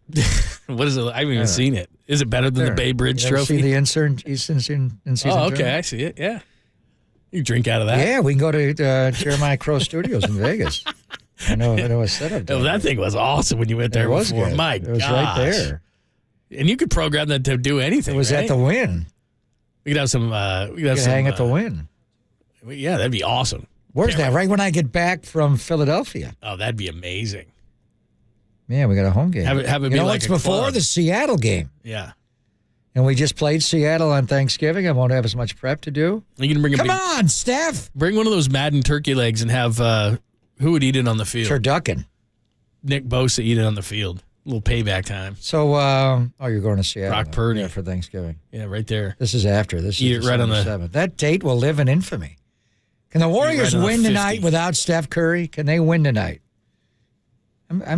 Watch them. Watch Chris Paul go off tonight. He's going to drop 30. In how many games? 4? We're only playing 1 tonight, that's John. right. I forgot. We are playing 4 in the in-season tournament, but we're not playing them all tonight. No, this is not like the Big East tournament. That's true. We're not going to do it all once. By the way, the big yellow strip, uninspiring. I'm just saying. I think right they're now. saving it for the night after Thanksgiving against the Spurs. Out there or something. Then I want like a silver and black cord in honor of Wembanyama. All right, we will give you the Sweet Clean Family Friendly Caboose. Brian Price, the new pitching coach. Yeah, that's the highlight. That's the highlight. If he went off when he was a member of the Cincinnati, he was the manager. I like guys like the this. Cincinnati Reds. That's old school. I think someone asked him for his opinion of Kingman's performance and Kurt Bavakwa. I was going to say Bavakwa. All into one. Bavakwa. I mean, he's right there with Tommy. Yeah. He went off. Oh, we should play some. We got to count the beeps. Lee Elia, Tommy. Who else have we got? Tommy's the all-time. Hal McRae. Yeah, he just slammed a phone. That was amazing, though. As far as F-bombs. Yeah, that's pretty good. All right, we'll play it for you coming up next. The new pitching coach. Maybe he's calmed down. It's been a few years since this. I hope not, though. I like this. It's Pop and Lund only here on the Sports Center.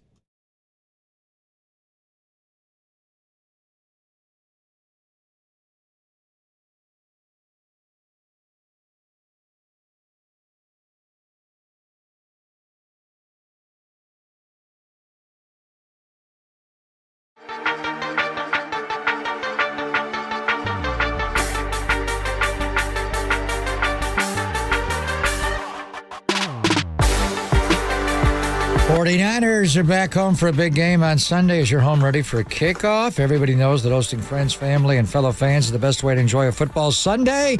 So get ready for an elevated game day by standing your deck or painting your fan cave with Benjamin Moore. Football and painting season is in the third quarter now, I would say. So what are you waiting for? Time to tackle your indoor and hurry before it rains. Is it raining out? Maybe. Outdoor paint projects have your family room decked out in team colors. Nothing in pewter to impress guests and intimidate rivals. Update your kitchen with a fresh coat of paint for prepping tailgate treats and pregame snacks. A freshly stained porch or repainted exterior will allow you to grill outdoors in style all season long. So change your luck with a fresh coat of paint. Whether you're calling an audible or following the playbook, find all the right products, the perfect colors, and plenty of advice at your Bay Area Benjamin Moore retailer. And with 17 regular season games played again this year, let Benjamin Moore help you extend the life of your home for many years to come. So support your team and your local independently owned and operated business with Benjamin Moore.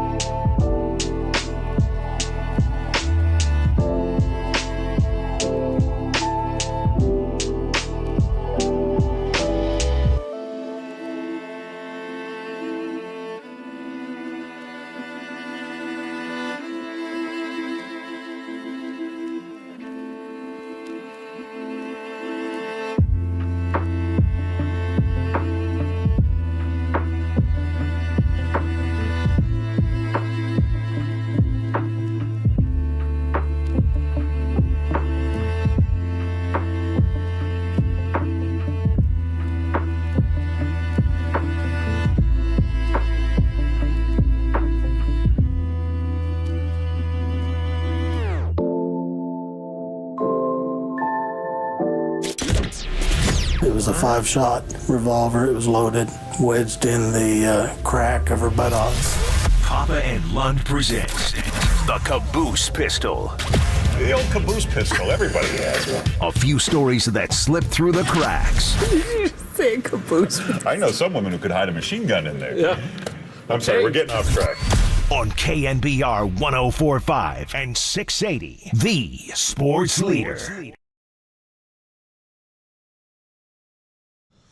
All right, so the list of coaches is out for the Giants. And we had speculated maybe Brian Price, who has a relationship with Bob Melvin back to his Seattle days, would be some sort of a consultant, or they have those kind of things like Brian Bannister of the Giants or something. We didn't know that he would be the day-to-day pitching coach. He is. And he is. His for most sports fans, his most famous or infamous, I should say, moment was when back in 2015, April of 2015, he used the F word 77 times. In 6 minutes. Yeah. And 10 more variants of other vulgarities. I could easily break that record. You could do 77 in 5 minutes. I could do it in 77 seconds. Now, it's 5.5 minutes, this rant. We cut it down to 2 minutes, and it took Walter probably most of the morning to put the beeps in the place. Beep, beep.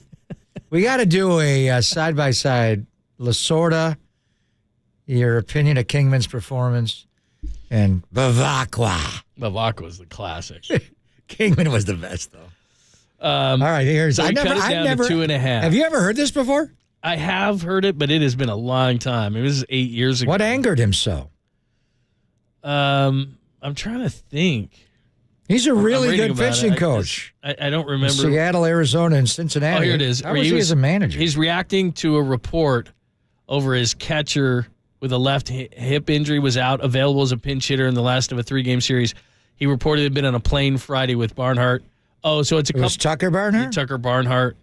What so it was a couple of guys. Apparently, the guy was hurt, but then he was seen out in public. Oh, so it wasn't even. So he was defending a player? Right. Oh, I want to hear this. So here's Brian Price, the new pitching coach of the Giants, back in April of 2015 when he was the manager of the Reds. You know, look, I don't need you guys to be fans of the Reds. I just need to know that if there's something that we want to keep here, that it stays here. We don't need to know that Tucker Barnhart's in the airport when we haven't spoken to Kyle Skipworth. I think we owe that kid the right to be called and told that he's going to be sent down, as opposed to reading that Tucker Barnhart's on his way from Louisville. I don't get it. I don't get why it's got to be this way. Has it always been this way, where we just tell everybody everything? So every opponent that we have has to know exactly what we have, which relievers are available, which guys are here and which guys aren't here, when they can play, what they can do. It's nobody's business. It's certainly not the opponent's business. We've got to deal with this bullshit. I'd like to talk, and I have spoken as candidly as I can with you people. If that's not good enough, I won't say a thing. I'll go yes, sir, no, sir. And I can do that. But I've been as candid as I can be about this team and our players, and we got to deal with this. Every team that we play has to know every guy that's here and what they can and can't do. Me. It's a disgrace. I'm sick of this. It's hard enough to win here to have every opponent know exactly what the we bring to the table every day. I don't like it. That's what I'm saying. Make it very clear. I don't like the way that this is going at all. I don't like it. I don't think you guys need to know everything. And I certainly don't think that you need to see something and tweet it out there and make it a world event.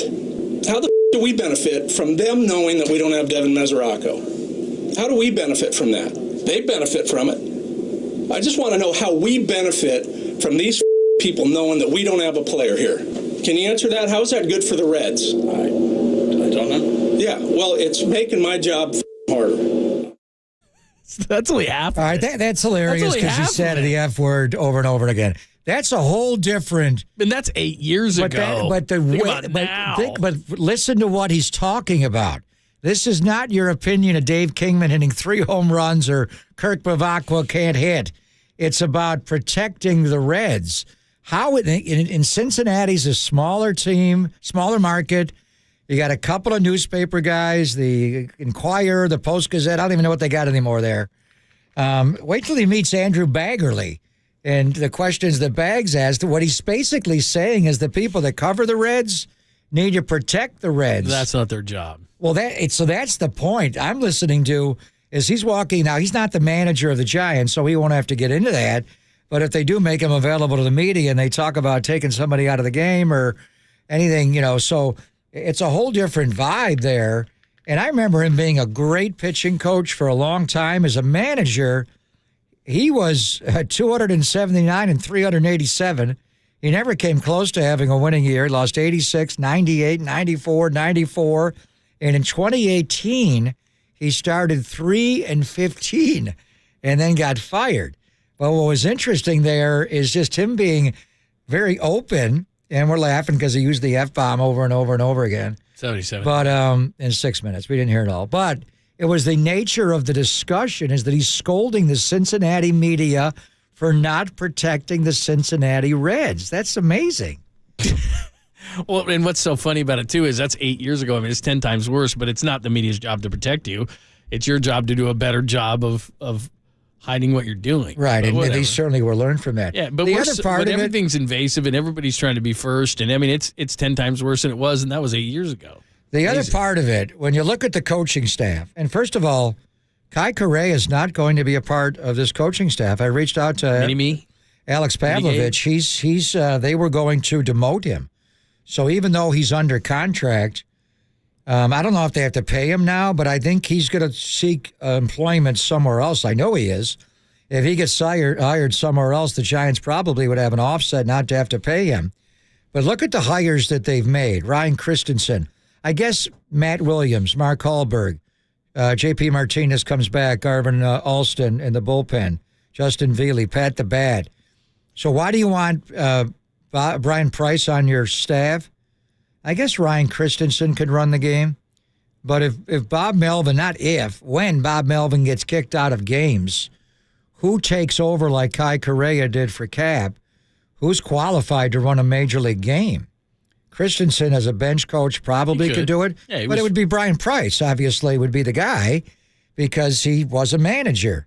Not a great one, but I don't know what kind of roster he had there. But that's a big reason why. You don't often see the pitching coach run the team, but if and when Bob Melvin gets kicked out of a game, Brian Price would be the acting manager. Yeah. So anyway, it's an interesting staff because nobody goes away from analytics. Nobody's saying that, but I certainly think by the hiring of a veteran staff like this, that there might be just a bit more gut going to things. And Bob hates the term gut, just experience, feel. Intuition. Whatever term you want to use. Yeah, that. But they're going to have all the analytics applied to them, and Farhan's great at that, and they're going to apply it properly, and he's going to have his card that he makes out, and it takes 45 minutes to do. It won't be as long to, now that he's managing the Giants. But with Kai Correa, I wonder what they were going to have him do. Probably edit Instagram videos for Gabe. John's got jokes. They aren't good, but he's got jokes. Well, they were twins. I wonder what they have. Very different. I mean, I wonder why Kai Correa cannot be baseball's version of Mike McDaniel. I see a lot of similarities. I wonder who will hire him and what team he will go to. And it must have been a bit, obviously he didn't accept it, but they wanted to demote him. Is he well thought of? I don't know. I think so. He's a bright guy. He's a bright guy. I don't know. Who's going to hire him? I don't know. Watch the Dodgers hire him. Could be. But there's your staff. I like the staff. Matt Williams comes back. Pat the Bat. We know guys like that. Pat Burrell's going to be your hitting coach. Brian Price, very experienced. Very dirty mouth, but very experienced as a pitching coach. I like that staff. So you went off there. There you are. All right, a couple of remnants before we get out of here. I do have a story or two. That's our caboose pistols, Brian Price? Okay, let me give you one. Oh, come on. Since you asked. You killed our caboose? Remember, I'll give you one. Remember a few years ago, I've said this, and I always get in trouble for saying this, but I dated a girl years and years ago. You always bring up your exes. One of the reasons that we broke up was, I mean, you could look at me. She loved to go to nudist colonies. And nudist I remember camps, you mentioning right? that. And what broke us up is she's like, is she still living in the Bay Area? Yeah, she would never listen to our show, and so she was like 415. What's our number here? 995. Yeah, we could call her. So she would be like, hey, I'd love to talk to her. Let's go this weekend to this nudist colony. I'd be like, oh, I'm just feeling sick. Like, there's no way. You did go a couple times though, right? Yeah, well, yeah, but I mean, it's it was cold. I was in the pool. And so Okay. it was.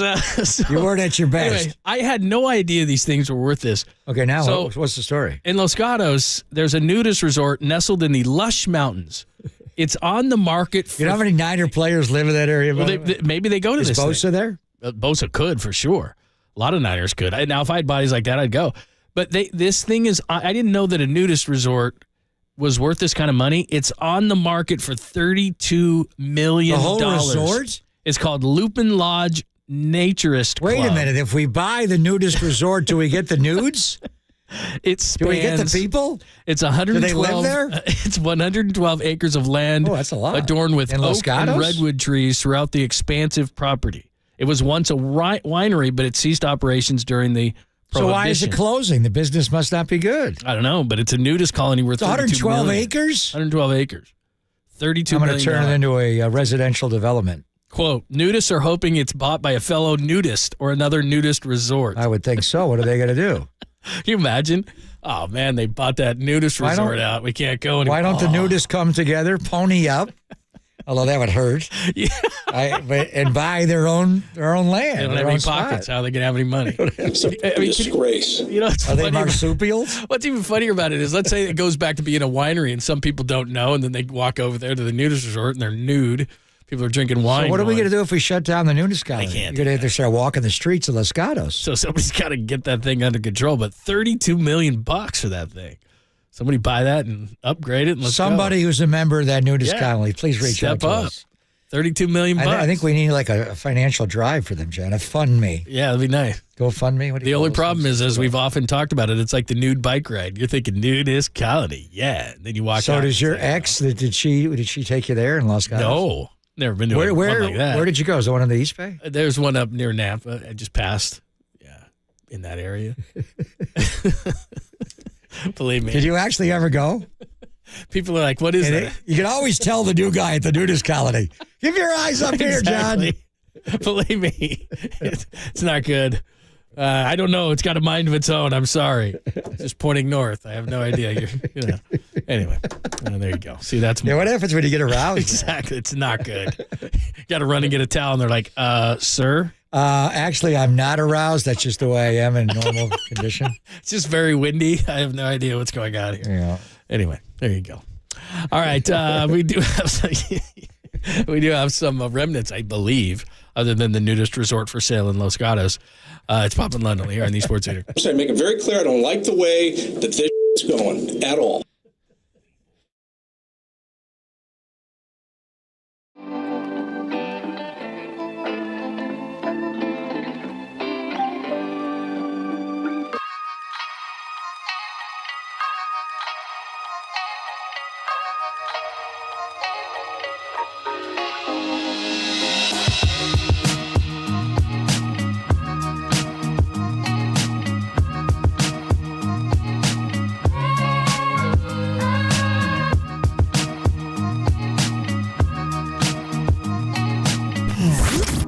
Here's what's trending now Trending now.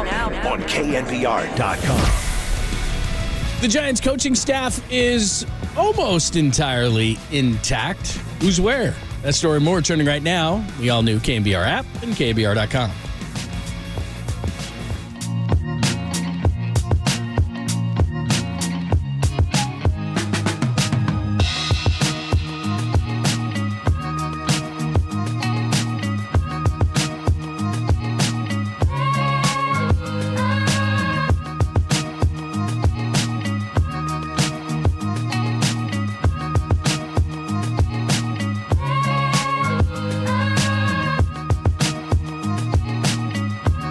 Gold Bar Whiskey proudly presents the Joe Montana Whiskey Collection, a whiskey that celebrates the iconic 49ers quarterback and a four-time Super Bowl champion, Joe Montana. Gold Bar is the perfect whiskey to enjoy with friends and families and celebrate like a champion. It's crafted right here in the heart of the Bay. Each bottle of the limited edition Joe Montana whiskey embodies the spirit of greatness.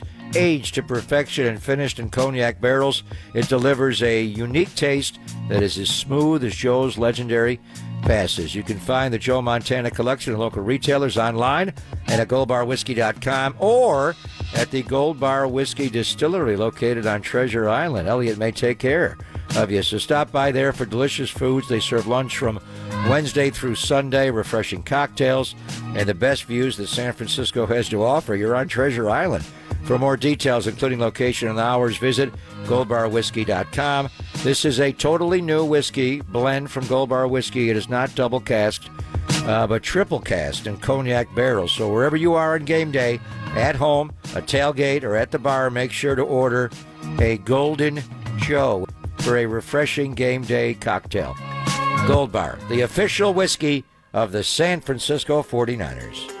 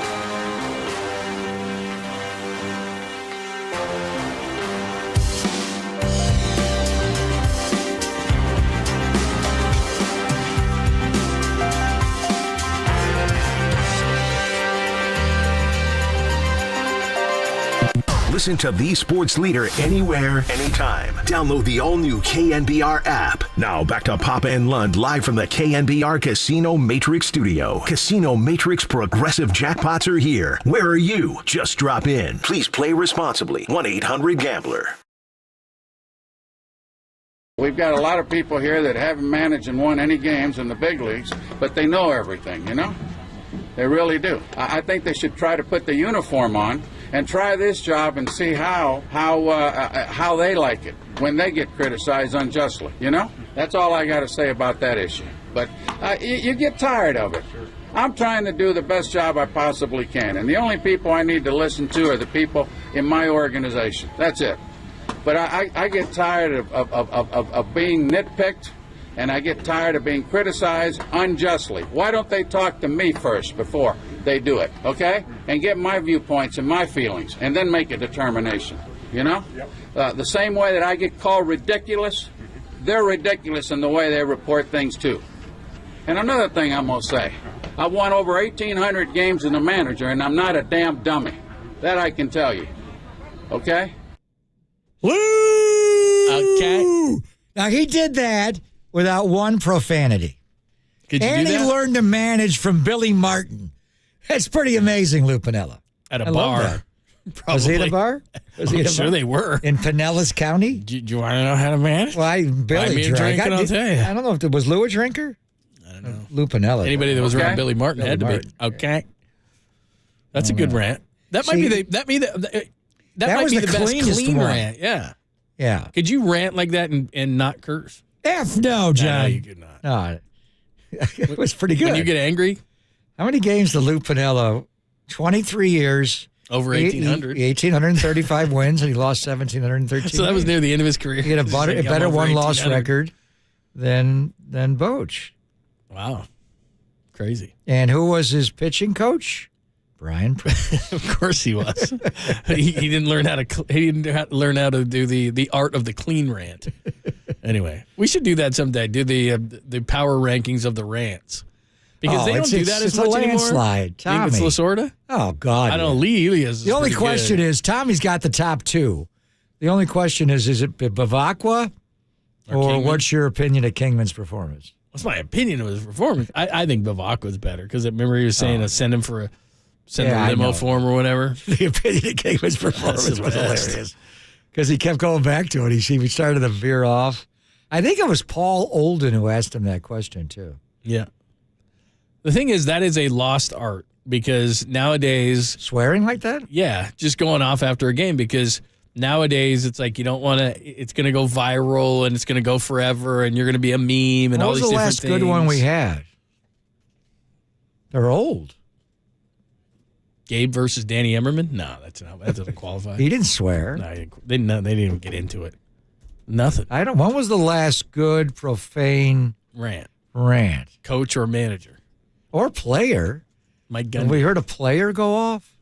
Players do sometimes, but I'm just saying, manager, coach, managers especially because they know they don't want to. They know that they're going to go viral forever, like Jim Mora's playoffs and all this kind of stuff. They But don't he want didn't swear. He didn't swear, Jim Mora. He said, Danny Green? They are who we thought they were. That was a long but time ago. That was a little. That was when the Bears were good. But that was somewhat. about that. It was more recent than Lou Piniella or They don't do Elia. it very much anymore because they would. You go down in history and they play it forever, and they're like, "Well, I'm not doing that." How many times do you think Kyle wanted to? Sunday. You thinking of benching Brock Purdy? What? He got close on Sunday. What? If that ball would have gotten picked off, it was a touchdown and he got that mad. Imagine if it was picked off. He wasn't that mad. Imagine how mad he would have got. He was playing. He lost his mind. Did you guys do Callahan yet? Yeah, that's good. Dumbest team in America. That was good. In terms of playing What the year game? was that? In terms of playing, it was 2002. That was a 'cause while he got back. fired. Yeah, I mean, that's 2003. There's one that's newer than that. Yeah, for sure. I'm just. He trying to didn't think of some of the swear. other That was a good one. That's a good one. I thought that was pretty clean. Yeah. The Jerry Seinfeld of rants, no cursing. Yeah, Ditka. I mean, That was the year after the Raiders went to the Super Bowl. That was 2003. Yeah. He was gone right. He was like, When there Al's was- firing. when there was He just long and called. bad, yeah. You just called Al Davis's team the dumbest team in America. It's your team, Coach. Yeah, that was a good Herm one. had some good ones, didn't he? You play to win the game. Yeah. Herm had some good ones. Yeah, the Kingman one, I think. I like the Bavacqua one, but the Kingman one was great. Bavacqua. Bavacqua. The thing about Bavacqua was that was Tommy initiating and going after him. Yeah. The Kingman one was just an answer to a was like, question. just- What was your opinion of it? It was Paul Holden, who's now the voice of Yankee Stadium. He's the new Bob Shepard. Tommy, what was your opinion of Kingman? Opinion? 3 damn home runs and 10 RBIs. Before we get out of here and Tolbert and Copes jump in, Pacific Catch, $100. Be caller 10 right now, 415-896-KNBR, 415-896-KNBR, $100 to Pacific Catch. Looking for somewhere special to celebrate the holiday season? Yes. Offering fun cocktail parties, family-style dinners, amazing catering options, and a festive cocktail menu. Ding, you had me at cocktail menu. Check out Pacific Catch. Learn more at pacificcatch.com. Thanks as always to Danny and Walter. We'll see you tomorrow. Singleton on Vernon Davis. Singletary. Singletary. Yeah, Vernon Davis. Yeah. That's a pretty clean one, isn't it? And that was pretty I want recent. winners. That was Yeah, pretty. That was we pretty go out, we hit recent. people in the mouth. Yeah. Exactly. Dropped his pants too. Only got to drop his pants as part of a way to inspire his team. Remember that, like at halftime? Nobody's Dropped done. That Him didn't- and Bob Knight were the only two. I Real think. quick, Jim Moore. Oklahoma State coach. I'm a Mike man. Gundy. I'm 40. Yeah. You come after me. Yeah, that's a good one. How about Diddley Poo? Isn't that Jim Moore also? Yeah. Diddley Poo That's as much as he offensively. would curse. That's a different one. That's a different rant.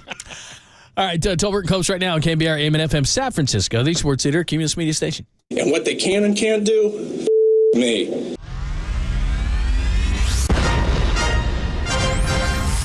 The NBA brought him to the Bay. While his co-host was born and raised here. Adam, that is great co-host work right there. That is amazing. You're lucky to have Adam, Tommy. Oh, absolutely. It's time for Tolbert and Copes. Let's get it on! Tom Tolbert. Yeah, thank you. Now if I could ever get some beer.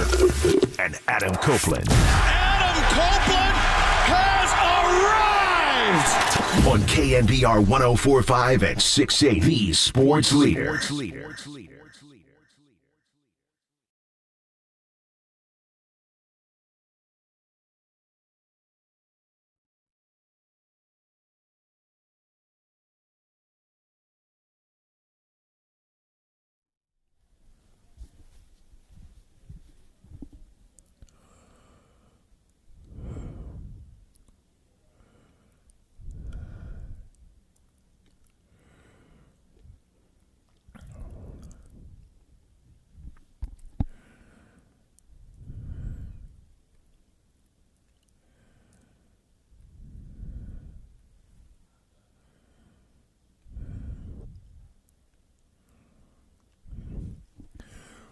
What is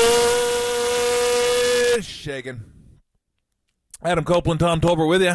Be here with you right up until 6 o'clock. Jim Peterson, good friend of mine, now the color analyst for the Timberwolves. Been doing that for about 20 years now. We'll talk to him at 2:50. Greg Cosell, 3:50. Break it all down. And then Dante Whitner at 4:50. What's going on? What's up, dude? Nada. How we living? Living good. Living good? Living good. Eating You know good, what I was living thinking better? today? Yeah. It's just something. I haven't thrown this out there in a while. Just random thought. But I think we all agree pizza is great cold, right? It is cold, boom, you're Good pizza's good cold. Yeah. Yeah. And good reheatable. Right. You got to have, but cold pizza is it's a What's the I was thinking what's the worst food that you can eat cold? Like what wouldn't you eat? That's good. Like to me, French fries. French fries are French great. fries are near the top, dude. But as You're soon as great French fries call. go cold, go limp, it's over. Unless you can put it back in the air fryer. The air fryers, I can bring them back, but the oven, the definitely microwave, works. never the same. Yeah, Never you got to the same. resuscitate them. It's like bringing them back to life, basically. Derek But said cold, Chinese food. I was like, I need cold Chinese food. I like that. yeah, I don't know. I It's was not great, just but I'd thinking eat it. about that. Yeah. Like today, like what's the worst? How about ready for this? How about white rice, like steamed rice? Oh, all sticky and clumpy. It's like hard, right? It's like That's it's a bad. chewing. Yeah. That's a tough one. That's bad. That is bad.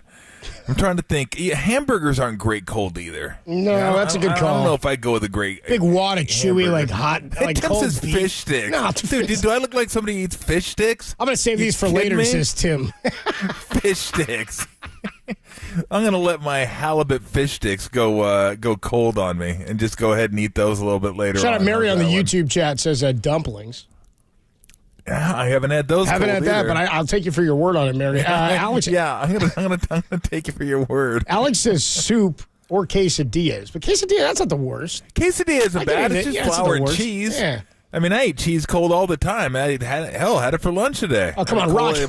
Had a slice of cheddar and a slice of ham, and rolled it up, and that was out the door, and that was my lunch right there. I'll get I was, after a cold quesadilla. Yeah, I'll get some of that. Yeah, absolutely. John says Sometimes soup's I'm- not a meal. I'm with John on that Yeah, one. Soup I'm is with soup. you on that Yeah. one too. Like if I'm frisky, I'll put Boy, cheese, John. and then I'll do 2 slices of ham and roll it up. 2 slices. That's what I'm talking about right there. Get a little of that Black Forest ham. I don't even know if I can say that anymore. But Yeah, why's it got to be Black Forest? You I don't what know. I don't know. I don't know. I apologize. All to forests everybody matter, out Tom. there. Yeah, I apologize to everybody.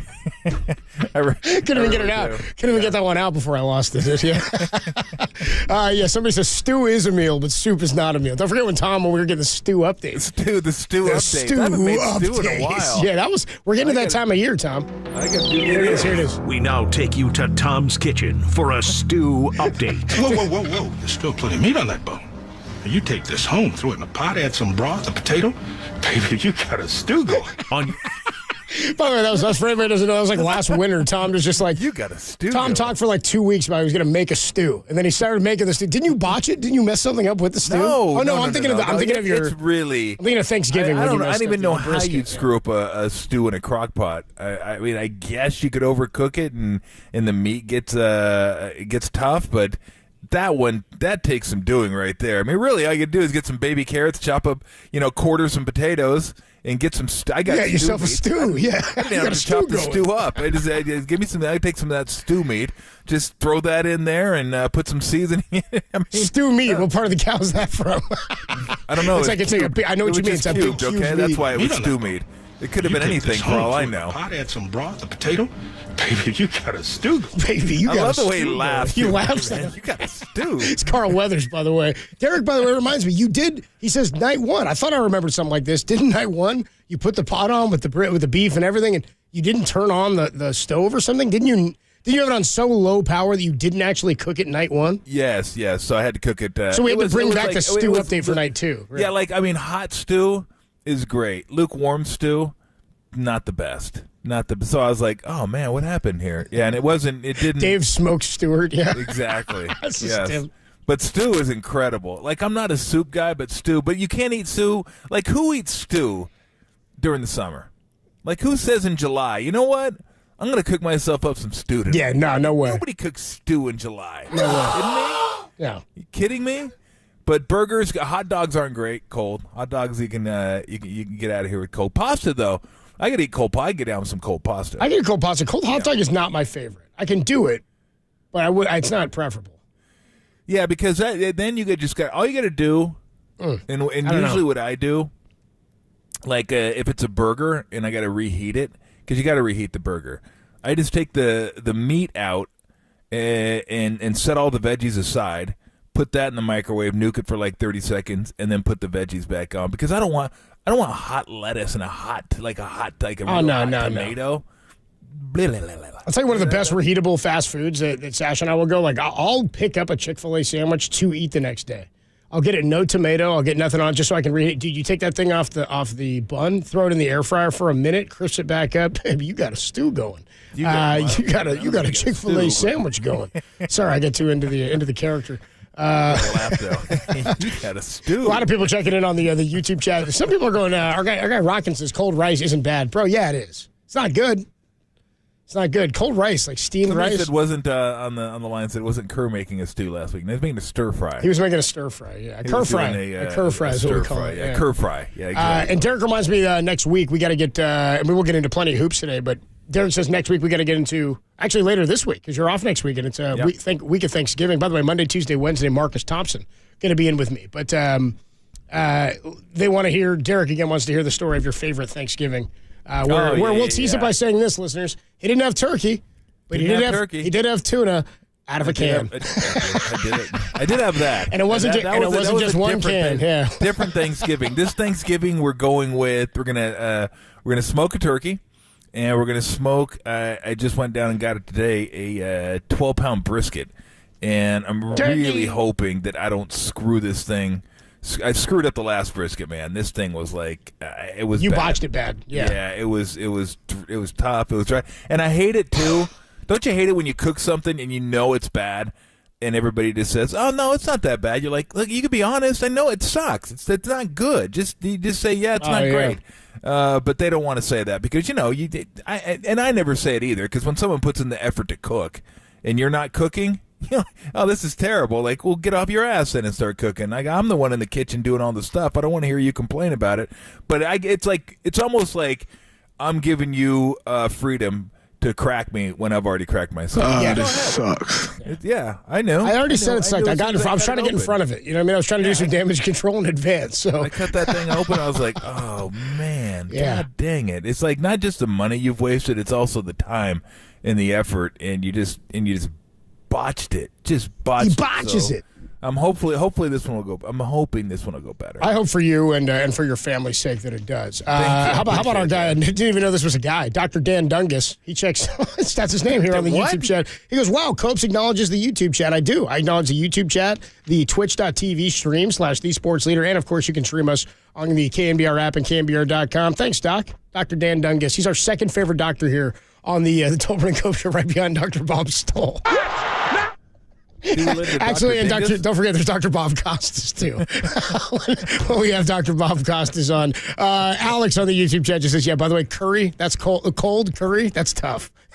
Yeah, I'm with you. I don't know that I've ever tried that. We've had it. Alex, I would never think about doing it. Take a sip, Alex, and let us know. By the way, we got some special giveaways today. We constantly are giving things back here. We got tickets that we're giving away all week long here. 1 winner a day, 2 tickets. Check this out. Next year in August, so about under a year away, but next August, you see Sammy Hagar with Loverboy. Giving away those tickets. It's going to be at the Toyota Pavilion at Concord. Tune in between 2 and 6. Everybody is, but we're working for August, like a weekend in August next year. Oh, okay. But you can be the owner of these tickets. Sammy Hagar with Loverboy, August 17th, 2024. Listen between 2 and 6 all week long. We'll give you the cue to call. We have a cue to call, Tim? A little close to home, Tim. When we give you the cue to call, be the 10th caller into the studio. Hey, that should be your theme song. You what, me? Yeah, I was here. You and Tim. Yeah, well, everybody's working on the weekend when it's me and Tim. When you hear that, be caller number 10 to the studio, 415-896-KNBR, and you can win these tickets furnished by Live Nation. Tickets are on sale Friday, November 17th at 10 a.m. through LiveNation.com. Grab the official rules at KNBR.com. We got breaking news as it relates to the Warriors tonight. It's a big deal here. Big deal. Is this the first ever in-season tournament game in the history of Chase Center? Are you serious? That was the news? That was actually the big news is the status of Steph Curry. I know. He's not going to be out there tonight, and the Warriors could use him with the way things have been going as of late. He's out? Steph Curry. Okay, I saw a game time decision. Yeah. I saw ruled out about 2 hours ago. Steph was officially ruled out. So we'll get into that. Steph Curry ruled out. We got some sound about Steph talking in season. We can get into it right now. It sucks. How about that? There you go. That's all we need to say. You ruined the tease. Now what do we talk about next? I guess Steph in the in-season tournament. Steph Curry out tonight. We'll talk about it next on the Sports Leader.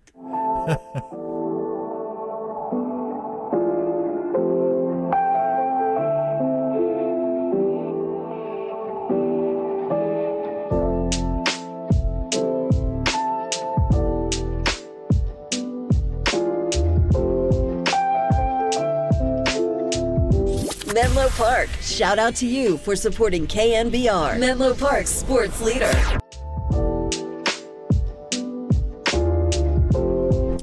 The Warriors might have trouble overcoming their 3-game losing streak. Steph Curry out for tonight's game with knee soreness. That's not good. That story and more is trending now on KNBR.com and the KNBR app.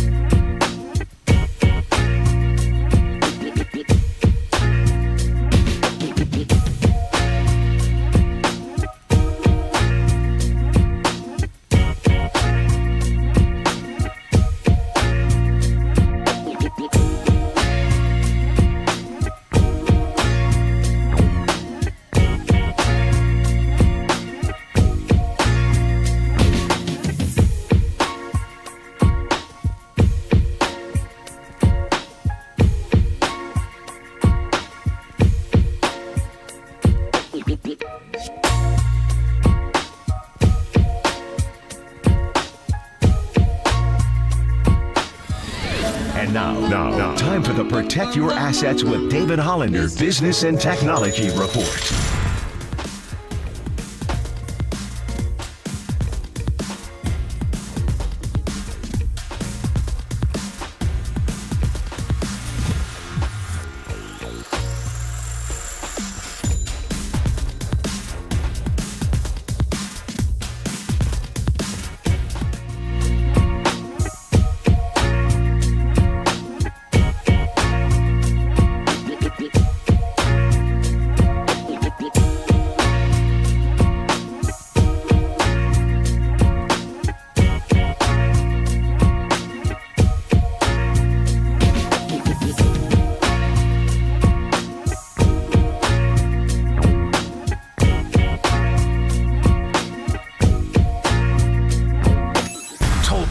Tolbert and Copes. Now continue. Follow us on Twitter at KNBR. This is KNBR 104.5 and 680, the sports leader. If you just take the time to read the situation, it's pretty straightforward. I love the commentary around nobody knows what's going on, but if you actually just take a second, take a deep breath, and understand there are 6 groups, and whoever has the best record out of the 6 groups and 2 wild cards, go, and then you play a bracket from there and try to get to Vegas, Final Four, play 2 games. Championship is an extra game, but there's monetary stakes on the line, and then everybody else who doesn't make the bracket gets regular season games made up. Pretty simple. Warriors and the Minnesota Timberwolves tonight. Warriors on a 3-game losing streak. Steph Curry there talking about the in-season tournament, sort of explaining the in-season tournament, and considering he's going to be out tonight with knee soreness. Tom's got to be a pretty serious injury for him to miss something of this magnitude, right? Yeah, he just doesn't miss games. So I mean, in general, he doesn't. No, he has before, obviously, but it's when he's really hurt for injury. It's not just a little something. Now, I don't know that it's going to be something that lasts. Maybe that's what they're trying to do. Is they're trying to, cut it right here to where it doesn't get any worse and he misses a week or 2. So, and it's funny, him explaining, I don't think it's all that difficult to understand. It's just, I don't care. So I don't even, I get it. I don't care. It's not It's that a game. big deal. It's a game. It ought to be interesting to see what the court looks like tonight. I think it's blue and yellow. You bring shades? I did not bring. I thought about it. I think it's more brown. Remember, I think it's more brown and yellow. It's like more. Remember, because I showed you sort of an image of it when we had Steve Kerr on. He's the one who told us about it a couple weeks ago or maybe it was last week when we talked to him when the tournament was starting. But it's they do the weird court thing. We had somebody on who was talking about it. I heard Frank Isola on with Murph and Mac last week, and he was saying, the courts are. He's like, I get why they've done it, and I think it's a good idea to have something like that. That when you turn on the TV, instantaneously. Yeah. I'm watching something unique, and it's not just it's a regular season game, but okay, this is part of that in NBA Cup. But he said what I would do is I would just put when they throw that big logo on the NBA Finals, we know it's the NBA Finals, we know it's the NBA All-Star Game. Nothing is different about that, but they want to brand it differently. They want to try to get a sponsor for it. I get all that, and I understand it. We've probably talked even more about this than I wanted to talk about it. I want to get more into Steph's injury and the impact it's going to have on the team because it's a huge impact. I mean, the reason this guy wins MVPs and has won MVPs is the NBA is the easiest one, I think, where you can argue value and talent just sort of go hand in hand, right? Like in baseball, it's tough to measure that. Bonds was the MVP every time he was out there, 7 different times because he was just statistically going to dominate. But you can do that when your team's down 9 runs in the 7th inning. In basketball, it's a bigger deal. Steph Curry is believed to have a sprained right knee. He's undergoing further evaluations to confirm the exact injury and what the timetable could be, but it's not expected to be a lot of time. They're going to go about this, I think, the way they always do, which is we'll reevaluate at a certain date if they have to get there. But whether it's an in-season tournament game or not, tonight's a big game because the Warriors have a 3-game losing streak, and it's going to be harder to score without Steph. What have you made of their offense in the last 3 games, even with Steph? Not much. They haven't shot the ball well. They haven't got out in transition as much as I'd like them to. And, look, whether they like it or not, a lot of this is Wiggins and Clay got to get going. I've said it over and over and over again. And, those guys get paid $27 and $40 million.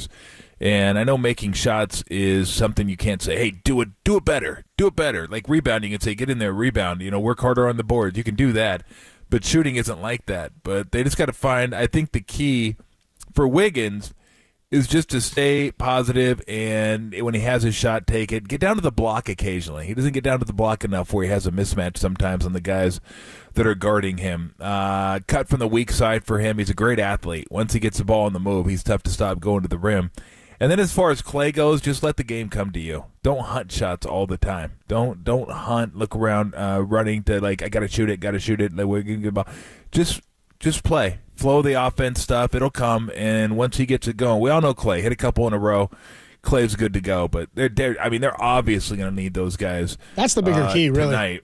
And CP3. CP3 is going to start, but he's got to score a little bit too. Now I don't know who's going to start. I don't know. I would imagine it's him. Well, it could be. I mean, probably. But sometimes Steve likes to keep the second unit intact. And if he starts CP3, then you probably have Joseph coming in on that second unit, and I think he likes Chris Paul on the second unit because it gives them some stability. I don't think there's any doubt about that. So I don't know. I've seen him do it before where somebody's out and he'll start somebody you're not exactly expecting just so he can keep the second unit intact. And then you still got CP3 at the end of the game anyway, right? I mean, logically you would think Chris Paul, but I mean, you can start Joseph because you're going to have Wiggins and Clay out there, and it'll be easier for him, and he's a guy that can hit an open jump shot. He hasn't played hardly at all this year, though. So I don't know. I'm just saying he's done that before, so it wouldn't surprise me.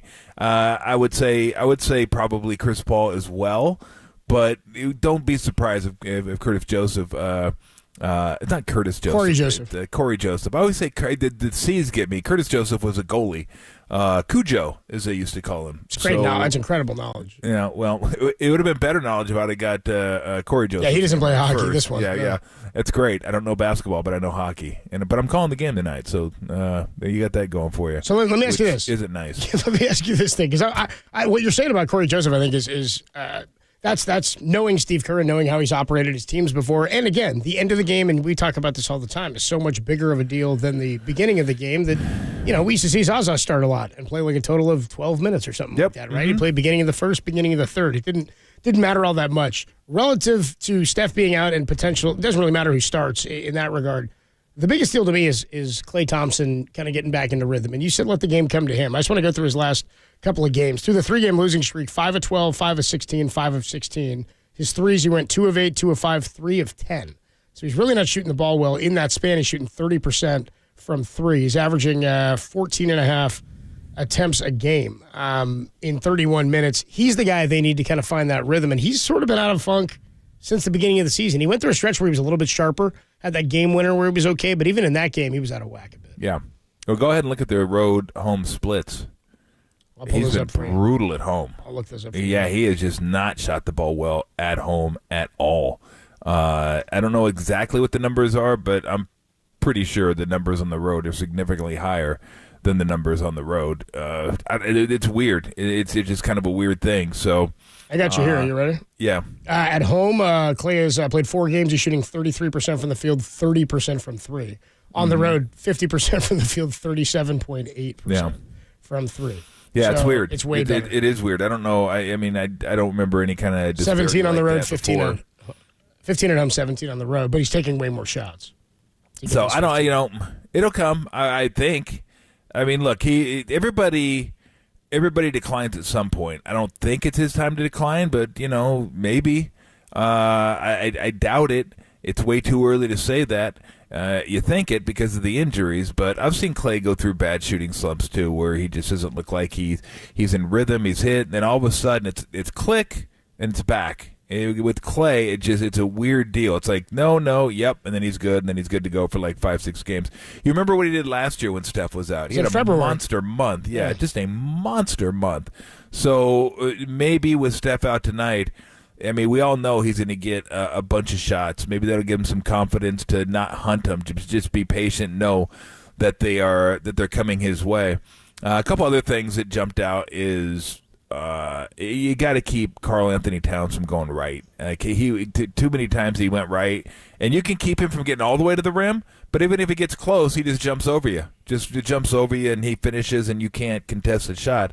And if he gets by you, then you're screwed because he goes all the way to the rim, or you come over to him and he threw a nice lob to Gobert last game too. He just flipped it up and Gobert went and got it. So yeah, it's going to be a tough one tonight. I mean, they lost with Steph, so now they're without Steph for this one. So it's going to be like total team effort. Moody's going to have to come in and pitch in off the bench. Kuminga's going to have to play efficiently. Sometimes he forces stuff. I thought he forced stuff last game. Those 2 late threes I didn't love from him. I say this all the time. Sometimes it's okay just to catch it and pass it. Catch it, pass it, cut. Catch it, pass it, go screen away. Catch it, pass it, move. Catch it, pass it, go set a pick and roll. But not catch it and go to the hole. Just catch it and go to the hole. Sometimes he gets a little too aggressive, and he gets himself into trouble. He just dribbles himself right into trouble, and sometimes his athleticism can overcome that. He can get into trouble and then just jump over everybody and shoot a little turnaround jump shot, which he's got a pretty good touch from probably 15 feet and in. But it's got to be more than just. I think last game he had like 0 assists. I don't even know how many times he passed last game. He just right now he's in like, give me the ball, I'm going to go to work mode. And that's not what this offense is built on. The offense is built on ball movement, player movement, and Steph. So you don't have Steph tonight, so it's got to be ball movement, player movement. I mean, let the offense work for you. You're going to get your shots. Everybody's getting their shots in this offense. You don't got to force anything. Tolbert and Copes with you Tuesday afternoon. Still giving away those Sammy Hagar with Loverboy tickets. Make sure you're staying tuned for the cue to call and be caller number 10 to the studio at 415-896-KNBR. We got plenty more for you today. Jim Peterson at 2:50, 3:50 Greg Cosell, Dante Whitner for his weekly conversation at 4:50. Steph Curry out tonight with a knee injury. Who's been the brightest spot in the Warrior offense behind Steph? Has there been one? We'll tell you about it next, only here on the Sports Leader.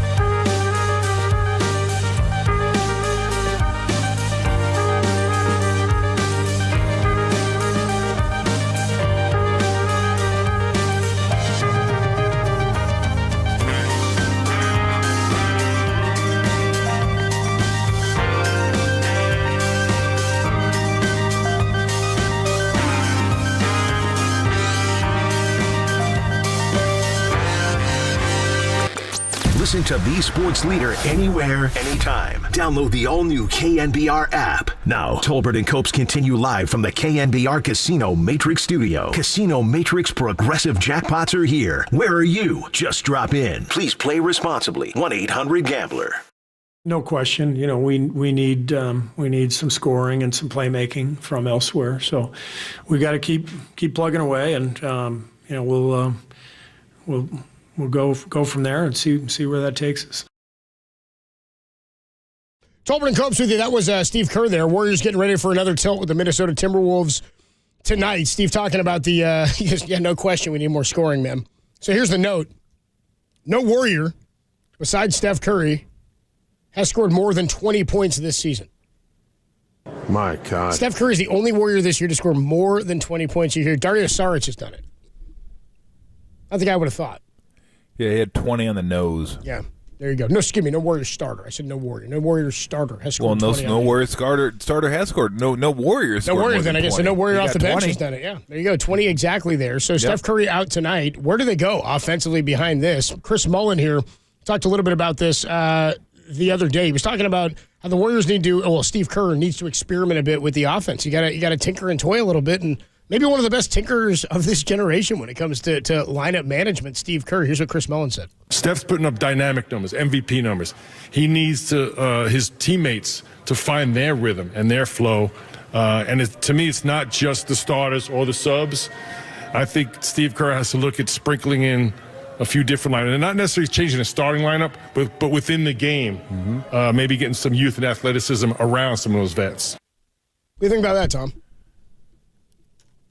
I don't know exactly like Pajemski and Is that what it means? Davis. Like energy? I'm not Is that what sure. it means? Yeah. I don't know. Maybe because Moody and Kuminga play. They both go out there and play, and Steve still considers him young. I don't really consider him young. I mean, Kuminga is young, but when you're in the league 3 years, you're like a vet. He'll be a super vet by the time he's 24. He'll be in the league like 6-7 years at that point. But yeah, I don't know. Things change so rapidly, and let's not forget too that the teams they're losing to on this streak are really big, and they don't have a lot of size. So that puts a premium on perimeter shooting. You're just not going to take it into Gobert. I mean, hell, how many guys do you see stuff Kuminga at the apex of his jump? Not many. No. He gets up. He's powerful. And he met him. He just like, I'm here. I got a head start. I'm 7'1". You're not jumping over me. And, well, he did, and he got roofed. So if Kuminga can't take it to the goal, it's hard. It's hard to score against these guys, just like it was hard to score against Cleveland.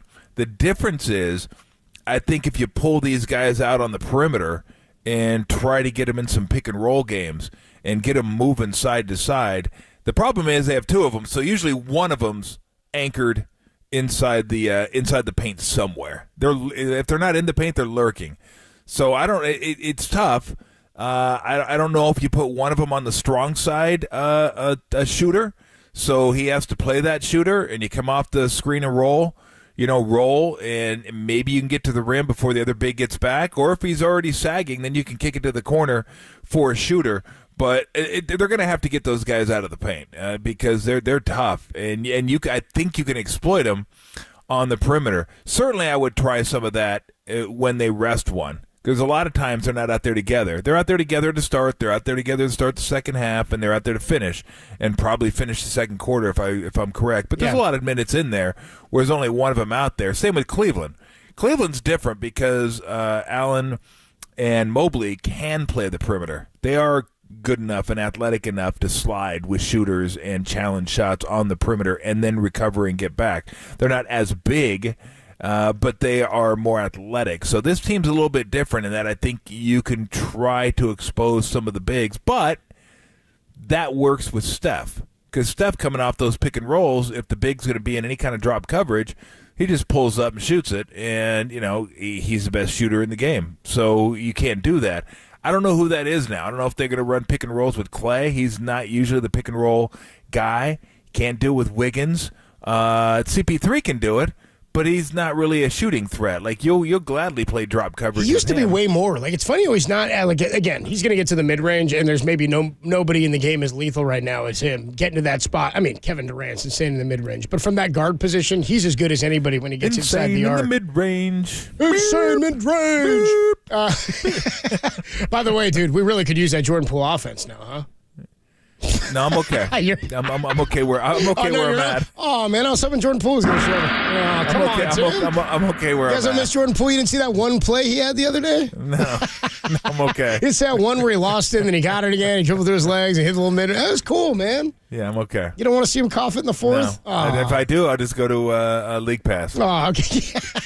We can watch Shaq and a Fool. We'll catch him. Yeah, exactly. I'll wait for Shaq and a Fool. You'll catch his weekly highlights. What would you do tonight to jumpstart the offense? If you could, like, what can you do? Because you're talking, if you don't have Steph, I get maneuvering what Chris Mullen's talking about there, but he was using Steph as the centerpiece to the offense, saying they're losing with Steph. They've got to try some new things. And you mentioned Podziemski the other day in terms of, he's a good guy to put out there when you don't have GP2, you want to jumpstart things a little bit. But how do you ignite the offense? I mean, there's Klay Thompson's the obvious answer, but there's no obvious place to go, right, where you're going to generate. The Warriors are constructed much different than a lot of these other superstar teams, I would say, right? Mm-hmm. Well, pace is one. I think the pace has got to be picked up. I don't know where they're at, but they're not near the top in pace. I can look at that here in a second. But I always thought you get them in the open court, they could be deadly because then you get cross matches and then you get driving lanes and all you need to do is beat your guy off a drive, pump fake drive. I always say pump fake drive, get to the middle, kick it out, pump fake drive. Then all of a sudden the next pass is going to be a wide open three of your choosing, basically. So I think pace will definitely help. But again, two things. One, you got to trust the offense. Set good screens without moving, preferably. Not moving and setting a screen is a good thing. You don't have to slide your ass out there and somebody's hip check them. You keep the elbows in, and it's got to be on the guards too. You got to wait for these big guys to set these screens. You come off too early, the big guys get jumpy because they're the ones going to get yelled at if the guy slides through and the shooter's not open. I've been there. You try to set screens, but if guards go too early, or you're kind of at the referee's mercy. Either you stand there and get beat on the screen, or you move and you just hold your breath that he doesn't make a call. So better screens would definitely be helpful. Pace would be helpful, but I don't want to go overboard here. They've lost 3 straight games to teams that are very tall. Like these are really tall teams. I'm pretty sure, was it Cleveland? Maybe I'm mistaken. There's some part of me that tells me I might be mistaken. Was Cleveland the last game of the road trip? I don't know if it was or not. Denver was. They played Denver last. Denver by 3. was. Yeah, right. Denver was. Yeah, that one was weird because you're missing players. No on that Draymond. game, they so. didn't have Jamal. Exactly. No So GP2. that was a weird one. But the Clevelands and Minnesota, I think you got to run them. When teams have bigs, you got to get out and run. And Chris Paul can do that. I mean, he can push the pace a little bit. Now, problem is when he gets in the half court, he's a very deliberate player. He doesn't play with a lot of pace. He never has played with a lot of pace. He likes to get into the pick and roll, make decisions, which he's very good at, but it kind of slows things down a little bit. So, maybe Corey Joseph with that first unit isn't such a bad thing. I mean, he's not going to shoot it a lot, but he can push it. He can get it out and go. And if everybody's willing to run, Kuminga would thrive in a game like that when he comes in off the bench. I think Moody'd be fine in a game like that. But I always think pace is a good answer to everything. It doesn't mean you have to shoot. It's just forcing them to run and get back and see if they'll make a mistake early in the offense and give you a quality shot. So, it's going to be tough. It's like how the Lakers going to be without LeBron, how the Mavericks going to be without Luka, how's Denver going to be without the Joker, Embiid for Philly. I mean, you just go down, take the best player off every team. If he's a really good player, like an all-star, like a Hall of Fame type player, that's what it's like. So it's not going to be easy, but boards got to be cleaned up, turnovers got to be held to them, all the little things.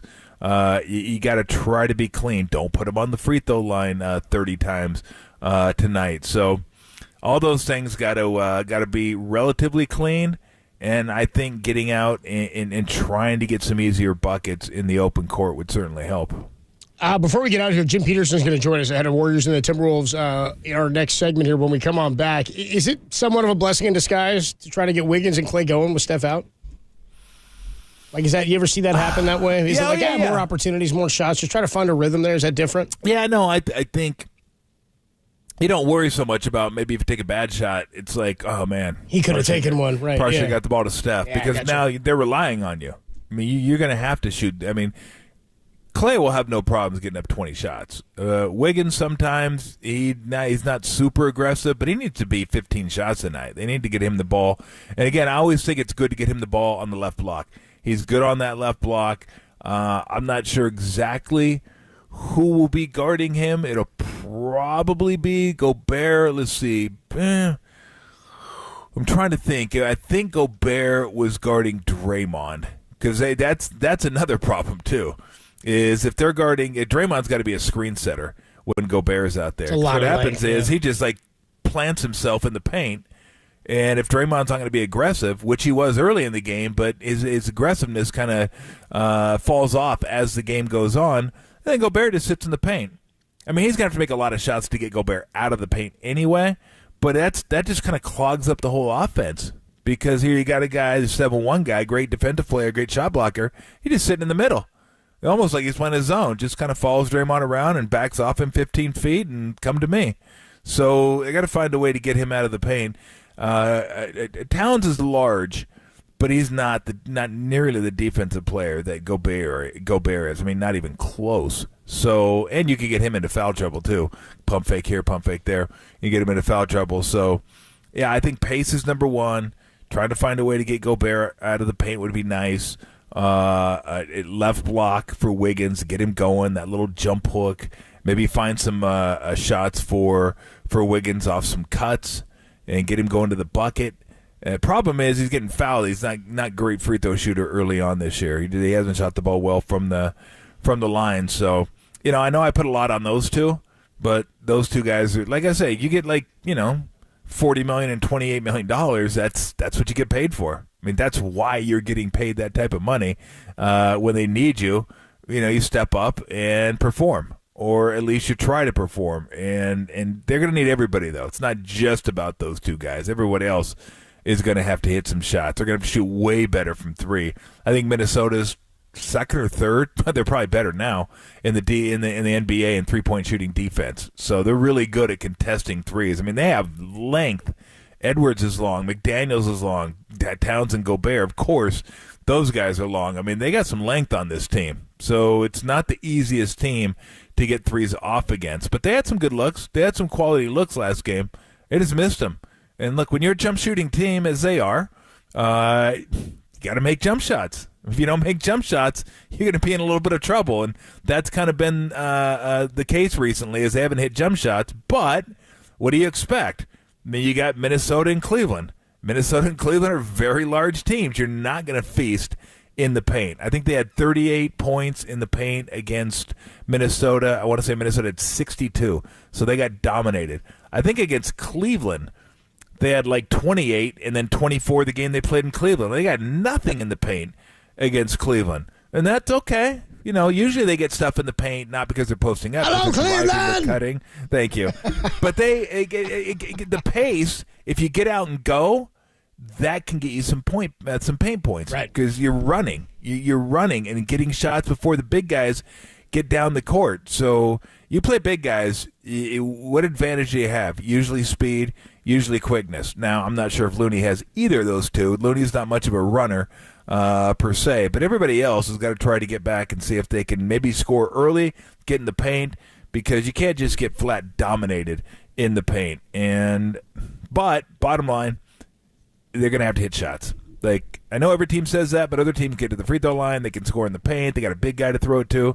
This team, it's different. That's what I mean. It's constructed different, right? So they got to hit. They got to hit some jumpers in that period. It's a make or miss league, Tom. Thank you. When we come on back, Jim Peterson, man, and down, Mama, there goes that man. Jim Peterson, former Golden State Warrior, friend of the program. He'll be on the call tonight for the Minnesota Timberwolves, who are in town once again, taking on the Golden State Warriors in an in-season tournament game. We'll talk to Jim Peterson. Pete, By the way, I was looking at his basketball reference page, known as the Ivory Tower, Tom. The Ivory Tower. Jim Peterson, the Ivory Tower, joins us next on the Sports Leader.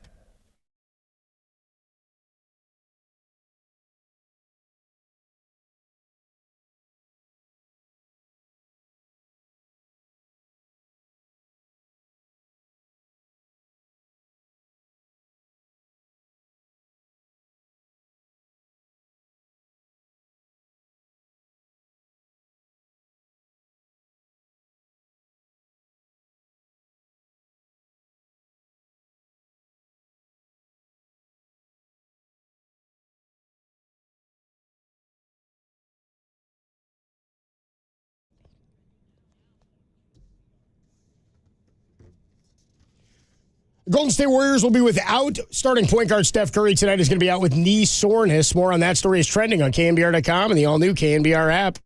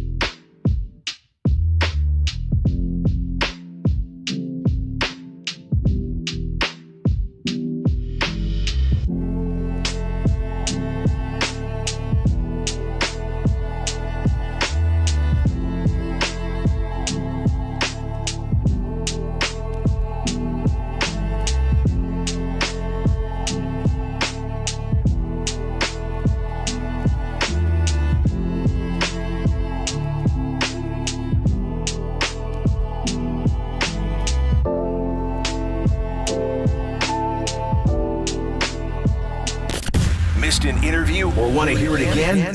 Catch them all at knbr.com/podcasts. You're tuned in to Tolbert and Copes on KNBR 104.5 and 680, the sports leader. Adam Copeland, Tom Tolbert with you. Always fun to talk to our next guest. He is the color analyst for the Minnesota Timberwolves, my former teammate with the Golden State Warriors, and a good friend of mine, Jim Peterson. Petey, what's up? What's up, dude?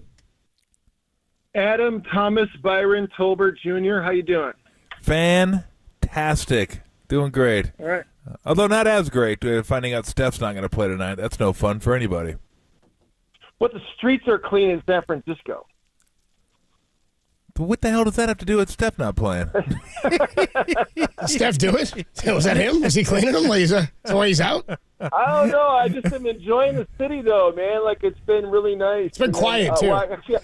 It's been quiet. Like, you walk down the street and there's really nobody to hassle you. Nobody's so it's out, like, yeah. it's great. No, it is good. Yeah, Well, so like the restaurants are empty. We went to Fang last night, Tommy. Fang. The great Fang. little Chinese What do they serve, place that snakes? They might have. Vampire meat? Yeah, right. Yeah. Oh, it's good, man. It's really good. Well, what do they serve? Chinese food. It's like Chinese. It's like I think the show is on one of the Food Network shows. It's okay. Popular. Yeah, I don't do Chinese food. That is not. That's not the lane. Not the lane I choose to go down when I eat foreign cuisine. Thai food. Yeah. You can sign me up. Indian food. You sign me up for some of that. Chinese food. No. I don't know why. Yeah, it just doesn't. So, are you going for the spice? The spice level? Is that what you like about Thai and about Indian food? Because my wife is Indian, by the way. So it's really pretty. Oh yeah, it's level 3 and 4 at our family gatherings. So anyway, it's funny you mentioned that. So I get this. It's an incredible burrito I get maybe once a week, once every couple weeks. It's a chicken tikka masala burrito. It's incredible. I was like, oh, this thing's awesome. I go, it's all like right there for me, just wrapped up in a flour tortilla, and it's great.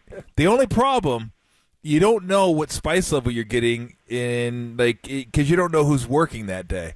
I've had it where it's probably a 2, which is 3 is probably about perfect for me. I like some spice, I like some punch, but not overboard. So sometimes a 2, I wish it was spicier. 3, I'm like, oh god, this is a good one.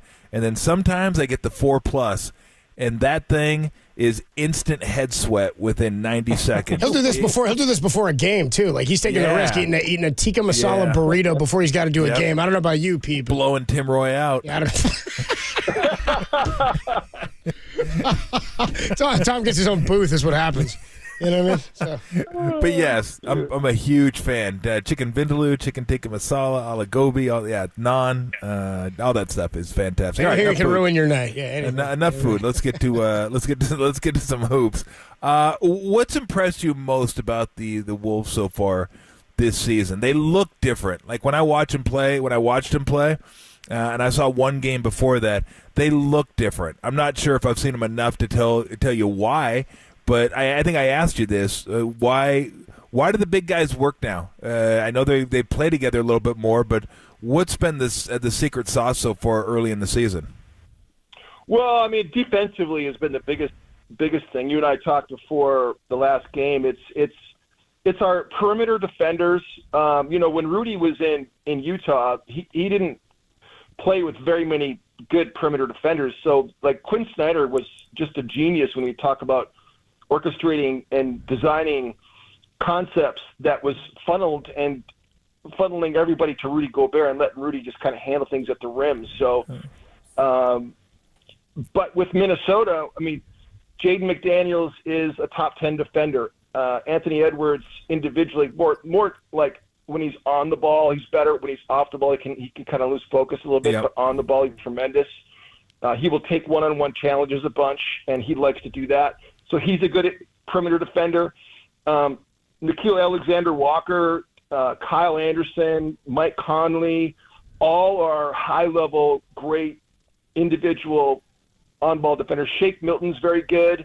Mm-hmm. And so Rudy, he just did a great job. And you saw during the game, too, how much Jaden just chased. And I was telling you that to watch for this, Tommy. I was saying, watch how Jaden chases Steph.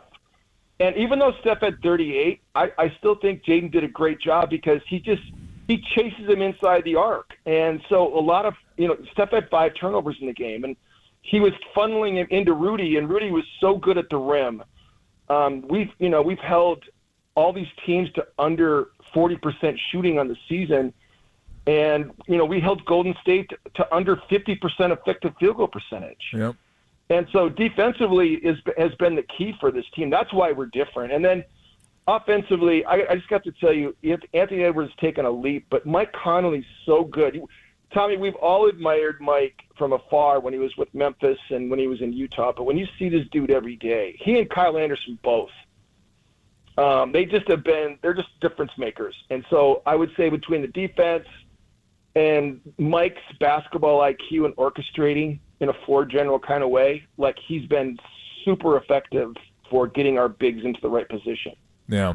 Isn't it funny, and I've seen this throughout the NBA, I'm sure you've seen it too, the better the individual defender, the worse the team defender. And then if a guy's not a great individual defender, he's a better team defender, probably because he has to be. But it's interesting. You get these guys that, boy, I always say, like Clay back in the day, he was like a golden retriever, that if you had the ball in front of his face and went, here you go, here you go, here you go, it'd be looking at the ball. It'd just be on the ball. He'd move the ball right, he'd go right. Move it left, he'd go left. Down, up, down, he'd be all over it. And then you fake throw it and put it behind your back, and the goal retriever goes, oh? Huh? That was kind of Clay sometimes. For you, if he could see the ball, he was on that ball. That ball wasn't going anywhere. You were not getting by him. But once the ball was gone somewhere else, it was kind of like I don't know, chasing butterflies or something. It's like, well, wait a minute, we still got team defense to worry about here. But I've noticed that with a lot of really good individual defenders in the league. Once you get them off the ball, they're totally different players. Well, and see, that's Anthony Edwards. A lot of these great players, talk about the great offensive players, a lot of times growing up in AAU basketball, they would get a rest on defense. So, once they went off the ball, they would stand there and they'd stand straight up and they'd, just watch the ball. They wouldn't have any idea if their man cut behind them or not.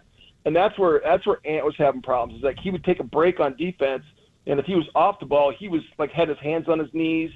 And, he's just watching the ball, and his guy, he doesn't have any idea what his guy's doing off ball. Yeah. So he's just gotten more awareness that way, and that's where he's gotten a little bit better.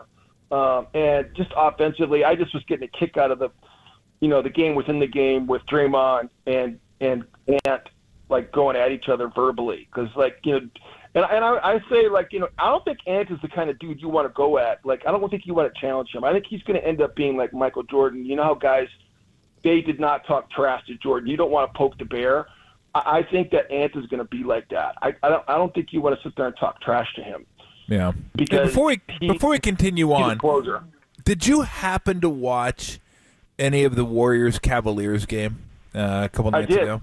Okay. I did. I wanted to ask you about the play where they threw Draymond out on the technical. They went back. They reviewed the play, went back and saw Draymond give Mitchell a forearm shiver to the back, and ended up throwing him out, and Mitchell gets just a common foul, which I thought that's what it should have been. It just should have been common foul. Let's move on.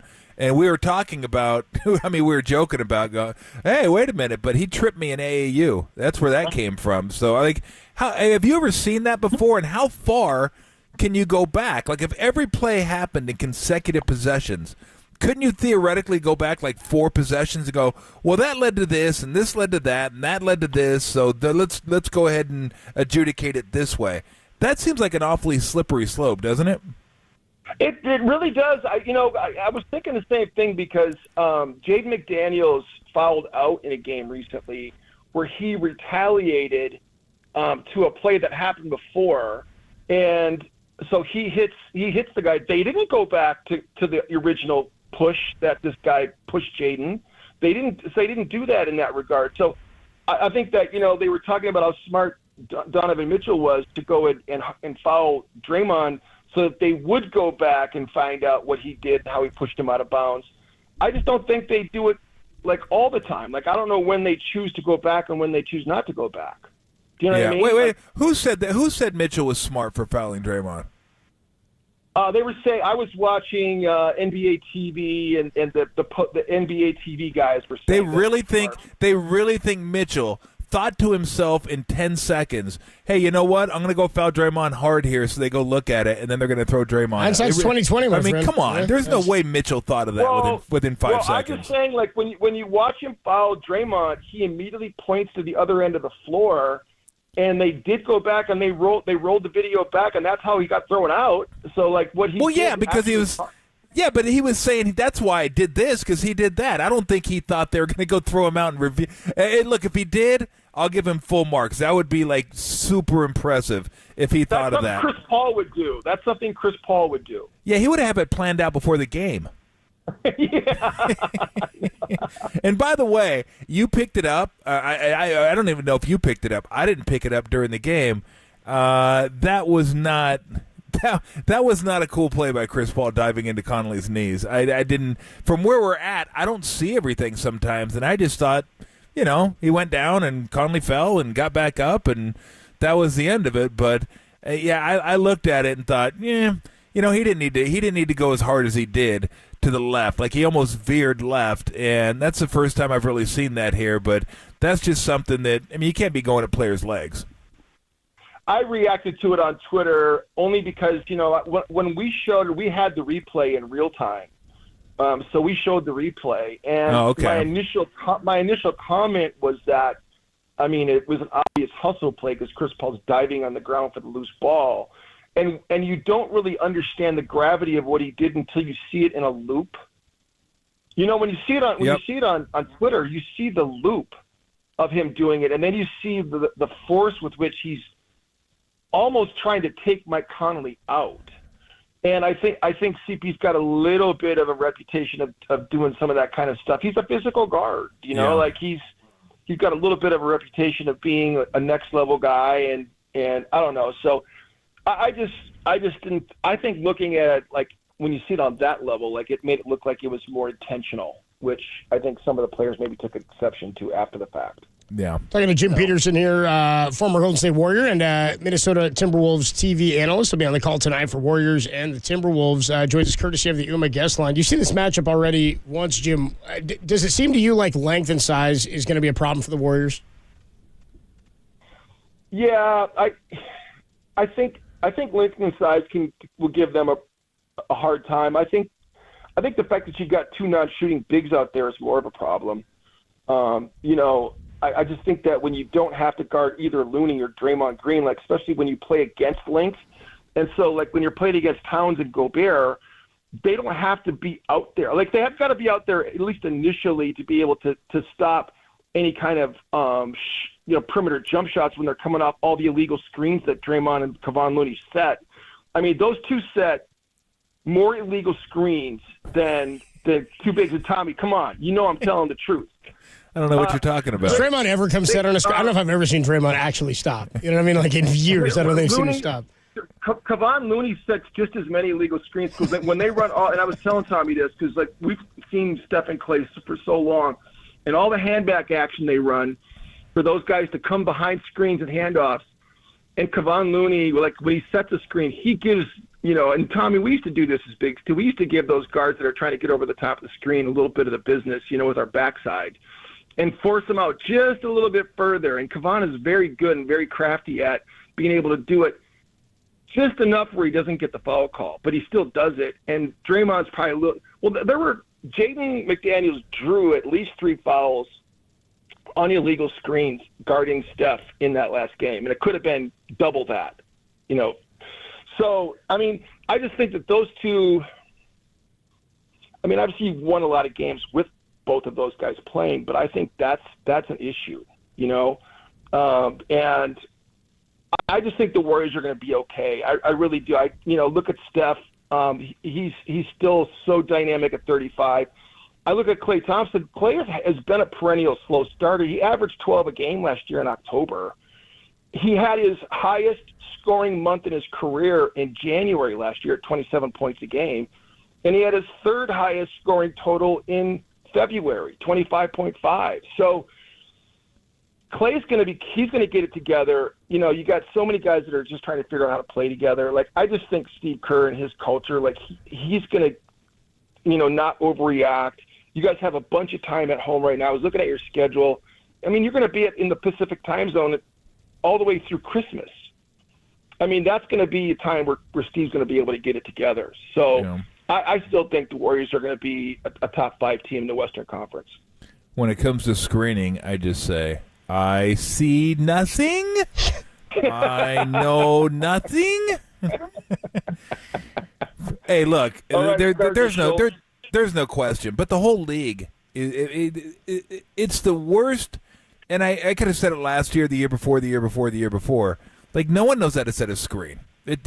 They all suck at setting screens, and the guards all suck at waiting for the big guys to get in position to set the screen. They all get way too antsy, and then the big guy's like, well, I got to set a screen. I got to get a piece of somebody, and then he jumps out, and then he feels like he's got to stick his butt out there to try to get a piece of him because the guard didn't curl off him or set him up properly and really take the right angle to cut off that big guy and make it difficult for the guard.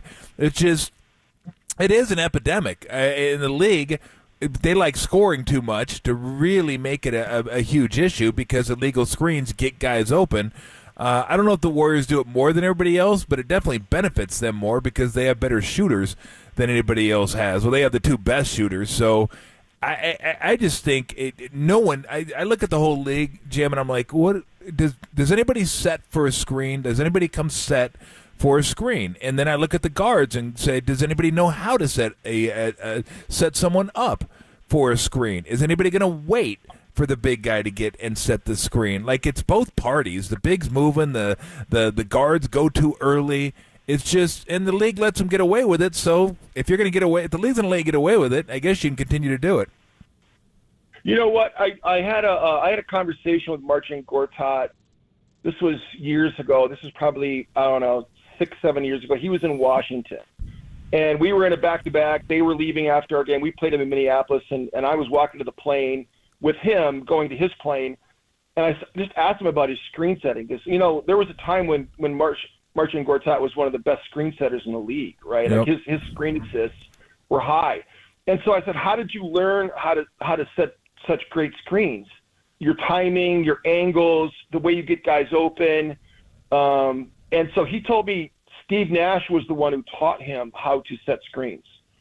And so I would imagine Steve Nash he spent so much time here when KD was here with Steph. I would see all those videos of Steve Nash and Steph Curry working out after practice. I would imagine Steph knows a lot about screen setting and knows how he wants the screen to be set. And I bet if you ask Kevon Looney and you ask Draymond, like, I bet they've had a lot of conversations on how they want things done, right? Because now it's going to be Clay's turn, like tonight. Clay's going to step up. And, you know, we played you guys last year here when Steph was out, and Clay had 32 in the game. And I just watched all of his shots from that game, and, like, he was running off all those darn screens and handbacks just like Steph was. And, you know, those guys are masters. And they probably could teach a lot of bigs. That really is it, Tommy. I think guards know more about screening than bigs do. You know what I mean? Like, I think guards know how they want it done and how to use it. The veteran guys, you're right about the not waiting for screens. But in terms of the angles and how they want to get off, like, I think that guards know probably as much about screening as bigs do. Yeah. Hey, before I let you go, real quick, since you saw him in person, give us your thoughts on Wembanyama. He's going to be obviously a perennial all-star. Like, I had a conversation with Ralph Sampson about him, and we just talked about, because Ralph was 7'4" and was super dominant like he was. It's the skill level that Wembanyama has to be able to dribble the basketball and create his own shot off the bounce is so unique. He looks freakish when you see him. I don't know if you'll be able to have a chance to go down to the floor to really get a look at him, but you know, Ralph Sampson, you know, was my teammate for 3 years. So he was never like freakish looking. He always looked proportioned, but Wembanyama is like his upper torso is more like Manute's arm. He looks more like Manute than he does Ralph Sampson. Do you know what I mean? Like he's so slim and slender, but man, his athleticism is off the charts. And I think that between him and Chet Holmgren, I mean, you're talking about two long, athletic, super skilled guys that are going to be very interesting to watch over the next 15 years. No doubt about it.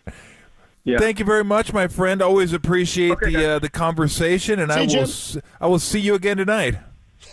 Okay, guys. See you, Adam. All right, Petey. All right, good stuff. Jim Peterson will be on the call tonight. Warriors and the Timberwolves. Warriors looking to get a win here in the in-season tournament. No Steph Curry, but we got plenty more to get to with an NBA grab bag. How about that? NBA grab It's an bag. NBA Tuesday. Oh, yeah. Why wouldn't we do an NBA grab bag? It's next on the Sports Leader. Daly City, shout out to you for supporting KNBR, Daly City's sports leader.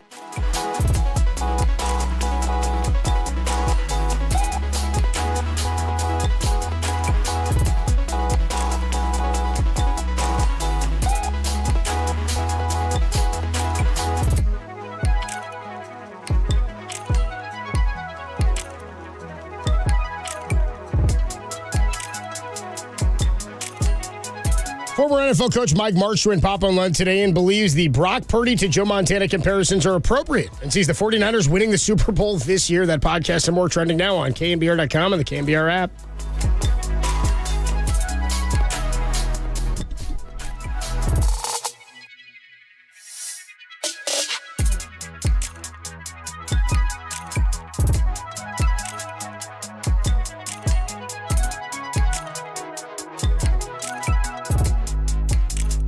Hey, what's going on, everybody? Adam Copeland here for Underdog Fantasy, the best place to play fantasy sports this football and basketball season. We got hoops on tonight, and that's why you got to head on over to the Underdog Fantasy app, download it, enter with promo code KNBR. When you do, they will match your first deposit up to $100. Then you can enter the Pick'em game. It's a legal game in California where you can play a fantasy game and you can win some money along with your team. So what you do is you pick between 2 and 5 players. You pick whether or not they'll go higher or lower on one of their stats for the night, and then you do what you usually do on game night. You watch your team and see if you can make some cash. You can win up to 20 times your money in a single game by going 5 for 5. Again, legal in California, but you got to download the Underdog Fantasy app at the App Store or sign up at UnderdogFantasy.com. Again, promo code KNBR. They will match your first deposit up to $100. Plus, they'll give you a special pick live in that Pick'em lobby. Again, sign up with promo code KNBR. Get your first deposit of $10 or more up to $100 matched. And it'll be doubled, plus that special pick in your Pick'em lobby. You must be 18 or older, present in a state where Underdog Fantasy operates. Terms apply.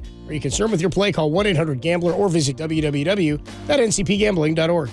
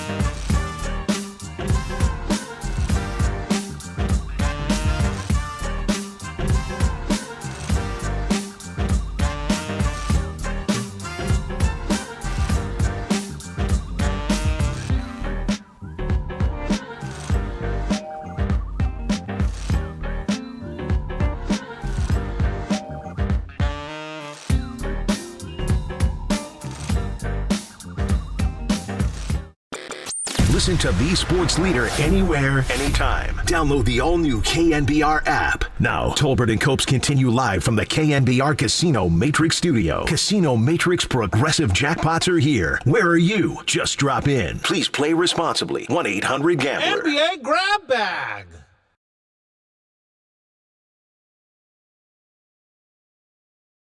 We do it every week. It gets delivered.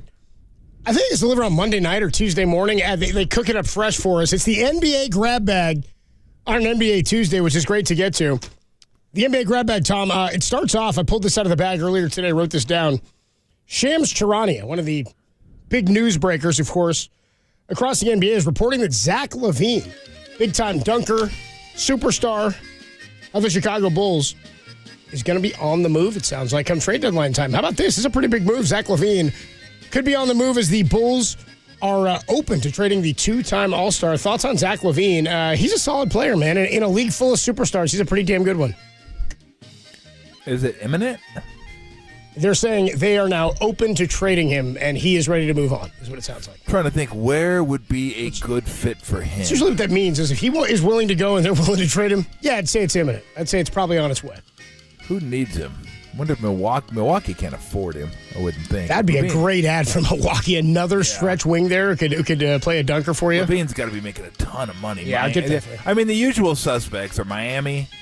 They're usually in on stuff like that. Philadelphia, maybe. I haven't looked at the composition of their roster. I know Maxey plays the 1. You got Tobias Harris at 3. I'd have to look. I haven't seen them play yet. So I'd have to watch them play. Dallas doesn't really need him. Miami, I don't know. Miami, Butler plays 2. But they seem to always be in the mix for everybody. Boston, no. Warriors, no. I don't know if they could afford him. Lakers will probably always try to get in on it, but they can't.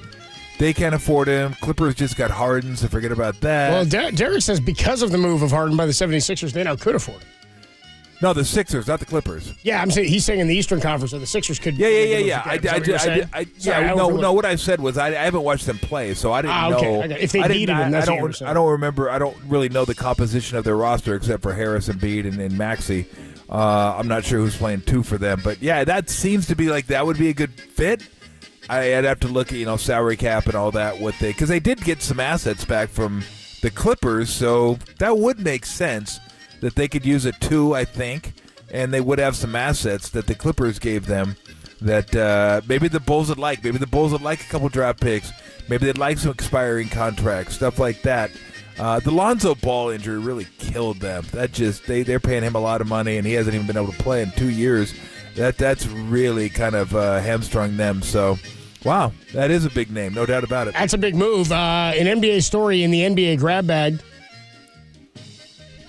NBA grab bag. I don't know what the holdup was. How about more NBA story? I'm not liking this. NBA grab bag. Not liking all this NBA and the NBA grab bag. In last night's Wizards loss to the Warriors, Jordan Poole was seen during a timeout. Excuse me. Wizards lost to the Raptors. Jordan Poole was seen during a timeout huddle, disinterested in what coaches were saying.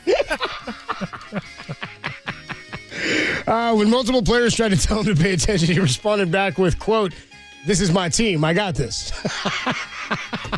No, he didn't say Mark that. Stein is already reporting the Wizards could look to move on from Jordan Poole if anyone is willing to pick up the contract. This is just too good to be true. This is buyer's remorse already. Buyer's remorse already. This is my team. I got it, boys. This is my team. You're good. We're good. Dude, his guy's already doing too much. He's already a problem out. I got a ring. I got my contract. What's up? It's my team. That's why I'm here. How about that? If he said something like that, if he actually did, if he was seen saying, he's seen mouthing, "It's my team," that's not good. I mean, that's kind of plays along the lines of what we thought his concerns were here, doesn't it? That we thought he was ready after that championship run, that he thought he was maybe one of the big boys, and the big boys said, "Nah, bro, you're still at the kids' table." Yep. Nope, no doubt. That's that. I shouldn't say it's awesome, but it's funny. It's awesome for us. It's great content. 3 weeks into the season, yo, man, somebody want this dude? Oh, man. I love it too. Are you guys going to trade him? We're open to moving him. Yes, we are open to moving on. Just like we're open to moving on here in the NBA Grab Bag. NBA Grab Bag. One of the newest official members of the Tolbert and Cope Show, Tommy DeVito. Oh, Tommy DeVito. Oh, this is incredible. He lost his first official start to the Dallas Cowboys. It's tough, man. It's a close game, though, 49-17. But he's winning in life, as he told New York media this week. I don't know if you saw this, Tom. Tommy DeVito told New York media this week he's still living at home with his parents. Yep. Still lives with mom and dad. Not a big deal, I don't think. But he does say, quote, I don't have to worry about laundry, what I'm eating for dinner, chicken cutlets, and all that is waiting for me when I get here. My mom still makes my bed. Everything is handled for me. Thoughts on Tommy DeVito? He's a D2 QB. This guy probably thought coming out of camp he may not have ended up on a team. I wouldn't have gone and bought a house myself either. He's not a D2 QB. Well, he was D1. Sorry, he was at Syracuse Illinois. and then he was at Illinois. I was thinking of Dr. Bob T-Bag. ripped him. I'm mixing him up with T-Bag, Tyler Bajan, who I believe was a D2 QB. Yeah, we never asked Dr. Bob about T-Bag. No. Hey, look. If you could do it, do it. Why not? I mean, mom taking care of you, get to live at home, stay in your old bedroom. That sounds pretty sweet to me. More power to you, brother. I mean, I'd still do. I got to draw the line at, bro. Do your own laundry, okay? Wash your underwear. Come on, bro. You're a grown ass man. You went to college. Wash your clothes. Do your own laundry. Although, look, if I lived at home at that age, my mom would do my laundry because she'd be like, "Whoa, why not? It's here. I need something to do. I want to do something." I'd be like, "Just leave it." So. I don't know. Maybe he has that type of mom, too. But my mom stopped washing my laundry when I was like in middle school. I was like doing my own stuff when I was like 14. She's like, you want your stuff, wash it. Ooh. Yeah, I know. That's rough. She's like, I'm cutting the cord. That's rough, man. Cutting the cord. You washing your own laundry. I mean, jeez. Yeah, you have to cook your own dinner, too? Yeah, dude. I never know what she's doing. Hunting for my own food. It was terrible. It's terrible. Moving on here in the NBA Grab Bag. NBA Grab Bag. Have you seen this video of Bill Belichick? Have you seen it, Tom? You know what I'm talking about? The Ring camera security. So you know about the Ring camera security videos, right? People have them around their doorbell or they watch their front door for packages being stolen. Yep. Somebody had a video. Many believe it's a newly single Bill Belichick. The video is of newly single Bill Belichick doing what appears to be the walk of shame last week in a very dark and very what looks like maybe New England sort of neighborhood. Early in the morning, overcast. My man's rocking pants. And Tom, he is bare-chested. Just abs, all of Belichick in all his glory. Hanging out of the top of his pants. And he's walking out. He's doing that thing where he like closes the screen door and for the swing's closed. And he's just walking out and going to get in his truck or whatever he's doing. Hell of a video. Have you seen this thing? I have not. Maybe she's doing his laundry. A lot of people think Belichick's leaving a one-night stand, which is beautiful. Screw it, I can't find my shirt. Maybe think of Romy Michelle's high school reunion when she can't find her shirt in the dream she's having. Lisa Kudrow. She's like, sorry, I forgot my shirt. I lost my shirt. I can't find my top. She gets an applause for it. Not a lot else has gone right for Bill this year. So, attaboy, Bill. Way to get it done, dude. Attaboy. Get after it, Bill. I don't know why we're all mad at Bill. I support it. I don't hate you. I don't hate you. How about this? Robert Kraft stopping by to get rubbing tugs and he's getting in trouble. You know what I mean? But Bill Belichick, we're like, yeah, attaboy. Go get it, Bill. Absolutely. Go get it, Bill. Hey, get yourself another ring, my man. A Ring camera this time around. Moving on in the NBA Grab Bag. NBA Grab Bag. Jimbo Fisher was fired on Sunday from Texas A&M. For him. I feel terrible. He received a record. You ready for this? A record $77 million buyout. Remember when my favorite ever buyout is still, who is our guy? Ed Orgeron. When you want to come in the check, show me which way's the door. He said, what time me to leave and which door you want me to leave through. If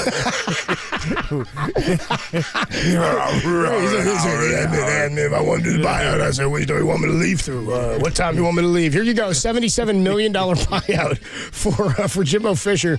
That is insane. His buyout comes out to these terms. Are you ready? Yep. In the next 60 days, he is owed $19.4 million. Okay. In the next 120 days, he is owed another $7.2 million. Jeez. And then in 2025, 2026, 2027, 2028, 2029, 2030, and 2031, Jimbo Fisher will be handed $7.27 million. Oh, Bob, you thought Bobby Bonilla had it made. 77 million big ones, dude, for Jimbo Fisher. What time you want me to leave? Which door you want me to leave through? I'll do whatever the hell you want, dude. That's unreal, Tom. We're going to find out how much he loves coaching. Because if he really loves it, he'll be back. If not, I go buy an island. Just take off. See ya. I'm out. Thanks for having me, everybody. $77 million for doing nothing. He did nothing. You know what? When you think of Jimbo Fisher at A&M, I'll see if you think of the same thing. What's the one thing you think of? He going to go back and forth with Saban? Not that. I do remember Sorry, that. I was thinking that with the recruiting class stuff. And That's it. The NIL, that's like his claim to fame. The recruiting having class. the number one recruiting class. I thought that's where we're going. That and then the nation. And then Saban coming at him for getting it, saying it was all a scam. And then he stunk. And then they didn't stink, but they weren't very good. And then half those guys left in the transfer portal the next year. I was like, what? That was it. They were like, which door should I leave through, Jimbo? Which school you want me to go to, and which door should I leave through, Jim? That's unbelievable, man. 70. Wow. Now, correct me if I'm wrong. Texas A&M University is a public university? Think so. That would make this public funds, correct? Thank you. Way to go, Texas. Way to go.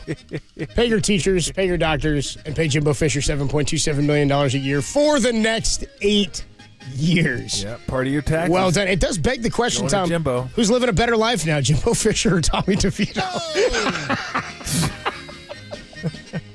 Tommy DeVito. Oh, Tommy DeVito. The chicken cutlets? Come on. You can't beat mom's cutlets and the laundry getting done. That's going to do it for your NBA grab bag. Nice grab bag today. Baby. Good grab bag. Nice variety there in the bag. When we come on back, how about this? A little bit on the NFL. We haven't gotten into the NFL today. Derek asked me this question today. We've talked a ton about the depth in the AFC relative to the top-heavy NFC.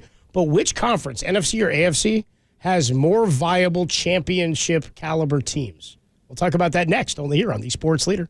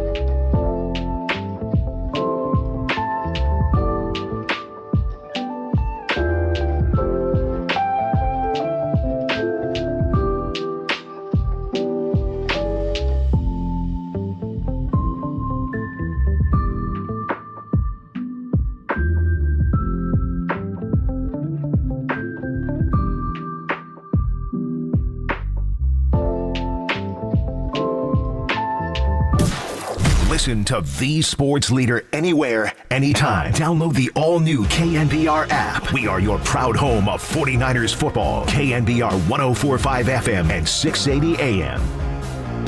I just think now they've found their identity finally. And I think that McCaffrey, they're using him removed from the formation a little bit more. Of course, they got the big guy back now, too. That's obviously a big deal. And then defensively, they found their identity. Energy is back on defense, and it's fun to see. And, this kind of had to happen, if you will. They had to go through that and have a week off and get knocked around a little bit and say, okay, buckle up, here we go, You remember when the Niners, I can't remember what year it was, they went back and played Philadelphia. I think they got beat 50-6 or 7. Sometimes you need to go through that, You need to come to Jesus with the team, and it's really a well-coached team everywhere. And it's just a question of getting everything together and just kind of finding their identity and going forward. I think right now, they're just getting started, to be honest with you. And when the dust settles, I think the 49ers will be world champions. How about that? Former Super Bowl champion Mike Martz was on with Papa and Lund earlier today, and one picks the 49ers to win the Super Bowl, but also says you got to face that adversity. That was a great cut. You can hear that full interview with Mike Martz on KNBR.com and the KNBR app. Tom, we've talked a lot about this. Super Bowl contenders haven't done much on the NFL today, but a dip into what's gone on, just sort of league-wide. How many teams in the NFL, we'll go this first, and we'll dive deeper into it, but how many teams in the NFL right now, just number of teams, do you think have a legitimate shot to win the Super Bowl this year? Oh, Niners, Philly, Baltimore, Kansas City. Even though they might not even make the playoffs, I'll say Cincinnati. Wow. Because they might not make the playoffs, but they might be Super Bowl contenders. Yeah. That's a hell of a spectrum there. Yeah. It really is. I've seen what Joe Burrow can do when they're healthy and he's healthy, and that's a good team. I think that's it. Am I missing anybody? Because I mean, the AFC North is really good, but I'm not saying these teams can't win. I just don't think. I mean, Pittsburgh can't win. I don't think Cleveland can win. Let's go to Baltimore or Miami. I don't think they can win. I'm with you. Nope.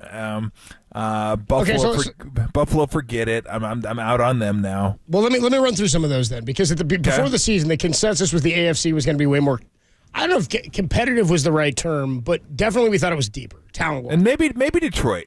Maybe. I think Detroit's on the table. But it's still, how often do you, and the reason I didn't say Detroit and I left them off, I'd still leave them off, but I think they're worth mentioning because they're playing so well. How often does a team not make the playoffs in forever and then make the playoffs, win the Super Bowl? I know they have some players that have played. Their quarterback went to a Super Bowl and lost, but that's a new coaching staff. That's a lot of new players that haven't been. I don't see that type of team. Like, hey, here we are in the playoffs. Damn, we won the Super Bowl. Right. I don't see it. It doesn't happen. Yeah, I don't know. When the Patriots won their Super Bowl with Brady, I don't know how long it had been since they made the playoffs. I think they made it with. Didn't they make it? Bledsoe was good. They made the year before. Yeah, at least a year or two before. That's right. Bledsoe they went in to the '96 and lost to the Packers, right? Yeah, so that's why I'd say Detroit. I just don't see that happening. But they're good enough. They're playing like it. Yeah, I think so too. So let me run through some of these teams, because before the year we definitely thought the AFC was going to be more competitive, and we both keep coming back to that statement from Steve Young last year. Who's going to have to be two? It's going to be Mahomes. It's going to be Allen.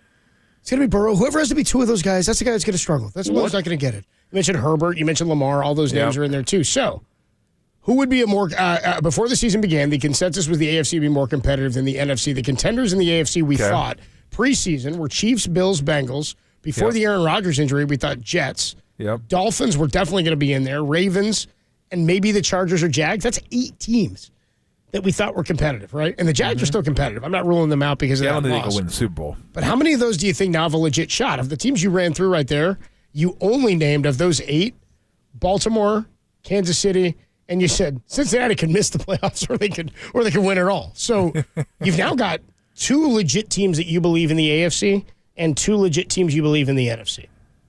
Based on what you just told me and how we broke that down. Yeah. You've got Baltimore and Kansas City, and you've got Philadelphia and the 49ers. And what's wild about that is we still get some of those matchups this year. You're going to get the Niners and the Baltimore Ravens on Christmas Day. You get the Niners and the Eagles in Philly on December 3rd. You get Kansas City and Philadelphia a week from yesterday on Monday Night Football coming up next week. How about that? I know. It's really good. It really those are really good matchups. Enough of this Jets Raiders crap that I got to watch on Sunday, and no more Bills either. Oh yeah, and no more Broncos. That's a rough watch. That's a rough. That's a rough day. That's a rough Monday Night Football. So you're still Cowboys aren't even close there. No, they're close, but I mean they got to prove it. I can't say they're going to win the Super Bowl. They can't win a tough road game. And they can't even win a tough road game in the regular season. Trying to win a game. Yeah, I can't expect now. I may change my mind, but they would have to somehow overtake Philly and win the division. They're not coming off. They're not going to be the 5th seed and win the Super Bowl. I refuse to believe that. If they're the number 1 seed, maybe. But Niners have to go in there and win. They've done it before. I know they can go in there and win a football game. So that's the one thing about the Niners that I know. I know they can win tough playoff games at home. I know they can win tough playoff games on the road. They've proven that. So we know that. Same staff, a lot of the same players.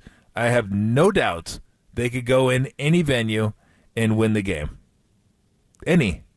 I don't know that about Dallas. Yeah. I don't. I haven't really seen Philly do it. Philly's won at home. But they played on the road, the year before. Jalen Hurts, the younger, not nearly as good, and got smashed by Tampa. Or maybe it was 2 years before. But I know Kansas City can do it. Kansas City can go on the road and win a game. Baltimore, I don't know. Maybe not. But that's the one thing I think the Niners really have going for them is they can. I'd love to see them get the number 1 seed somehow. But they can go anywhere and win. That they have that style of football. Like when they're playing the way they played Sunday, no one's beating them. They're just not. It's not going to happen. And running game and defense carries. I don't care what weather you're playing in. If you're playing indoors in Dallas, outdoors in the snow in Green Bay, they could win those games. They've done it. They've proven it. They have that equity in the bank. So, but don't throw it. I'm not counting out Cincinnati. I'm putting Cincinnati on my list of contenders. Even though they might not make it. Yeah, entering last week, I was definitely in on them, and I thought, boy, this is going to be the week we could see them come out, have a huge performance, and maybe blow out Houston or win in a big game. And throughout the middle part of the game, they looked terrible. I mean, they went through 6 or 7 straight drives of not doing anything and turning the ball over. Would you say there's more competition now in the AFC or NFC? Still AFC, because I still don't think it's going to be easy. Let's say Buffalo gets in there as like a 7 seed or something. I mean, they still got talent, and talent can get hot. Although usually you are what you are by that point. The only reason I don't believe in Miami is because I don't know that they can win on the road. But you catch them at home, good luck. Yeah. That's a tough offense to deal with. Detroit at home will be no picnic for anybody if they have home games. That's thank you. That's not going to be easy either. So I still say more in the AFC than the NFC, just because I look at some of the teams that might make the playoffs. I'm like, ooh, that'd be a tough. I didn't even mention Jacksonville. I mean, that's not neat. They're not an easy out either. They'll win the division, so you got to go play at their place.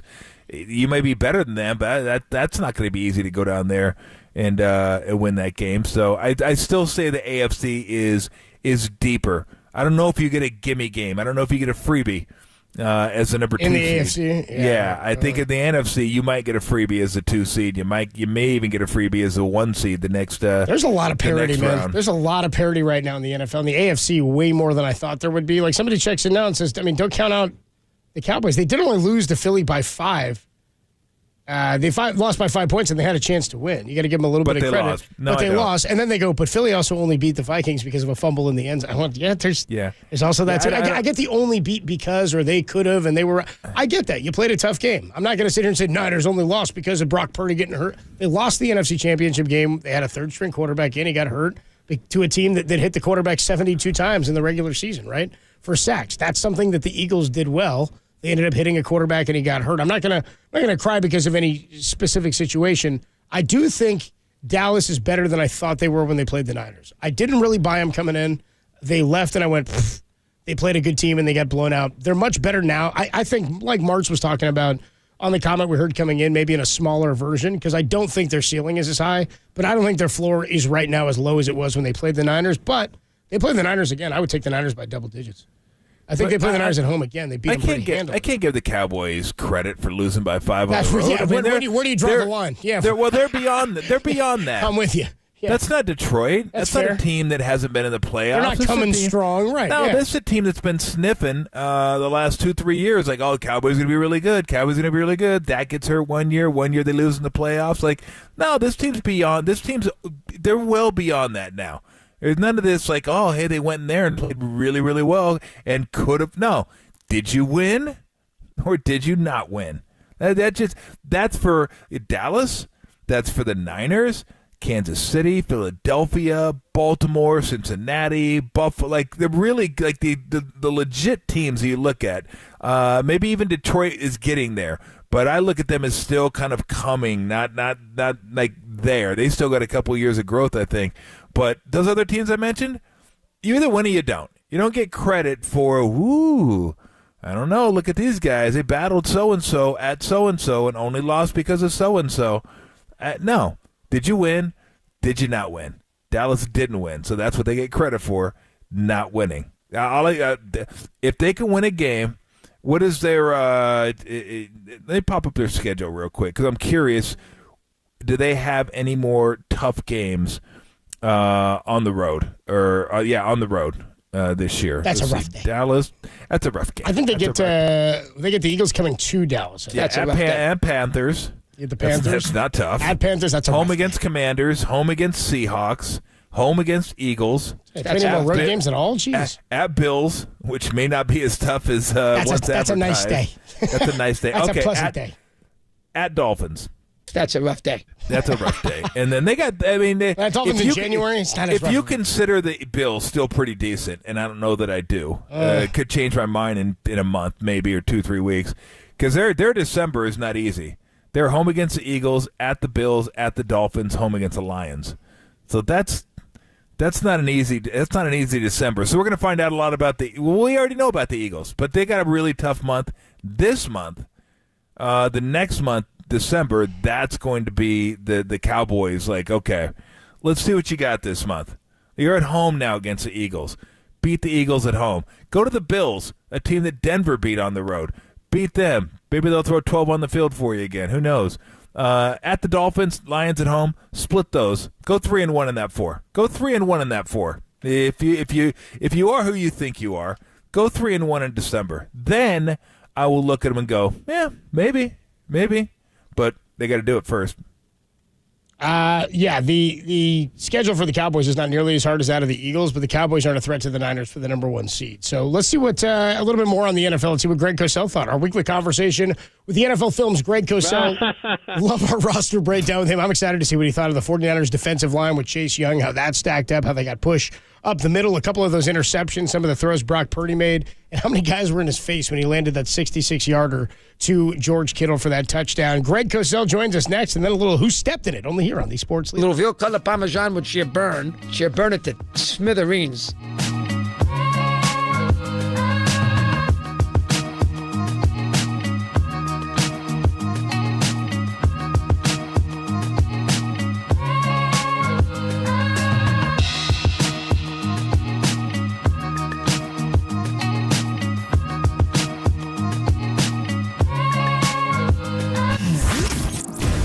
What's trending now? Trending now.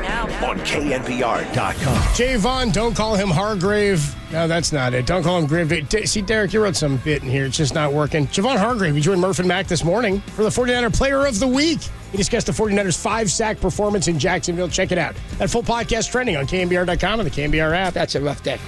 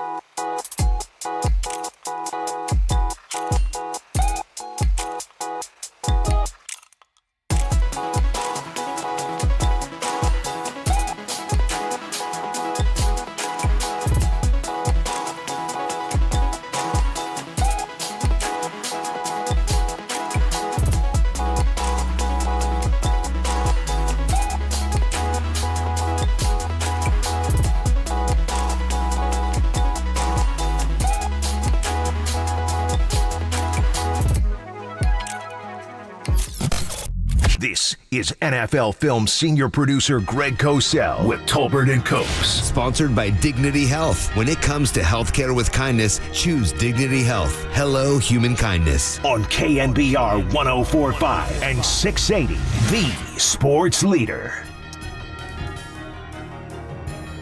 All right, it's time to break it all down. Senior producer, NFL Films, Greg Cosell, joins us weekly to do just that. Hello, Greg. Tom, what's happening? Not much. You? Just trying to see if Tyrese Maxey is going to hit 50 again tonight, you know? He's pretty good. Waiting to see. He's pretty good. He's a stud. I like him. Me too. You know what? It's funny. I know you're going to agree with me on this. I like their team better without Harden. So do I. Yeah. So do I. I like the way they play better right now, too. You know, just even though obviously Embiid's a great player and he's still there, but I like the way they play better. No, I agree with you. The ball moves a little bit more, and yeah, yep. I agree with you. All right, let's get to the Niners. I said last week, Greg, that the Niners, I know the way they play. I've seen them play, every game over the last many years, but under Shanahan the last 4 years, you can close your eyes and see what they look like when they're playing well. They haven't really looked like that the last 3 games.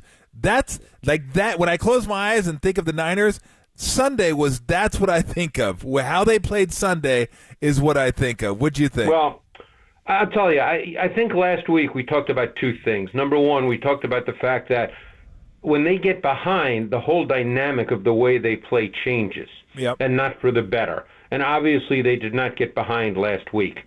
So they were able to play the way in which they're built. And that's exactly what you're talking about, Tom, and therefore you could see them play that way. The other thing, and every once in a while, guys, I guess I get one right. But what did I mention to you last week about their slot corner? Oh, yeah. Who was Oliver? Oliver, right. Was being the operative word, was Isaiah Oliver, and was not in this game. Because, again, the tape told me that. You guys know that with me, there's no agenda. I'm watching tape. And I know that Isaiah Oliver, and it's really not his fault because he's just not a slot corner. He's not built for it, with his body type. He didn't play it in college. He's not a slot corner. And they obviously felt that he was the best guy, and that experiment, so to speak, did not turn out. And they obviously realized they needed to make a change, and it worked out for the better. Yeah. Well, look, that's not the first one you got right. Don't be so humble. Well, maybe 1 or 2 others. I wanted to ask you about a specific throw because I thought Purdy played really, really well again. But my goodness, that throw to Kittle, that was oh, special. yeah. That was special, wasn't it? Did you count the bodies in his face? He had a couple of throws because I'll mention another one too. Okay. But obviously the Kittle play was really interesting because. I watched that play and I called in my guys on the matchup show because he initially looked to Ayuk, who was basically wide open, okay? Yep. He pumped the throw. I don't know. Again, only he could tell you why he didn't throw that. I don't know the answer to that. He pumped it and then obviously pulled the ball back and then under ridiculously heavy pressure made a great throw to Kittle.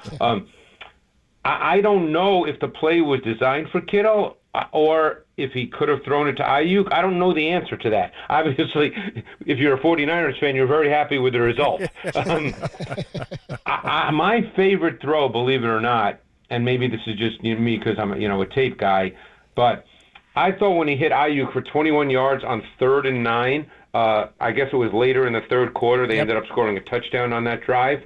And it was actually a big play in the game because not that the Jaguars were coming back, but I think when it happened after the fumble recovery by Thomas that we all got excited about because we thought it was an 80-yard touchdown, and then they ended up with the ball back on there 18 whatever it was, and the game could have changed a little bit there if they, let's say, went 3 and out, and I thought it was a big time play by Purdy for this reason. I won't sort of break it down in detail because obviously people can't see it. But they had gotten a ton of single high safety, post safety, middle closed, as we say. And they called a play basically to attack that.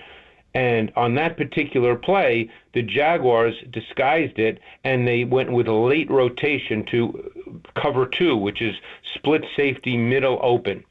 and Purdy recognized it immediately. And the throw he made to Ayuk on the right sideline, you may remember this, was a big-time throw. Not only was it a big-time throw physically, but the fact that he recognized the change, the disguise, the late rotation in an instant, I thought was really high-level quarterbacking. No doubt. Talking to Greg Cosell here on the UMA guest line. I want to ask you about the 2 interceptions, and I want to say the 49ers forced them because both times it was Nick Bosa getting to the quarterback, Trevor Lawrence, and it was Javon Hargrave getting to the quarterback, and both times it resulted in interceptions, one by Fred Warner. I think the other one was by, who was the other one by? I can't remember. Is it Charvarius Ward? It was Hufanga picked off the other one. That's right. What did you see there? Because it seemed like the Niners were getting, they did get pressure all day, but specifically they got it up the middle, I thought, a few good times. I thought they did some things in this game that were different. They obviously, because they had not played well, and the defense, as we know, had not played well. They lined up in a 5-man D-line front a number of times. We really hadn't seen much of that, and they stayed with it. They did it a decent amount of time.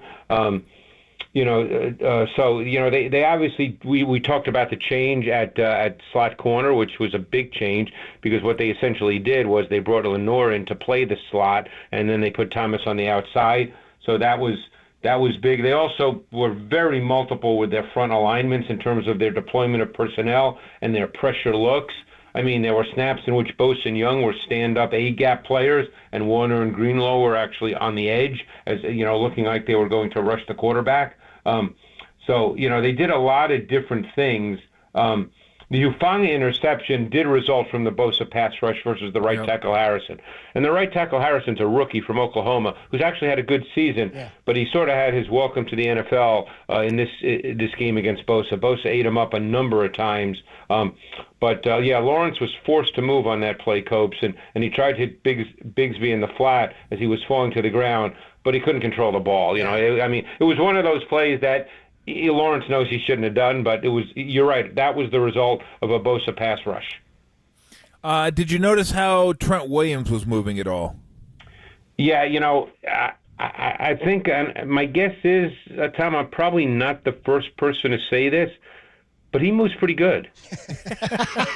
Yeah. He moves pretty good. Yeah, I think he's got a chance to be a pretty good player in this league if he keeps moving like that. You might get that one right too, Greg. I'm blown away by the way that guy moves when they use him. Obviously we saw it on the Samuel touchdown. But just, it's pretty remarkable. He's a big man. He's a huge man. Yeah, he's not a 220-pound guy. It's just, I'm always blown away by that, just by, and I've been doing this for a long time, but the way guys that big can move like that, because I would say he has light feet. Not light feet for a big man, he has light feet. Yeah, I don't know. I didn't notice that. He looked fine to me. Like, I know he's got the ankle injury, but there was nothing that I looked at and go, No, he looked normal. Is it?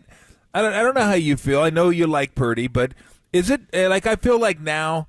I was kind of kidding with Copes earlier this season because I knew it looked to me like he was going to be pretty good, but I was like, give me a year. Just give me a year. Let me see. Give me a year. And then the last 2 games before the year was up, that's when he threw the picks, and I was like, oh, wait a minute. I was just kind of half kidding because I've seen it now. I've seen it for over a year. I've seen it at home. I've seen it on the road. I've seen it against good defenses. I've seen it against bad defenses.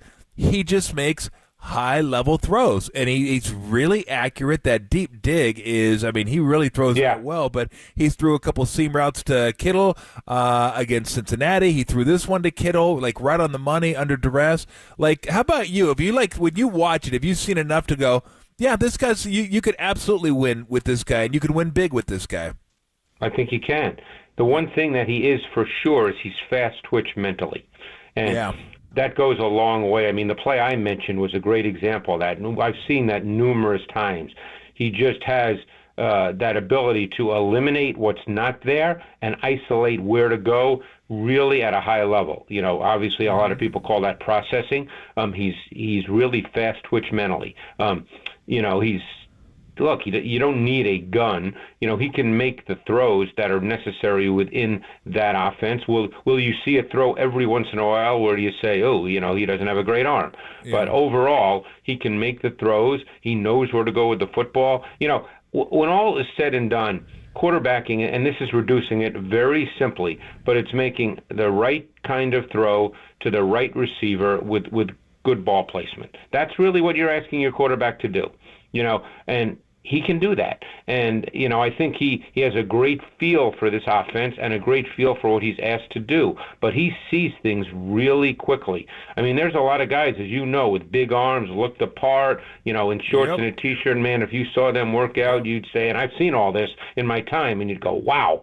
And then you put them in the game, and they just don't see it. They just don't see it. Because they're slow twitch mentally. They just don't. They are. They don't process. It's like we had a saying in basketball, Greg.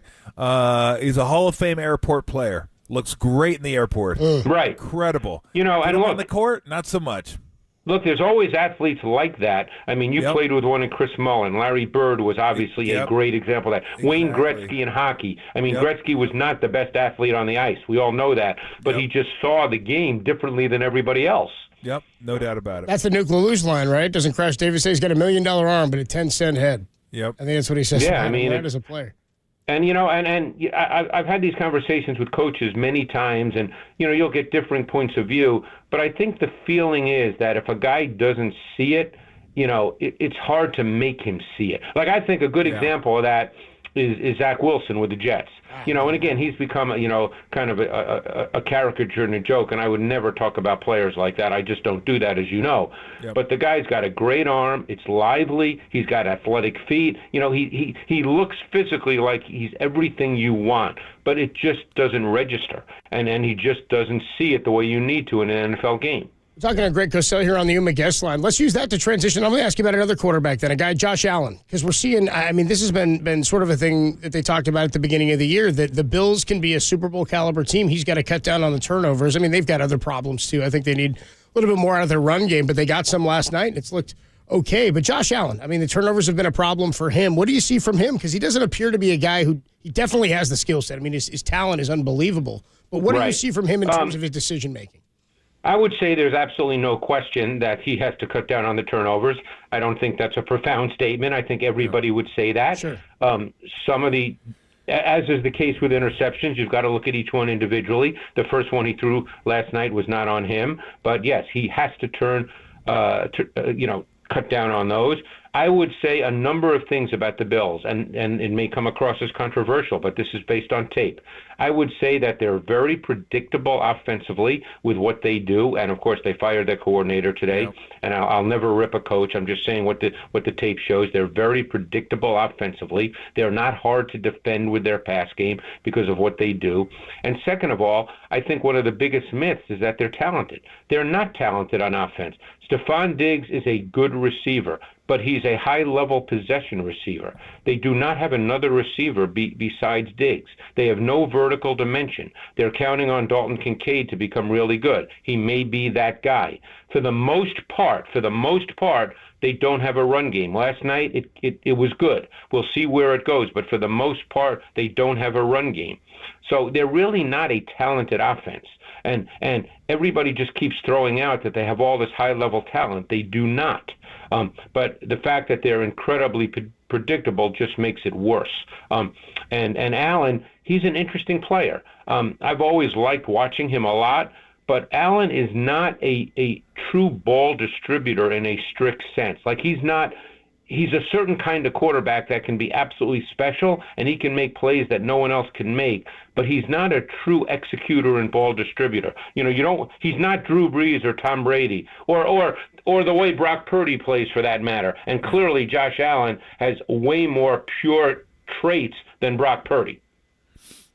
You mean to tell me you've never watched a game at home by yourself and just thought, that play call sucks? What's this guy doing? What's he thinking? Yeah. I mean, I of course I have. Yes, but okay, that's all I wanted to know. But you know what, Tom? Here's the way I think about things, and maybe I'm doing it wrong after 40 years. But I always go with the idea, because I sit and watch tape, okay? Yes. And I think to myself as I'm watching tape that if a coach was with me, he'd point out 5 to 10 things that I'm not seeing. So believe it or not, I actually take the point of view that coaches know more than I do, and they know their players better than I do because they're with them every day. So I'm not one of those 700 level fans that screams and curses. I just I get that. I don't see the games that way. No, I totally get that, and I'm with you. I'm with you for the most part. Let me ask you about C.J. Stroud because my goodness, this guy he looks like he's been in the league 3 years now. Is it how much is the scheme? How much are they, setting him up for success? We talked about the throws he made against Tampa that were some of them were just awesome throws, but he also seems like a guy who kind of slows the game down a little bit and sees things pretty clearly for a rookie. He does. Incredibly clearly, and again, I'm not going to start breaking down plays, because people can't see it. Because I went through him today from this past week, and I've seen every game he's played this year. And of course I did him coming out of college. But what I would say is this, and what consistently stands out in every game you watch, and as I said, I've watched them all, is just how calculated and efficient he is in everything he does.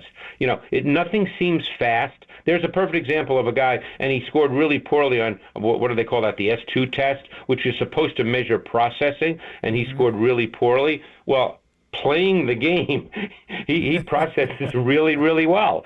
He sees it. He in many ways, he sees it as well as a veteran quarterback. So I really enjoy watching them. Now, they do a really good job conceptually and schematically as well. But, at the end of the day, you still have to see it. And there are times, where the scheme doesn't work and you've got to see it and you've got to make a throw. And he does. Yeah. Greg, the Texans, I think they're having fun again. Oh no, they're I think they're 5-4, aren't they? I think they won 5 of their last 7 games. Like they're playing good football. Yeah, they look good. No, they're kind of a fun team to watch on offense. Really fun to watch on offense. They really are. Let me ask just real quick, just circling back, because I know, Greg, you said you're not that type of 700 level fan that's going nuts. Are the Sixers the team you get most emotional about or most emotionally tied to? No. I just enjoy watching. Okay. Like I love basketball, so I enjoy watching good basketball. Like tonight, I think there's 2 really good college games. We got Duke and Michigan State on right now. I'm watching this right now here in the studio. Yeah. Now I'm not home yet. I'll go home and I'll put that on. And then I think doesn't Kansas at 9:30? Kansas, Kentucky, right? Tonight? Kentucky. Yeah, that's a good one. And right. Kentucky has the Wagner kid who's right from where I am in Camden, New Jersey. All right, right down the road. And of course, he's a lineage with his dad and his grandfather and the whole deal. As Tom, I'm sure you remember. So you're a sports fan. You just like sports, man. You like watching games. I saw him play in high school because Camden is literally 20 minutes from where I am. Oh, nice. Greg's sitting there watching the game going, get the elbow in. Get the elbow in. Right. Get it tucked. The silky smooth jump shot. You got to box out. Yeah, he's yelling. Yeah. No, actually, there's a kid at Rutgers who named Derek Simpson, who's their starting point guard now. He's a sophomore, and he played a lot last year. He went to the high school that my daughters went to, and I saw him play in high school. And, he's probably not good enough to go to the NBA early, so he's going to end up having a great career in the Big Ten. Yeah, very nice. Very nice. You know what? I don't get a chance to watch a lot of Rutgers basketball. I got to be honest. No, you probably don't. But Rutgers is 45 minutes from where I am. So not that I get to the games, but they're semi-local. Hey, trust me, Rutgers basketball is better to watch than Rutgers football. That I know. Well, you're probably right about that. Yeah. I don't even need to watch much basketball. Hey, Greg, as always, it's a lot of fun catching up with you. Enjoy the hoops tonight, and I know you get back to the grind tomorrow, but we'll look forward to talking to you next week. Look forward to it, guys. Thanks so much. See you, Greg. Thanks, Greg. Greg Cosell, we do it every week with the NFL Films. He's fantastic, man.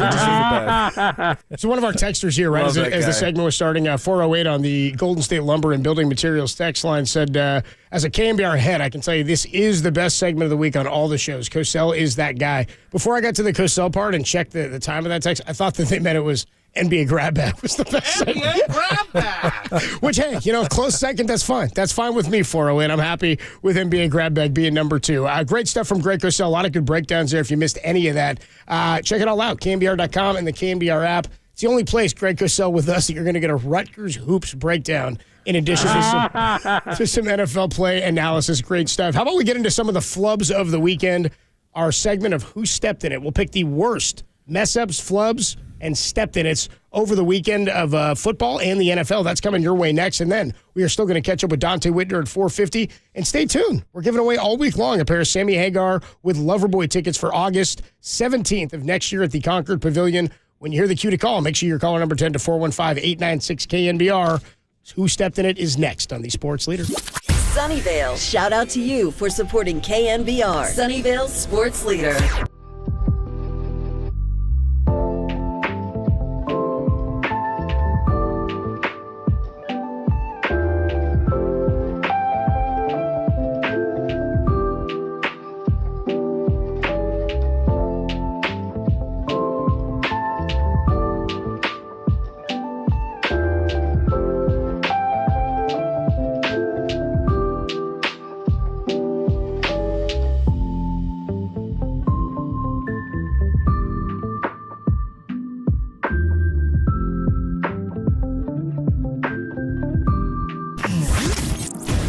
What's trending now? Trending now.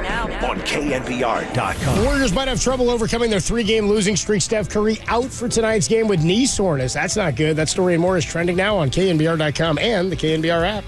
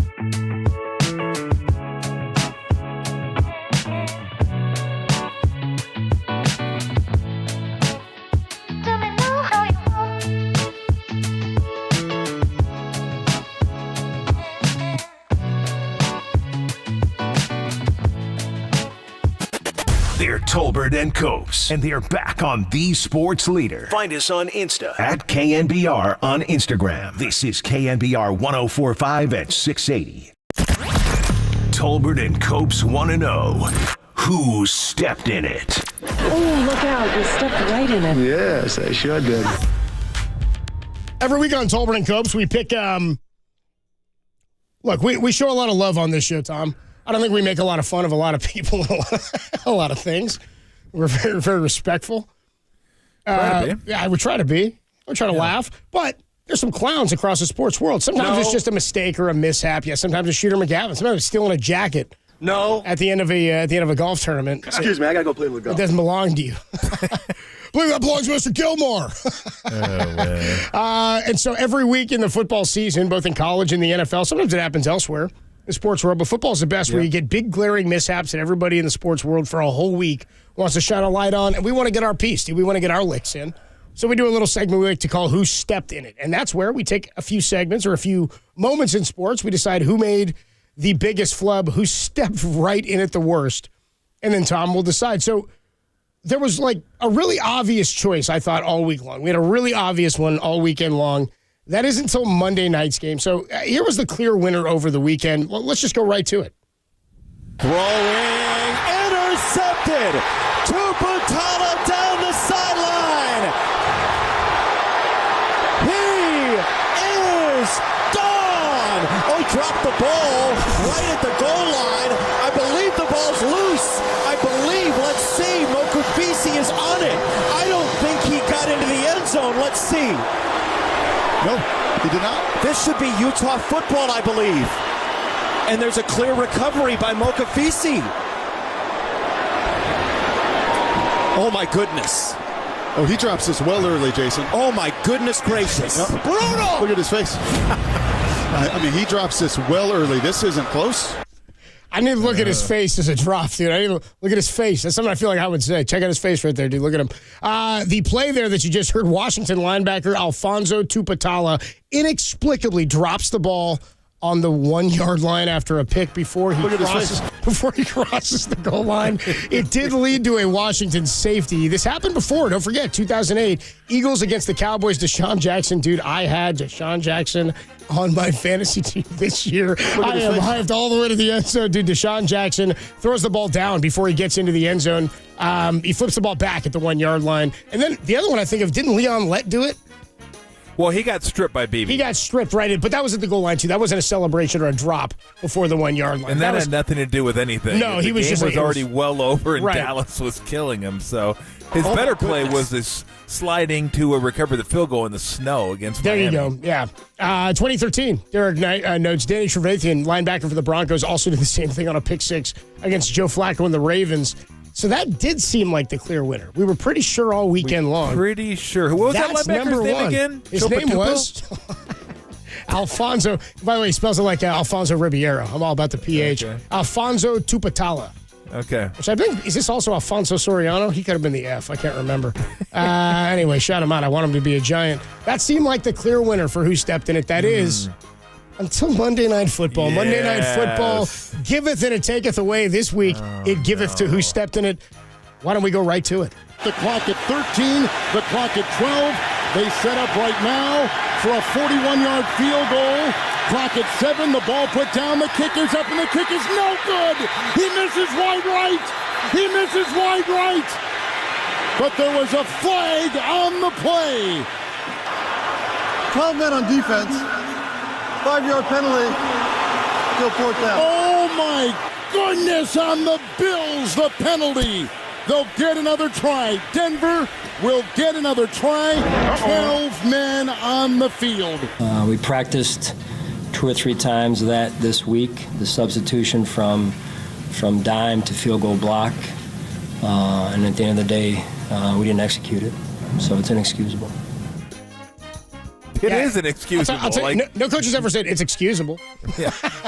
Maybe the special teams coordinator should have walked out the door with Dorsey. I mean, I don't know. That can happen. I don't know what to tell you. I don't know what to tell you. 12 men on the field last night. If you missed it, the Bills had an opportunity to win the game. That can't happen. The Browns, after missing an extra point, they didn't miss I said Browns. The Bills. Broncos, excuse me. I'm thinking of the orange. One of the Bs. Yeah, one of the Bs. Browns are better. The Broncos are missing that one opportunity there to win the game, and they end up walking it up there. How about that? Another field goal to win a game. This one not as time. Was it right as time expired? Was it at 4 seconds? This is the sixth game this weekend then in one slate. It ended as a walk-off field goal as time expired. Pretty incredible there. And we would have finally had that miss you were talking about with the Bills 12 men on the field. One of my best friends, shout out Paul Barrera, used to be Paddle Out Paul on the text line. He texted me before the game. He goes, dude, I got the Bills money line parlayed with the under. I was like, good for you, man. Go get it. Right after the miss, he goes, right after the miss, and then the make, he goes, I had it, huh? You had good value, Paul. All right, so that's going to be like that. That seems like it's the pretty clear. How about we go one more just for fun? Let's just throw one more for fun. And I'll ask you, did Kyle Shanahan step in it? I was mad at myself, and I thought the play was over. We couldn't see, and everyone jumped up. And so when that happens, you're getting out there to start to congratulate people coming back, and they're not coming back to congratulate us. They're running back at us. So everyone got it. We know the rule, definitely. We know you can't go on the field. I personally thought the play was over. Holy dogs! Kyle's first indication should have been the defensive players never run to you to celebrate. They run to the end zone. All of them. You should have known when they all run away from you that you had the ball back. If they're running towards you, they're coming to score. It's not a crucial step in it for Kyle. Could have been bad if the game were any different, especially in the midst of a 3-game losing streak. You don't want those mistakes, but they came back and they scored like 3 plays later. 2 plays. So like I said, ended up working out because they got to run more time off the clock and then score. And I have a Joker. I'm going to go off the board for a triple. I'm going to go off the board. So I taped the game, and I must tape the ABC version of it instead of the ESPN version because I got Larry Beal, and I'm not sure who Larry Beal does the games with. He's on the call? No. You mean like the post-game? You know, the ABC It might have been like the fifth quarter or something, right? Or is that, fifth quarter, whatever it was. It might be K-Picks. I don't know. Him. Sorry. And extra point, maybe. Yeah, I don't know. He said on the field goal, he goes, it looks like ball. He goes, the Broncos were really trying to hurry up. Looks like they were a little frazzled too. He goes, they should have just called timeout. No, they should have spiked it. I was like, spiking it on 4th down is probably not the greatest thing. Weston and I were like, spike it and then go, yeah. Oh, game's over? Yeah. We're done here? My brother did that against me in a game of Madden one time. He thought he picked up the first down. And he got to like the inches yard line. You know, you think you get it, but he hurried to the line and he didn't look and he just spiked it real quick and there was a turnover on downs. I was like, nice, I'll take the ball at the 20 instead of your game-winning field goal. I appreciate that. That's going to be, so we're going with the Bills. Yeah, you taking the Bills or you going to Patala? No. The Utah won. So Washington won, so that didn't cost them. Niners won. That didn't cost them. The Bills, not only did they not win, that's why they lost. If they were to say, that's not why we lost the game, I would say, no, it actually is why you lost the game. That's exactly why you lost the game. Were there other reasons leading up to that? Yes, but they all would have been washed away had you just had 11 guys on the field. Hell, 10 would have been fine. Go the other way. Be safe. That's bad when you practice it. And trust me, I know this because Steve tells me it happens occasionally. They'll go over something to start the game, This is what we're going to do. This is how they're going to do this. And then they go out there and defensively somebody will mess it up. It's like, it just, I don't know why it happens. It happens, but man, that's the game. That could be the playoffs right there. The fact that you guys couldn't get your S together and get out there with 11 guys. Oh my gosh, that was brutal. So yes, that was not only the stepped in it winner this week. You're going to have to go a ways to top that one because screwing up's one thing.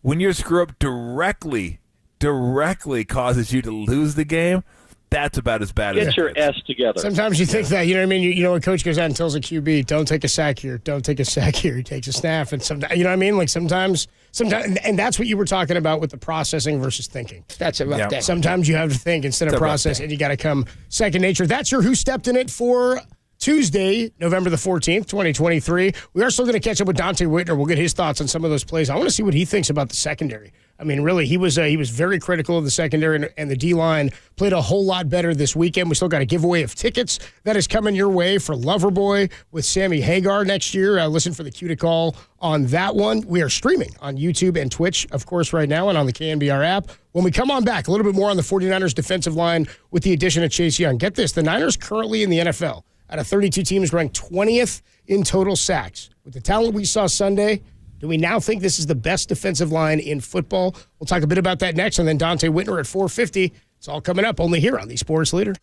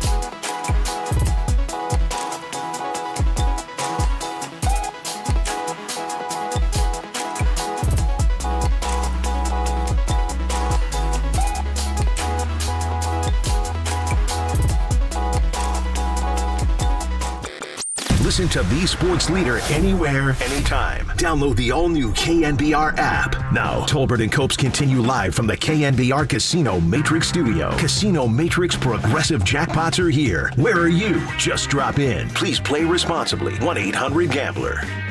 You know, Chase is a great talent. Everybody know about him in the league. So he just added another dimension to our team. They help us get better. We was a little fed up. We just, I think that bye was a good time for us just to get away and kind of, you know, get our minds right. But when we got back in the building, everybody just felt it with everybody. It was just time, man. I think that's how it was from the first snap of the game to the last snap. Just everybody just hungry, and that's kind of I feel like that's going to be the mindset from here on out. That's the voice of Javon Hargrave. He was the 49er Player of the Week. He joined Murph and Mac today. You can hear the full hit on KNBR.com and the KNBR app. The full podcast is up there on that page. It's always so funny to me when guys are such killers like that. The soft-spoken Javon Hargrave. Yeah, man, we just get out there. Like Nick Bosa, dude. It's like one of the most ferocious guys in the league. Can't agree more. There you go. Sack-a-Rooney. Doesn't feel like anything that ends in Rooney when I'm under you, Nick Bosa. The 5 sacks for the 49ers has them up to 20th in the league. And again, it doesn't feel like they've been hitting the quarterback a lot because they weren't. They just weren't getting there. And you see what that pressure did for the secondary. Greg Cosell, I didn't give as much on the Hargrave one when I asked him about it. One of our texters said Cosell gave Copes the cold shoulder there. I said, hey, man, yeah, you throw it out to Greg. Let him run with it, dude. Anyway, he did say, yeah, the Nick Bosa one absolutely led to an interception. It was pretty clear as Trevor Lawrence was falling to the ground. So here's some teams that have 30 or more sacks on the year. It's the Seahawks, the Eagles, the Colts, the Browns, the Chargers, the Chiefs, the Bills, and the Ravens. It's funny how poor the Chargers' defense has performed, yet they get to the quarterback. Yeah. Knowing that stat, do you think the addition of Chase Young separates the Niners, certainly talent-wise, I think? Does it do it depth-wise on the defensive line?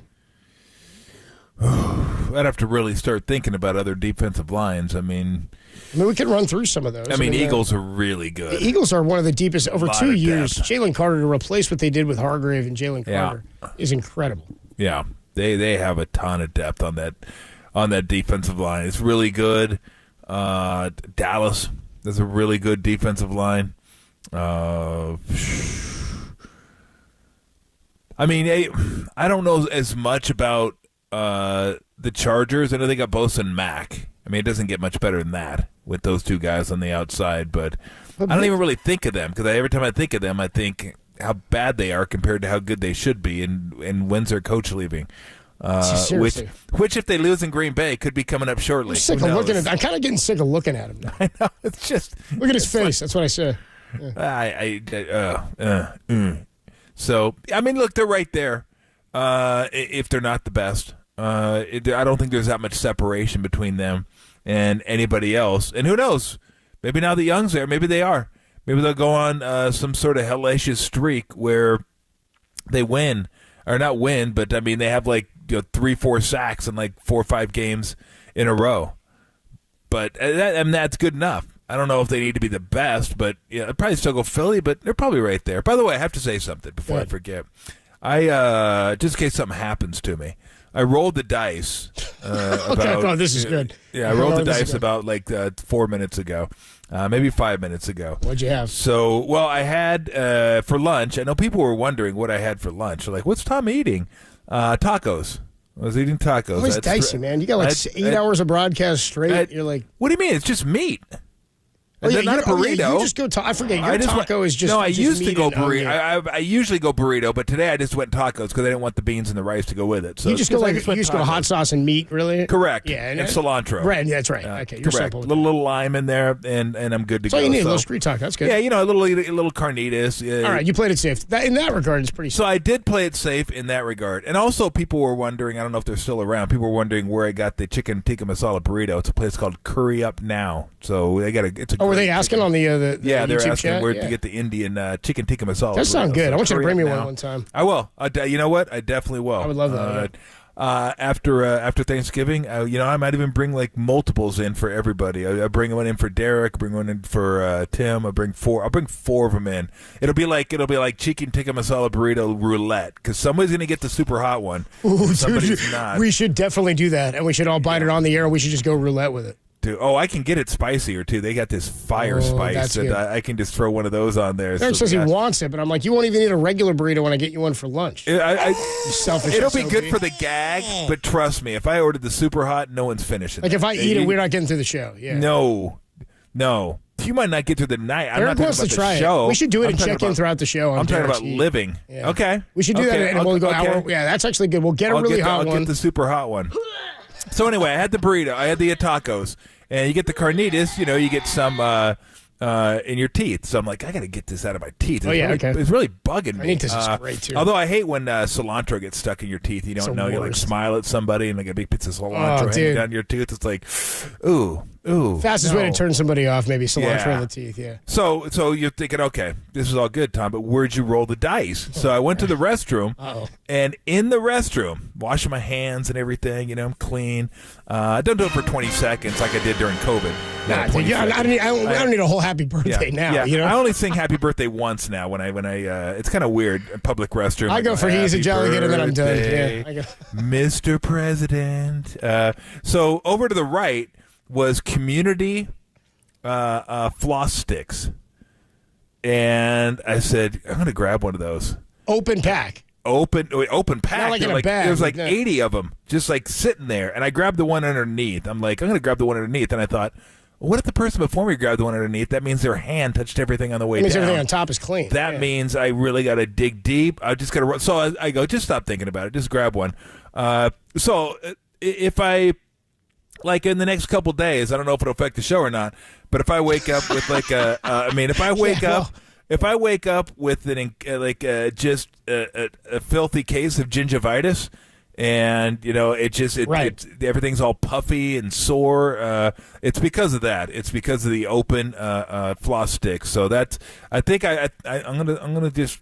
Good vibes. I rolled a 7, and I'm all good. So You don't want to ruin the brisket again, Tom, by rolling the bones this close to Thanksgiving. No, I really don't. I don't. You don't want to ruin it. 2 years in a row, they're going to stop asking you to do it. Don't worry on that one, dipshit. Yeah, exactly, dude. People on the YouTube chat, we are streaming on YouTube. Go ahead. It's a hell of a Taco Tuesday, Tom. 4 tacos. 4 tacos. 2 carne asada, 1 shrimp, 1 carnitas. 4 tacos and a community floss stick. That's dinner. Community floss stick, absolutely. By the way, 808 KBR community floss sticks. I mean, I get it if like there's a bathroom attendant there and he's got the mints and the colognes and the floss and but just floss sticks in the restroom you're using over there. Yeah, I thought. Well, hey, look, it's like it's self-contained. It's not public. It's like for the workers here, but it still seemed a little weird to me. Like I thought they'd be wrapped individually, but again, I went again. I rolled the dice and I just said, you know what, I'm gonna play the odds here. I think I'm in good shape, and it was really bugging me too. That carnitas was really bugging me, and I was like, because I was looking. You know what I did? Because here's what I did first. I was looking. You thought to it was see like if they manna had, from heaven that you thought a floss stick. Yeah,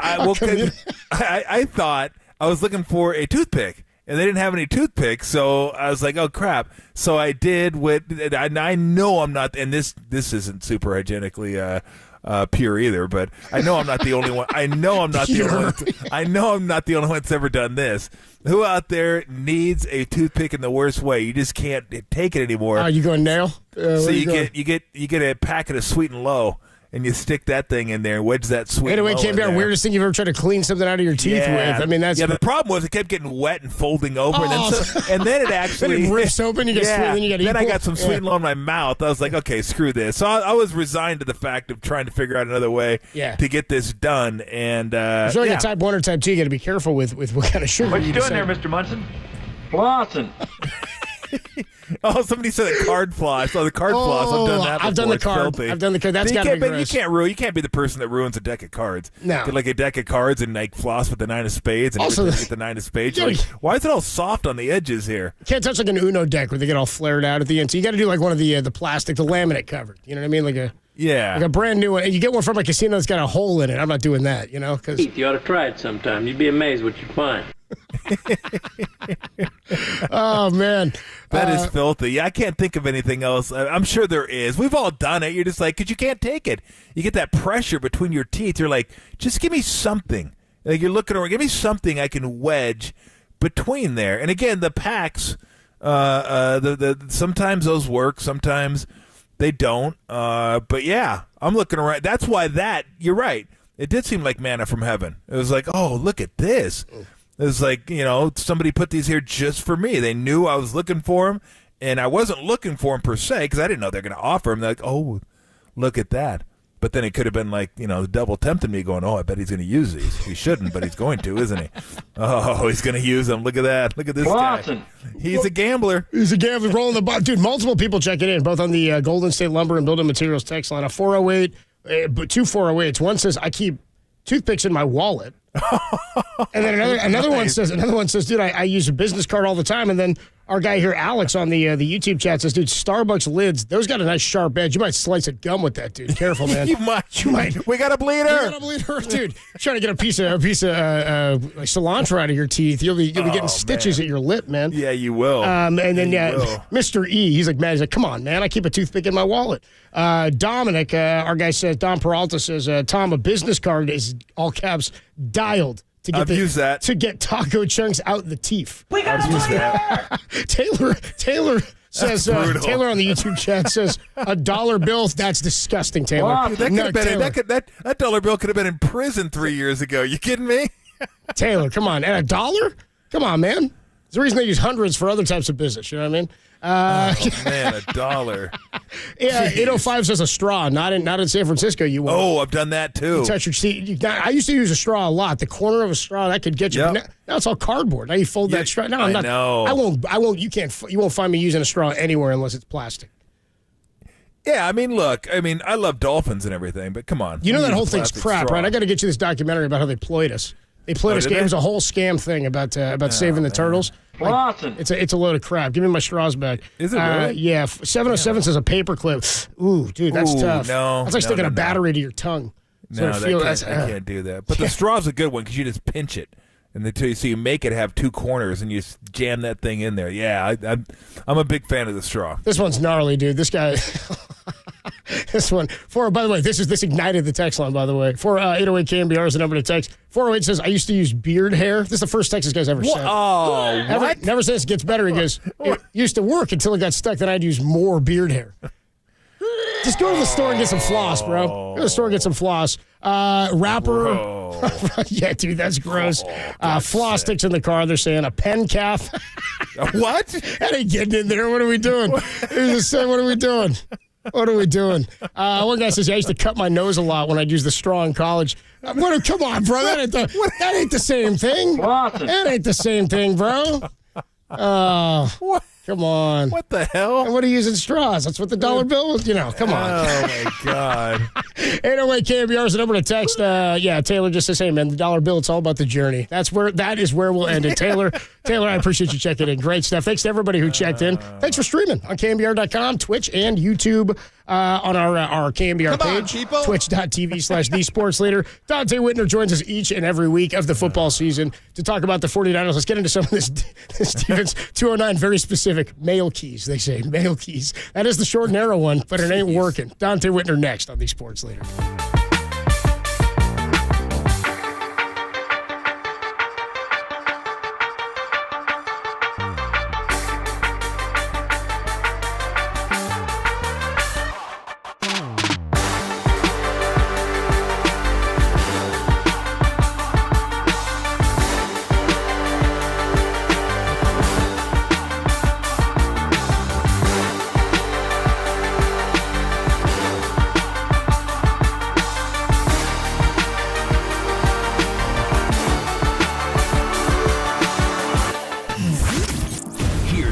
Trending now. Trending now. On KNBR.com. Former NFL coach Mike Marchwin pop on Lund today and believes the Brock Purdy to Joe Montana comparisons are appropriate and sees the 49ers winning the Super Bowl this year. That podcast and more trending now on KNBR.com and the KNBR app.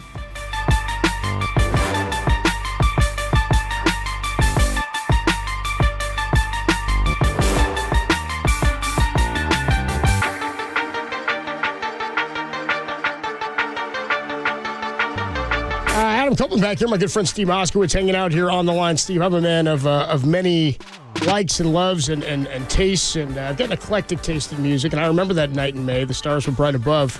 I'll hope you pray to keep your precious love. Steve, tell us about In the Still of the Night. And I was thinking about that today, and you know what that made me think of?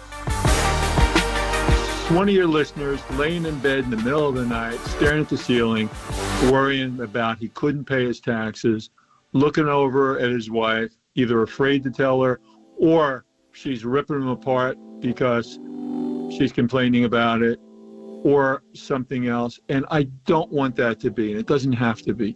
There's so many good options. You don't have to lay awake in the middle of the night worried about your taxes. What we want to do is make a sweet deal for you, but don't stick your head in the sand. This new IRS with all the new agents, they're coming after people. I don't want them ruining your life, business, marriage, and it doesn't have to be. We want to do everything for you so you don't have to talk to them, deal with them, having to do with them. We want to go ahead, cut your sweet deal, and after we do, the next time you hear the song, you can think of it as it was originally intended. Stevie, hold me again with all your might in the still of the night. Call Steve Moskowitz. Let him take care of it for you. 1-888-TAX-STEALER. Find him at MoskowitzLLP.com.